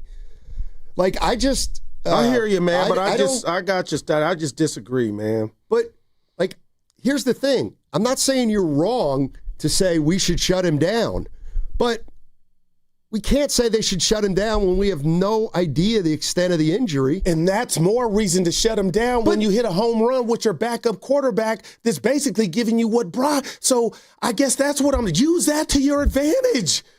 Like, nobody's looking at the Niners saying they're losing games because of the quarterback position. That's a luxury. Okay. So just look yourself a man in the mirror, Michael Jackson, and say. You do realize, okay. Go ahead. What am I missing? You do realize that you want to play that game and not play Purdy, then you have a quarterback controversy. If Brock Purdy is healthy enough to play and he's going with Mac Jones, that's a controversy. But you just said a minute ago or a second ago, Steiny, you're really going to not know if he's healthy. So I'm trying to take and weed out re-aggravating anything. My point is, by keeping him off the field. The next time he takes the field is going to be an iffy situation. I don't care if it's Sunday. I don't care if it's a month. I don't care if what if they shut him down? You think people won't feel that? Well, I'm just saying the offseason plus the weeks of him being shut down the rest of this season, you got to be Charlie. The doubt. No. Like, that's not how it works, Goo. If they shut him down this year and they say, okay, great, he has surgery, good to rehab. Almost 2 more months. That would be almost 2 more months. Give him a whole year. The first game he comes back is going to be the same regardless of whether it's this week or 6 months from now. There's going to be concern over that injury. And at some point he's going to have to determine, the 49ers are going to have to determine whether he's healthy enough to play consecutive weeks or not. Like, the part I thought rest was the best. If you don't need surgery, which he does, I thought rest was the best remedy. Okay, and what if Podja would say, I talked to the people in there. They were going to give him 3 weeks, but they said, you know what? Let's give him 2 more extra weeks. Let's give him 5 weeks. That's being extra careful. Like, we don't even know that they may have held him out for the last 2 weeks playing it super duper safe. Like, that's like, we don't, that's the part we don't know. And that's why I hesitate to make a statement here like, shut him down. If this were Steph Curry, would you think any different, or you'd be the same? Like, if this were the franchise. You want to be honest? Seriously. Steph Curry was this. And they put him out, and he got hurt. And they put him out again, and he got hurt. And they put him out again, and he got hurt.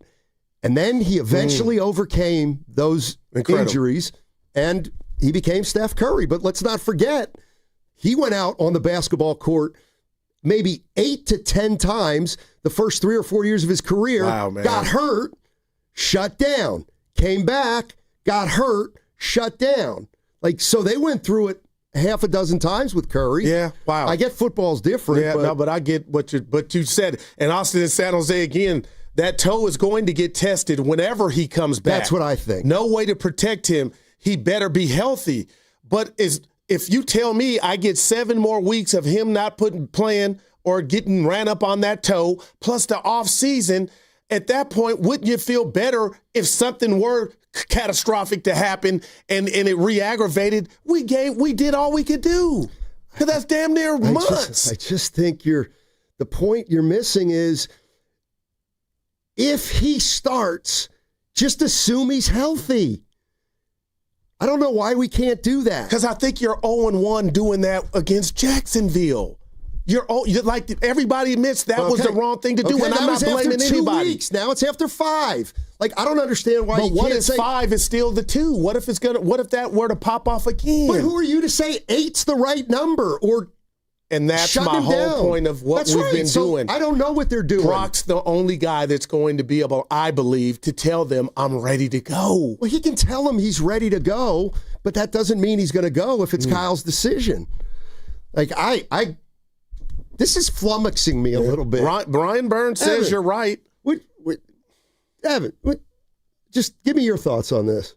Well, while you guys were talking about it, I was listening. No, I was just listening, kind of going through social media, the internet, as Steiner likes to call it. Online. And Colin Cowherd offered a few thoughts on what to do in this situation, and it sounds like it has more to do with the backup than the actual starter. So, Kyle Shanahan, I've said this before, you don't want to justify things in pro sports. You don't want to justify draft picks or justify decisions. Just who's hot and who's healthy. For the Niners, the hot quarterback is Mac Jones. The healthy quarterback is Mac Jones. I would be in no rush to bring back Brock Purdy. That's it? Yeah, it has to do with Mac Jones. He did some blind quarterback comparisons, but... And what I'm saying is, what was the last part again? I would be in no rush to bring back Brock Purdy. Exactly. And this is what I'm saying. Maybe Kyle Shanahan would hear that and be like, yeah, no, there wasn't a rush. In fact, that's why we shut him down for 5 weeks. Right. But I asked you earlier and you said it, and again, it's just a gut feel. You think he's playing this Sunday? I feel like now if he gets through these practices. Okay, I got you. And one was yesterday. They might know right now and he's that's not what playing. Steiny, I want to come over there and string you. I think that's what they know. You know what I mean? That's what I guess I'm saying. This is Greg Cosell, our guy, NFL Films. He was asked yesterday by Willard and Dibbs what a Purdy return might be and look like. They still haven't been able to run the ball with any consistency. They're really a sustaining offense. Think of it this way. Because they don't get a lot of big plays in the pass game, and certainly without Pearsall, without Ayuk, they don't get a lot of big plays in the pass game. For instance, this past week, the longest pass play was 22 yards, and that came at the end of the first half. So they don't really get big plays in the pass game for the most part. So if you're not going to get that, you need your run game to be sustaining. So in an ideal world, Purdy, who I think is a little more of an aggressive thrower than Mac Jones, we'll see if he pushes it down the field. Obviously, it depends on the play calls, too. I'm sure Kyle knows that Purdy's a little more aggressive by nature. If Ricky Pearsall is at full health and goes this week, he does have vertical ability, more so than any other receiver that they put out there now. So ideally, you'll at least have some shots down the field. If you hit one or two of them, obviously those can be game changers. Greg Cosell. Yeah.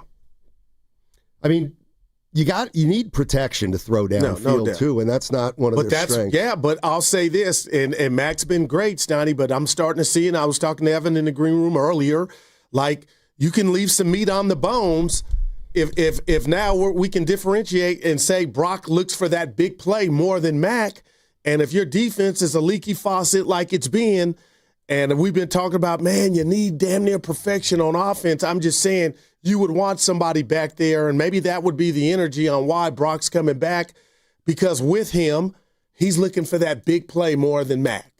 And maybe you take it, you still got to complete it, but, you know? Here's one of the things, here's a rational, I don't understand this one, and I've heard it, and it's, Look, without Warner and without Bosa, the defense stinks, and we're not going to be able to go anywhere with the defense. Right. We all know that. So let's just keep running with Mac Jones. Like, I don't understand that at all. Like, what does the defense have to do with if Brock Purdy's ready to go? Let's put him out there. That's just me. I get that. The hope of Purdy coming back and leading you to a Super Bowl is a very long shot, but so is Joe Burrow coming back and leading the Bengals that far. I forgot. Go ahead. No. Chicago Jason reminded me. I forgot, Stoney. Did you know Brock has a no trade clause? I know it's #random. I mean, he cleaned up, Evan. Wow. I didn't know that. Dude. Wow, Right, man. If you just think about that. Well, I mean, in a hypothetical world, if Mac Jones did take his job in the future, I can't imagine he wouldn't greenlight a trade to a place where he could play. I got you. And you know what? Boy, man, as the world, I'm just throwing that out there. Y'all don't get mad at me. But a no-trade they gave clause. him a no-trade. Right. And a no-trade clause, Tell me. all it means is you can't send a guy anywhere you want. Right, okay. Like a no-trade clause means give us a list of teams you will be traded, or you want to be traded to. I got some say. Like kind of the Kuminga situation if he wouldn't have signed that deal. Let's go to Gene in Oakland. Gene, how you doing? Hey, my guys. How you guys hanging doing? in there. I can't wait to hear your thoughts on this, man. All right, here we go. So, first of all, like it or not, I think we're already in the middle of a quarterback controversy. I mean, think about it. Last 8 games for each quarterback, Purdy is 2-6, and Mac is 5-3. The excuses we made for Purdy had to do with, he didn't have all his weapons. Well, you make the same excuse for Mac, but he still has come out with a winning record.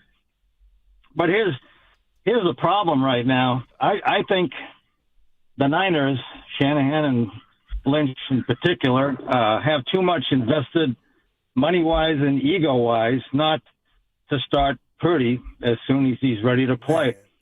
Now, Goo, once again, I would trust the training staff to make the right decisions. Now, granted, Jacksonville was a mistake, but that may have been Purdy's mistake. He may have thought, I'm ready to go. I'm ready to be me, and he wasn't. So, more than the training staff.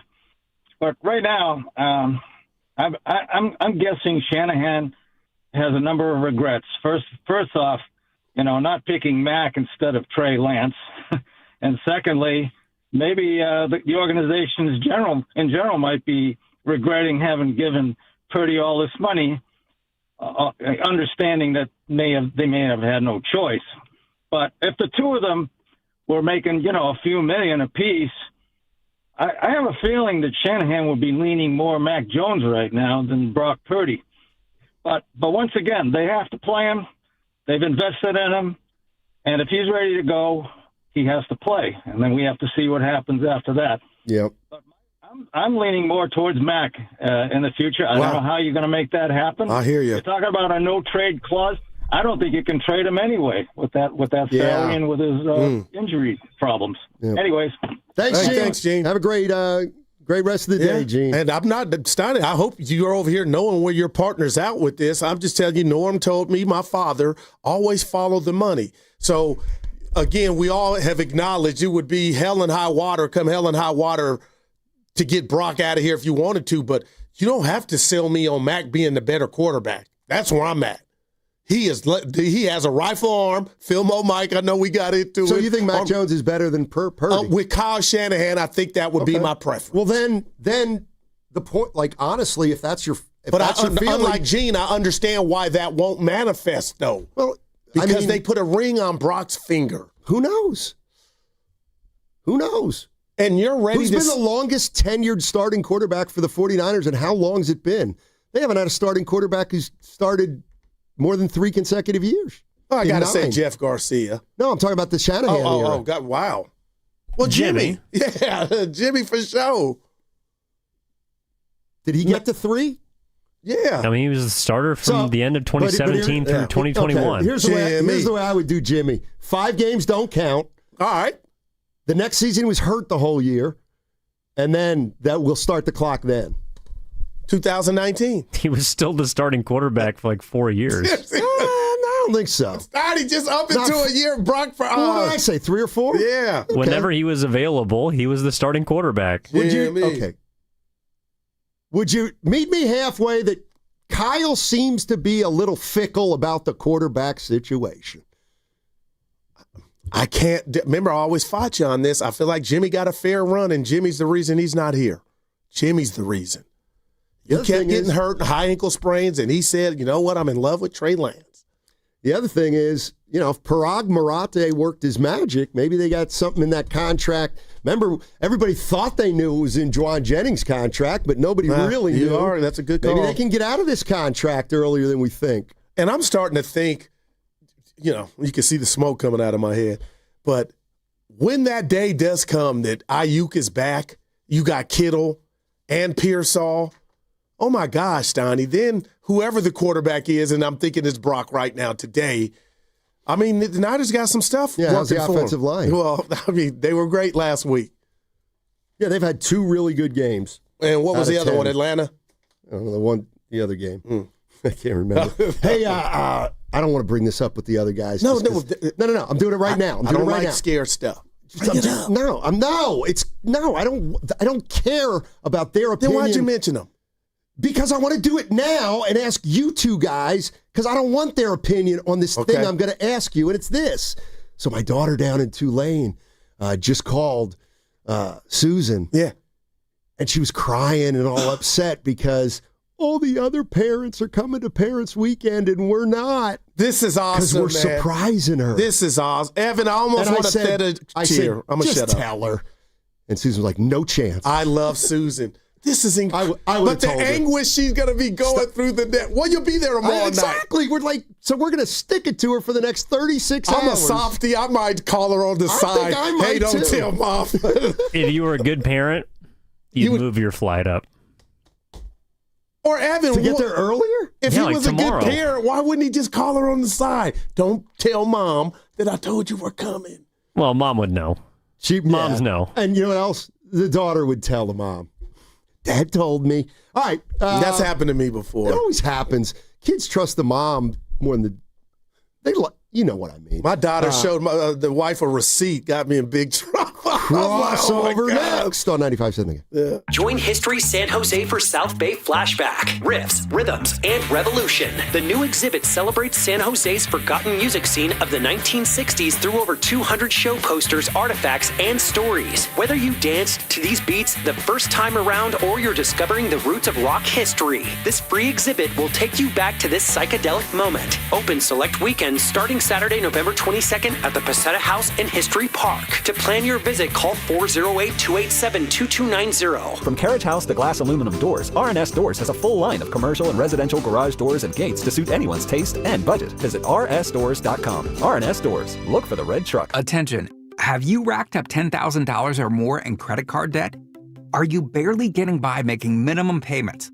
With credit card debt reaching all-time highs, National Debt Relief is notifying consumers about significant debt relief options currently being made available to help those with overwhelming credit card debt. These options may reduce a large portion of credit card debt for those who qualify. You don't need to declare bankruptcy or take out a consolidation loan, and you may only have to pay back a fraction of what you owe, even if you have bad credit. National Debt Relief has already reduced the credit card debt for more than 550,000 consumers, so don't wait. If you owe $10,000, $20,000, or even $100,000 in credit card debt, you can now take advantage of this financial debt relief as the cost of living continues to skyrocket. To check what debt reduction you may qualify for, call 800-894-7722. That's 800-894-7722. Again, 800-894-7722. Hey, Hey, this is Joe Shasky from 95.7 The Game. Want to hear something super? Well, Merit America wants to get you on the path to a super new high-paying career with free coaching and training. And the first step is a super job working at the super big game. Go to meritamerica.org/super and see how you can sign up for super career training in HR, logistics, data analysis, and much more for free. So go to meritamerica.org/super. This is a super opportunity, and it's brought to you by Merit America. Nationwide is so much more than a great insurance company. They're one of America's largest financial services companies. Like how I'm more than just Peyton Manning. I'm also motivating Manning. When I say insurance, you say financial services. Insurance. Financial services. Insurance. Financial services. Now when I say nationwide, you say is both. Nationwide. Is both. Nationwide. Is both. For your insurance and financial needs, Nationwide is on your side. Nationwide Investment Services Corporation, member FINRA, Columbus, Ohio. Presenting a Gain Flings love story. Dear love of my life, we were on the 12B bus this morning when I caught a whiff. A scent so fresh, so life-changing, I had to find its source. Alas, I didn't know if you were the woman in the pink freshly washed cardigan or the retired mailman next to me, but I knew one of you was my soulmate. Ah, the scent of Gain Flings. Try Gain Flings with OxyBoost and Febreze. Too many tools, too much stress, and way too many bills. Odoo replaces it all. One connected platform for every part of your business, so you can work faster, smarter, and for less. Odoo, the only software you'll ever need. Try it free today at odoo.com. That's ODOO.com. Red and Gold Game Day starts at Laughing Monk Brewing. Park for free. Enjoy amazing food, ice-cold beer, and every game on TV. Catch 95.7 The Game's pregame show. Then hop on the free shuttle straight to the stadium. Sign up now at 957thegame.com. A bucket here would be huge. 2:10 to go. Curry walks across the timeline, waiting. Bent over at the waist with a left-hand dribble. Through a Draymond pick. Draws Cornette and Vassell. Back to Draymond. Rescreens. The three is up. It's blocked. It's loose in the corner. Butler gets it to Payton. Payton bounce pass out through traffic to Pajemski. To Draymond. Now Butler. They look for Curry. He's going to go the far wing. Releasing his Payton. Underhand layup. Right hand. He beat Wembanyama to the rim and he scores. 119-110. Now back to Steiny and Guru. Take it away, Steiny. The chef! All right, it is crossover time. That means Willard and Dibbs are in the house. And Willard, real quick, I heard you talking about White Claw and with Guru, explaining what it is. And my feeling about White Claw is if I drink more than two, I feel it later on. Almost like heartburn.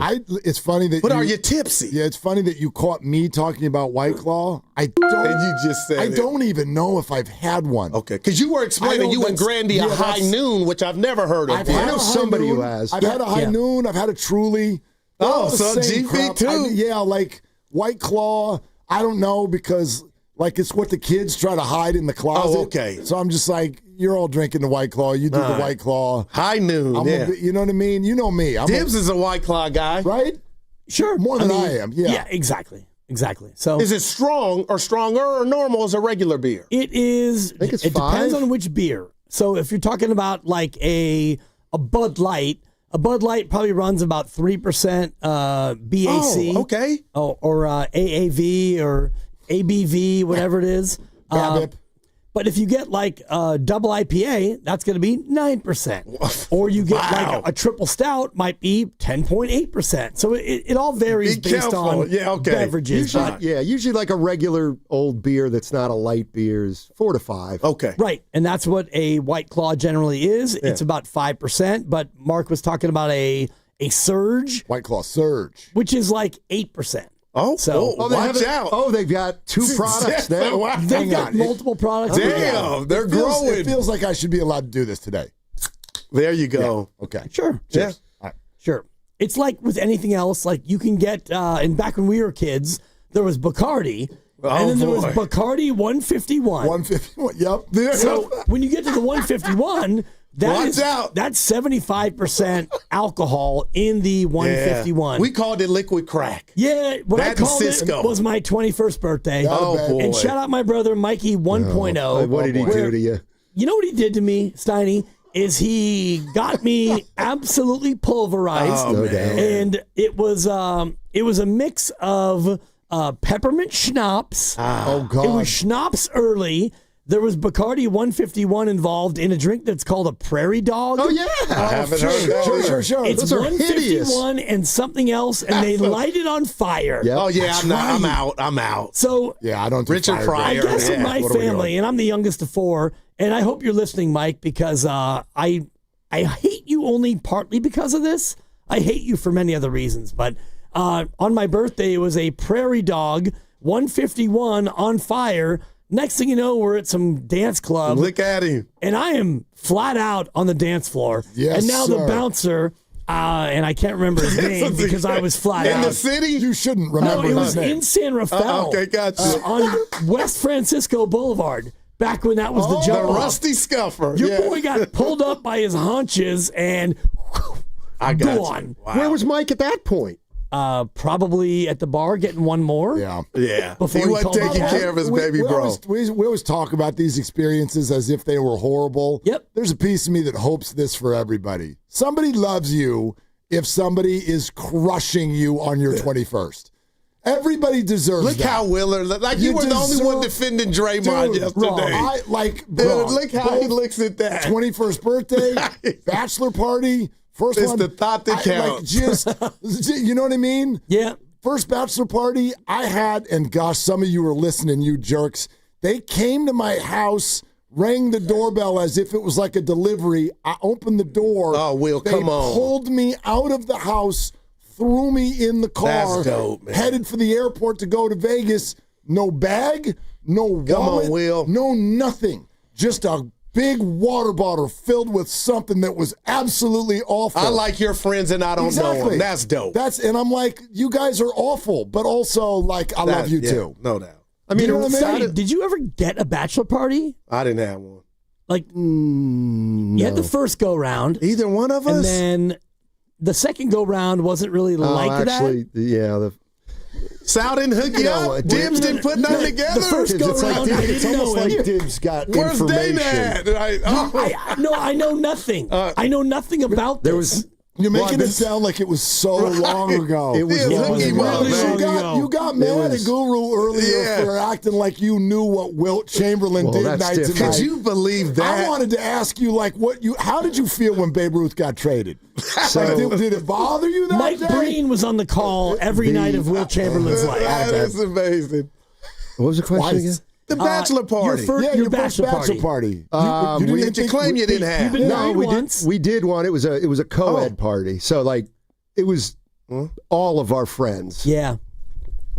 A co-ed bachelor party? Hey, Steiny, I would have passed had I been invited. Yeah, What is going on in the world? I'm a little ashamed to admit It was this, a different. It was a loosey-goosey era. Thank you, God. A-Rod. My bachelor party was a bachelor weekend. We went to Bodega Bay, not in at the Tides, but we rented a house, and the first night, my sister was there, my future wife was there, my brothers and all my buddies, and then after night one, they all left, but it was not a full-on bacchanalia. Oh, yeah, do you? I mean, there's Played 100 ways golf. to do that, but when somebody says... I wish I would have had one. There were things that got left on the first tee That's that fine. apparently by the time I discovered them at the turn, they were Co-eds. half smoked up, and that happened. So can I? But yeah, listen. Stop being mean-spirited. You. me? Let No, the record Guru. show he's pointing to Guru. Wow. Daryl We the didn't Guru have Johnson. I didn't have a bachelor party just because there's no time to schedule it. We got married on a Sunday. Okay. So she had a lot of friends, and I had a lot of friends in from out of town that came in Friday. Gotcha. So we're just like, let's just do it on Friday with everybody. Time out, Willard. I'm calling time out. That's your first. Look at him. I got questions. There was no time to schedule it. What'd you do? Propose on Wednesday? No, and get the this. wedding was Saturday? That's how mine went. What do you mean there was no time? That's how mine went. What we doing? Shotgun. It just, it wasn't a big priority. Look at it. For example, there was time. That's a different answer. Here it is. You ready? I didn't have any friend close enough to me that wanted to organize it. Okay. And I'm lazy. That's fair. That's There we pretty much go, what Will. fair. I got you. No, seriously, that's exactly what I'm hugging you from over here. There was time. How long was your engagement? Mine was 3 days. 17 hours. Yeah, mine was 72 hours. 7 hours. Yeah. Commercial free. I got your engagement at 72 and 51. At least. Had to be 9 months. At least. I got the Giants going 82 and 75. Still, it's just the best thing that's ever happened. The tournament's coming in July. For example, and Dibbs, hopefully he'll learn from this. I have a group of friends, 5 of us, all 60. We all turned 60 this year. I love it. Oh, yeah. Or 2 years ago. Yeah, I was going to say. All turned 61 this year. They all had something, like Dave had a thing up in Bandon Dunes. Yep. And I just didn't get around to doing anything. I got you. Do you regret it? Yeah, It's fine. kinda. I do too. I got friends who, like, same thing where, okay, like, everybody is either getting engaged at the same time, everybody turns 40. You or all turned everybody 50 turns this 50. year. Well, but we did one thing. I'm like, let's all meet in the middle of the year, and we'll all celebrate the fact that we're turning 50 this year. There are a couple of them who haven't even turned 50 yet, but we celebrated all the way back in May. That's dope, man. If you do it separate, I watched my brother-in-law and sister do this. When you get to the 8th one, you're like, we're out of money, we're out of time, we're out of energy. We can't go to Napa 9 times in a year.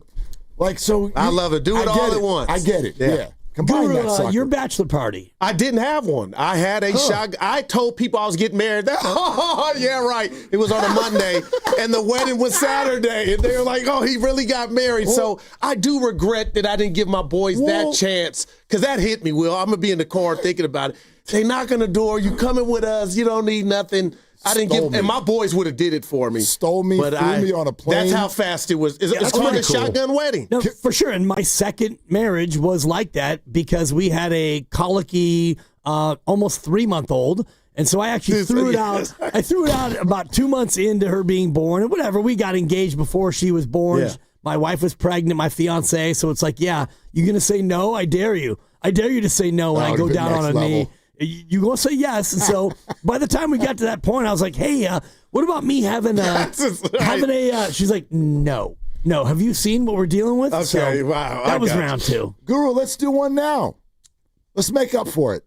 Come on.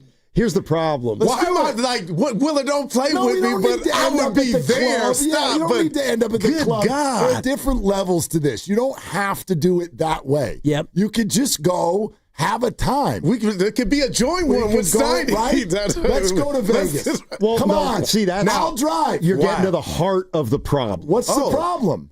We have a buddy, Dave. He's loved. Okay. He said, I'm going to have a 60th birthday party. I'm going to invite all my friends on a golf trip to Gamble Sands in Washington. Okay. Steiny, you want to go? Yeah, definitely. 8 guys in the snap of a finger. If I go, hey, guys, I'm going to have a 60th, what do you say we go to Arizona for a big golf weekend? Give me the crickets. That's what I want to avoid. You see what I'm saying? I see what you're saying. But I think you're underplaying how much you're beloved. And there you go. We have who would do that? We have a group of probably 50 or 60 loosey-goosey people who all golf, and you are one of the most beloved. 15 or 16. Well, I thought you said 50 or 60. No, 50 or 60. If you want to you're throw going to in the club. Okay. Sherm and Daryl and Clebins and like all these other tertiary pieces, if you decide, why look at it like that? And you don't even have to organize it. If you decided like, hey, I want to do this, and you let someone else like organize it because that's what you do. You're not the organizer, but people would show up for you, Steiny. I was in a room a week ago today where 200 people were chanting your name. Oh, man. That was an anniversary. None of them were friends, though. Well, they could be if you would talk to them. It was more of a patio than a room, but I'll allow it. If you put the salad down and go shake some hands. See, I told you, Goo. No, I told you the salad bothered him. I did that. It bothered me. It bothered. Yeah, it didn't. I'm saying it bothered me and Diz. We couldn't believe he ate it out. It didn't bother me. I offered to answer for him as he ate, and he waved me off. I've heard you bring it up 2 days in a row, so clearly there's something there. Dibs, I'm going to need you here. Okay, because I told him there, point blank, like, I let the record reflect. Eat whatever you want. Dibs, I need you here. Okay, I got you. Let the record reflect that I only started to shovel the food into my mouth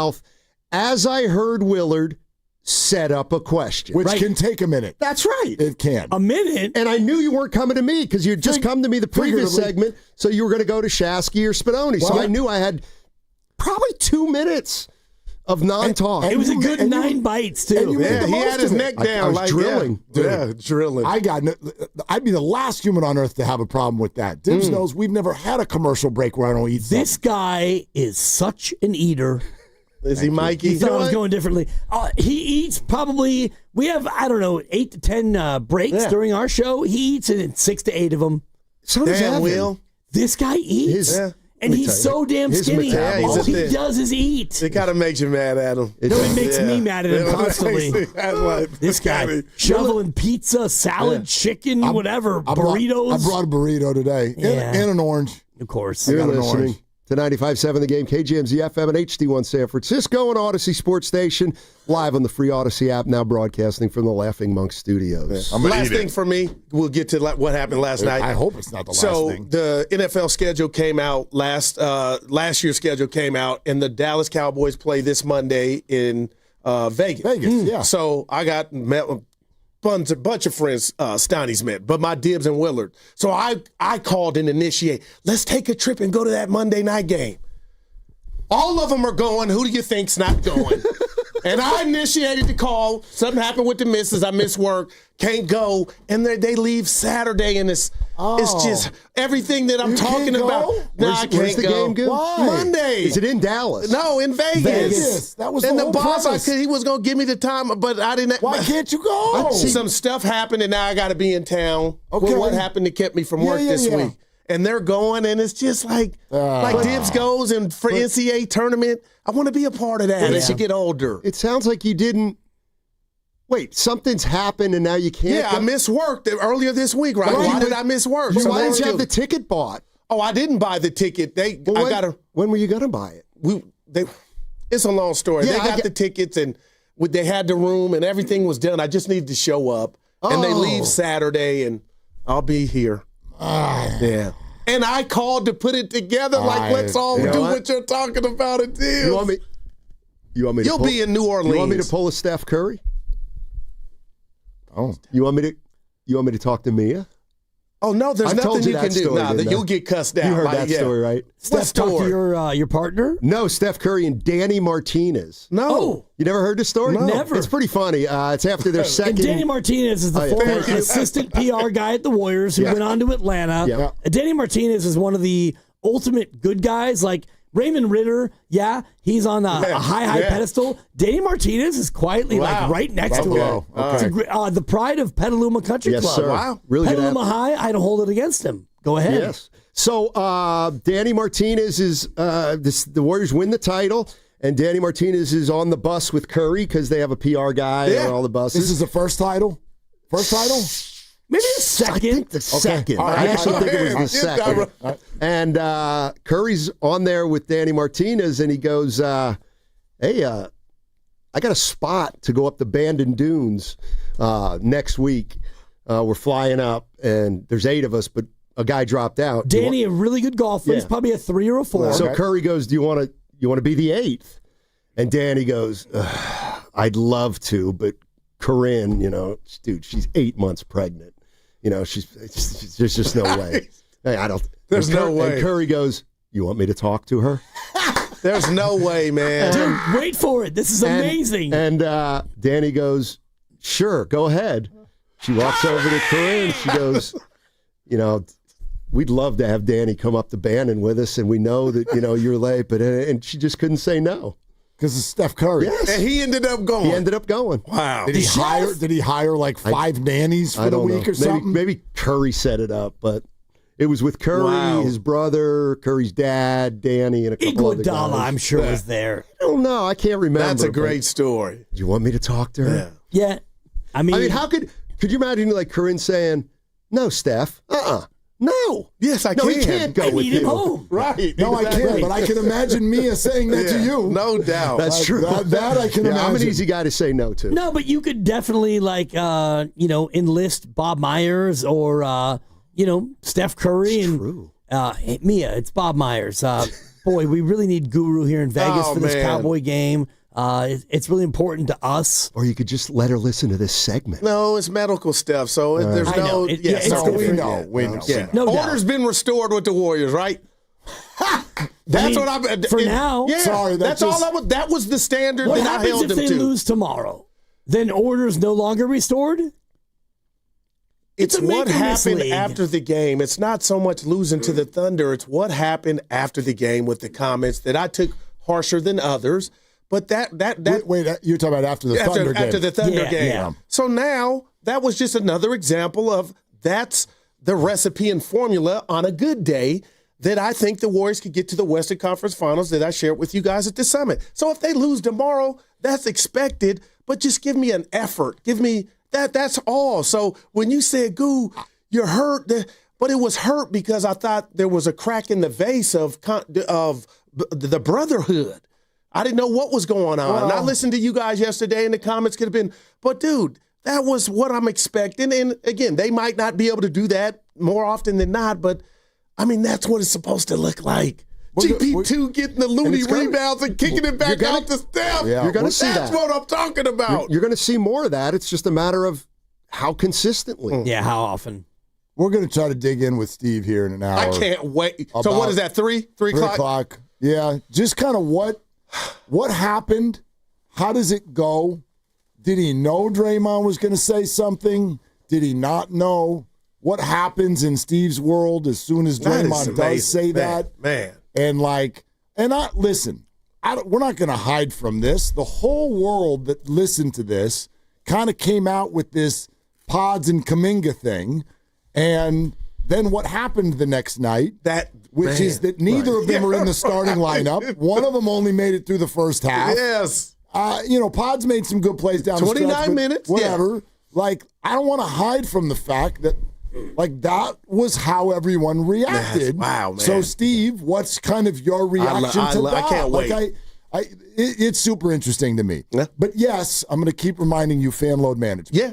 Just long season. I could see Draymond not playing tomorrow. And I would understand that as opposed to saying what you said and then not playing last night. But they do have a back-to-back upcoming. But no, take tomorrow off. He's only missed one game. It's Miami and Orlando next week. Draymond's played 12 games already. If you need tomorrow off after what you did to Wemby, I understand. Okay.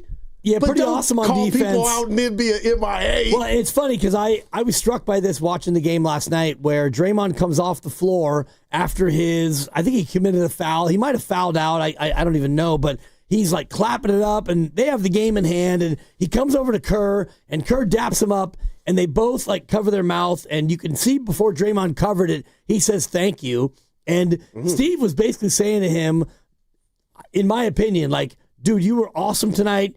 Your defense was phenomenal. Yeah, and he made a point to stop Draymond and dap him up. And to me, what I read into that was not only thank you for tonight, but thank you for last night. Where you think so? You took my words, and you took them out into the public, and you let people know that this is not okay, and the team responded. Or he said, "Nice game.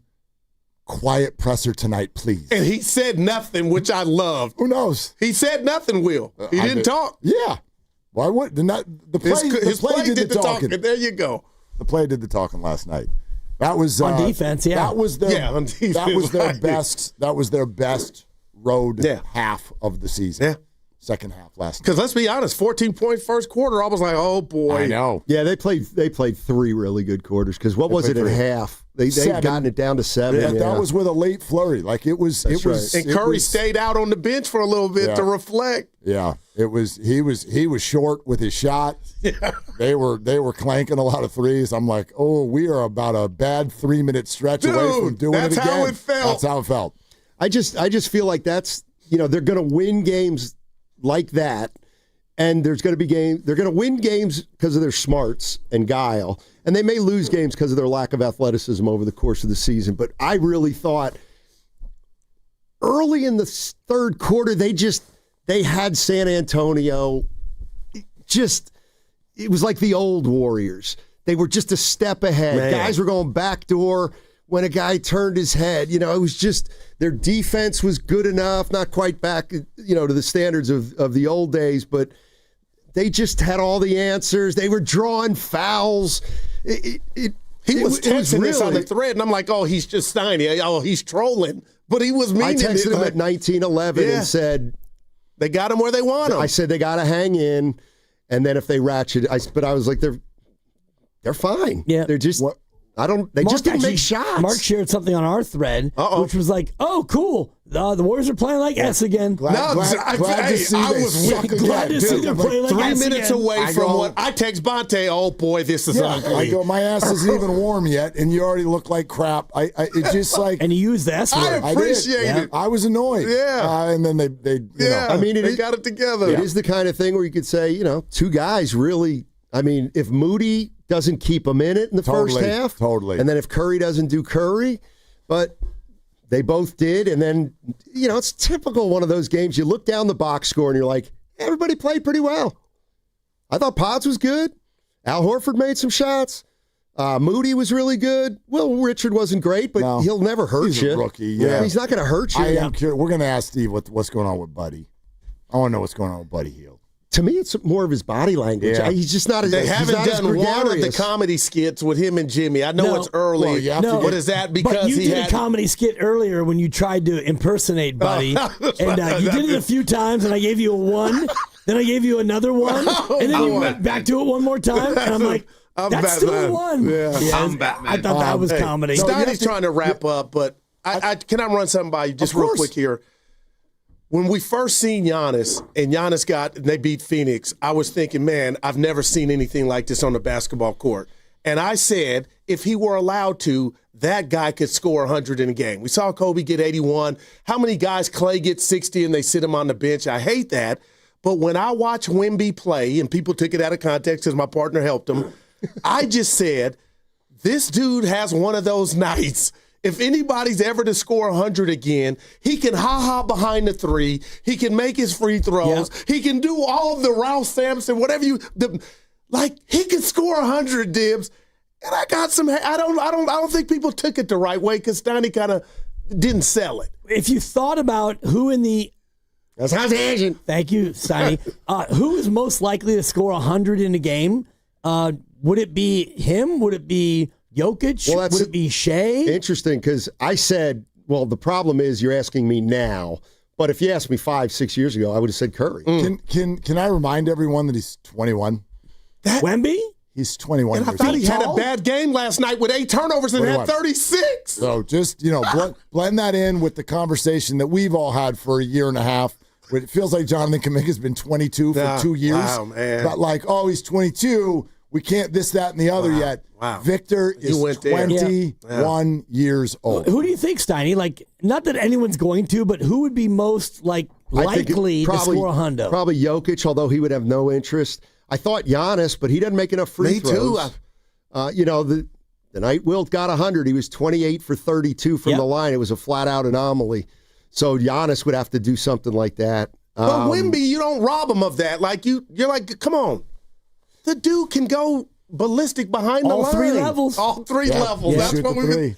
He should stop shooting the 3 as much as he does. That's actually why he's playing better. Whenever they face Sacramento, go ahead and pencil him in for 100. Because I heard you earlier, and your Sacramento thing was awesome. Did you hear Doug Christie? I heard it all. Oh, my God. You were phenomenal. By the way, they're not adorable anymore. No, they're not. What happened? They're just like they used to be adorable. They were lighting the beam. What happened to all that? Mike Brown, coach of the year. You want to talk about a party being ended by the cops.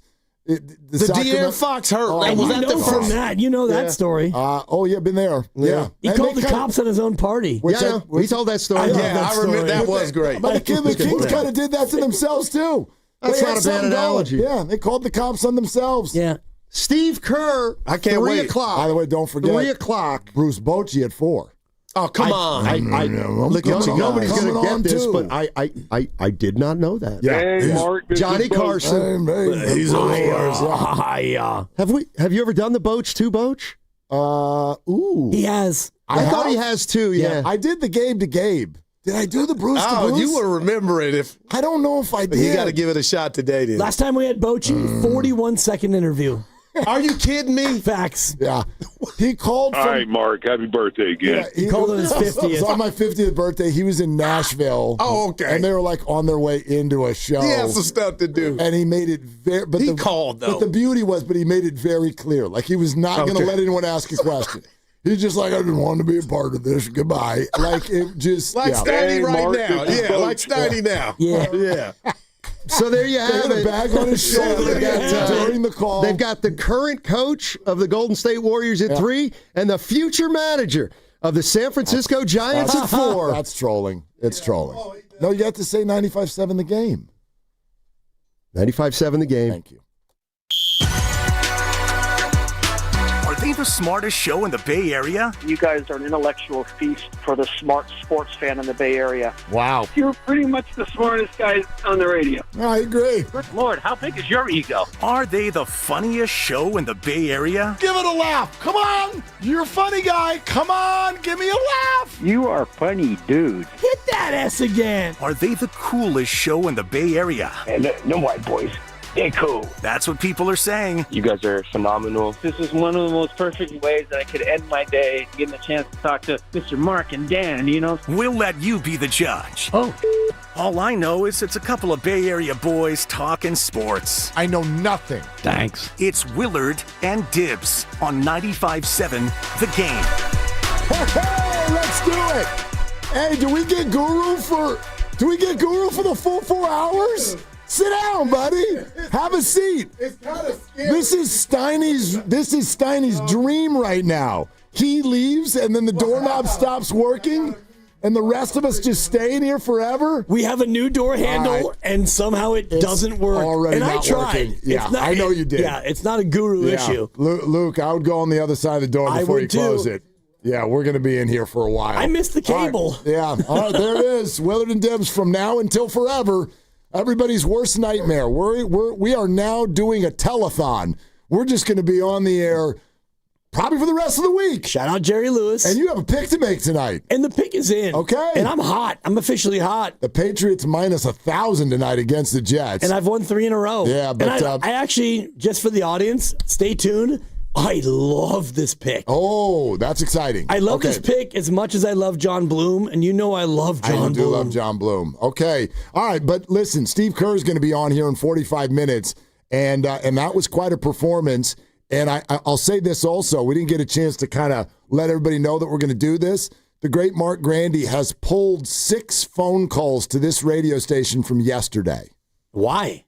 Because I want everybody to hear what a fan base sounds like after a loss, and then what happens after one win. One win, one day later.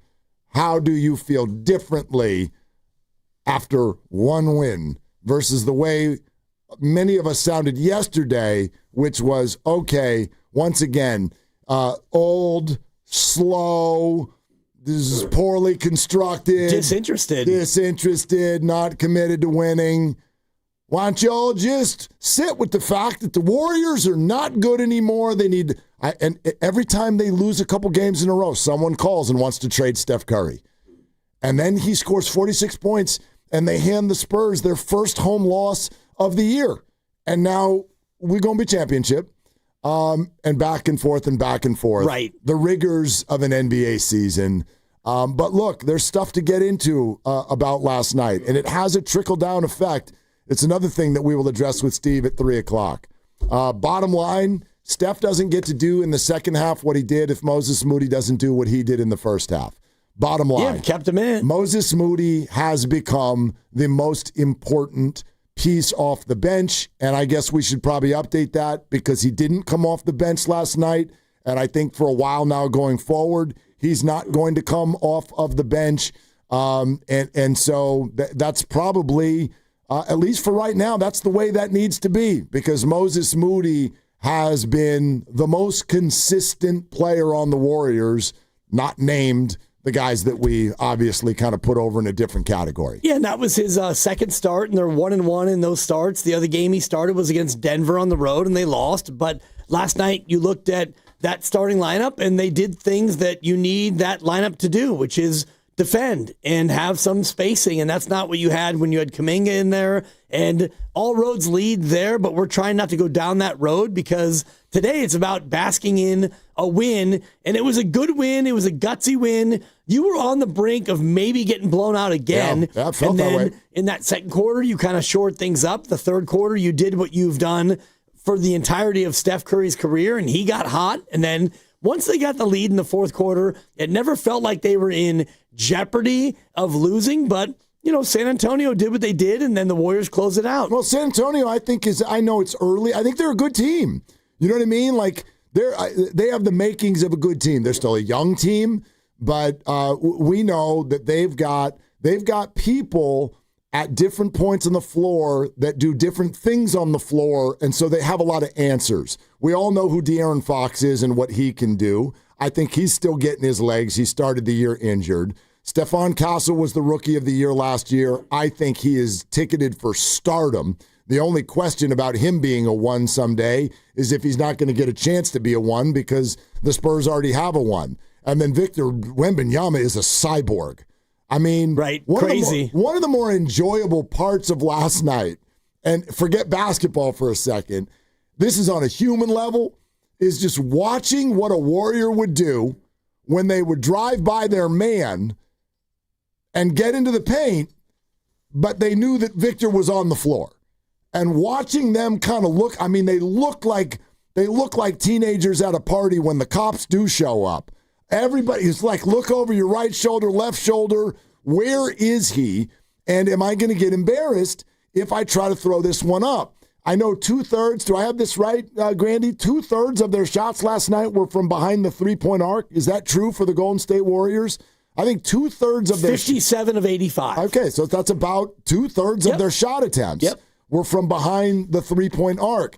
And the point that I didn't hear was I think Victor had a lot to do with that, because there were a number of moments where the Warriors I know would have tried to finish at the cup. And they didn't do that because they're like, there's no point. I can't even try to score on this guy. They had a few, and one was late. GP2 goes up for a teardrop, and he sees that Victor's there, and so he throws it up about 13 feet in the air, and it doesn't go in, and Victor either got a piece or he changed it. And the other one, which Steve Kerr, I probably won't ask him about this specifically, but you had Pods drive in, and he had a clear line to the hoop, and he gets down there, and he sees that Victor's there, and instead of keeping the dribble alive, he like froze, and then he tried to throw it out, and he turned it over. But that guy at 7'5", and I don't know what his wingspan is, but it's got to be 8 feet or more.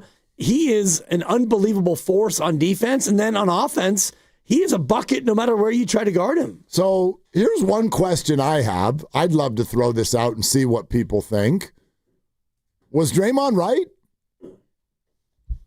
Does it kind of resonate differently that he did what he did, but then they came out the next night and then they did what they did?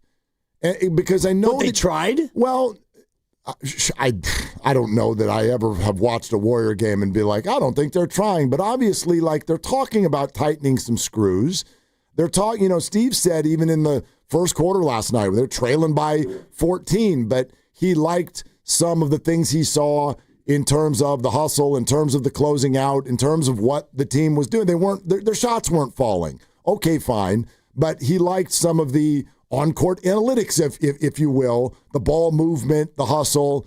Okay, I'm just always interested in how something lands. And I don't think when Draymond spoke 2 nights ago, I don't think that landed horribly with everyone, but I do think it landed horribly with a lot of fans for 2 reasons. One, it's like we're 12 games into a season and you're already calling your team out. I don't love that. And then for a lot of Warrior fans, as we've noticed and we talked a little bit about yesterday, they've had it up to here with Draymond, period. If he opens his mouth, he's a loudmouth. And that's how some Warrior fans feel. And I don't have that feeling because I look at Draymond, and I'm not saying everything always lands perfectly, but I'm like, I sort of feel like if I'm going to trust a group of people to have a finger on a pulse of what a team needs, especially off the court, I'm going to trust the Steph Currys, the Steve Kerrs, and the Draymond Greens of the world because they've done it and done it so well for so long. So I look at that and I go, well, he must have had a reason. I don't think Draymond's doing that for no reason. And then the next night, you have a really strong road effort, quite frankly, the best road half of the year. Does that solidify what Draymond did as correct? For a night, sure. Okay. So, like, on a one-night sample. That's all we got right now. Right. And if you want to, like, really go deep inside the game, they got an unbelievably generous whistle where you shot 36 free throws and the Spurs shot 16. So that, to me, was a big part of why you won the game. You got a lot of foul calls that went your way, and you got a lot of free throws that you don't normally get. So the effort, yeah, it was good. Steve Kerr also tightened the rotation way, way down. Yeah. You didn't have TJD. You didn't have Gee. You didn't have Pat. You played basically 10 guys and 9 if you want to look at, when JK went out at halftime. You didn't play anybody else in the second half. So it was partly what Draymond said, sure. The effort was there, and I think that Pods played a little bit more like Pods normally does, which is focused and not as careless, although he had 3 turnovers. And the real headline, though, is your best player was unbelievable. Yeah. So if Steph goes for 46, well, that's not so much a Draymond Green speech game. It's a Steph Curry game. Sure. Yeah, absolutely. I mean, look, I don't think we need to hide from the fact that this team is just a very ordinary team when Steph Curry's not there.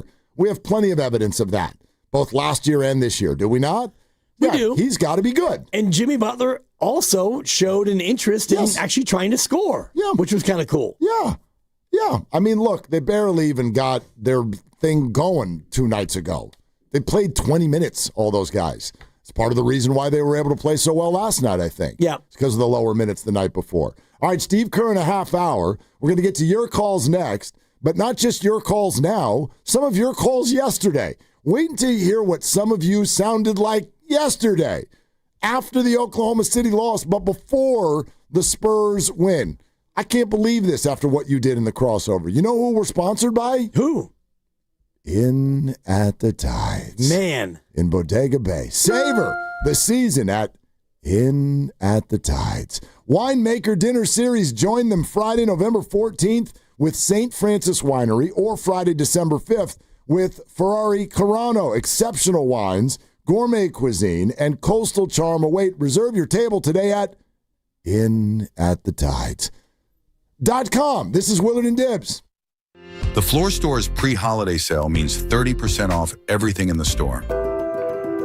What if you had the smartest Wi-Fi? If you did, it'd be Xfinity, of course, and it'd come with their best state-of-the-art equipment.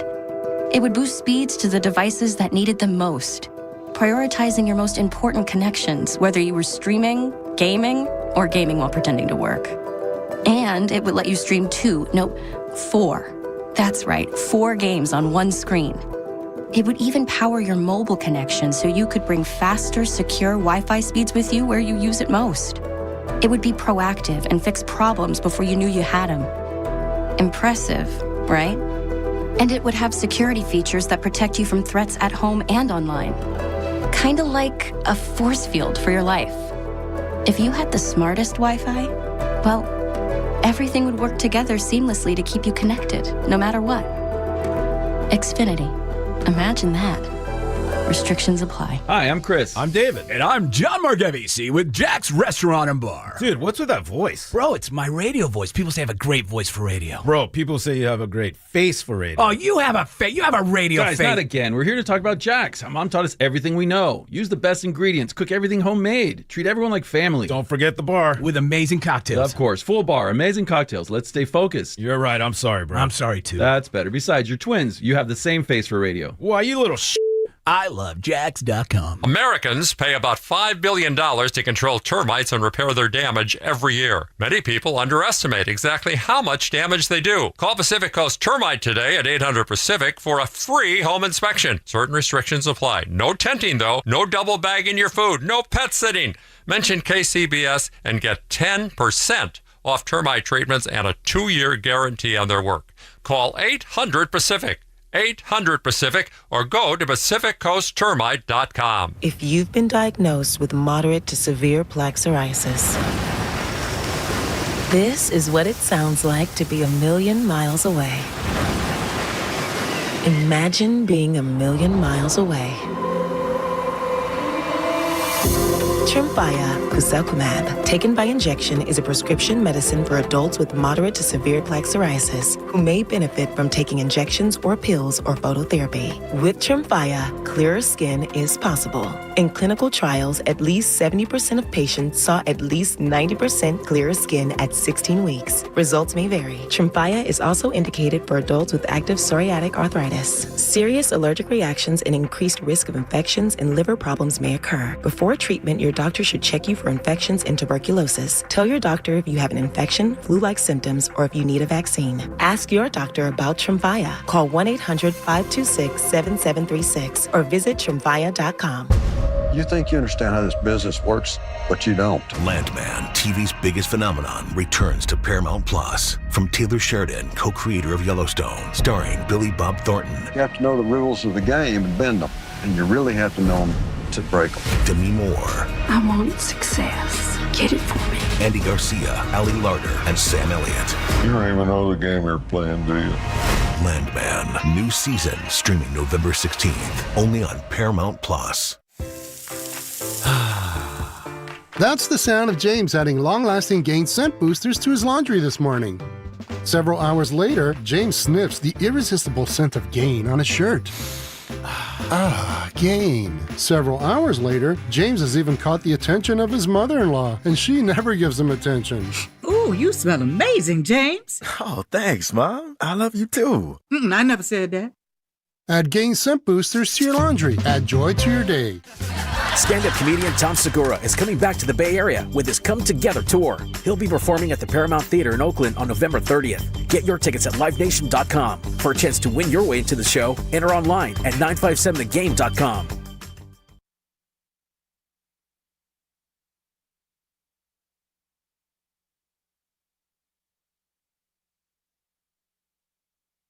Butler to Moody. He'll spin by one man, goes inside, finds Draymond, handoff Curry, screen set, takes the double clutch jumper and rattled it home.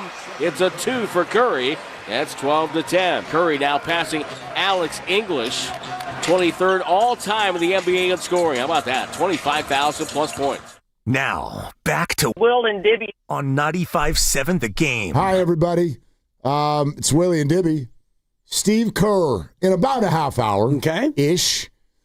Bruce Bochy in about 90 minutes. Hey, Mark. Hey, Dan. Yeah. I'm back. All right. So that's a hell of a day. Yep. Steve Kerr, Bruce Bochy, and a lot of you, as always, right here on Willard and Dibs, 95.7 The Game, 888-957-9570. One of my favorite phrases, it's a matter of perspective. Isn't everything?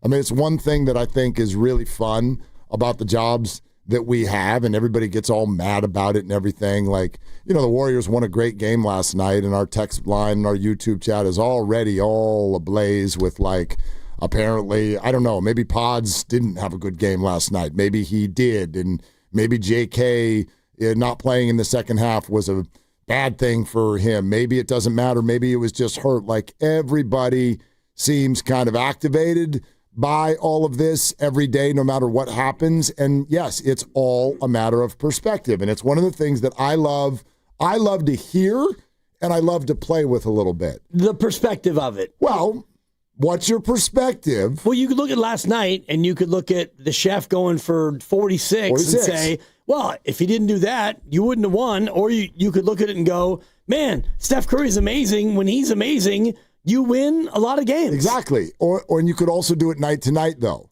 And so yesterday. This team is very night to night. Well, but 24 hours ago, you're cruising around in life, feeling how about Golden State Warrior basketball? Bad, Mark. And is there any way that you feel the same way now? Like, people will always go, guys, it's one game. Well, that's always true. But the bottom line is you cannot, my opinion, you cannot escape the fact that one game always, every time, will change how you feel about the team. Certainly in the NFL. Well, in the moment, yeah. Yeah. I mean, the NFL, of course. But in the NBA, in the moment, yeah, you feel better because they went to San Antonio, a team that has a good record. They hadn't lost at home. They've got a 7'5" unicorn that you have no real ability to guard, right. And yet you guarded him, and your best player was amazing, and you won a game on the road in San Antonio. And if you're an older Warrior fan, you know this, but if you're a younger Warrior fan, you don't win in San Antonio. No. And I don't know the exact number. I'll look it up while you play your menagerie of calls from yesterday, but it was 30-something straight games where, maybe not that many, but around 30 games where you went to San Antonio and you lost. As a Warrior team, you never won in San Antonio. So you went there against a team with a better record than you, and you won. So for me, that's not nothing. No. That's a nice quality road win. You were not supposed to win last night. Well, you were 3.5-point dogs, and you called it, actually. You said they're going to win the game. Yep.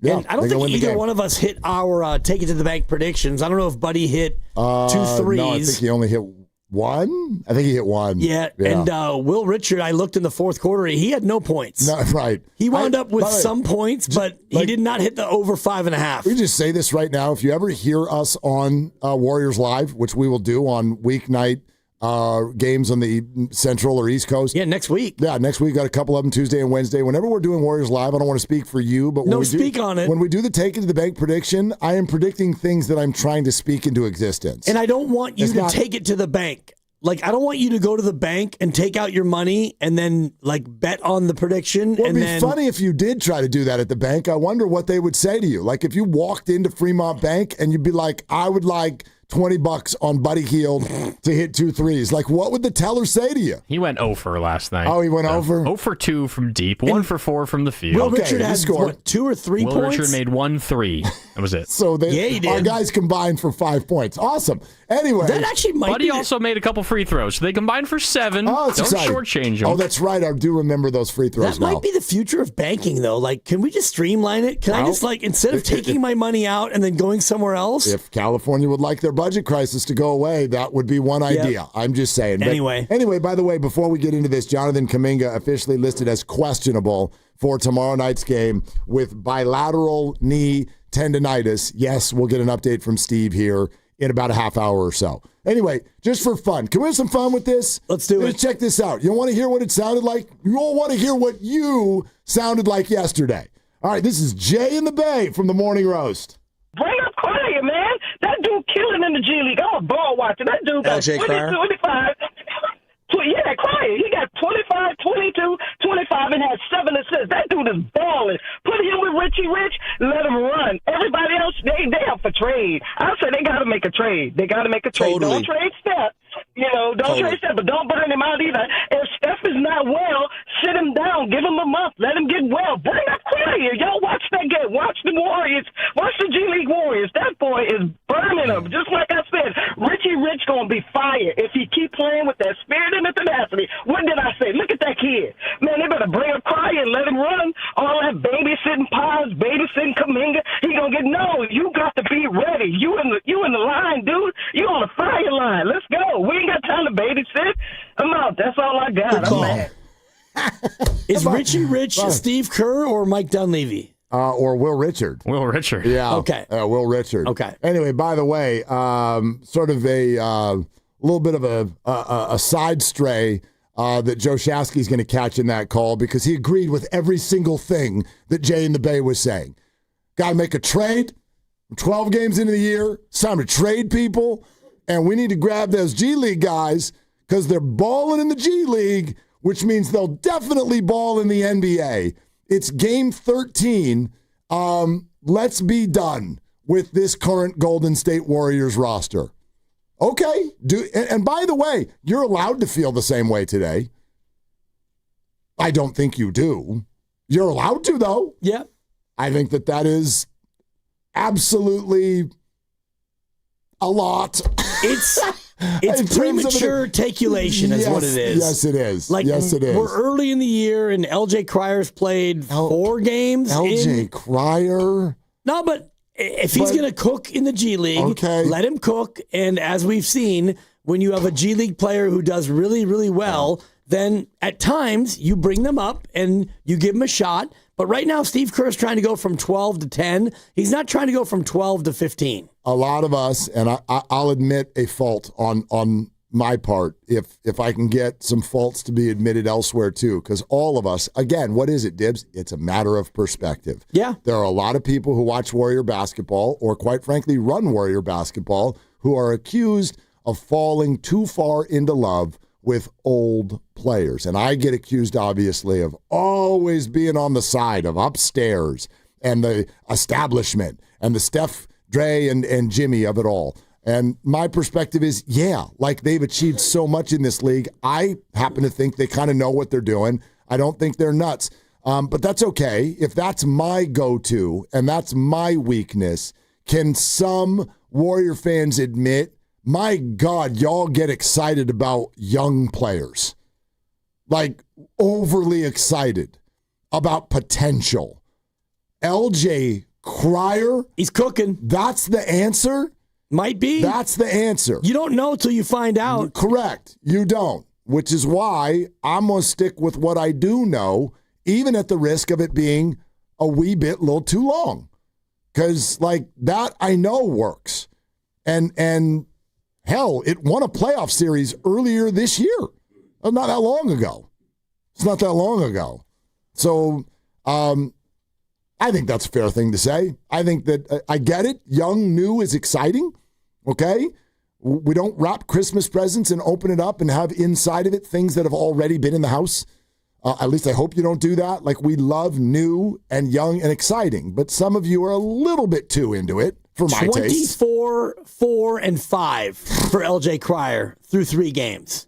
At the parking lot down the street game. It's not a parking lot. Okay. They have, it's kind of an inflatable gym. It's actually a nice venue, I'm being told. Hey. Give me Kevin Dana to talk about LJ Cryer. Before we go to another call, we have a development. I don't think it's worthy of the breaking news sounder, but this is quite a thing.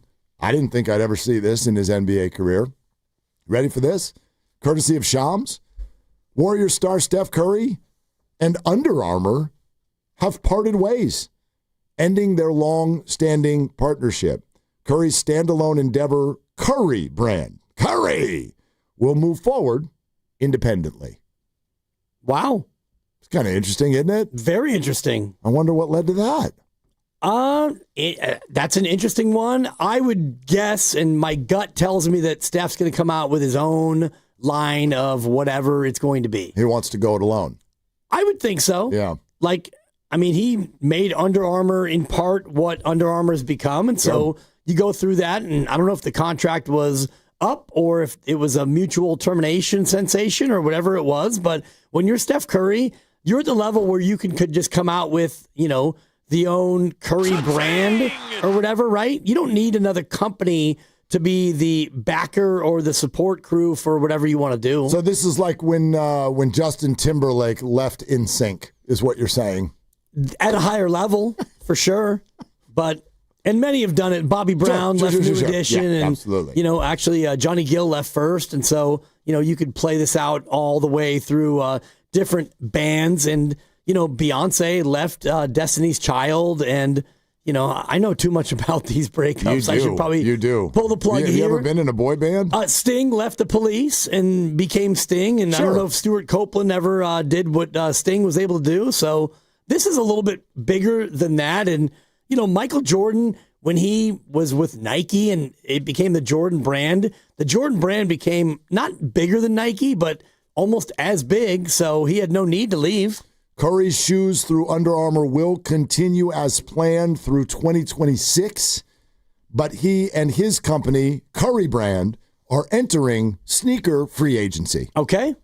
Yeah, there you go. Okay. Sneaker free agency. Whatever that means. It means that Curry has the wherewithal and the money and the brand to go out and make his own shoes. You want to hear another one? I'd love to. Steiny and Goo, coach in Vallejo. The other NBA teams, you know, they don't have. They don't look at the Warriors and say we have to play our A game. No, they're looking at the Warriors and say these old men aren't going to beat us. Damn. That's why that young guy for Indianapolis, he looked at Steph and Quentin like, Jackson. I can take Steph Curry. Yeah, he's have to take Steph Curry. That's why the guys, scowling down at Draymond, they say these old men cannot keep up with us. Well, 21-year-old Victor Wembanyama, online too, might have a different take today. 21 years old, right? 7'5", and had a nice game, but Draymond gave him some trouble. He did for Draymond one gave him night. some trouble, and we'll see about tomorrow night in Game 2. And this is what I've been saying all along about the Warriors, and I will continue to do so. On a one-off, the Warriors are as good as any team in the association, but can you do it night after night after night? And Steph against OKC was coming off the flu, and he was patently not good. They were all bad. And then the next night, Steph felt better. Steph played better. They all were better, and they went out and beat San Antonio. The reality is you don't have to do it night after night after night, especially in November. Like this has been proven in the NBA. Right, you don't but if you want to be a team that is poised to, win a title, you have to be able to be more consistent than 7-6 in April and May. Correct. Yeah. And to be more consistent in April and May, you have to be healthy. Yes. And as an older team, you have to not have been chasing wins through March and April and February. I don't think that they're in the chasing wins mode yet. Not yet. Right? And they're, obviously they've talked about, and I think it's been corroborated by others that are not on the team, that the travel schedule early on this year has been a challenge for them. And if you want to do the, cry me a river, you millionaires, if you want to do that, that's fine. You can do that. But LJ Crier. Yeah, that's what they're saying. I don't really have reason to not believe them. I've watched Warrior basketball with this group for a long time. I've not sort of ever, felt that they're crybabies.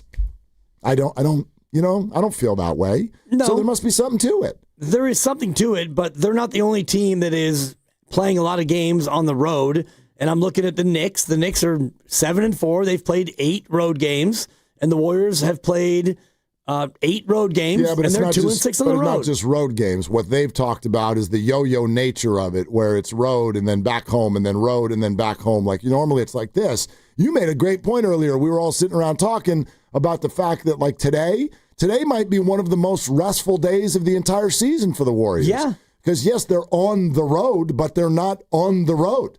They don't have to. Like, Steph Curry did all those interviews after the game last night because he didn't have anywhere to be. They don't have a plane to catch. Like, they just get to stay. He probably golfed today. You would figure. Yeah. I don't think it's raining in San Antonio. No, it's not. And to your point, I'm looking at the Knicks schedule and looking at the early season with all the road games. They've had very few of the traditional back-to-backs so far for New York. And so, that I think is more of a taxing part of it than anything. Yesterday, Tom in Sonoma on Steiny and Go. Hey, man, the last 5 games, we're playing like a G League, not an NBA team, man. Last night's game, I enjoyed the fourth quarter more than I did the other 3 quarters with the first stringers. Wow. Draymond is like a cancer. We can't get rid of him, and he's growing the wrong way. He is toxic. If I got to see him another year, I'm going to have to divorce myself from the Warriors.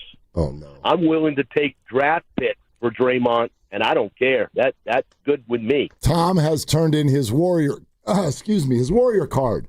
We're playing a lot of calls from yesterday where the perspective was maybe a little bit different than it is today. A lot different. And, the whole idea about trading anybody outside of a younger player, it's not going to happen because you can't afford to do that. And they've already doubled down on the Steph and the Jimmy and the Draymond. So you have to ride it out. You have to ride out the challenges of having an older team. And that's my point about, the schedule. And, yeah, it's tough early. And no other team has played 8 road games, actually, in the early going. No one? Okay. But you've had teams that played 7, and, Atlanta's 5-2 on the road, and Toronto's 4-3. And so Yeah, it's tough for everybody, but if you're an older team, you've got to find a way to not give away games you should win. And Sacramento, Indiana, Milwaukee, those right now are games where you look at it and you go, man, Milwaukee without Giannis, fine. Milwaukee's still decent. Indiana is 1-10. Sacramento's 3-9. And you lost to those teams on the road. So, yeah, you don't want to blame the schedule. And I don't wholly blame the schedule, but I blame them for losing to those teams. Indiana has one win, and it's you. Yeah. Sacramento is an unmitigated tire fire, and they beat you too. Right, but of course, and I know they were missing people. You didn't play most of your main people. Fine. That one's a little bit of a set aside for but me. But if you were 9-4 right now, we'd all be thinking differently as opposed to 7-6. Sure. But at the end of the day, though, it's also like 7-6 is far from a disaster. Early in the season, but it could be better. Of course. It should be better. I'm not trying to take any of your disappointment away from you about Indiana and Milwaukee a couple of weeks ago by any stretch. Can we do one who's on the line? This ought to be fun. He called yesterday and he called today. Can we play his yesterday first? Absolutely. And then we'll play his today live? We'll do it live? Do it live. This is Asante the God in Oakland, yesterday's version. I think it all starts from the top, from the ownerships all the way down to Steve's, man. I don't really like the philosophy. This 3-ball game is over with. The league has really shifted. And listen, when y'all talking about Draymond, no one was ever really afraid of Draymond. Draymond ain't never stopped nobody. He gets 30 points put up on him by everybody. and Steph ain't no alpha no more. You know what I mean? Like, I don't like the whole team. Blow it up, bring in Ja, and let's start over. Blow it up and bring in Ja. That was the take yesterday. Let's find out the take today. Guess who's on the line? Who? It is Asante the God in Oakland, live on Willard and Dibbs. This is now today's version. Asante, thank you for calling. What's up? I knew y'all was gonna do that. That was so funny. That was well played. Listen, I'm gonna try to be as fast as I could. The Warriors have the most championships outside of the Lakers and the Celtics. We should brand ourselves like them. We should bring in the best players whenever, as soon as a player comes up available. We should be looking at him. So I'm not gonna blast the players from yesterday. I'm only interested in who should we bring in now to help this team. You got Sabonis that they're talking about. Zach LaVine, I like that guy. I mean, Ja. You know what I mean? Because look, this one little win don't do nothing for me. But Asante, no. The command man's got to go back at you, brother. Listen to what you're saying. You're first of all, I want to know how you're effectively getting those players. But the second question is, what on earth makes you think those are winning players? When have you ever seen that? You literally talking yesterday about how Draymond Green never scared anybody and sort of ripped him of his leadership. And then in the next breath, you talked about Ja Morant, whose own team and the league literally hate him over the last 2 years. So come on, man, own up. Let me explain that to me. Help me out. Over there. We'll welcome them to the Bay. What? No, we wouldn't. But why? Like, why? How's that going to work? Why not? I mean, didn't it work? Didn't it work with Minnesota? Minnesota? I mean, not Minnesota. Memphis, but, it worked with his team in Memphis. It did. You know, if all you want is a first round out, we need talent like that. We should think big like that. New York is doing it. LA is doing it, and Boston is doing it. We should think like that. Well, okay. We can't be playing out here with old players. Look, Draymond should be on the bench playing at Udonis Haslam role. And how do I know that these players are talented? I watch film. We all watch games, Asante. It's not that Ja Morant's not talented. I think you understand the larger story with Ja Morant, though, do you not? I mean, his team literally suspended him a week and a half ago for conduct detrimental. He's not a leader. He's the opposite of a leader, to be honest with you. Teach him. You can teach that man. He's a young man. You can teach that guy. Come on, man. All right, so answer the other part of the question, Asante. How are you getting these players? Man, let's see who's on expiring contract. You just ship them all up. You trade out some picks. Trade them all. Let them all go. I mean, I that's don't care. but that's a huge that's salary. not gonna happen, How Asante. are you going to match that salary? Would you trade Jimmy Butler for John Morant? You know how much I pay for my courtside tickets? I pay a lot of money. I don't want to see what I'm watching.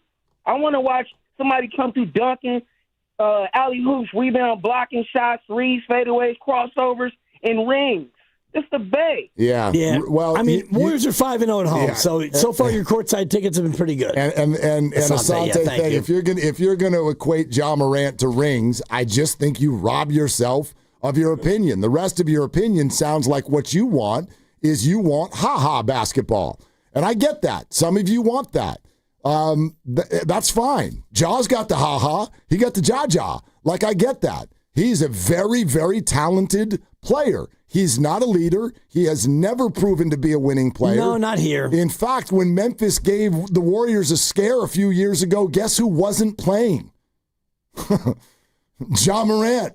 He wasn't even playing, and their record that year was better without him. And they're giving up 121 a game this year, and they are right now the 11th seed. So it's not that Ja is a, quote, winning player. But I want to hear more from your caller friends later in the show because, man, the tone today is mostly different, although Asante feels mostly the same. And that's fine. Yeah, you don't have to. I actually respect not flip-flopping if you want. But I would think that today you would feel a little bit more optimistic about Warrior basketball and where it's potentially headed. You know, it's funny to me when we'll hear like, oh, they proved that they can do this. The Warriors don't need to prove anything anymore. They just need to go do it. And it's not going to look perfect. Like, can't we accept it is an older team? So, yeah, they're going to sit out some games. They're going to look like crap some games. But I bet you they're going to win more than they lose, and I bet you that their plan is to be at their best at the end. And this is how you have to do it. Well, that's their plan, but you can make any sort of a plan you want, but your plan gets changed based on circumstance. And I look at a 7-6 team, and you've got 69 left to go, and already you're in a mode where you're not 12-3 or you're not 10-3 or whatever. So you're already in a mode where you haven't had the ability to bank games that you should have banked. And so, yeah, they're going to rest guys and they're going to try to be fresh for April, but you might be fresh for April as a 7 or 8 seed again, and now you're going to be digging uphill trying to get out of that. I'm just going to point out real quick, this is not to explain it away, but I will point out real quick, when you say they haven't been able to bank games they should win, they've also won 2 games that they were supposed to lose. So Denver and last night. I mean, 3.5 point spread, whatever. 3.5 point spread. Sure. How many have they given up that they were supposed to have won? But if you thought they were going to lose that one, then it X's out one of the ones you thought they were going to win. They were favored against Portland. They lost. They were favored against Sacramento and Indiana. They lost. They were not favored against Sacramento. They were not. They were sitting all their guys. We're brought to you by Fremont Bank. Here for you. Here for good. 888-957-9570 is the number. Steve Kerr is coming up around the bend, maybe about 15, 20 minutes or so. Bruce Bochy in an hour. This is Willard and Dibs. This Thanksgiving at Total Wine & More, find bourbons and Cabernets that you adore. Our helpful guides are so friendly and nice. So many bottles to try at the lowest price. So gather with friends as you sit down to eat. Grateful for all who made Thanksgiving complete. With the lowest prices for over 30 years, you'll always find what you love and love what you find. Only at Total Wine & More. Drink responsibly, B21. The NBA season's rolling, and DraftKings' newest game, Pick 6, is the easiest way to play for your shot at big wins. NBA stars are lighting it up. Now their numbers aren't just highlights. They're your shot to cash in. Here's how it works. Just pick more or less on 2 or more player stats. The better your picks, the bigger your payout. New DraftKings customers get $50 in Pick 6 credits with just a $5 entry on your first pick set. Don't just watch basketball. Pick, play, cash in. Download the DraftKings Pick 6 app now and use code THEGAME. That's code THEGAME. Play just $5 and get $50 in Pick 6 credits. Make the call. Ride the upside in partnership with DraftKings Pick 6. The crown is yours. Gambling problem? Call 1-800-GAMBLER. Must be 18 and over. Age and eligibility restrictions vary by jurisdiction. jurisdiction. Void where prohibited. One per new customer. Bonus awarded as non-withdrawable Pick 6 credits that expire in 14 days. Ends December 2nd at 11:59 p.m. Eastern Time. Terms at pick6.draftkings.com/promos. Hey, this is Joe Shasky from 95.7 The Game. Want to hear something super? Well, Merit America wants to get you on the path to a super new high-paying career with free coaching and training. And the first step is a super job working at the super big game. Go to meritamerica.org/super and see how you can sign up for super career training in HR, logistics, data analysis, and much more for free. So go to meritamerica.org/super. This is a super opportunity, and it's brought to you by Merit America. Do you owe $10,000 or more to the IRS like Mark? I've been doing home remodeling for 30 plus years, but the economy crashed. I wound up losing my home, losing my job, and on top of that, owing the IRS a ton of money.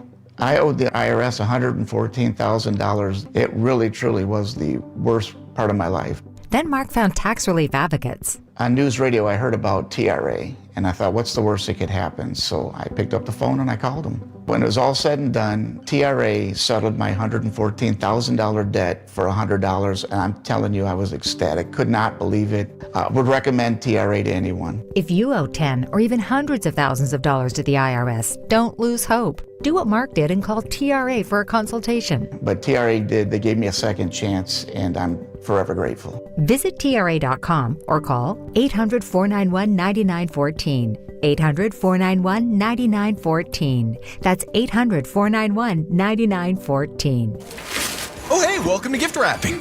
Whoa, Zoe Saldana. Hey, can you wrap these, please? Wow, iPhone 17s. You splurged. At T-Mobile, you can get 4 iPhone 17s on them. It's the perfect gift for everyone. I'm the worst. I only got my mom a robe. Well, it's better than socks. So I have to trade in my old phone, right? No, at T-Mobile, there's no trade-ins needed when you switch. Keep your old phone or give it as a gift. Incredible. In fact, wrap up my old phone, too, for my Aunt Rosa. Forget that. Aunt Liz will be jealous. Sounds like my family. Drama. Oh, I got it. I'll give it to my abuela. I'll take reindeer paper with, hey, where are you going? To T-Mobile. Thanks, Zoe. The holidays are better at T-Mobile. Get 4 iPhone 17s on us. No trade-in needed when you switch. Plus 4 lines for just $25 a line. With 24 monthly bill credits and 4 eligible port-ins on essentials for well-qualified customers. Auto pay plus taxes, fees, and $35 device connection charge. Credits end in balance due if you pay off early or cancel. Contact us. Finance agreement 256 gigabytes, $830 required. Visit T-Mobile.com. Donate your home, land, or commercial property and help Stand Up to Cancer fund innovative cancer research. Stand Up to Cancer makes the process easy and it may be tax deductible. Visit standuptocancer.org/giveproperty to learn more. You're listening to 95.7 The Game, KGMZ FM and HD1 San Francisco on Odyssey Sports Station and the home of the Golden State Warriors and Valkyries. Always live on the free Odyssey app and now coming to you live from the Laughing Monk Studios.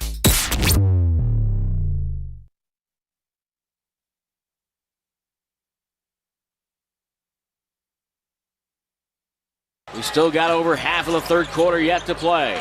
Steve Kerr wants the right spacing. Curry to Draymond. Back cut. Payton. Underhand throw. Moody. Right corner. 3! Moses Moody. Holy Moses. Makes it a 1-point game. Bay Area is Moses Moody. You're listening to Willard and Dibbs on 95.7 The Game. Coming to you live from the Laughing Monk Studios. He's correct. It is live from the Laughing Monk Studios. Laughing Monk is righteously brewed in San Francisco. Love Moses Moody. And he's going to come up when we talk to Steve Kerr, that's for sure. We'll do that in about 15 minutes. Bruce Bochy in an hour. Okay, that's what we're doing today on Willard and Dibbs. And we're talking to you, 888-957-9570. The perspective change because of one game. How'd you feel yesterday? How do you feel today? Maybe some of you feel the same. I actually do feel the same. I feel exactly the same. Yeah, like I wasn't up in arms yesterday. And I'm not like, oh, now they're the champions today. I just think that, like, you got to buckle up for the ebb and flow of this.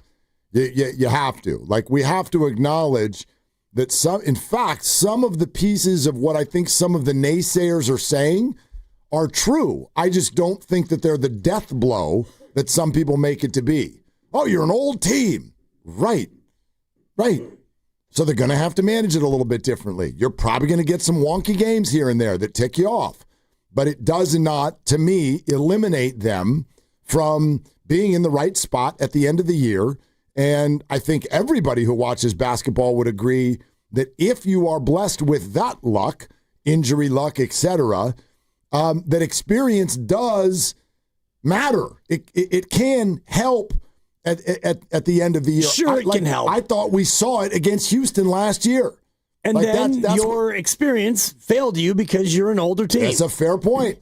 A fair point. They're going to need some luck. Nobody runs from that. No team with this old of a core has ever won the title. So I look at that as just a case history of, the association and the way it's gone. So can you be a playoff team? Sure. Can you be a team that wins a series? Yeah, why not? Can you win 2 if things break your way? Absolutely. And I look at the 82-game season, and I look at the last 2 games as a great microcosm of that year where you had a young, really good, best in basketball, not even totally healthy team, and they boat raced you, and then you come back the next night, and you're the same old team, and actually your oldest player came back after not playing the night before. You played well, and you beat a young team that is up and coming. Yeah. And so, that is your season where you gave it away against Sacramento and Indiana and Milwaukee. You had a nice win against LA. You beat a Denver team that I also think is better than you.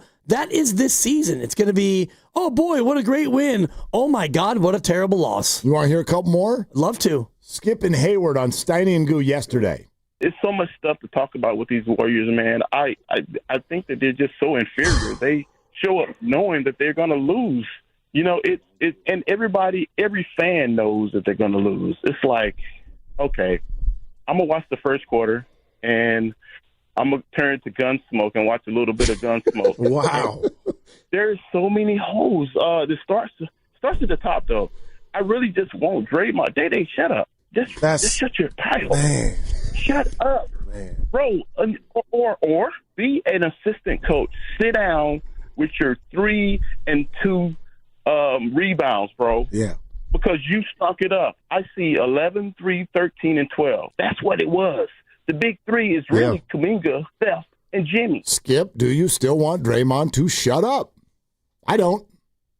I mean, I'm sure he does. Many people want that. No, I get that. I get it. I don't want that, but I want him to, when he speaks about the team, I want him to be a little bit more self-reflective. And the other night, he actually was very demure, and he was calm, and he was very much reflecting on the struggles that they've had. But I didn't hear him take the level of accountability that I would want. And that's not up to me to make that determination. Just me as a fan hearing what I heard and being able to say what I think. Actually, the accountability that I would rather see, if that's something that's in your mind after listening to Draymond talk the other night, the accountability I would like to see is have him follow up the comments the next night by going out and be an example of what he's talking about.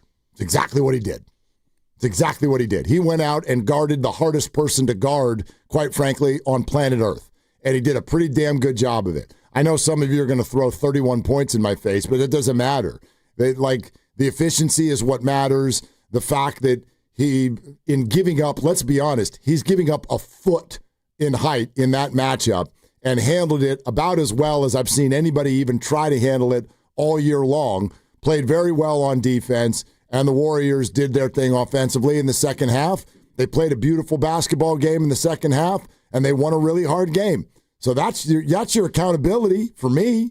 If you're going to say it, go do it. Yeah. And he did. And I think that the people that he may have been targeting went out there and did it as well. Because the team in general, if you look at last night, it's hard to find anybody who didn't play well. Like Buddy Hield didn't make shots, fine. Draymond Green was 1 for 10 from the floor, but his defense was so good that you probably wouldn't even have known that he went 1 for 10 had you not looked at the box score, because he was so impactful. And whether or not he was talking about Jimmy Butler or not, Jimmy Butler went out there and played the way Jimmy Butler needs to play, which is give me the ball, I'll get to the line, I'll get to the hoop, I'll try and score. So maybe Draymond was talking about everyone, including himself. Want to do one more? How about this is Gary in Daly City yesterday on Steiny and Goo. By the way, we've been telling you Steve Kerr at 3. Steve will join us here in just about 7 to 10 minutes. He'll be along. But here's Gary in Daly City yesterday after the Warriors got blown out in OKC. Giannis isn't coming here. Why would he leave? The East is tough enough. Why would he come to the West?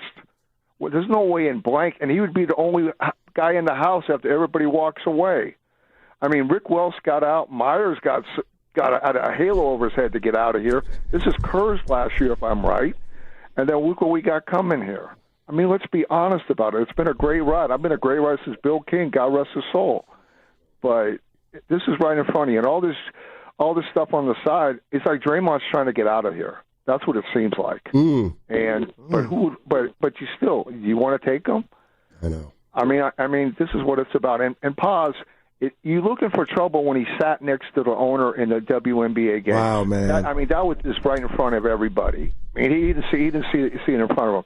Maya Angelou, who I got to know, God rest her soul, and you guys know what I'm going to say. Sure. If somebody tells you who they are, believe them. I love the Maya Angelou quote, but I do not think Draymond Green for 1 minute is trying to get out of here. And by the way, Pods wasn't the only one who sat next to Joe Lacob at a WNBA game.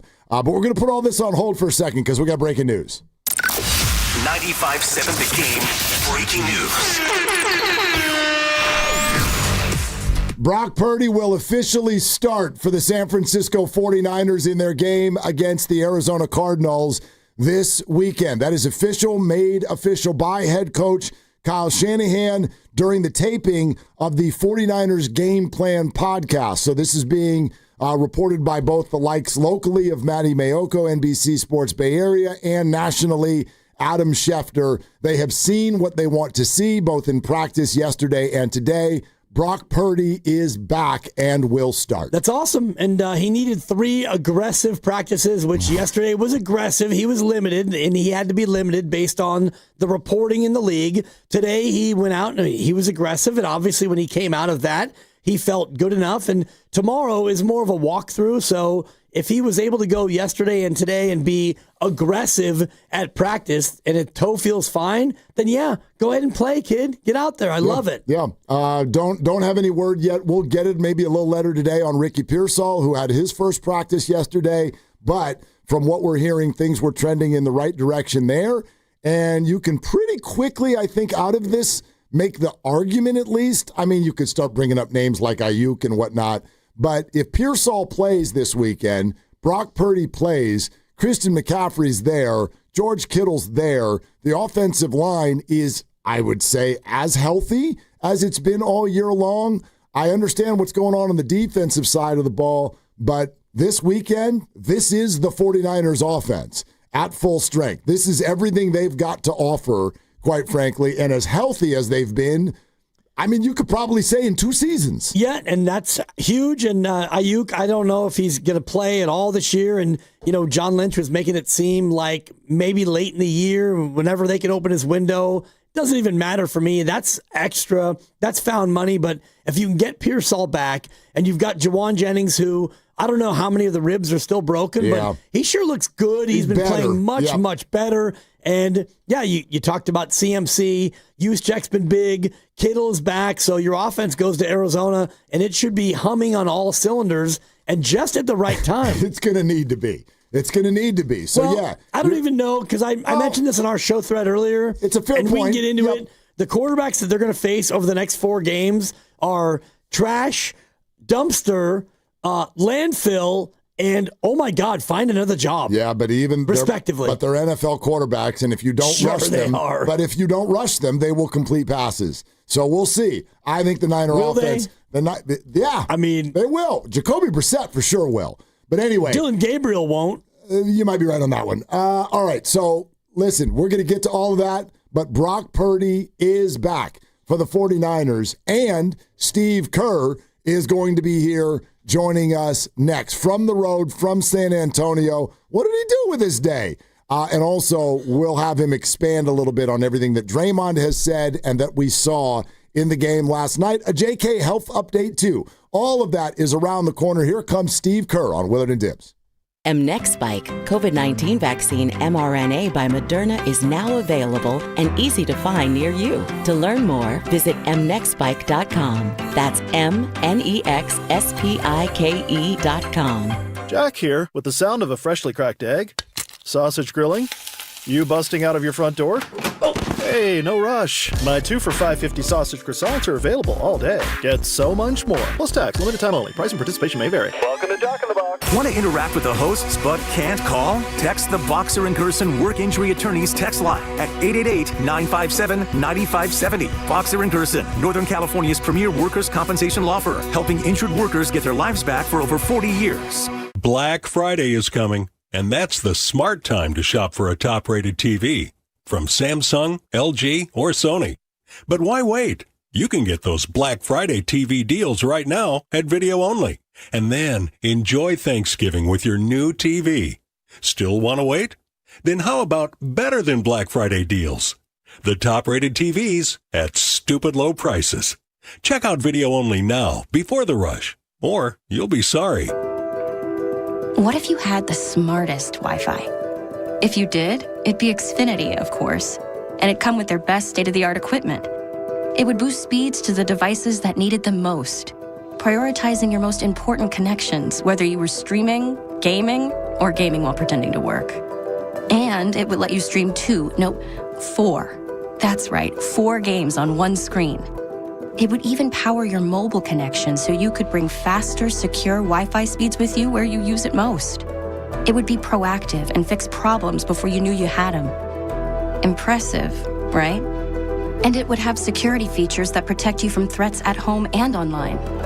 Kinda like a force field for your life. If you had the smartest Wi-Fi, well, everything would work together seamlessly to keep you connected, no matter what. Xfinity. Imagine that. Restrictions apply. Hi, it's Bonte, here to talk about River Islands, the most successful lifestyle community in Northern California. Speaking from experience, I know that it only takes one visit to see why. The schools are top scoring and built right into the community. There are more than a dozen parks, open spaces, and playing fields, and another dozen lakes for kayaking and paddleboarding. Who doesn't like that? The town center is getting started, so you'll be able to shop, stroll, dine, and attend events, all right in your own community's backyard. It's the good life. Come to life. Currently, there are 15 unique neighborhoods, each offering a different take on the Delta lifestyle. The choices are yours in home size, style, bedroom count, and location. 2 bedrooms to 6 bedrooms, 1 story or 2, even multi-generational suites. What's more, the pricing is as varied as the homes, with prices ranging from the $600,000s to well over $1 million. Start your tour today at riverislands.com. That's riverislands.com. Isn't it time for you to discover the islands? Considering starting your weight loss journey with GLP-1 medication? Don't trust just anyone with this decision. Jumpstart MD is your local, trusted provider with 13 Bay Area clinics and expert care available online or in person. Jumpstart MD specializes in safe, effective weight loss with personalized clinical support. Trust the experts. Call 855-JUMPSTART or visit jumpstartmd.com. Mention radio and start for only $99 this season.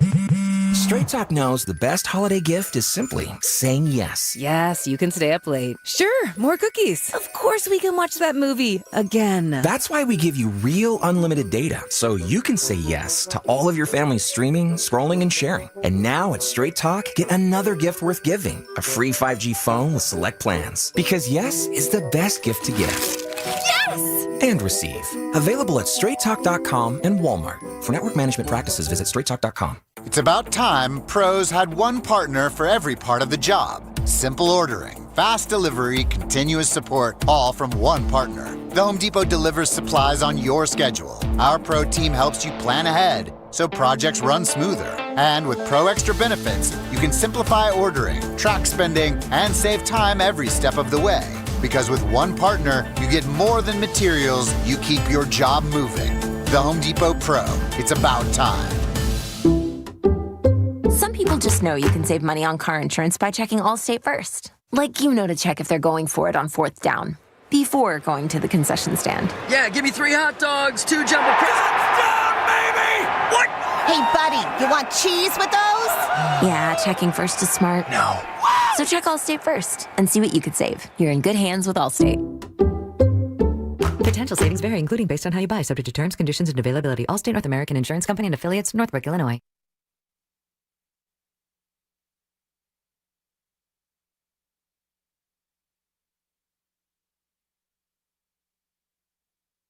Wembanyama, reverse pivot, stolen away by Butler. He picked his pocket, 2-on-1 with Cornette. Podziemski back to Butler, one hands it in. A beautiful break. The Warriors lead by 10 with 56.3 to go in the quarter. Now, back to Will and Dibby on 95.7 The Game. Okay, we are getting connected with Steve Kerr, so we're about to rock with the coach of the Dubs. We had the breaking news moments ago that Brock Purdy is definitely going to start. He is Big in news for the Niners this weekend, but we're not done. We've got more breaking news. 95.7 The Game breaking news. Ricky Pearsall is in also for the 49ers this weekend. At long last, this is exactly, for maybe some of you, this is not what you've been waiting for. This is what I've been waiting for, man. This is okay. Like all that they've been through, you found a way to be 6-4. The defense is not going to be a great defense this year. They are what they are. They've got to build, but you are at full go on the offensive side of the ball for the first time, essentially, all year long. Yeah. All year long. You got your guys, so here we go. Exciting, and the spread has nudged up from 2.5. Now it's at 3 on FanDuel. And, it's shaded to where it might climb even higher to 3.5 based on, as this report goes out and if money comes in. So, all right, Niners, go out to Arizona and do what you should do anyway. With Mac and no Ricky, you still should beat them, but now you got your quarterback back and you got Ricky Pearsall. I do want to say, I'm not trying to say that they won't or shouldn't or any of those things, but I do think that Arizona, when it comes to Vegas and just fan interest, I think they're a little undervalued, to be honest with you. They had some weird losses this year. Brissett, he's all right. You know what I mean? So we'll see. But anyway, we're going to get back to that a little bit later, but we're ready to rock with the head coach of the Dubs. Steve Kerr is here. Out to the River Islands guest line we go. Kerr is presented by Great Clips. In sports, success is about team effort, and the same is true for your hair. Great Clips, it's going to be great. Here it is, Coach Kerr live in San Antonio. Hey, Coach, what's going on? I'm good. How are you guys doing? We're doing good. Hey, before we dive into all the things that we want to discuss, we want to say thank you again for the way you kind of helped us build up what we were doing with our Special Warriors Summit last week. And your answer about Steiny's question ended up with a full-blown crowd chanting Steiny's name at the end of that whole thing. Yes, which the rest of us hated that, but he loved it. And so thank you, Steve. Well, I'm sorry for you guys, but you're welcome, Steiny. Yeah.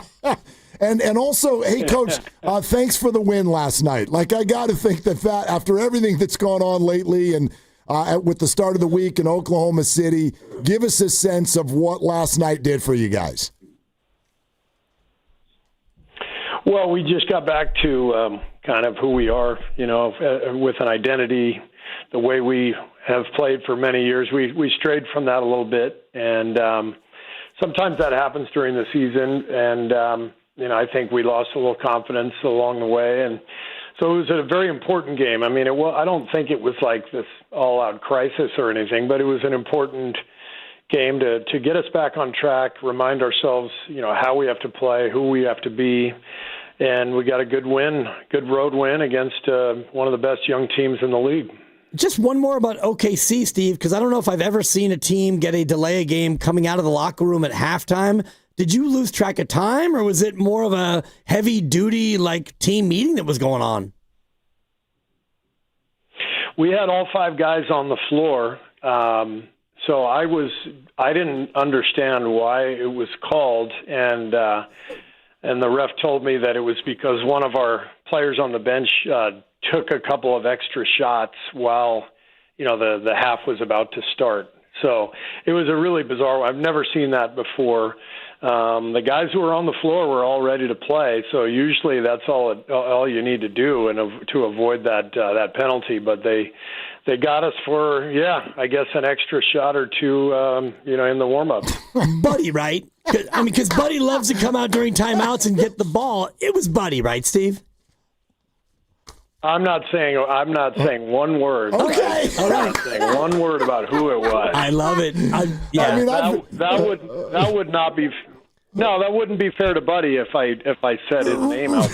Sure, it would not be. Yeah, and we would never want you to be unfair to Buddy because we all love Buddy. But I'm going to go ahead and take that as a win. Thanks, Steve. Oh, jeez.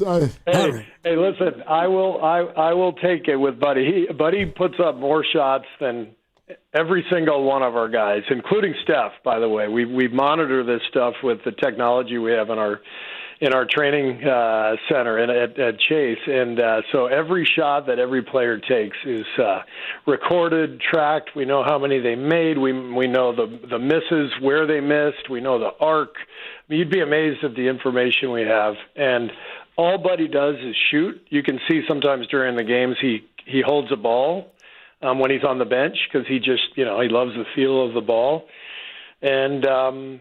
So yeah, he loves to shoot. So I can't blame him. I don't mind getting attacked because he just wants to get a couple extra shots. I love it. Yeah, these refs need to get back to youth sports where the brothers and sisters of the players go out there and shoot way too long at halftime every game. That's the rules. You got to be out there. Yeah.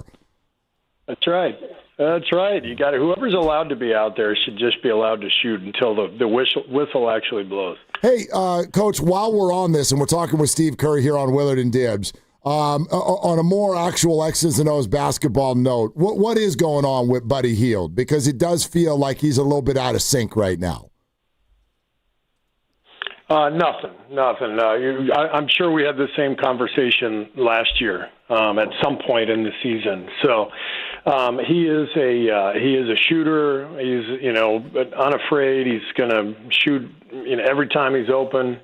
And it's no different from baseball. A guy goes hitless for 3 or 4 games in a row. Everyone says, well, he's kind of in a slump, and then he hits one hard and everything changes. That's it. Buddy's playing so hard defensively, pressuring the ball up and down the floor. He's doing fine. The shots will go. We know that. Steve, I wonder if you would take the fans through the entire thought process on lineup and rotation changes. We saw, obviously, the starting lineup with Moody and Will Richard getting in there, but what is the current thought process on that grouping, and what did you see last night once it went out there? Yeah, well, we clearly hadn't been right. The previous 3, 4, 5 games, we were out of sync, and so the lineup was built with the idea of finding our rhythm, getting back in sync, getting back to our identity. So, I've always felt Steph and Draymond need passing and cutting around them, and Jimmy needs shooting around him. And at the end of last year, we found a really good groove with Moses and BP, and we went 23-8 with that group, I think, and obviously found a really good groove. But Moses missed the main 2 weeks of training camp, and so we got away from that. And because J.K. was playing really well early on, and we were winning games, you guys asked me then. I said, "This is our starting lineup going forward," and going forward does not mean forever. It just means going forward. And I would say the same thing now. Watching Will cut and distribute and create the space that Steph needs and Jimmy needs with his shooting and his movement, and then watching Moses guard the ball so well. And he's in a great group shooting the ball. I'm going forward with this group, and we'll see how long it lasts, but I like what I saw last night. And J.K. unable to play in the second half last night, and I assume it's because of the bilateral knee tendonitis. How's he doing, and what do you think the prognosis is, to use your words, going forward?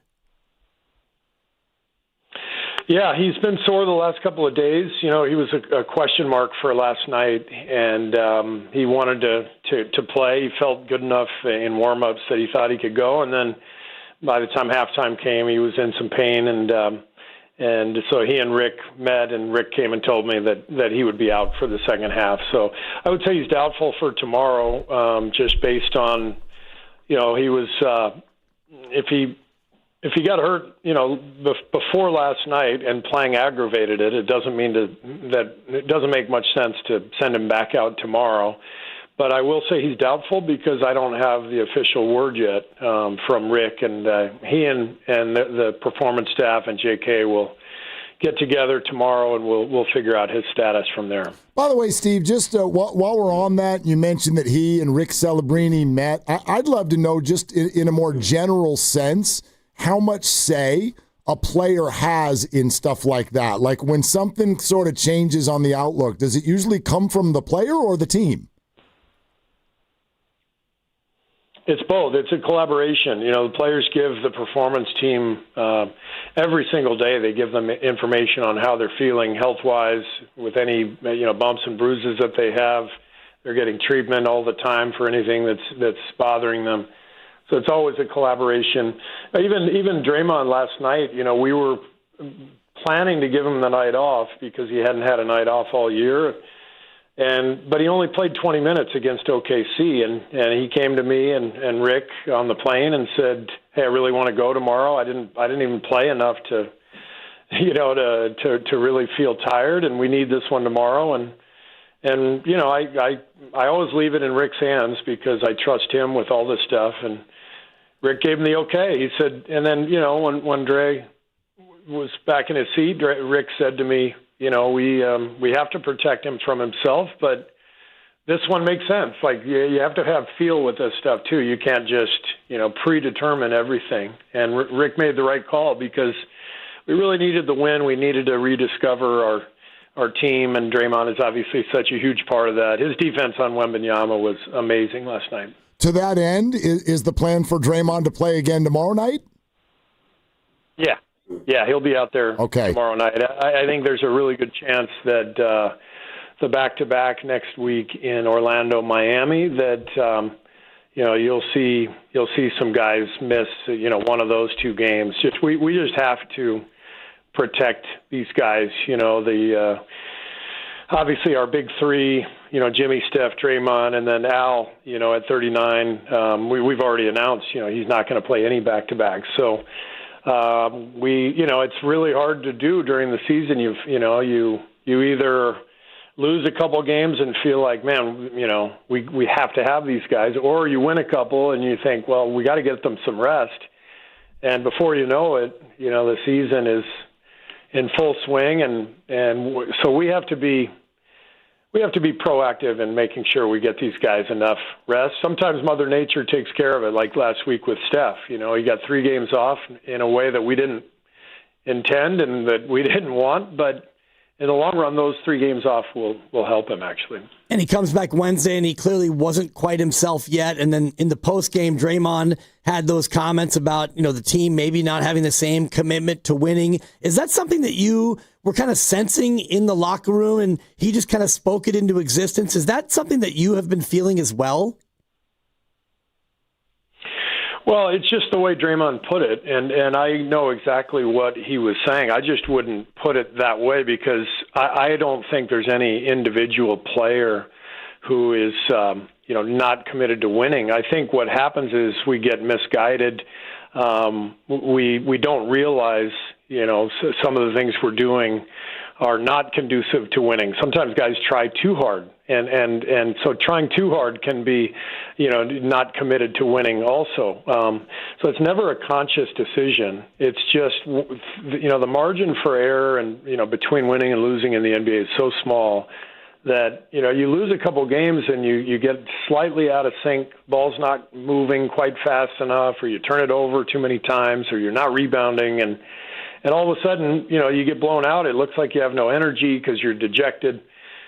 That's what Draymond was talking about. And it feels like a lack of commitment to winning, I guess, but it's really more just, hey, man, this is the greatest league in the world, and we're out of sync, and we've got to refocus our efforts and what we're trying to accomplish. So, Steve, what happens for you when something like that goes down? Like, I almost wonder if there's a little buzzer in your pocket or something like that. Like when Draymond has a press conference and says something that is going to gather the interest of your fan base, and maybe you knew he was going to say something, or maybe it was off the cuff and you didn't. I sort of wonder, is that coming just organically, and sort of what happens for you when comments like that are made in the moment? Well, if I haven't heard it already, then Raymond Ritter will send it to me. That's the first thing that happens. Okay. I'll see it on my phone. Main thing is Draymond and I have been together, and Steph, obviously, this is our 12th year.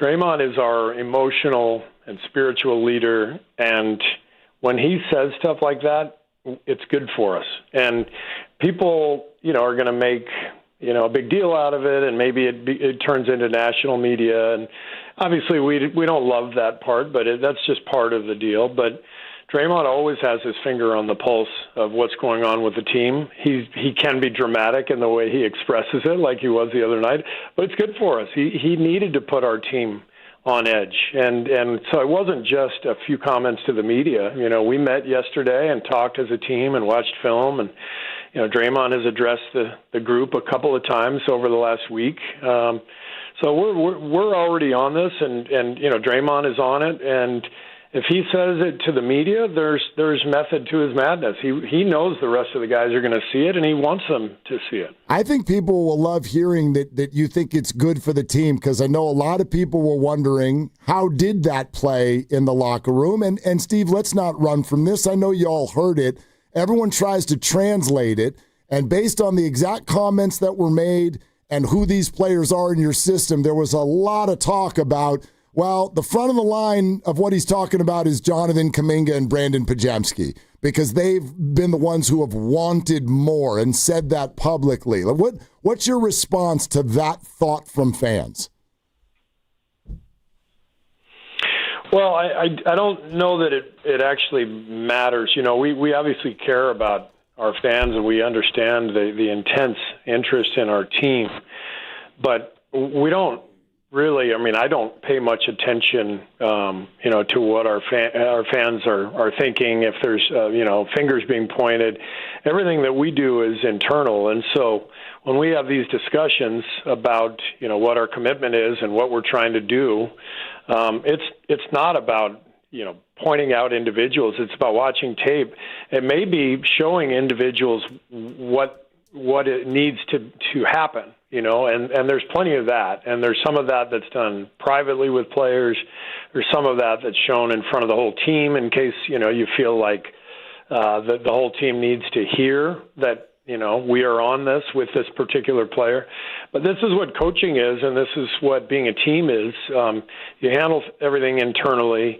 All the speculation, everything that goes on outside is, I always remind our players, it's what pays the bills. If we didn't have this interest, intense emotion from our fans, then, we would be making the livings we're making. So this is part of it, and you can't worry about it.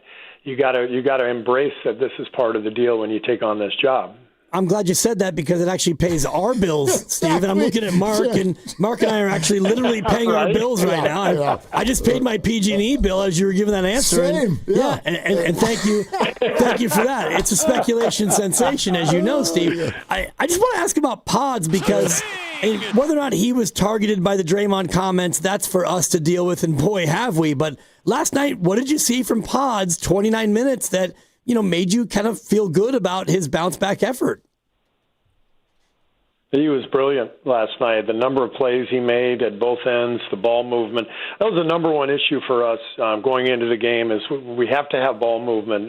If Steph Curry is going to be Steph Curry, the ball has to move. And it wasn't moving the previous couple games. We had one possession in Oklahoma City where, one guy took 22 dribbles and then a shot. I've never seen that in 12 years, and it wasn't because of that one player. It was because nobody was open, nobody was moving, the defense kept switching, and we just were completely out of sync. And so the whole focus going into the game last night was remember who we are, remember how this team wins. We play through Steph and Jimmy, and, Dre anchors the defense, and everybody has to star in their roles, and you have to understand what your role is. And so every player knows that, but you have to repeat these themes as a staff and as a team quite a bit during the season to keep everything on track. And I just felt like the ball movement was so much better, and I thought Brandon really fed into that right away when he got into the game. It's one of the reasons I started Will Richard, because Will is a great ball mover. It's one of the reasons Gary was out there. Gary might be our best ball reversal guy. In other words, as soon as the ball touches his hand, it doesn't stop. And when it swings, that allows for the next action, which usually leads to Steph getting an open shot, and that's how we build our team. As soon as the ball stops, we're not very good, and that was the message going in, and I thought the whole team did a great job of moving the ball last night. Steve Kerr with us here on Willard and Dibs, as he is every single week. I know you want the ball to move, but it might be nice that you as a group have finally stopped. We were mindful of the idea that, yes, you're on the road, but today might be the exact kind of day you all needed, right? Because nobody had to run to a plane last night. What did you do with your day, and what does this day mean to your team? Yeah, I mean, we needed this. I mean, the schedule has been crazy, and, we've been kind of pointing to the end of this road trip when we get back from Miami as a chance to finally breathe, with the number of games. I think it'll be, 17 games in that span, and a lot of cities. So it's been quite a bit to handle. Today was a good day. Everyone had the day off. I think Steph played golf. I went and worked out and stopped by the pool a little bit, saw some of the guys down there. So everybody got a chance to get away, not get on an airplane, and we definitely needed this. And hopefully we're nice and rested, and tomorrow we know will be quite a battle because these guys are really good, and obviously, they've got a day to stew on, the loss from last night, and they'll be well prepared for us tomorrow. And it feels like most of these stay-in plays, as I call them, turned out to be splits anyway, so they'll be extra motivated. Just being in San Antonio, Steve, I wonder if you had a chance to see Greg Popovich, if he's still there, because that kind of is the town that Pop built. I've not seen Pop on the trip. I'm going to go see Sean Elliott, who was my college teammate and then teammate with the Spurs as well, a great friend. Bruce Frazier and I are going to go see him. We were all three teammates at Arizona together. So we'll go have dinner with him tonight, and then I'm going to try to see Pop tomorrow. And it's always fun for me to come back here. My family and I spent 5 years here. I played 4 seasons with the Spurs, and then we lived here for another year after I retired. And we got a lot of friends here, and I love coming back here. Love it, Steve. And also, I think emblematic of who he is. Here we are having this entire conversation with you, and we've barely even brought up the performance that Steph had last night. And I wonder about this perspective, because it's like not surprising to us, but he looked like he was still trying to find that thing, whatever that thing is that puts someone in the zone, right? He looked like that in the first half. He looked kind of stoic on the bench for a minute, like he was trying to access something mentally. Can you take us through what that's like for him? Do you talk to him at all? What happens? Well, yeah, I mean, especially coming off of an absence, an illness where, he obviously hasn't been training because he's been sick. So that's a tough thing to come back from. And I had a feeling the OKC game would go about as it did, just get your feet back in the water and get a sense for where you are. And then, that it still felt that way in the first quarter of last night. And that's what you're referring to. He was trying to find it. And it's one of my favorite things about Steph, because a lot of people would really get nervous as they're trying to find it and maybe hold back and maybe try not to do too much and overthink everything. And Steph just has a way of finding his rhythm in a confident way that doesn't hurt the team. He might take a bad shot, but like we all know, every shot Steph takes is actually a good shot because it's got a great chance of going in. But he has a really great way of, finding his own game within the context of the group, and I thought that's what he did last night. the other thing I want to mention, not only had we not talked about Steph, but we haven't mentioned Jimmy Butler either. And I guess, that's the reason these guys are who they are, right? You just their greatness is just on display night after night. Jimmy was so good last night, and to me, that's what it has to look like, for us pretty consistently. Not in terms of that caliber of performance from both Steph and Jimmy, but the idea, and Jimmy even references last night, the idea that we played through them the entire game. That's our team. That's what makes every great team great. The Nuggets are going to play through Murray and Jokic. The OKC is going to play through, Shea and Jalen Williams. And, all the great teams, they kind of know who they're playing through, and then everybody has to kind of play a great role to enhance the stars. And that's what I saw last night, and that's why I'm encouraged, and that's what has to continue. Yeah, absolutely. Brilliant performance in the second half. All right, Steve, we saved the most important question for the end. How did the fantasy team do last week? Finally got off the schneid, guys. Yeah, we got a victory. Yeah. All right, so 4-6 now. I handled my boy Sloby. He was his team was not at their best, to be fair, but my guys heard the motivational speech, and they brought it, and I'm really proud of them. Well, I want to mention to you also that when you kind of held my feet to the fire about about accountability, because I was blaming my players, and then we talked about it at 0-9. Steve, I'm now 1-9, and my team scored 200 points last week almost. So did you just show them more empathy? What was your go-to? How'd you get that out? I went into the internet and I said, look, I think I've been putting some bad juju out there. I've been putting it on you. And I'm going to put it on me. It's up to me to make the right clicks. I'm going to click on the right things, and I'm going to put you guys in your best position to succeed. And they did. I believe in karma. I believe that, the accountability that you showed in that moment, it clicked. That's what made it work. That's a great lesson for you. It received, Steve, and thank you very much. All right. Congrats on your first win of the year. Thank you. Yeah, thank you so much. Continued success for you as well. Steve, have a good rest of the trip there in San Antonio. Thank you as always. Right on. All right, thanks, fellas. See you later. Steve, thank you. There it is. Steve Kerr with us right here on Willard and Dibs. Couple headlines coming out of that.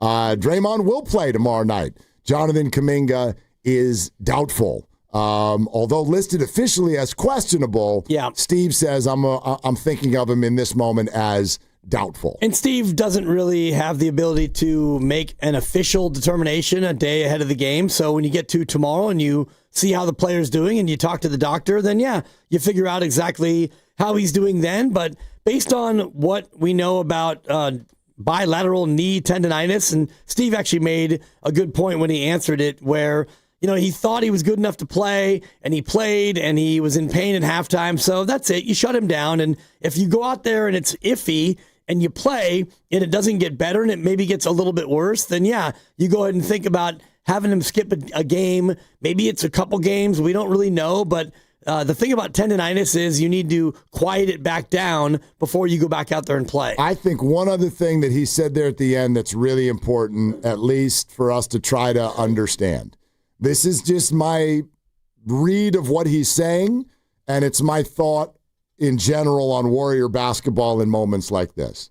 When he's talking about how everything goes through Steph and Jimmy, and that's what makes them special. And when you see both of them perform the way they did last night, this team can achieve special things. And when people talk about the night before, and you say, well, Jimmy, you only took 3 shots. Yep. I think a lot of people just automatically put that on Jimmy. And I don't think that's how it works. I think sports is much more complimentary than that. And so what if we looked at Jimmy's 3 shots and we didn't go, oh, Jimmy, you're being passive. I think what Steve is trying to say is that Steph and Jimmy need to be getting the ball in certain spots. They need to be cohesive as a unit. The ball needs to be moving. He's talking about how he didn't see that before. That's going to put Steph and Jimmy in a bad spot. Now you're down 30. Hell, let's just sit down. Let's not even keep those guys in there. Let's save them for tomorrow night. I guess my point is when you see somebody's shot totals, that's not just on that person. That's on all of the players. And Steve has tried to hammer this home that all of the players, and I think it's what Draymond was kind of getting at, all of the players need to accept the idea that things go through your two best players. And if you think they're too old, then you think they're too old. The Warriors don't think they're too old. And so that's on everybody when Jimmy Butler shoots the ball 3 times, in my opinion. Fair, but at the same time, if you look at the first quarter where things really got sideways against Oklahoma City, Jimmy took 1 shot and Steph took 5, which is fine. Steph is going to shoot the ball, but beyond that, I don't think that Jimmy really was able to get the ball. And if he's not able to get the ball, Kuminga shot 3 times in the first quarter. He hit 2 of them, and he had the 4 points, and he had a rebound, a couple assists. So JK's out there playing, thinking, the game's going the way the game should go for me. But Jimmy Butler, to me, in that game against OKC, did not show the assertiveness to get the ball. Last night was different, and maybe it's because Kuminga wasn't in there, and so the ball was more readily available for everybody. But for me, Jimmy Butler was much more assertive and much more interested in trying to score last night. Yeah, I don't know. I mean, that's my opinion. Yeah, and that's fine. Yeah. And my response is I don't know. Like to me, it's not about when he says the offense needs to go through Steph and Jimmy. That does not mean that they take all the shots. Of course, that just means that it needs to start in a certain way. If we can all agree that those guys are basketball savants, then that means to me you have to send it through them. They want the ball in a certain spot so that they can run the offense and have options on the table. Those options may include them driving, them shooting, them dishing to a cutter like Jonathan or Gary or anyone else for that matter. But I don't know that we can box score dive, see numbers, and immediately go, that person was therefore passive. I think the Warriors... I watched the game, and that's what I thought. So did I, yeah. and I didn't think that. I think that's what leads to the Warriors after the game saying, guys, we're not doing this right. We're not like... When Draymond says a commitment to winning, and Steve responds by going, well, I wouldn't say it that way, but I understand what he's talking about, is it sort of means, I think, they're not committed to doing it the way that they've all sort of agreed that this is how we're going to do it. There's some trust that goes into that, which I would imagine for a young player can be hard. Well, it's not going to be the same every single night. And when you have a younger player who has the ball and they look like they have an opportunity, they're going to try to take that opportunity. It's a fine line between wanting somebody to play the right way and also wanting them to be aggressive. So you want Kuminga to be aggressive, but you want him to be aggressive when you think he should be aggressive. So when he gets the ball, he's supposed to be aggressive only when it fits the offense. So it becomes a difficult thing where, if you're out there with Jimmy and Steph, yeah, you want to get the ball to Steph as much as possible, and you want Jimmy to be able to feel like he can isolate and all the rest of it, but you're Kuminga, and you've got the ball, and you feel like, all right, I can take this guy, and this is a thing that I can do. So you want him to be aggressive, but you also want him to defer. No. That's a very difficult thing when you're the third option on a team.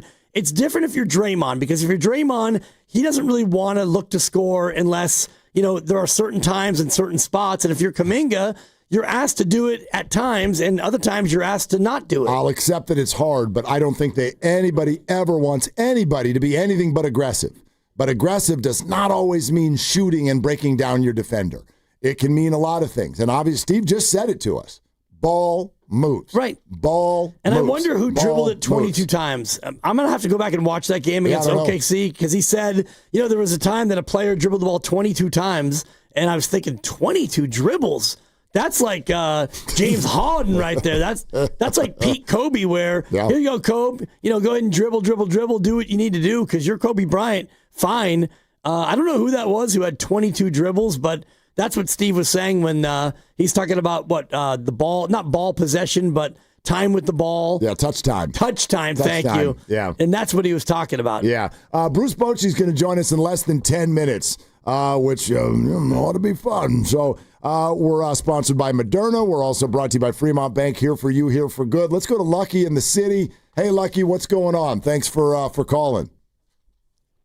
Afternoon, fellas. How you guys doing? I want to call and reference some of the talk that our fans have been saying about our Warriors, man. It's like you guys don't realize that we have a 5-time champion coach. We have two 4-time champion players who started as young players, and now they're older. So everybody's complaint is that because the guys are older, they can't play. That's crap. Myself, right now, Mark, I just raced a 22-year-old last night in Tesla in a 40-yard dash. Awesome, Lucky. I mean, listen, I think we get Lucky. Your phone's a little tough to hear, but thank you for calling, and maybe you could try back in a little bit. But I think we got the gist of it, which is to say, I think you can split the difference on this. Yes, they are older, and that is going to lead to some frustration at times. But I think you're fighting, as a fan, you're kind of fighting a losing battle if you want to keep banging your head against this wall of the Warriors being too old. You can do it. It's an opinion you're allowed to have, but you're just going to frustrate yourself. This is what they're doing. Exactly. This is who they are, and this is what they're doing. There's no need to talk about trades 12 games into the season. They're not changing. You can call it a fool's errand, and you may be proven correct a year or two from now, but this is what the Warriors are doing. They're not trading any of their older players. This is who they are, and they're going to give it a whirl. And if you want a youth movement or Ja Morant, you are going to spend the next 6 months very mad. I don't know what else to do with that. Well, for me, it's not about looking to trade any of the older players. It's setting the expectation where I've been setting it ever since really last year, where Steph Curry is going to do what he did last night, and it's going to be great, and we're all going to think, oh my God, he's still one of the best players in the world, and he is. And then you go back a previous night where he went 4 for 13, and he had 11 points, and he was patently not very good. And then the game before that, he was 9 for 23. He was 8 for 23. Steph Curry's going to have nights like last night every 3 or 4, hopefully more often than that, games. But also in that every 3 or 4 games, there's probably going to be a game where he looks slow and old and doesn't score like he used to. That's what older teams do. Older teams don't play as well as they should and can night in and night out. And that's why Oklahoma City won 68 games last year. They're a young team. They're all at the peak of their athletic prowess, and they're all cohesive. And so they don't have the same tendency to have a down night because they're not older players. All right, we're going to get back to your Warrior phone calls shortly. 888-957-9570. But there's always time for this man on this show. Always time for this man. Bruce Bochy joins us next on Willard and Dibs. This is the story of the one. As a maintenance supervisor at a manufacturing facility, he knows keeping the line up and running is a top priority. That's why he chooses Grainger. Because when a drive belt gets damaged, Grainger makes it easy to find the exact specs for the replacement product he needs. And next-day delivery helps ensure he'll have everything in place and running like clockwork. Call 1-800-GRAINGER, click Grainger.com, or just stop by. Grainger, for the ones who get it done. Macy's Veterans Day sale is one of your best chances to save big on furniture and mattresses. That's because you'll find great deals on our best sellers, like our exclusive Radley 5-piece sectional, delivered to any room in your home with white glove delivery for $25.98. And so many top brand mattresses at 20 to 60% off, plus an extra 20% off closeouts. So come in, try it all out, and get an incredible deal today at Macy's Veterans Day sale. Savings off select styles. Exclusions apply.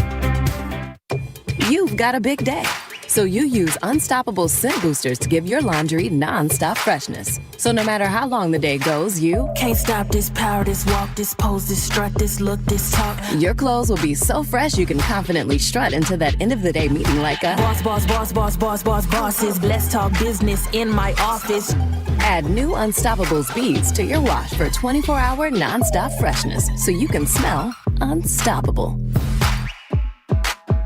A lot of Bay Area banking customers are faced with a choice. Which financial institution best fits what they're looking for? It might make sense to consider a bank's history. Take Fremont Bank. For 60 years, we've provided stability and consistency with an emphasis on relationships. We've grown one customer at a time, not through mergers or acquisitions, because that's how you can do business when you're independently owned and community-focused. Fremont Bank. Here for you, here for good. Ready to get rid of that old car? Donate it to Cars for Kids. Call 1-877-CARS-FOR-KIDS to reach a friendly live agent. Donation is super easy and your car can be picked up as soon as tomorrow. Call now, 877-CARS-FOR-KIDS, or go to carsforkids.com. That's cars with a K. Tune in to 95.7 The Game this Friday for Football Fridays, where they discuss the red and gold and their upcoming game. Presented by Merit America. Visit them at meritamerica.org/super. Are you looking for a podcast about pro football that doesn't put you to sleep with an avalanche of analytics or insult your fandom with brainless hot takes? Well, hi. I'm Dan Hansis. And I'm Mark Sessler. Oh, hi, Mark. And we're the hosts of Heed the Call, the NFL podcast you've been waiting your whole life for. Heed the Call covers every game, every storyline, everything that matters, and we do it all with a touch of mirth. Football is fun. Why shouldn't your football podcast be the same? Follow and listen to Heed the Call NFL podcast wherever you get your podcasts. eBay has reinvented vehicle buying. From click to curb, everything's covered. Ever try to buy a car online and end up in a parking lot with a stranger and some blind trust? That era is over. Now with Secure Purchase, eBay isn't just where you find your car. It's where you buy it, start to finish. Title, financing, registration, delivery, it's all built in. This is the modern way to buy your next ride on eBay. eBay. Things people love. Secure Purchase is powered by Caramel Dealer Services, LLC, an eBay subsidiary. This is the story of the one. As a custodial supervisor at a high school, he knows that during cold and flu season, germs spread fast. It's why he partners with Grainger to stay fully stocked on the products and supplies he needs, from tissues to disinfectants to floor scrubbers. All so that he can help students, staff, and teachers stay healthy and focused. Call 1-800-GRAINGER, click Grainger.com, or just stop by. Grainger, for the ones who get it done. You're listening to 95.7 The Game, KGMZ-FM in HD1 San Francisco, on Odyssey Sports Station and the home of the Golden State Warriors and Valkyries. Always live on the free Odyssey app and now coming to you live from the Laughing Monk Studios.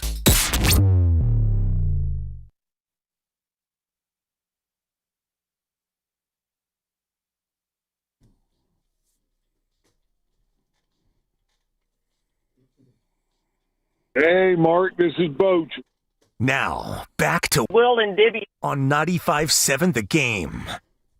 Well, this is going to be fun. I don't care who you are. I don't care where your mind is right now with Brock Purdy starting this weekend, Steph going for 46 last night on the road, beating the Spurs. This is one of these people in Bay Area sports that's it's just going to put a smile on everyone's faces because, ladies and gentlemen, he's back. He is back. So let's do this, okay? Let's immediately go out to the River Islands guest line and welcome back to the show and back to the Bay here on Willard and Dibbs, the great Bruce Bochy. Hey, Boch, what's going on? Mark, guys, man, it's all good, man. All good, excited, coming back, spending some time in the Bay Area, seeing some old friends, and see if I can help the Giants get back to their winning ways. It is so good to hear your voice, and I bet for all the fans, they feel that way. Can you give us a sense of how this came together? Was this kind of your plan for what was next for you? Well, I'll be honest, when the season was over and we came up to an agreement, I would step back. I didn't know what I was going to do, and Buster did call, and I promised I didn't apply for any jobs. My wife wouldn't let me do that. So I talked to Buster for a little bit, and he mentioned, hey, you're a Giant. And anyway, some time went by, and then I called him, reconnected, and just thought it would be a great fit. So I'm grateful that here I am coming back to help out any way I can. Help Buster out, help Tony out, the staff, Larry Bear. I'll be doing some stuff on the business side, I think, but just staying busy. And so I'll be in spring training for a little bit, then I'll be coming in during the season at times. So beyond that, are you going to be a phone call away? Are you going to be here in and out? And you just said you're going to help the manager and Buster and Larry, but how do you envision your impact being the best impact you could make this year? I think by being available anytime they want to talk baseball or talk about moves, things like that. I'm on call.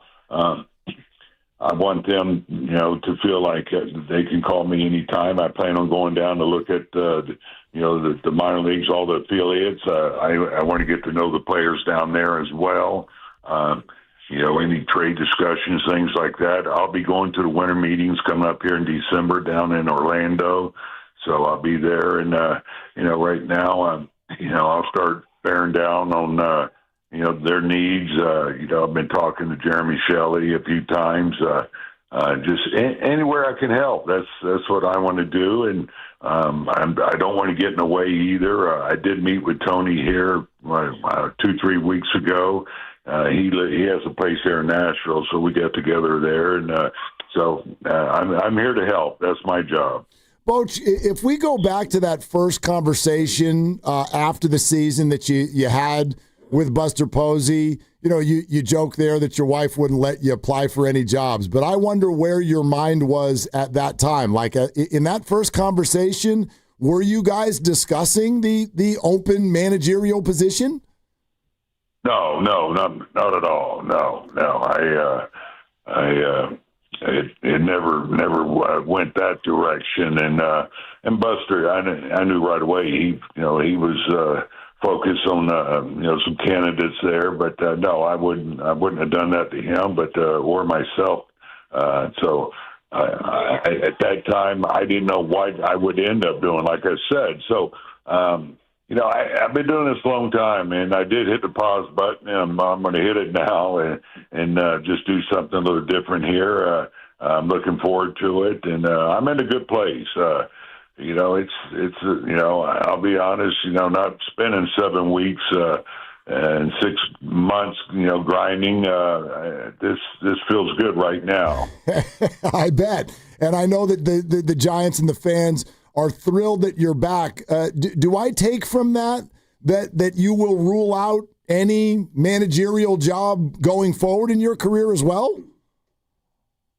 Gosh, I don't think you ever rule anything out. I'd say doubtful, but I did that one time, didn't I? And so I don't have to. Yeah. I don't have to backtrack again on that one, but I'd say really, really doubtful. And so, like I said, I'm in a good place. I got a. Whoop! Did we lose him? I think we lost him. Boch, are you still there? No, I'm not. I'm gone. So, okay. We'll see if we can't get him back. I could do the rest of the interview for you if you want to just ask the question. While we're talking about age, I think he's actually back. So yeah. And I was about to make a Connie Mack joke, Boch, because he managed when he was 87. So I guess we should never rule anything out because you're a spring chicken. At 70, just real quick, Boch, you mentioned you met with Tony Vitello. What did you think of him when you met him down there in Nashville? Yeah, and I enjoyed my conversation with him. Smart, good with people. He really, he knows baseball. He's been doing it a long time, so it's not like he came out of the woodwork here. I think he goes back to 2003 or whatever, where he started his career as a coach, and he's worn a lot of different hats, and so I just think he's ready for this. He's prepared. Sure, it's outside the box, and I give Buster credit for going outside the box and making this move. And so I'm sure when they get this coaching staff together, these are guys that he'll be relying on too to help him, get through a different type of season. But he knows baseball, and I think he's going to be good in that clubhouse. I think the players are going to really like him. He just has a great way about him, and like I said, he's smart. He understands the game. So, I enjoyed my time with him. I don't need to tell you all this, but the great Bruce Bochy is with us here on Willard and Dibbs 95.7 The Game. Hey, Boch, I'd love to get a comment from you on what Joe Madden actually recently said publicly about the hiring of Tony Vitello, and he wished him luck, but he also said it feels kind of insulting that someone would hire someone with no professional experience to be a manager. What's your reaction to that?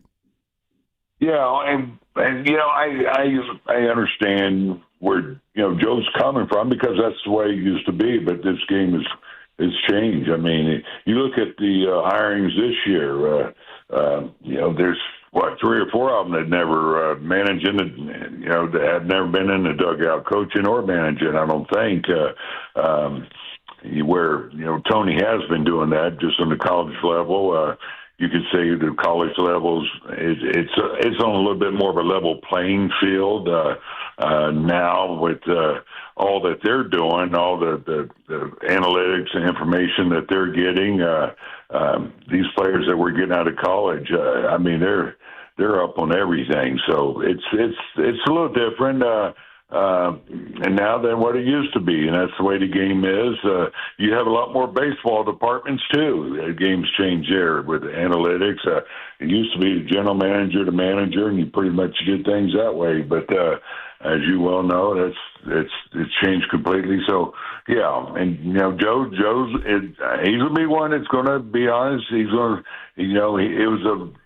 it was a long road for him. A lot of us, I managed in the minor leagues, and but you go back not too long ago, 10 years, whatever, there were managers coming out of the booth and managing, or ex-players that never were in the dugout that went down on the field and started managing. So now this isn't something that it's completely new. Maybe a little bit on the college side, going to the pro side, but I think that happened 20, 30 years ago itself. When you look at him taking over this job, what's the one piece of advice or the piece of wisdom that you would impart to him as he embarks on 162 games? Yeah, I'll keep saying that. Just be himself. He's had success because of who he is, and that's what I would tell him. I remember Bobby Cox told me that.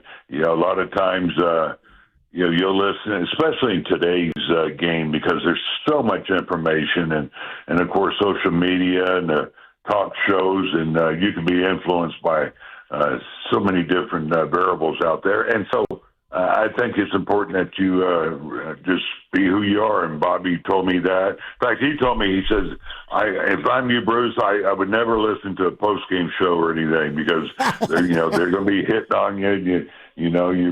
They may hurt your feelings, whatever. But when you manage, that's, you got to have thick skin. That's part of the game. That's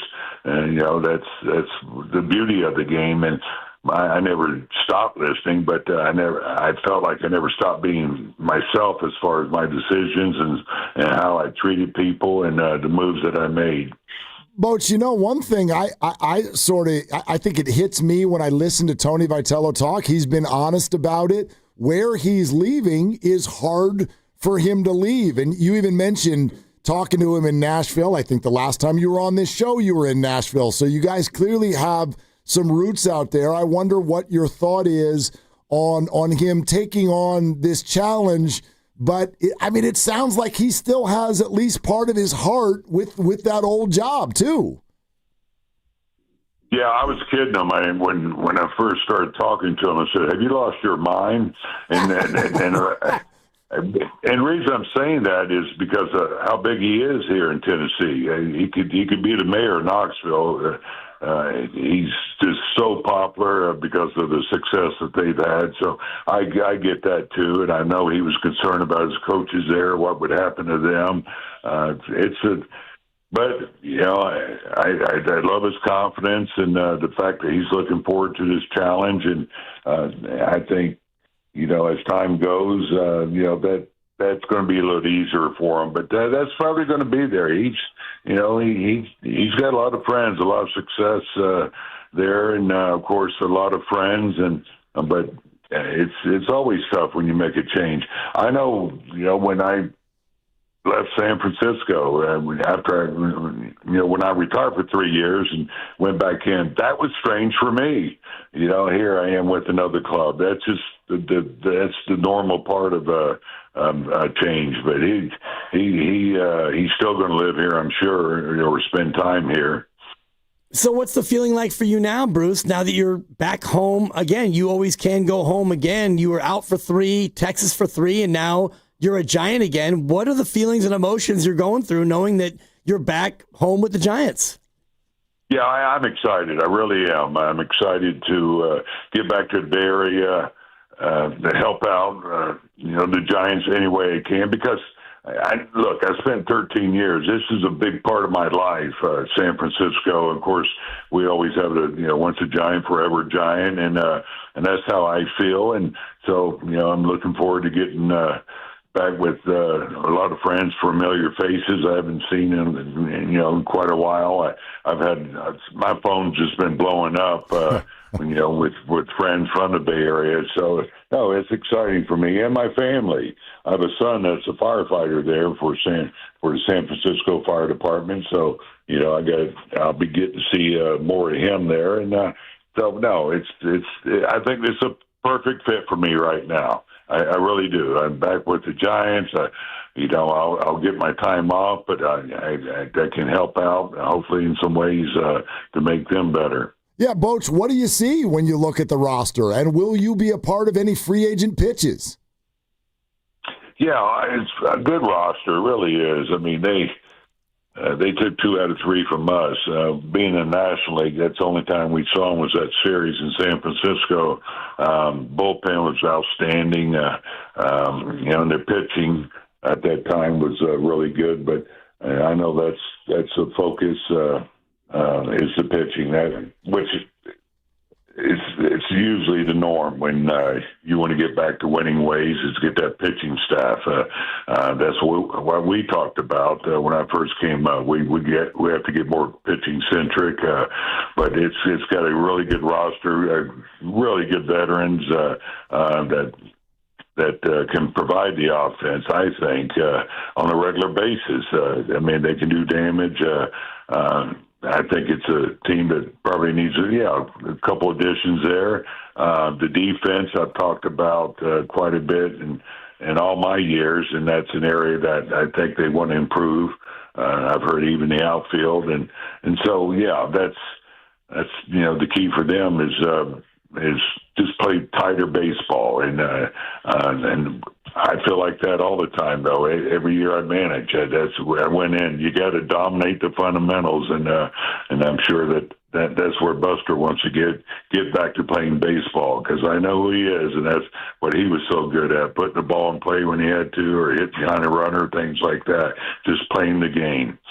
So, Boach, I know you're back, and that's great, but you also mentioned maybe a little more free time than you've been used to. What's the one thing you're looking forward to doing with some of that free time that you haven't been able to do for a while? You know what? I'll say more than anything, just spending some time with the grandkids. I got one in Little League now. He's football, Little League, basketball, catching some games there. Just family time. I don't have anything that I really need to do or travel to or anything.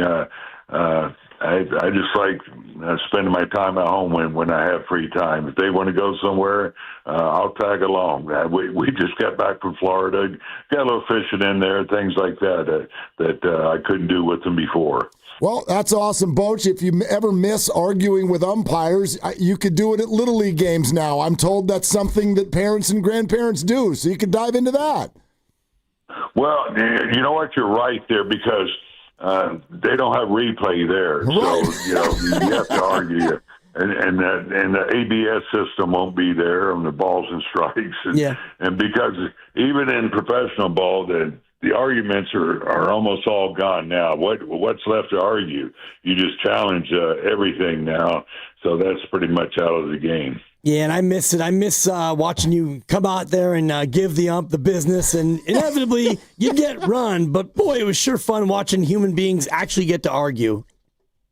Yeah.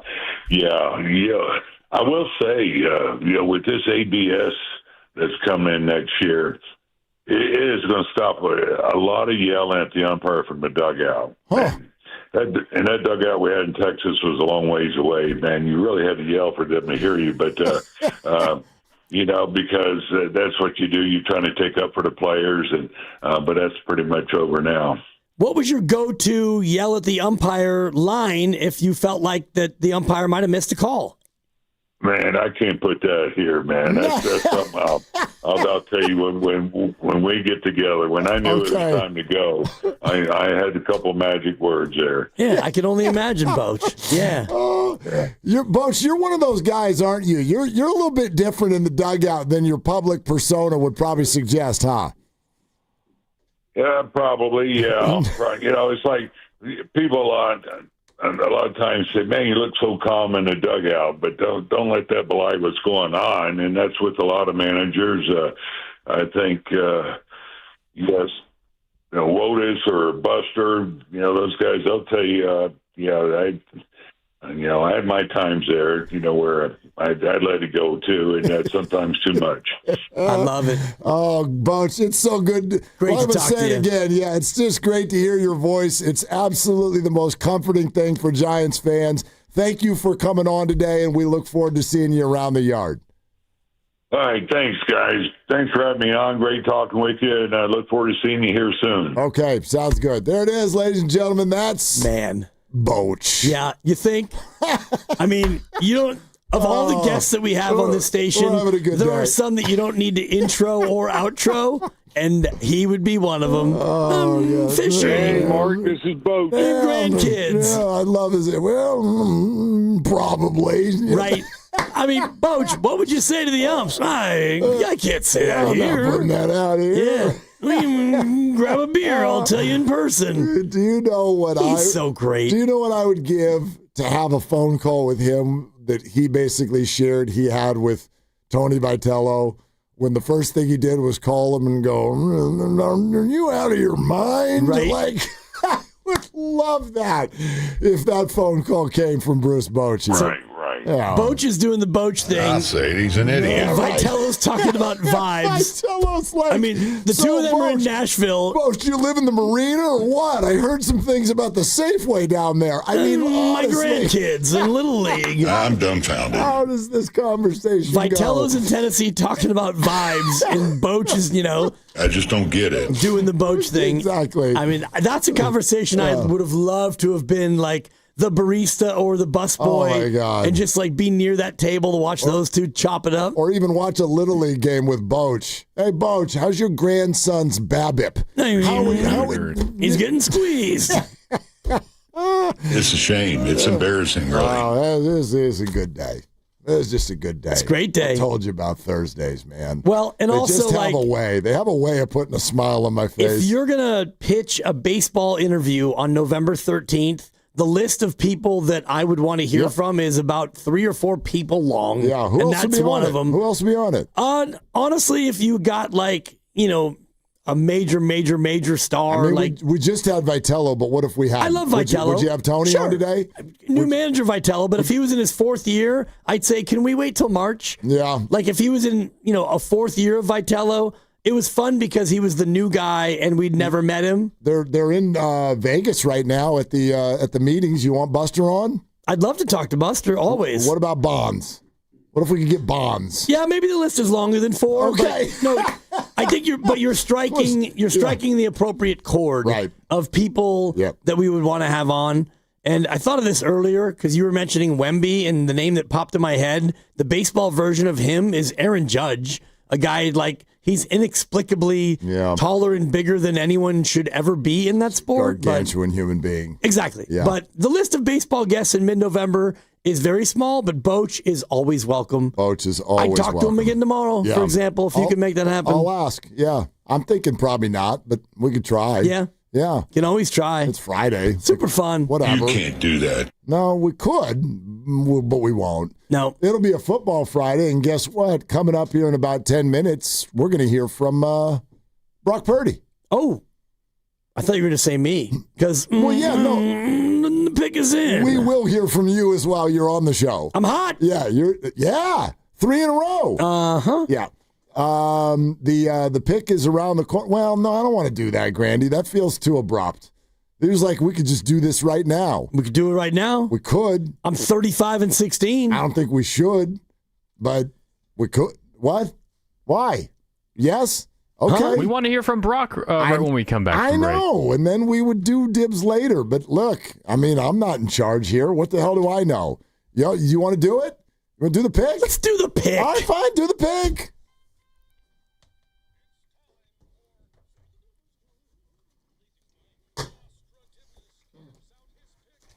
Number.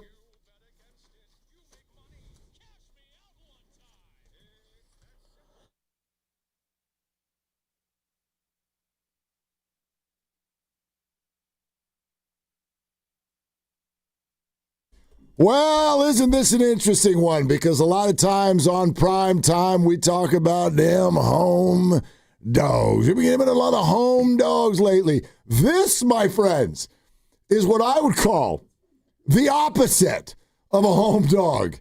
This is a home favorite by We Need LeBron. Not 5, nope. Not 6, nope. Not 7, not 8, not 9. My gosh, the New England Patriots and one of the nouveau picks for MVP, the quarterback Drake May, they are a gargantuan favorite tonight against the hapless New York Jets. Jets. The number has come all the way in at 12.5. Dibs has said he loves tonight's pick. Dibs. I love it, and it's a Thursday night, and the one thing that I've tried to lean on, and at times I haven't, and it's burned me, is short week, divisional games, you take the points. And the Jets, you called them hapless. You're not wrong. However, they have won 2 in a row. The Patriots, their quarterback, he's good. I find them to be overrated. They are not the best team in the AFC. So you're going to give a divisional team on a short week 12.5. Jets having won 2 in a row off the bye after they basically gutted their team. This one to me is, as Grandy would say, easy money. Warriors over 48.5. They're giving this one away. This is a freebie. You take the Jets and you take the 12.5. Cuckoo! Shashas! Cuckoo! No, you have to stop to find out if the guys. Wait, hey! You better not be clapping the hand. Hey!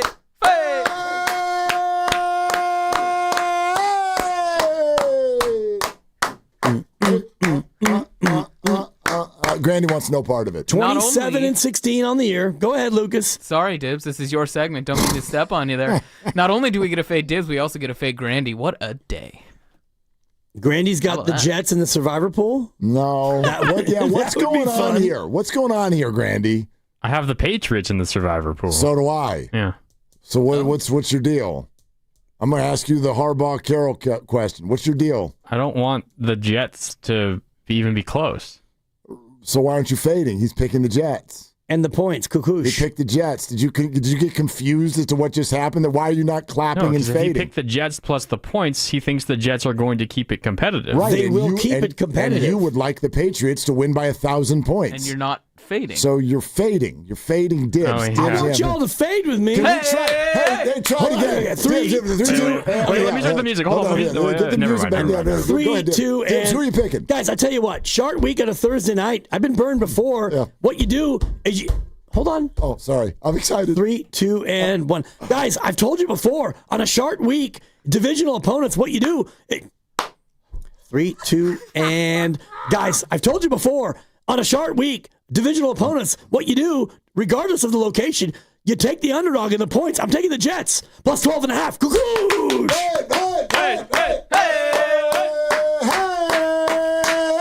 Welcome, Grandy. Was that so hard? Good I was Lord. really confused. Fade the Grandy. Dude, the boss was in here talking about Bochy and Purdy and Kerr. This was like a midday live read. All right, take 5. Yeah. Anyway, all right, Grandy's on board. Fine. Patriots Fine. by 1,000. 24-13. Cuckoo. Whatever. Skikow! I'm 27-16, boy. I'm hot. Hey, they ain't overrated. Drake May, the deal. The next big thing. You are underrating the Jets. Watch him play. Since they gutted their team, they're 2-0. Yes, with a wackadoodle win over the Bengals. All right, I want you all to record all this for tomorrow. Fade! All guests on 95.7 The Game appear on River Islands guest line. Isn't it time for you to discover the islands, River Islands in Lathrop? Isn't it time for you to listen to what Brock Purdy said in Santa Clara today? The starting quarterback of the 49ers is back. He's back. We'll hear that next on Willard and Dibs. But first, it's Dan Dibley to talk about one thing that I love so much, and it's Caltrain, because you know what I love about heading to Chase Center, the energy, the excitement, and doing it all without sitting in traffic. And that's why so many fans hop on Caltrain. It's the easy, stress-free way to get to the action, and instead of fighting for parking or staring at brake lights, you relax, scroll your phone, grab a snack, or just kick back and enjoy the ride. Caltrain drops you right in San Francisco, steps away from great food, entertainment, and of course, the big event at Chase Center. Skip the traffic, skip the parking, take Caltrain, your ride to what matters. The NBA season's rollin', and DraftKings' newest game, Pick 6, is the easiest way to play for your shot at big wins. NBA stars are lighting it up. Now their numbers aren't just highlights, they're your shot to cash in. Here's how it works. Just pick more or less on 2 or more player stats. The better your picks, the bigger your payout. New DraftKings customers get $50 in Pick 6 credits with just a $5 entry on your first pick set. Don't just watch basketball. Pick, play, cash in. Download the DraftKings Pick 6 app now and use code THEGAME. That's code THEGAME. Play just $5 and get $50 in Pick 6 credits. Make the call. Ride the upside in partnership with DraftKings Pick 6. The crown is yours. Gambling problem? Call 1-800-GAMBLER. Must be 18 and over. Age and eligibility restrictions vary by jurisdiction. Void where prohibited. 1 per new customer. Bonus awarded as non-withdrawable Pick 6 credits that expire in 14 days. Ends December 2nd at 11:59 p.m. Eastern Time. Terms at pick6.draftkings.com/promos. What if you had the smartest Wi-Fi? If you did, it'd be Xfinity, of course, and it'd come with their best state-of-the-art equipment. It would boost speeds to the devices that needed them most, prioritizing your most important connections, whether you were streaming, gaming, or gaming while pretending to work. And it would let you stream 4. That's right, 4 games on one screen.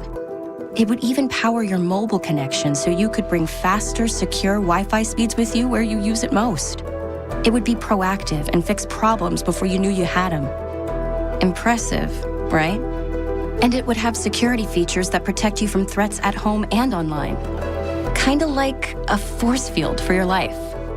If you had the smartest Wi-Fi, well, everything would work together seamlessly to keep you connected, no matter what. Xfinity. Imagine that.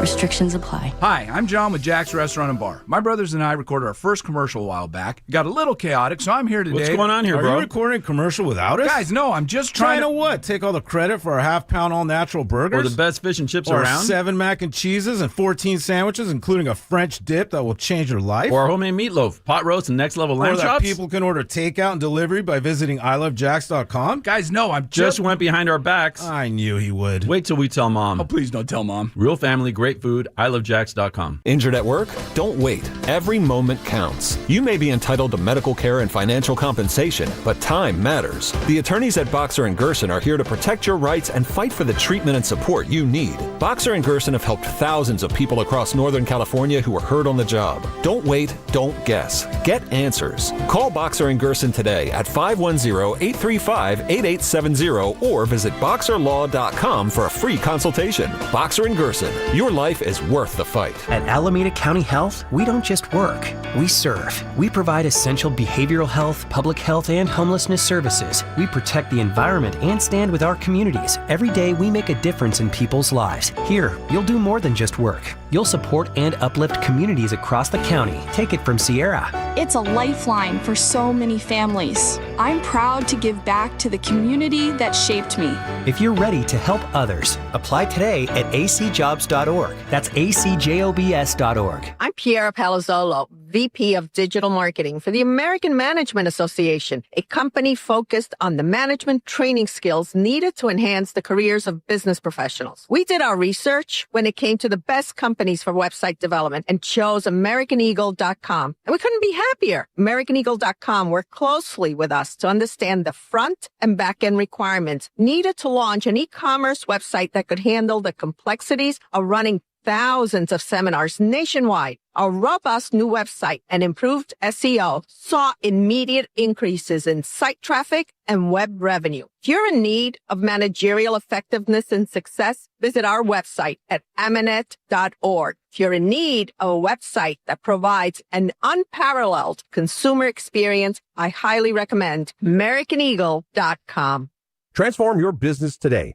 Dial 877-WEBNOW1 for a free digital consultation with AmericanEagle.com. San Francisco will be cloudy tonight with a chance of rain and a low near 55. Weather brought to you by Staples. Have an easy holiday at Staples. Save on top tech and gaming gifts, shipping supplies and services to get your packages there safely, even custom cards and wrapping paper. Staples. That was easy.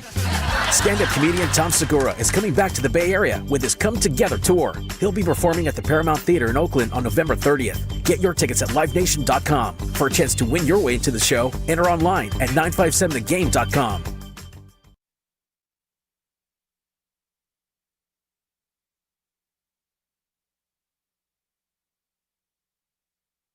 What's the question? I think you just answer your own question. If that helps you answer your question better. You're welcome. Now, back to Will and Dibby on 95.7 The Game. I mean, time will tell whether or not Drake May is the next big thing. That's the Patriots' big-time starting quarterback. Guess what? Niners have a pretty big starting quarterback. I mean, Mac Jones is really good. I wouldn't put him in the Drake May category yet. Not yet? Not yet. Not yet. All right, listen. We've been doing this for the last few weeks. It doesn't matter anymore because there's no mystery to it. The 49ers have already announced that Brock Purdy will start on Sunday against the Arizona Cardinals. By the way, while we're listening to him talk, y'all can call in, especially if you think he shouldn't be playing. We've heard from so many people. Hell, one of them's name was Richard Sherman. Hot hand. 33 of 39. Tom Brady. What are you doing? Well, Tom got almost forced into it. I didn't buy that Tom bought what he was even saying. He was kind of like, oh, I don't know. Like, sure, whatever. I was a hot hand once. I mean, but 888-957-9570. Are the Niners making a mistake going back to Brock Purdy? But also, before we take your calls, let's hear what he had to say. What I was going to say earlier is you can always tell who the starting quarterback is going to be by who speaks on Thursdays. Well, today, that was Brock Purdy, and he was about as open as we've ever heard him with regard to all of the things that he has faced and gone through this year. So take a listen. Here's Brock Purdy today from Santa Clara. Yeah, I feel really good. Feel healthy and excited to be back and ready to go and lead the guys. So I'm really excited about this week. It's been a good week so far, and got a couple more days, obviously. Got to finish out strong this week, but feel really good. How frustrating has this all been over the last several weeks? Yeah, it's been frustrating. Obviously, like going into year 4, I wanted to come in and play my best ball so far in my career, and was really excited about it. We come in, play Seattle, and win on the road, and just feeling really good about the year. And then all of a sudden, like I'm just dealing with the toe thing, and it has been frustrating. Just the time missed and seeing our team and an opportunity to go and win games, put a season together, man, and feel good about it. So it's just been frustrating for sure, but at the same time, this is just the cards that I've been dealt with, and I'm not trying to be woe is me kind of thing. We still have 7 games here to go and put something together, and our goals are right in front of us. So that's how I'm looking at it. I'm excited about it. Playing against Jacksonville, was that a mistake? No. That going into that week, I felt good. I really did, and I thought I was going to be good to go. I just unfortunately got caught in a bad position with my toe again, and just re-aggravated it. And so that's sort of just what happened. And looking back on it, man, I'm a competitor. I want to go out and lead, and I felt good throughout the week to be able to go out and lead our guys to win and play good quarterback. And it's just unfortunate I got caught in that position. So. The second injury took longer to recover than the first injury? I mean, honestly, I don't really know. Obviously, I re-aggravated it, and so for me, all the decisions that we made were how do I feel week by week, and we went from there. Going into the Jacksonville game, I felt good after 2 weeks of rest, and then boom, I get caught in an awkward position. And then this time after, it's just been, take it 1 week at a time, 1 day at a time. How do you feel? Can you go this week? No. Can you go next week? We'll see when we get there. And that's just how it's been. And so here we are after 6 games. I feel really good now. So that's just the decisions that we've made and the plan that we've had. More about when you're running, Brock, or your follow through. Like where have you felt it over the last few weeks on where it might be tender? Just more so movement, running and scrambling and all those kind of things. Dropping back and throwing, it's been pretty good for a while, but to play quarterback in the NFL, things happen, and to be myself and play like myself, I have to move a little bit, and I just wasn't able to get there, for a while, and so, but now I feel really good, and I feel ready to go. Brock, was there any point during this where surgery was brought to you as an option or something that you had to consider? No.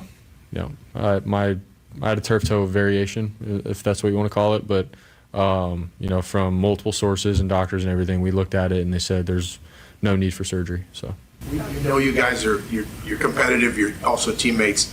When the guy who's replacing you is out there doing as well as he did, and you can hear all the chatter that's going on, is there a side of you that says, "Man, I need to get back here earlier"? Or what's going on in your head when all that's happening? I mean, absolutely love Mac and what he's done, and he came in and played extremely well, man, and kept our team alive and moving and going, and so I appreciate him for that and just everything he's brought to our team. But for me, it's been, how do I feel physically? It has nothing to do with I need to get back out there for the political side of things. It's been all about how do I feel really good to go out and lead when I do get back, and so obviously, it took 6 games, sadly, on the second side of things after re-aggravating it.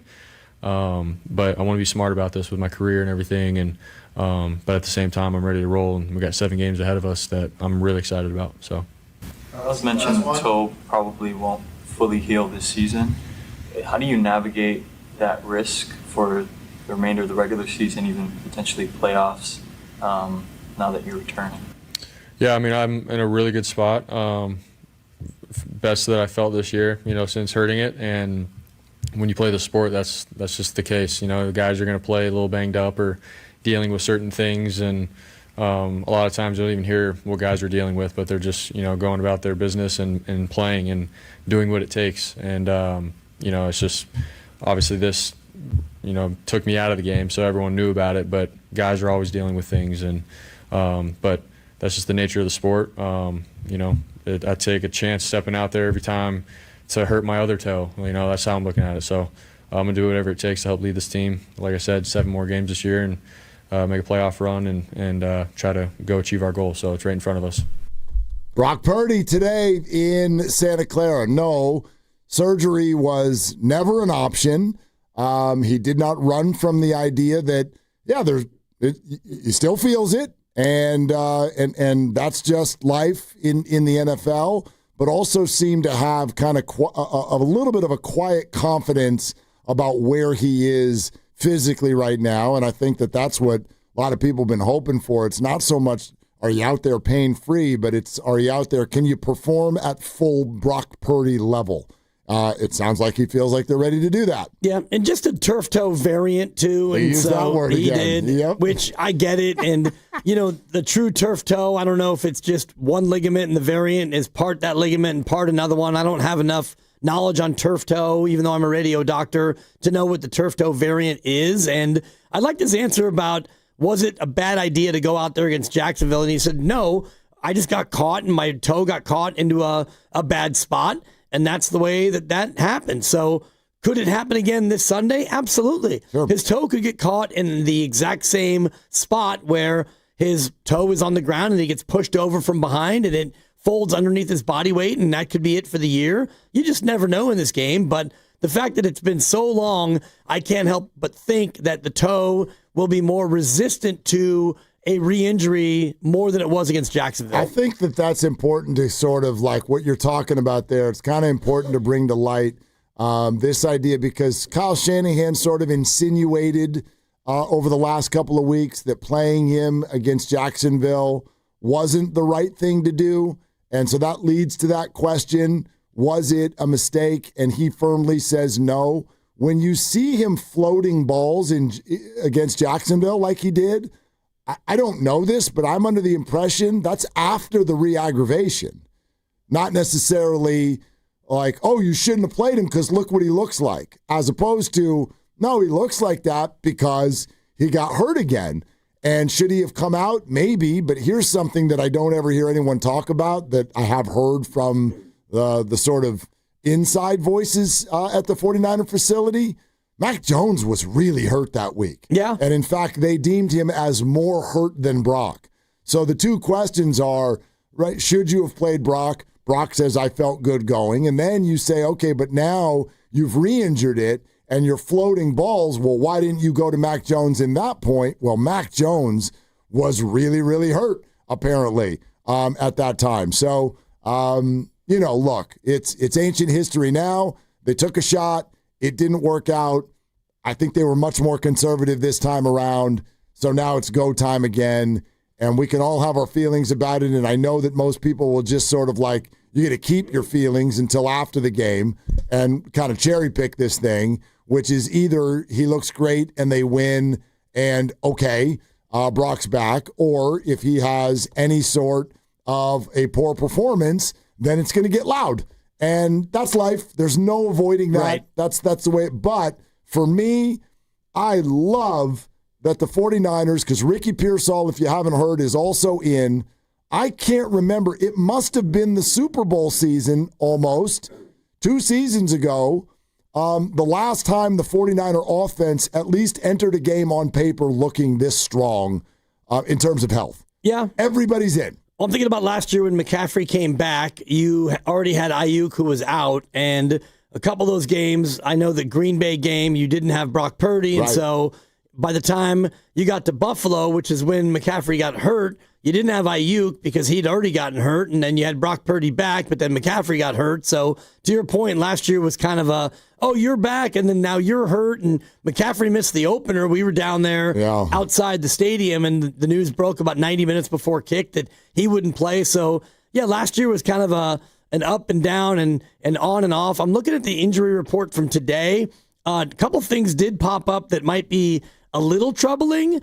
Deommodore Lenoir popped today as limited with a calf. Interesting. Yesterday he was not listed on the injury report. No. And you had D. Winters, who is still limited, and he's listed as knee. Yeah, he's both knees. Both knees, and he actually hasn't been playing great, but you don't have many other linebackers who can play as mediocre as he has played. And the only other one is Alfred Collins with a hip, and he was limited yesterday. He's still limited, so just some ones to keep an eye on. But again, this week, your injury report is shorter than your opponent. Second straight week. Way shorter. Yeah, the Cardinals are really banged up, especially on offense. And, of course, the headliner there, Marvin Harrison Jr., is out. They're listing Kyler Murray as out. Obviously, he's on IR. I think he's want not him even out. listed among their 18. Yeah, so nor is Zay Jones because he's on IR as well. Yeah, they're on IR. But they've got 18 players who are listed on their injury report. No, they're banged up, and that's not even including the two you just mentioned. And Marvin Harrison, appendicitis. He had surgery Monday. He is definitely out. Correct. Yeah. No, the Niners have a group that they should take advantage of, but their defense is still not that great. And so I still maintain the Cardinals are dangerous because we can this, that, the other about who's good at quarterback. They're not playing any good quarterbacks over the next month and a half. That's all true. But we've watched this before. If you don't rush an NFL quarterback, even a bad one will throw a good ball over the middle of the field and beat you. And so we'll see. That pass rush is going to have to be better than it was against the Rams. But at least the Niners offensively now, they'll throw some firepower at the Cardinals in the other direction. You'd love to see the Niners be able to be multifaceted, run the ball, throw the ball, put up 30 points. Like I did. To me, that's the game plan this week or what you'd like to see. All right, let's go out to the phones. 888-957-9570. GPD in Hayward. Great to see you last week. Great to talk to you today, GPD. Hey, how you guys doing, gentlemen? What's up? Love your show. Always.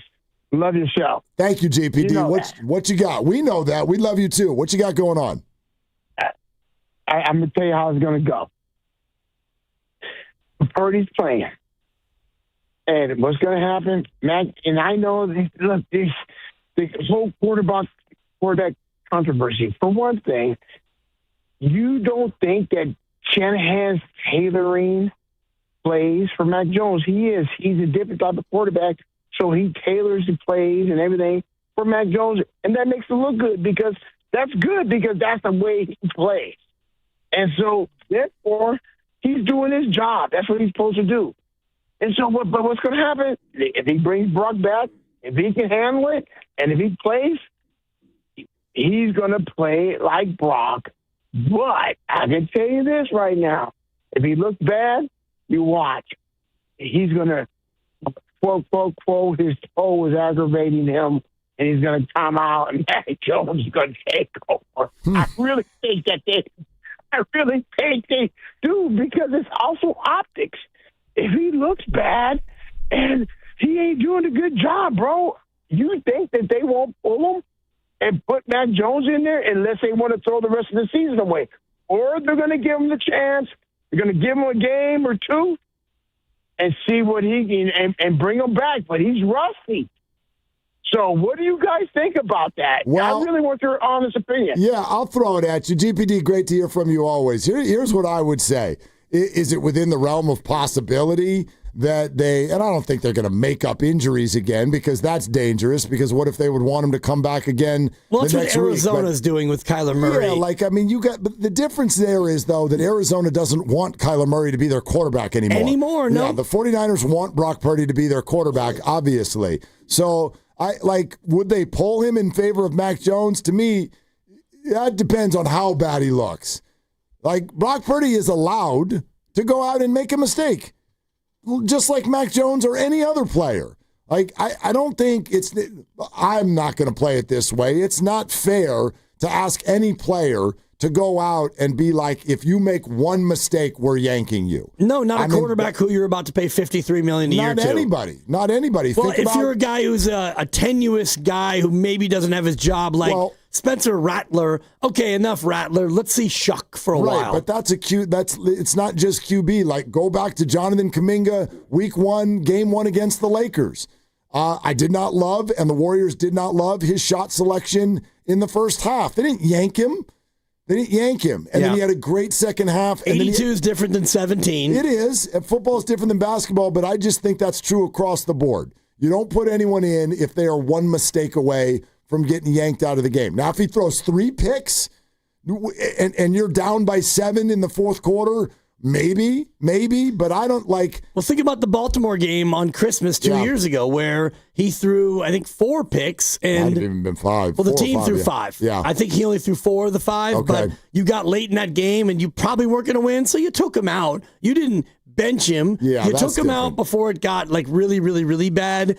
I think that if you go to Arizona and he looks bad and they lose, he still starts the next week. I agree. It would take multiple successive bad performances and losses, I think, before you made this sort of a move. Yeah, I think really bad play.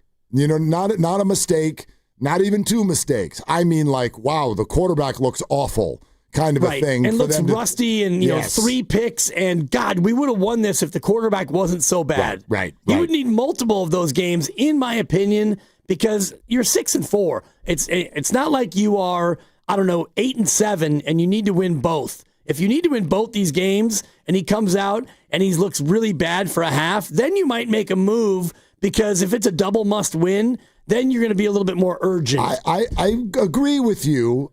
However, I will say this. Really, in the whole layout of the way things are going the rest of the year, I think I can make the case that this is the biggest game left.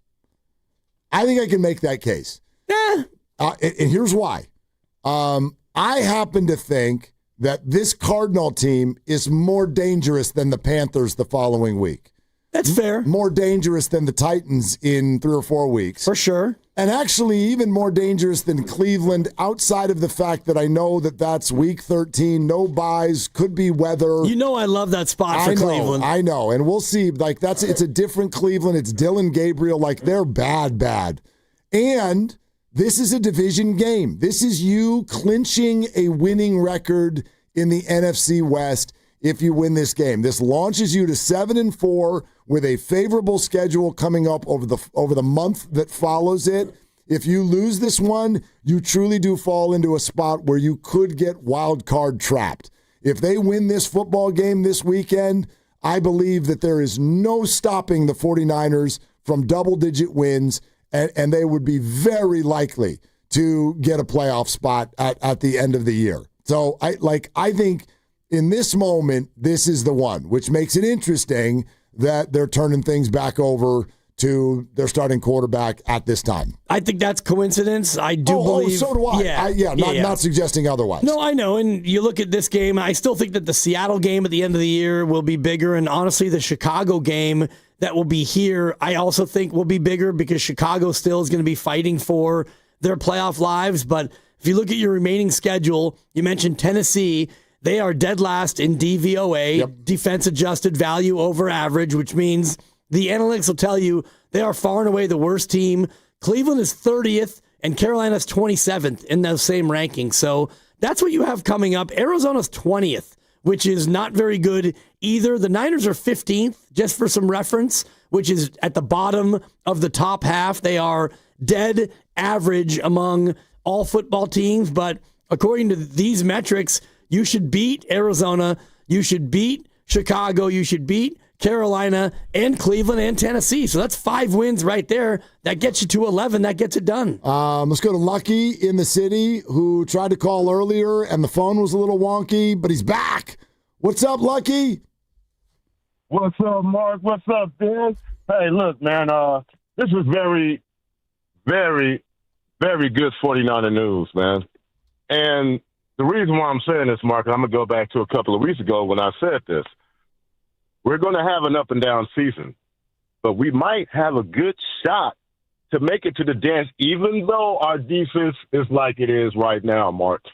I think we can make a good run, just like Joe Flacco did with those Baltimore Ravens. You remember that? That defense sucked, and he took them there.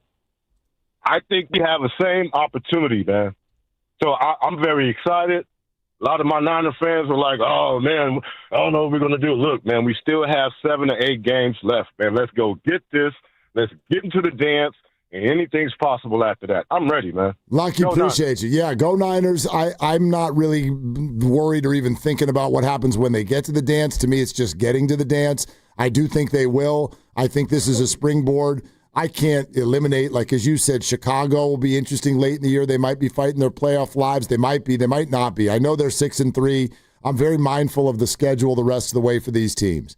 The Niners obviously have a favorable one. Look at Chicago. They're at Minnesota this weekend. Then they get Pittsburgh. Then they go to Philly. Then they go to Green Bay. Then they get a Green Bay and Detroit at the end of the year as well. Their schedule is a gauntlet.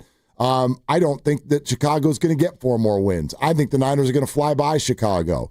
Carolina is 5-5, not a threat. So it's all there for them. It's all there for them if they win the games they're supposed to win, and this is one of them. Yeah, there's 5 of them left, honestly. And if you look at Indy and Seattle, those are teams that have been better than you, and those are going to be tough games. But if you go 5-2, you wind up 11-6, and really good. Yeah, you're in a super spot. You might be the 6 or 7 seed, but who cares? You're in the dance. We're brought to you by Fremont Bank. Here for you. Here for good, 888-957-9570 is the number. We can keep talking out Brock Purdy, big Warrior win last night. Steve Kerr joined us earlier. We'll let you hear some of that. All of that around the corner on Willard and Dibs.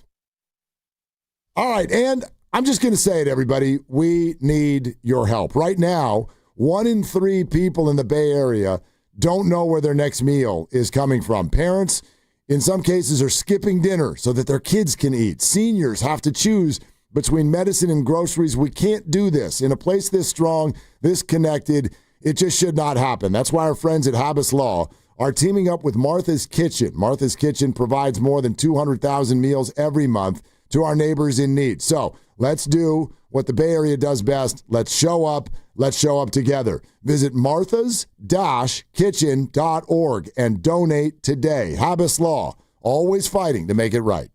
This is Larry Flick, owner of the Floor Store. You know that thing that snuck up on you last year called the holidays? Well, they're coming again. But it's okay, because our pre-holiday sale is already here. Now through November 17th. Everything in the store is 30% off. Carpet, hardwood, laminate, waterproof flooring, I mean everything. And installation before the holidays is guaranteed. It's our biggest sale of the season, but it ends Monday. Go to floorstores.com to find the nearest of our 11 showrooms, from Santa Rosa to San Jose. The Floor Store, your Bay Area flooring authority. When selecting a financial institution, how do you know you're making the right choice?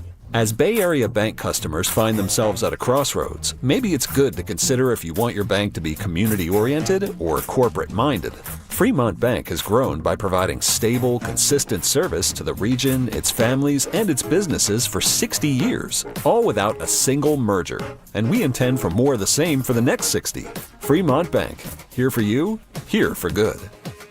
Prescription products require completion of an online medication consultation with an independent healthcare provider through the LifeMD platform and are only available if prescribed. Subscription required. Individual results may vary. Additional restrictions apply at lifemd.com. Read all warnings before using GLP-1s. Side effects may include a risk of thyroid C-cell tumors. Do not use GLP-1s if you or your family have a history of thyroid cancer. Confused on where to start with weight loss medication? 95% of LifeMD patients said starting their weight loss journey was simple. Go to trylifemd.com now and see the best options with or without insurance for Wegovy, Zepbound, and more. Brian was approved for insurance coverage and lost 100 pounds. I love the fact that insurance covered almost everything because pharmaceutical prices are going through the roof. The first time I realized that LifeMD was working for me was when the hunger started going away. I never thought losing weight would be this easy. It's given me more energy. I would recommend LifeMD to anybody. Nearly 96% of patients said they would recommend the LifeMD program to anyone who wants to lose weight. Get started right now at trylifemd.com. That's TRYLIFEMD.com. Joe Shasky here for Golden State Lumber and Showroom. Consider their Stockton Yard as the go-to resource for building professionals in San Joaquin County, with over 40 acres of premium building materials available to the public. For bigger jobs, you can count on Golden State's large fleet of trucks for timely delivery.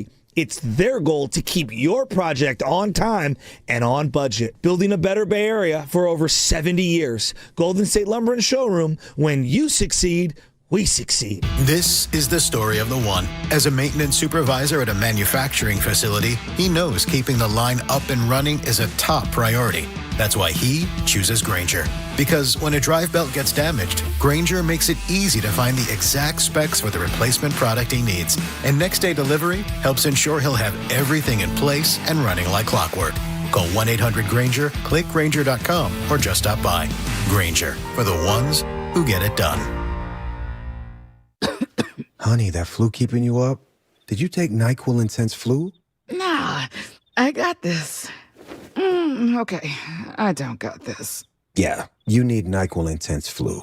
Undo your flu with NyQuil Intense Flu. NyQuil Intense Flu provides powerful relief of your flu symptoms so you can sleep. You do got this. NyQuil Intense Flu. The nighttime sniffling, aching fever. Best sleep with the flu medicine. Use as directed. Keep out of reach of children. Okay, I have to tell you. I was just looking on eBay where I go for all kinds of things I love, and there it was. That hologram trading card. One of the rarest. The last one I needed for my set. Shiny like the... designer handbag of my dreams. One of a kind. eBay had it, and now everyone's asking, ooh, where'd you get your... windshield wipers. eBay has all the parts that fit my car. No more annoying... just beautiful. Millions of finds, each with a story. eBay. Things people love. It's time for Black Friday, Dell Technologies' biggest sale of the year. Enjoy huge savings on select PCs like the Dell 16 Plus, featuring Intel Core Ultra processors. And with built-in advanced features, it's the PC that helps you do more, faster. Plus, earn Dell rewards and enjoy many other benefits, like free shipping, price match guarantee, and expert support. They also have huge deals on accessories that pair perfectly with your Dell PC and make perfect gifts for everyone on your list. Shop now at Dell.com/deals. You're listening to 95.7 The Game, KGMZ-FM and HD1 San Francisco on Odyssey Sports Station and the home of the Golden State Warriors and Valkyries. Always live on the free Odyssey app and now coming to you live from the Laughing Monk Studios.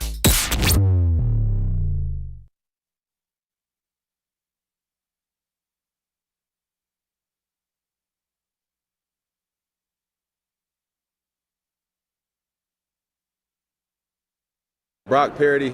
I'm not insulting Brock Purdy, but Now, back to Will and Dibby on 95.7 The Game.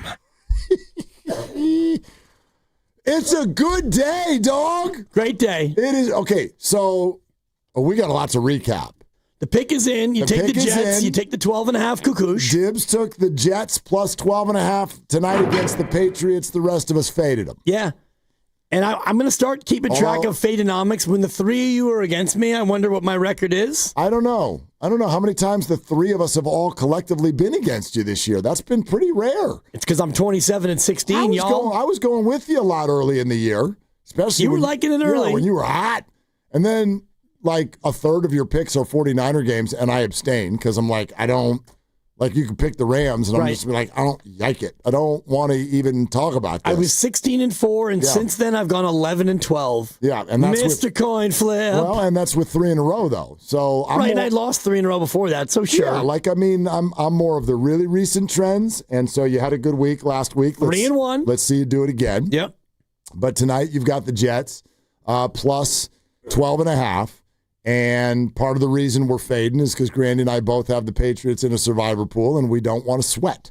I don't want to sweat tonight. I have to work again tomorrow. I don't want to sweat. I will shower tomorrow. I always do. And there's 3 of you left in the survivor pool. There's 3 of us. Including Brooks, who I pointed out to Grandy yesterday. I like it better when I don't think that's a real person. I would like to believe it's me, Grandy, and a bot. I'm pretty sure that the Brooks is the guy. Brooks. He was in the room yesterday for our staff meeting. Well, he had to be.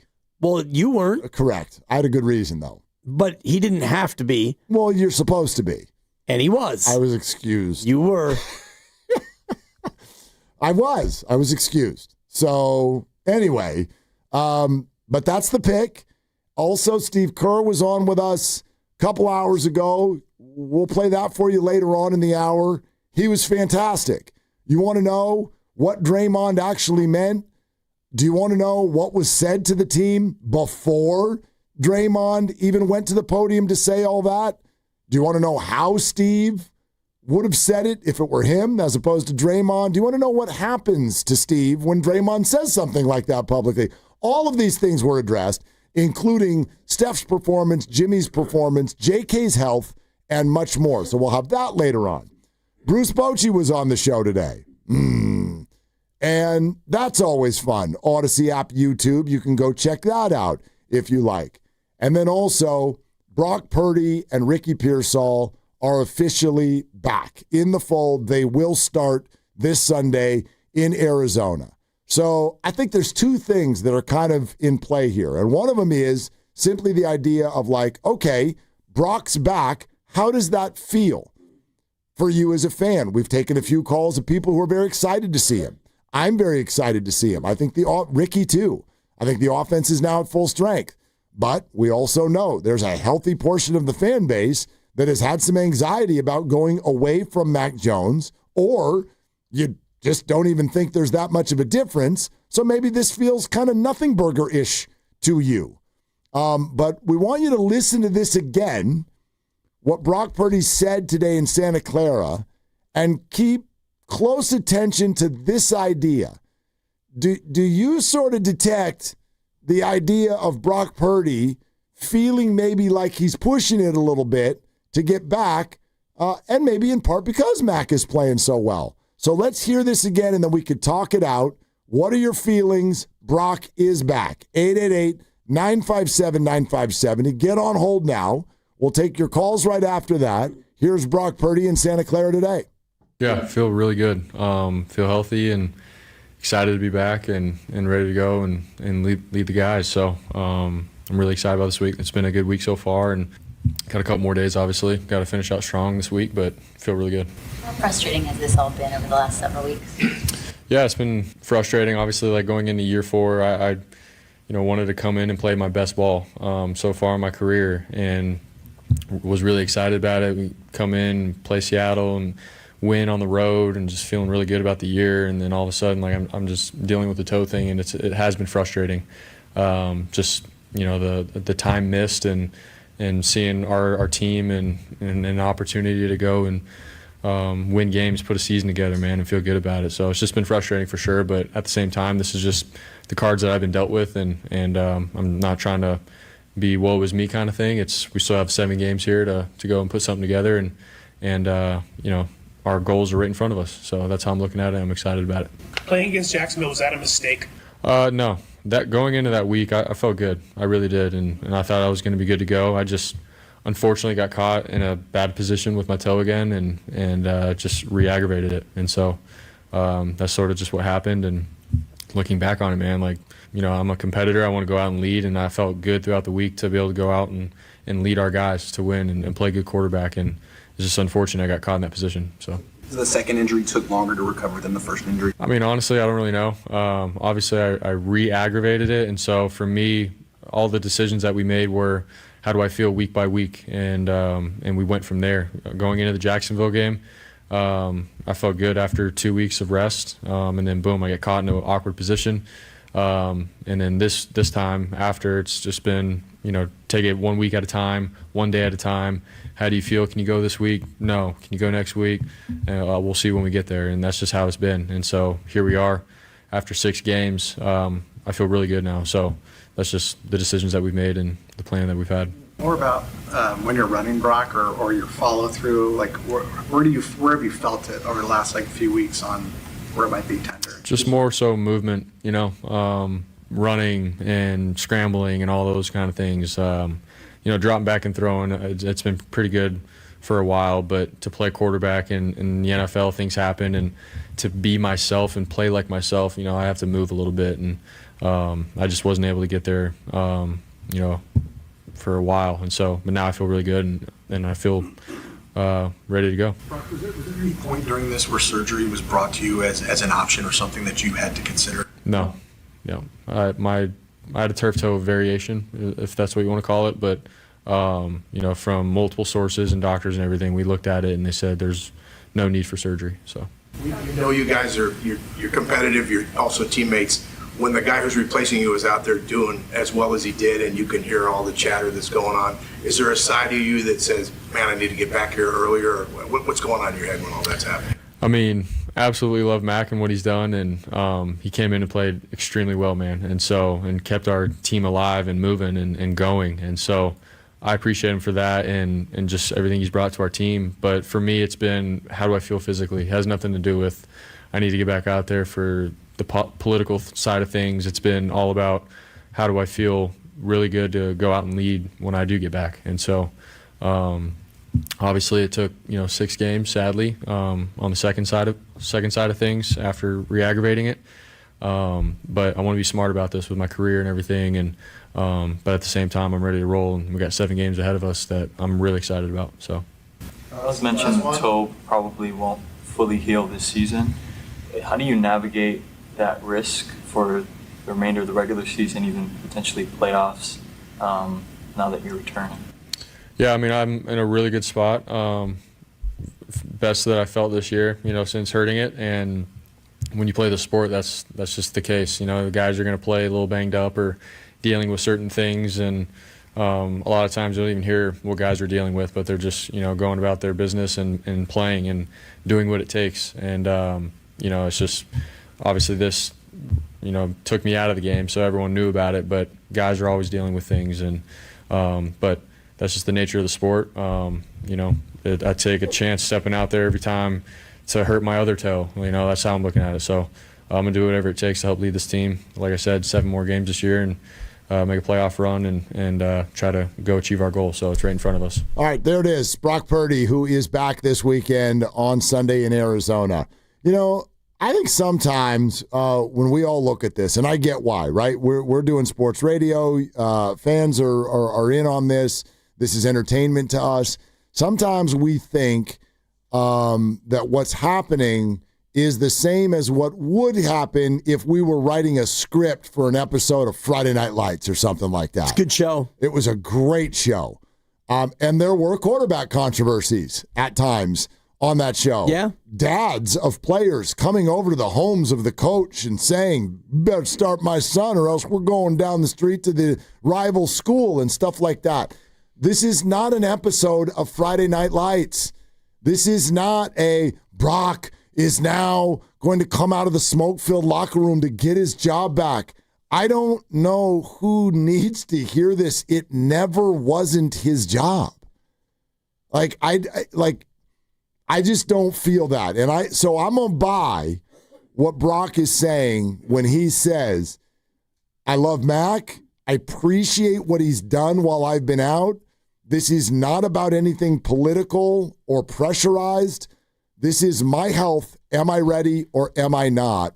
I just don't think, I get the national debate, and Brady and Richard Sherman and Brian Baldinger and all of our callers and all of us, we're all a part of it.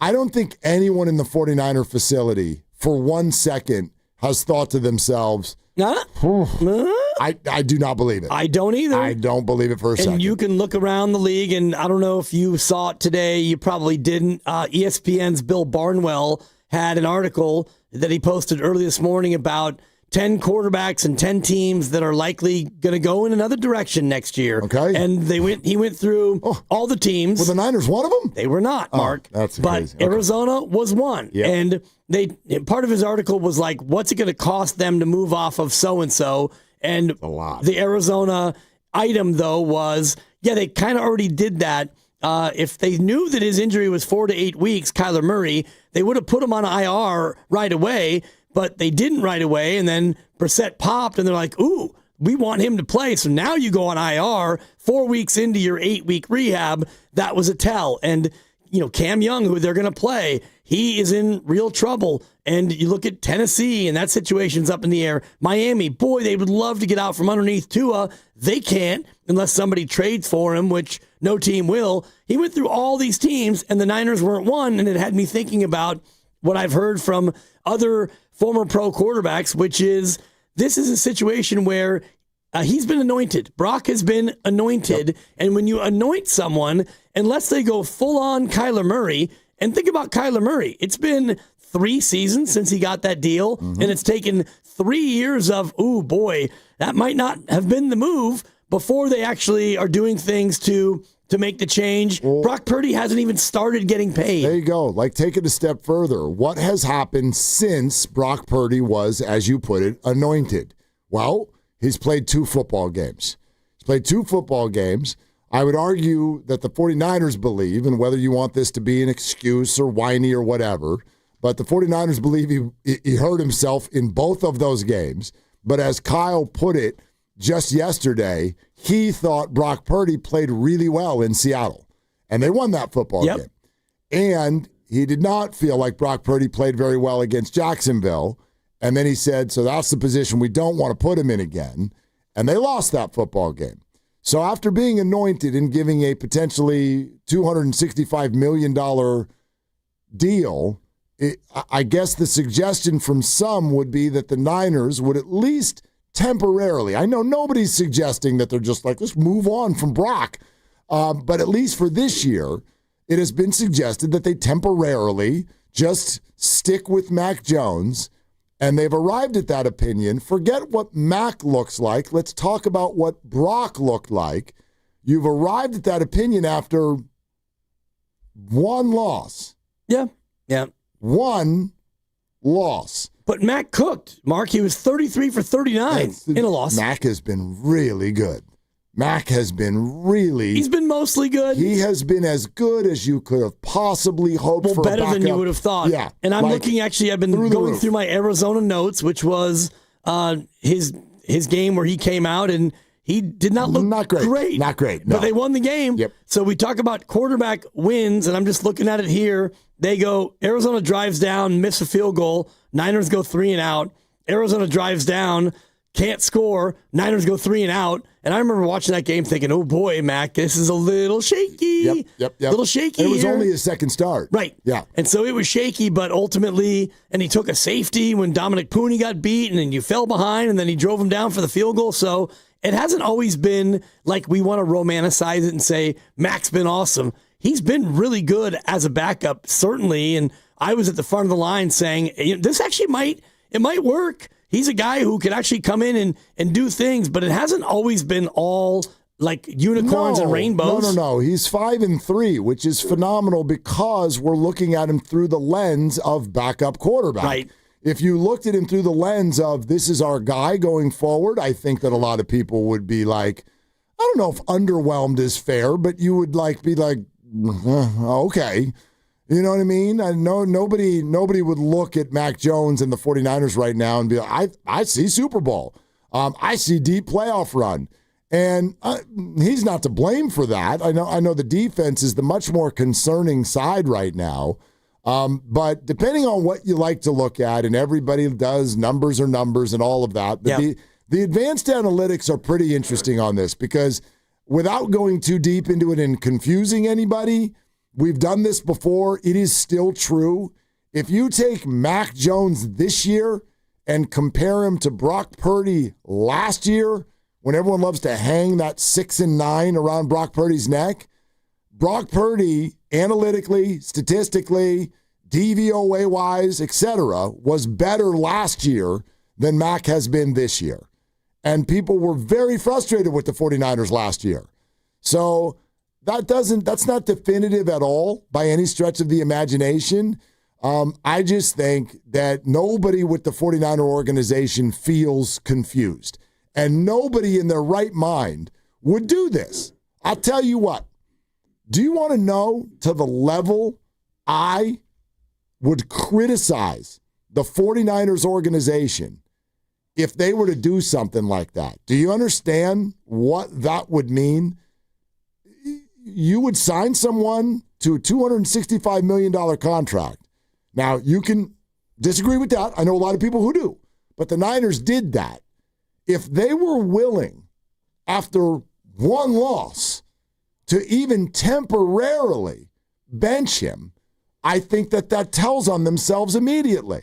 That tells you that you weren't that into me anyway. Like you didn't actually dig me.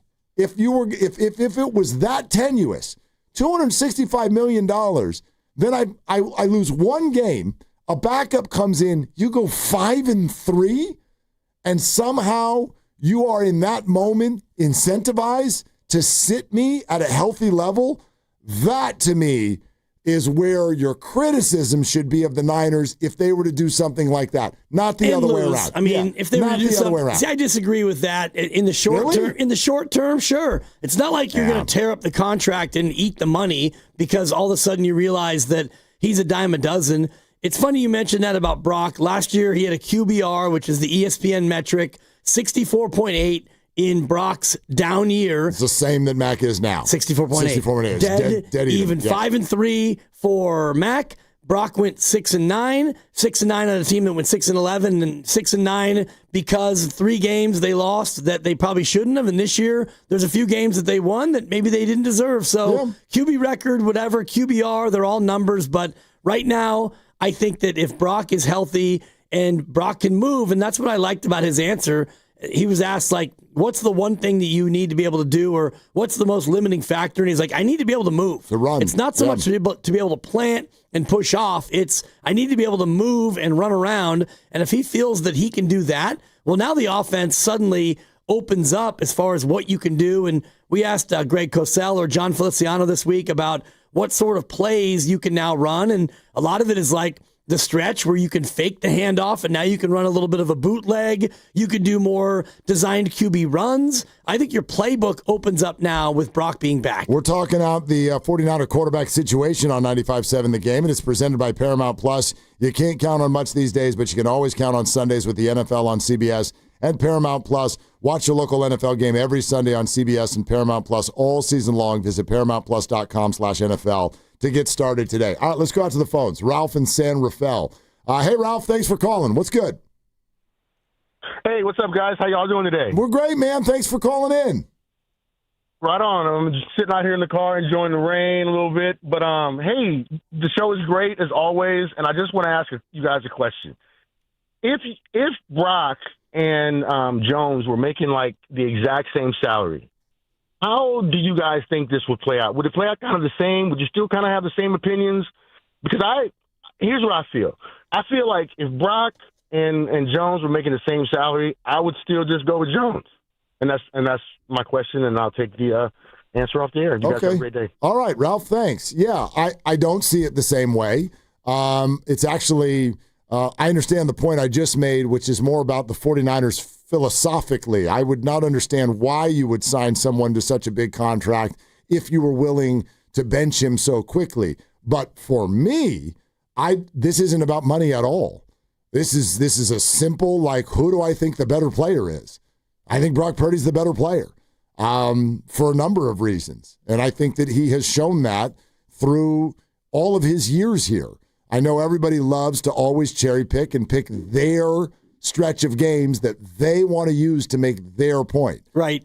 So they only go to last year. No, we go back to Christmas 2 years ago. Right. Like Brock Purdy has been a really good quarterback for an extended period of time here in San Francisco and has had 2 lengthy playoff runs and has really good mobility and is just a really good player.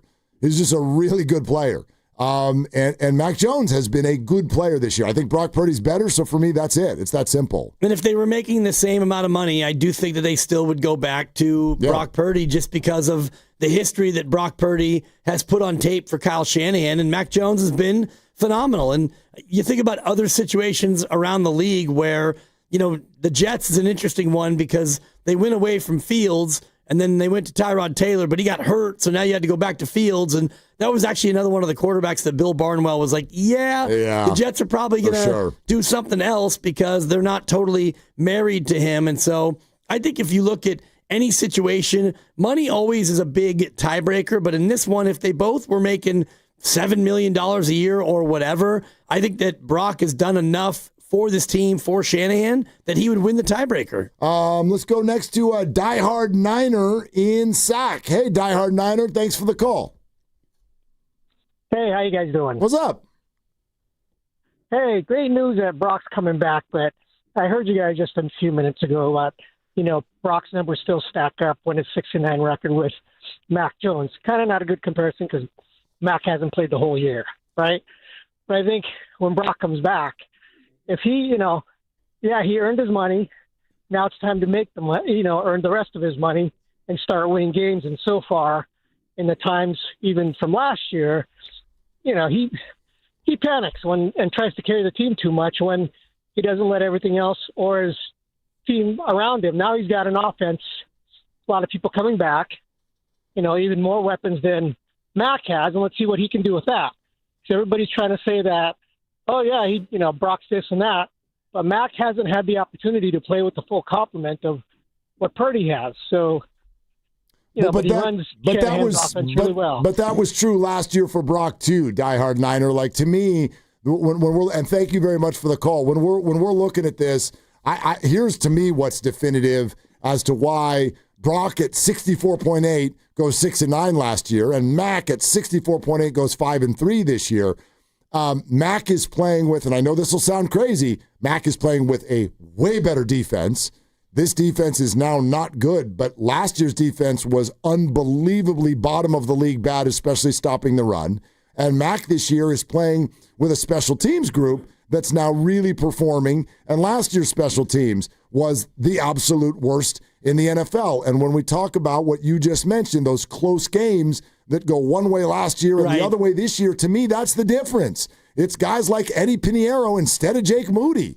That's been the difference in winning and losing some of those close games. Yeah, and also the special teams has gotten better, and I'm looking back at that Arizona game, and the safety that they suffered was a Sky Moore production where he fielded that punt on the 2 or the 3 yard line, or he didn't field the one and it got downed at the 1. And so special teams this year has gotten progressively better, but also, I think that this year's offensive line is not as good as last year's O-line. That's fair. So, Mac Jones has had to suffer through that. They have not been able to run the ball as well this year, which is partly why Mac Jones's numbers look better because they've had to throw it a ton this year. Those are all, the intricate points that lead to these numbers that are quite frankly kind of hard to compare. All right, real quick, triples for autism brought to you by Pettinelli Financial Partners and the Autism Society San Francisco Bay Area. No problem last night, 21 threes. So that's another donation from Pettinelli to the Autism Society San Francisco. Steph, Jimmy, Moses, 5 each Al Horford with 3. Pods had 2. Will Richard with 1. 13 for 13 this year on donations for Triples for Autism. If you'd like to make a donation or get involved, go to sfautismsociety.org. Triples for Autism brought to you by Petnelli Financial Partners and the Autism Society, San Francisco Bay Area. Petnelli here for you, offering financial guidance and support throughout life's milestones. Go to PetnelliFP.com. All right, what did Steve Kerr have to say about last night's win, Steph's performance, what Draymond said at the podium 2 nights ago? All of that on the table. You hear from Steve Kerr coming up next on Willard and Dibs. And it's Dan Dibley here to talk about Fremont Bank, a family-owned bank with the family-owned feel. They are deeply committed to contributing to their clients' goals, and that means a lot to me because I am one of their clients, and I have been now for 7 years, and I love being a part of this bank because they're a part of the community all around us. They started it in 1964, and when they did it, they had 1 branch down there in Fremont, and they've now grown to 21 branches, but all right here in the Bay Area. They're not one of these big box banks. They're a good local community bank that helps good local community people. You deposit your money with Fremont Bank, it gets reinvested into home ownership, businesses, philanthropy, nonprofits, and everything else that makes our Bay Area so great and so strong. All these activities make it so good to be a part of the Fremont Bank community. I encourage you to go into one of the branches and see exactly for yourself what full service banking looks like, because once you go in there, you're going to want to be a customer just like your boy, the Dibber. It's Fremont Bank, here for you and here for good. Tune in to 95.7 The Game this Friday for Football Fridays, where they discuss the red and gold and their upcoming game, presented by Merit America. Visit them at meritamerica.org/super. This is Larry Flick, owner of the Floor Store. The holidays are coming, but so is our pre-holiday sale. And that means everything in the store is 30% off. Not just some things, 30% off everything. Go to floorstores.com for directions. The Floor Store, your Bay Area flooring authority. The NBA season's rolling, and DraftKings' newest game, Pick 6, is the easiest way to play for your shot at big wins. NBA stars are lighting it up. Now their numbers aren't just highlights. They're your shot to cash in. Here's how it works. Just pick more or less on 2 or more player stats. The better your picks, the bigger your payout. New DraftKings customers get $50 in Pick 6 credits with just a $5 entry on your first pick set. Don't just watch basketball. Pick, play, cash in. Download the DraftKings Pick 6 app now and use code THEGAME. That's code THEGAME. Play just $5 and get $50 in Pick 6 credits. Make the call. Ride the upside in partnership with DraftKings Pick 6. The crown is yours. Gambling problem? Call 1-800-GAMBLER. Must be 18 and over. Age and eligibility restrictions vary by jurisdiction. Void where prohibited. 1 per new customer. Bonus awarded as non-withdrawable Pick 6 credits that expire in 14 days. Ends December 2nd at 11:59 p.m. Eastern Time. Terms at pick6.draftkings.com/promos. The holidays are back at Starbucks, so share the season with a peppermint mocha. Starbucks signature espresso, velvety mocha, and cool peppermint notes, topped with whipped cream and dark chocolate curls. Together is the best place to be at Starbucks. This is Carrie Cooper. It was a small complex of bungalows in the LA neighborhood of Echo Park in the early 70s. The gigging and collaboration between Linda Ronstadt, Glenn Fry and Jackson Browne was the beginning of Southern California rock. More at FocusOnRock.com. Hey, it's Willard, and I'm just going to say it. We need your help. Right now, 1 in 3 people in the Bay Area don't know where their next meal is coming from. Parents skipping dinner so their kids can eat. Seniors choosing between medicine and groceries. In a place this strong, this connected, that shouldn't happen. It can't happen. That's why our friends at Habas Law are teaming up with Martha's Kitchen. Martha's Kitchen provides more than 200,000 meals every month to our neighbors in need. So let's do what the Bay Area does best. Let's show up together. Visit marthas-kitchen.org and donate today. Habas Law, always fighting to make it right. 95.7 The Game and Great Clips have teamed up for the new basketball season. We want our listeners to look fresh with a great haircut from Great Clips. Each week, we'll pick a lucky winner to score a gift card. For a chance to win, courtesy of Great Clips, enter online at 957thegame.com. Think about it. You take thousands of steps every day. Shouldn't every single one of them feel amazing? Well, with ArchFit hands-free Skechers slip-ins, they can. Skechers teamed up with podiatrists to design a shoe that provides amazing arch support for all-day comfort. And best of all, you get all this comfort, stability, and support with the ease of Skechers slip-ins technology. Just slip them on. There's no bending down and no struggling to tie your shoes. Just step in and go. Try ArchFit hands-free Skechers slip-ins at a Skechers store, Skechers.com, or wherever comfortable footwear is sold. 250 years ago, a promise was made to connect families and friends near and far. And during the holidays, that promise is more important than ever. That's why USPS is building a better network to meet your needs with timely deliveries, easy and affordable ways to ship, and everything you need to make your season full of holiday cheer. Our purpose is delivering your peace of mind, knowing your love will arrive, bringing joy to all. The United States Postal Service. Learn more at USPS.com/holidays. There's nothing like when you get that part from eBay and it just fits. Yeah, the first time. So you can do less of this and get right back to more of this. At eBay, you'll find all the parts you need, guaranteed to fit, at prices you'll love. Sounds good, doesn't it? eBay. Things people love. Eligible items only. Exclusions apply.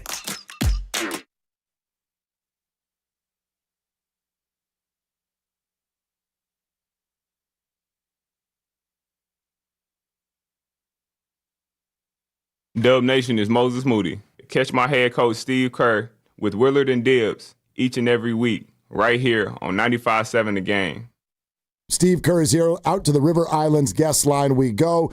Kerr is presented by Great Clips. In sports, success is about team effort, and the same is true for your hair. Great Clips, it's going to be great. Here it is, Coach Kerr live in San Antonio. Hey, Coach, what's going on?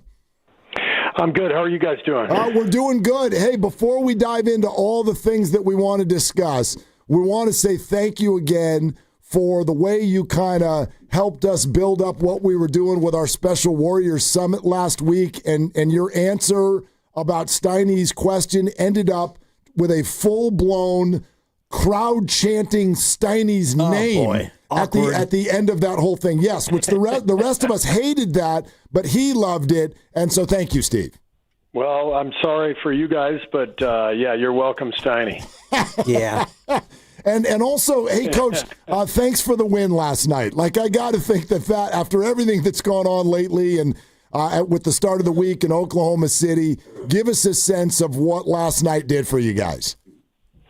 Well, we just got back to kind of who we are, with an identity, the way we have played for many years. We strayed from that a little bit, and sometimes that happens during the season, and I think we lost a little confidence along the way, and so it was a very important game. I mean, I don't think it was like this all-out crisis or anything, but it was an important game to get us back on track, remind ourselves, how we have to play, who we have to be, and we got a good road win against one of the best young teams in the league. Just one more about OKC, Steve, because I don't know if I've ever seen a team get a delay a game coming out of the locker room at halftime. Did you lose track of time, or was it more of a heavy-duty team meeting that was going on? We had all 5 guys on the floor, so I didn't understand why it was called, and the ref told me that it was because one of our players on the bench took a couple of extra shots while the half was about to start. So it was a really bizarre one. I've never seen that before.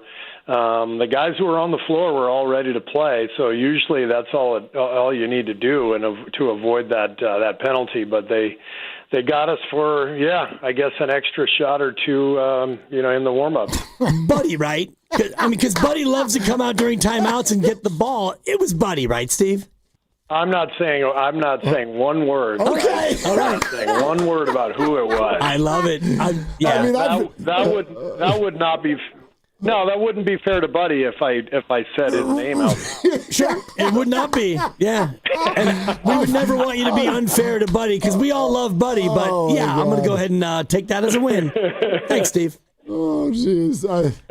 Hey, listen, I will take it with Buddy. Buddy puts up more shots than every single one of our guys, including Steph. By the way, we monitor this stuff with the technology we have in our training center at Chase, and so every shot that every player takes is recorded, tracked. We know how many they made. We know the misses, where they missed. We know the arc. I mean, you'd be amazed at the information we have. And all Buddy does is shoot. You can see sometimes during the games he holds a ball when he's on the bench because he just, he loves the feel of the ball. And so yeah, he loves to shoot. So I can't blame him. I don't mind getting attacked because he just wants to get a couple extra shots. I love it. Yeah, these refs need to get back to youth sports where the brothers and sisters of the players go out there and shoot way too long at halftime every game. That's the rules. You got to be out there. Yeah. That's right. That's right. You got whoever's allowed to be out there should just be allowed to shoot until the whistle actually blows. Steve, I wonder if you would take the fans through the entire thought process on lineup and rotation changes. We saw, obviously, the starting lineup with Moody and Will Richard getting in there, but what is the current thought process on that grouping, and what did you see last night once it went out there? Yeah, well, we clearly hadn't been right. The previous 3, 4, 5 games, we were out of sync, and so the lineup was built with the idea of finding our rhythm, getting back in sync, getting back to our identity. So, I've always felt Steph and Draymond need passing and cutting around them, and Jimmy needs shooting around him. And at the end of last year, we found a really good groove with Moses and BP, and we went 23-8 with that group, I think, and obviously found a really good groove. But Moses missed the main 2 weeks of training camp, and so we got away from that. And because J.K. was playing really well early on, and we were winning games, you guys asked me then. I said, this is our starting lineup going forward, and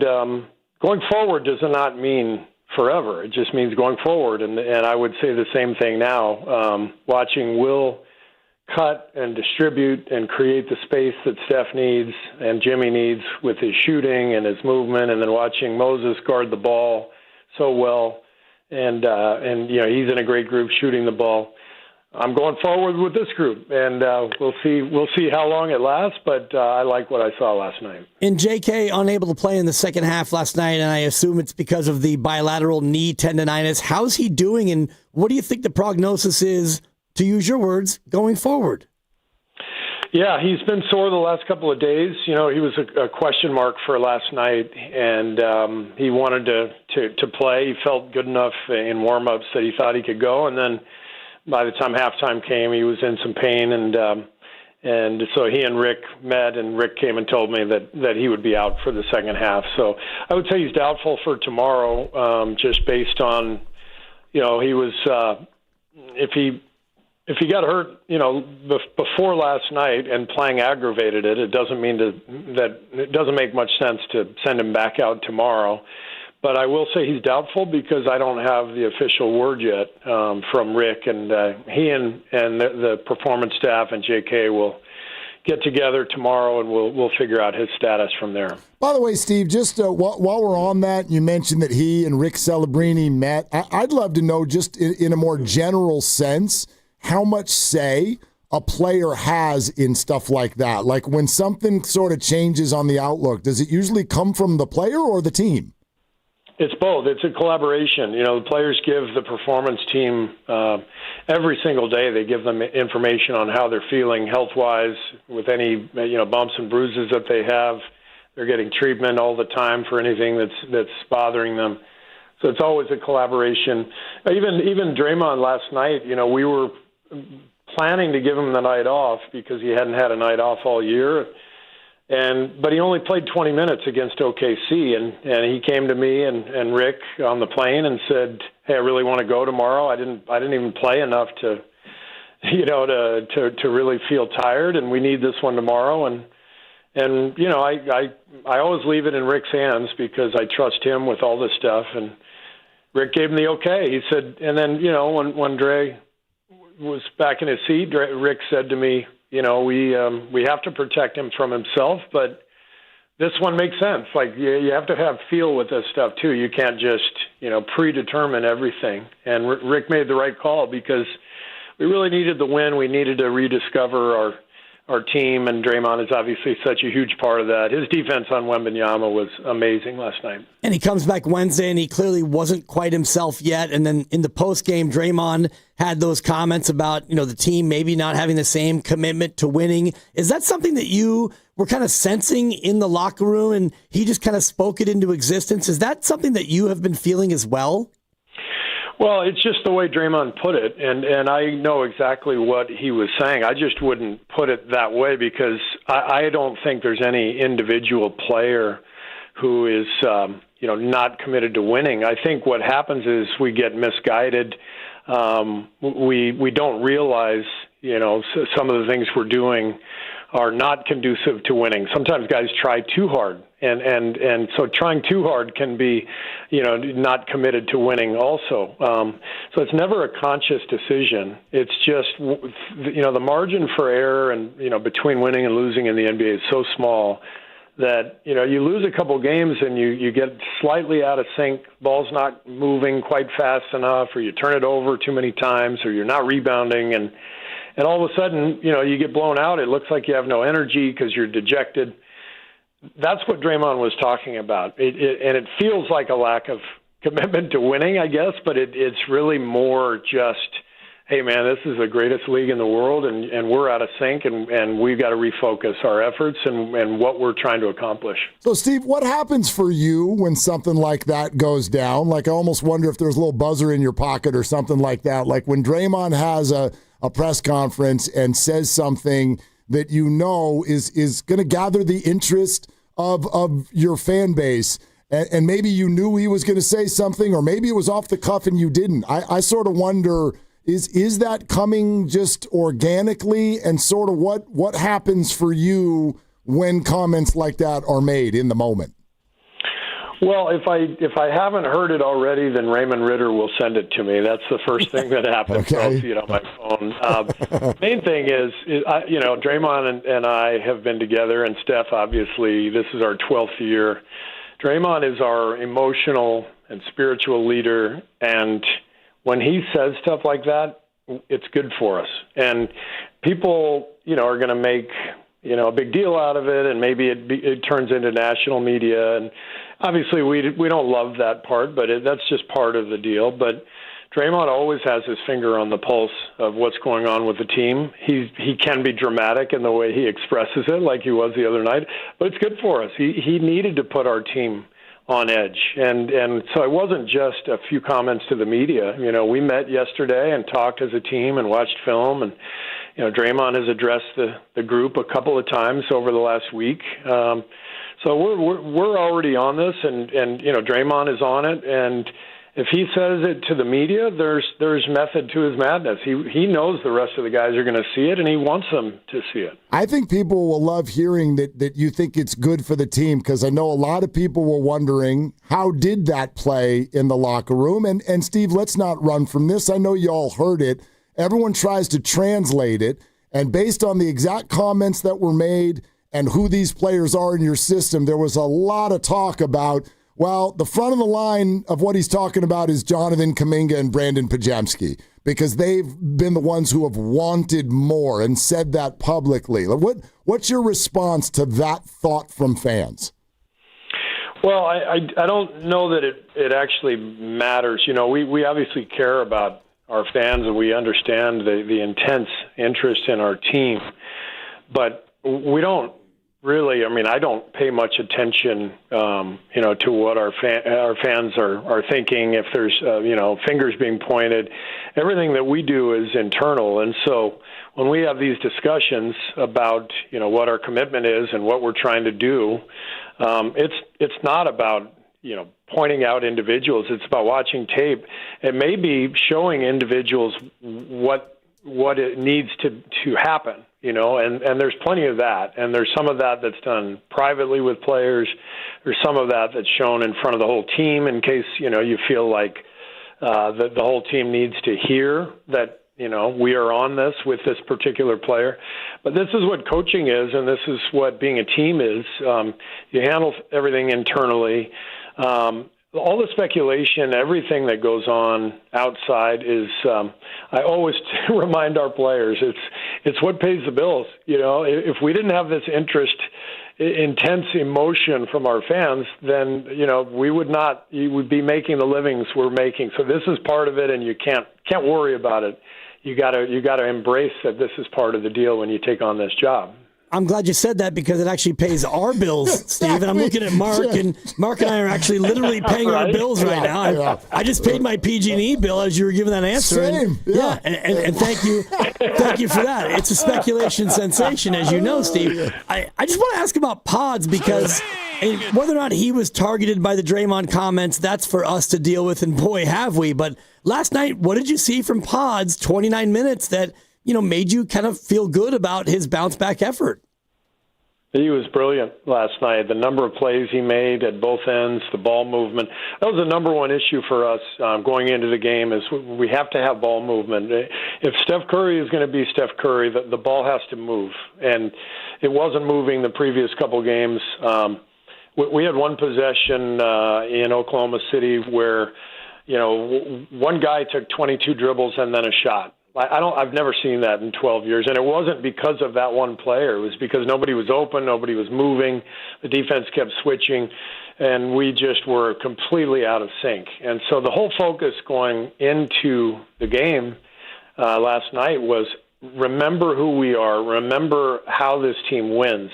We play through Steph and Jimmy, and Dre anchors the defense, and everybody has to star in their roles, and you have to understand what your role is. And so every player knows that, but you have to repeat these themes as a staff and as a team quite a bit during the season to keep everything on track. And I just felt like the ball movement was so much better, and I thought Brandon really fed into that right away when he got into the game. It's one of the reasons I started Will Richard, because Will is a great ball mover. It's one of the reasons Gary was out there. Gary might be our best ball reversal guy. In other words, as soon as the ball touches his hand, it doesn't stop. And when it swings, that allows for the next action, which usually leads to Steph getting an open shot, and that's how we build our team. As soon as the ball stops, we're not very good, and that was the message going in, and I thought the whole team did a great job of moving the ball last night. Steve Kerr with us here on Willard and Dibs, as he is every single week. I know you want the ball to move, but it might be nice that you as a group have finally stopped. We were mindful of the idea that, yes, you're on the road, but today might be the exact kind of day you all needed, right? Because nobody had to run to a plane last night. What did you do with your day, and what does this day mean to your team? Yeah, we needed this. The schedule has been crazy, and, we've been kind of pointing to the end of this road trip when we get back from Miami as a chance to finally breathe, with the number of games. I think it'll be, 17 games in that span, and a lot of cities. So it's been quite a bit to handle. Today was a good day. Everyone had the day off. I think Steph played golf. I went and worked out and stopped by the pool a little bit, saw some of the guys down there. So everybody got a chance to get away, not get on an airplane, and we definitely needed this. And hopefully we're nice and rested, and tomorrow we know will be quite a battle because these guys are really good, and obviously, they've got a day to stew on, the loss from last night, and they'll be well prepared for us tomorrow. Love it. Steve, and also I think emblematic of who he is, here we are having this entire conversation with you, and we've barely even brought up the performance that Steph had last night. And I wonder about this perspective, because it's like not surprising to us, but he looked like he was still trying to find that thing, whatever that thing is that puts someone in the zone. Right? He looked like that in the first half. He looked kind of stoic on the bench for a minute, like he was trying to access something mentally. Can you take us through what that's like for him? Do you talk to him at all? What happens? Especially coming off of an absence, an illness where, he obviously hasn't been training because he's been sick. So that's a tough thing to come back from. And I had a feeling the OKC game would go about as it did. Just get your feet back in the water, and get a sense for where you are, and then that it still felt that way in the first quarter of last night, and that's what you're referring to. He was trying to find it, and it's one of my favorite things about Steph, because a lot of people would really get nervous as they're trying to find it, and maybe hold back, and maybe try not to do too much and overthink everything. And Steph just has a way of finding his rhythm in a confident way that doesn't hurt the team. He might take a bad shot, but like we all know, every shot Steph takes is actually a good shot because it's got a great chance of going in. But he has a really great way of finding his own game within the context of the group, and I thought that's what he did last night. The other thing I want to mention, not only had we not talked about Steph, but we haven't mentioned Jimmy Butler either. And I guess, that's the reason these guys are who they are, right? You just, their greatness is just on display night after night. Jimmy was so good last night. And to me, that's what it has to look like, for us pretty consistently, not in terms of that caliber of performance from both Steph and Jimmy, but the idea, and Jimmy even referenced this last night, the idea that we played through them the entire game. That's our team. That's what makes every great team great. The Nuggets are going to play through Murray and Jokic.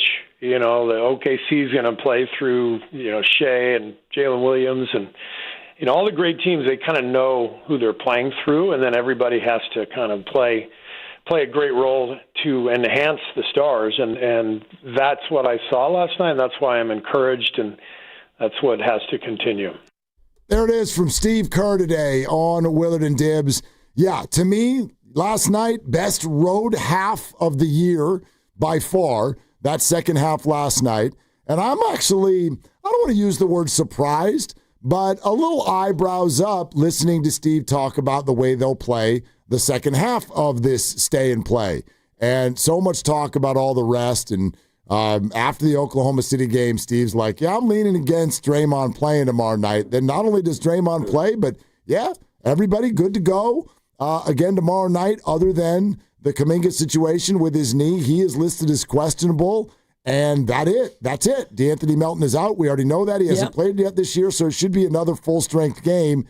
And I don't know. Pretty interesting to see what kind of counterpunch the Spurs will have to last night. I think that they look at it, and they're going to have to figure out a way to get Wemby more effective when Draymond's on him, assuming Draymond plays. And Draymond only played 27 minutes last night, and I went through every shot from Wembanyama, and he was 4 for 13 when Draymond was guarding him. And that included one where he missed, got the rebound, and put it back on Draymond. So Draymond did a phenomenal job of guarding him. So if I'm San Antonio and I look at the tape, I'm thinking, how do we get Wembanyama more shots when Draymond's not on him, more screen action, and force Golden State to switch somebody else on him so he can take advantage? Well, I mean, it's funny because you watch that player play, and he's one of these guys where, I mean, there's only so much you can do.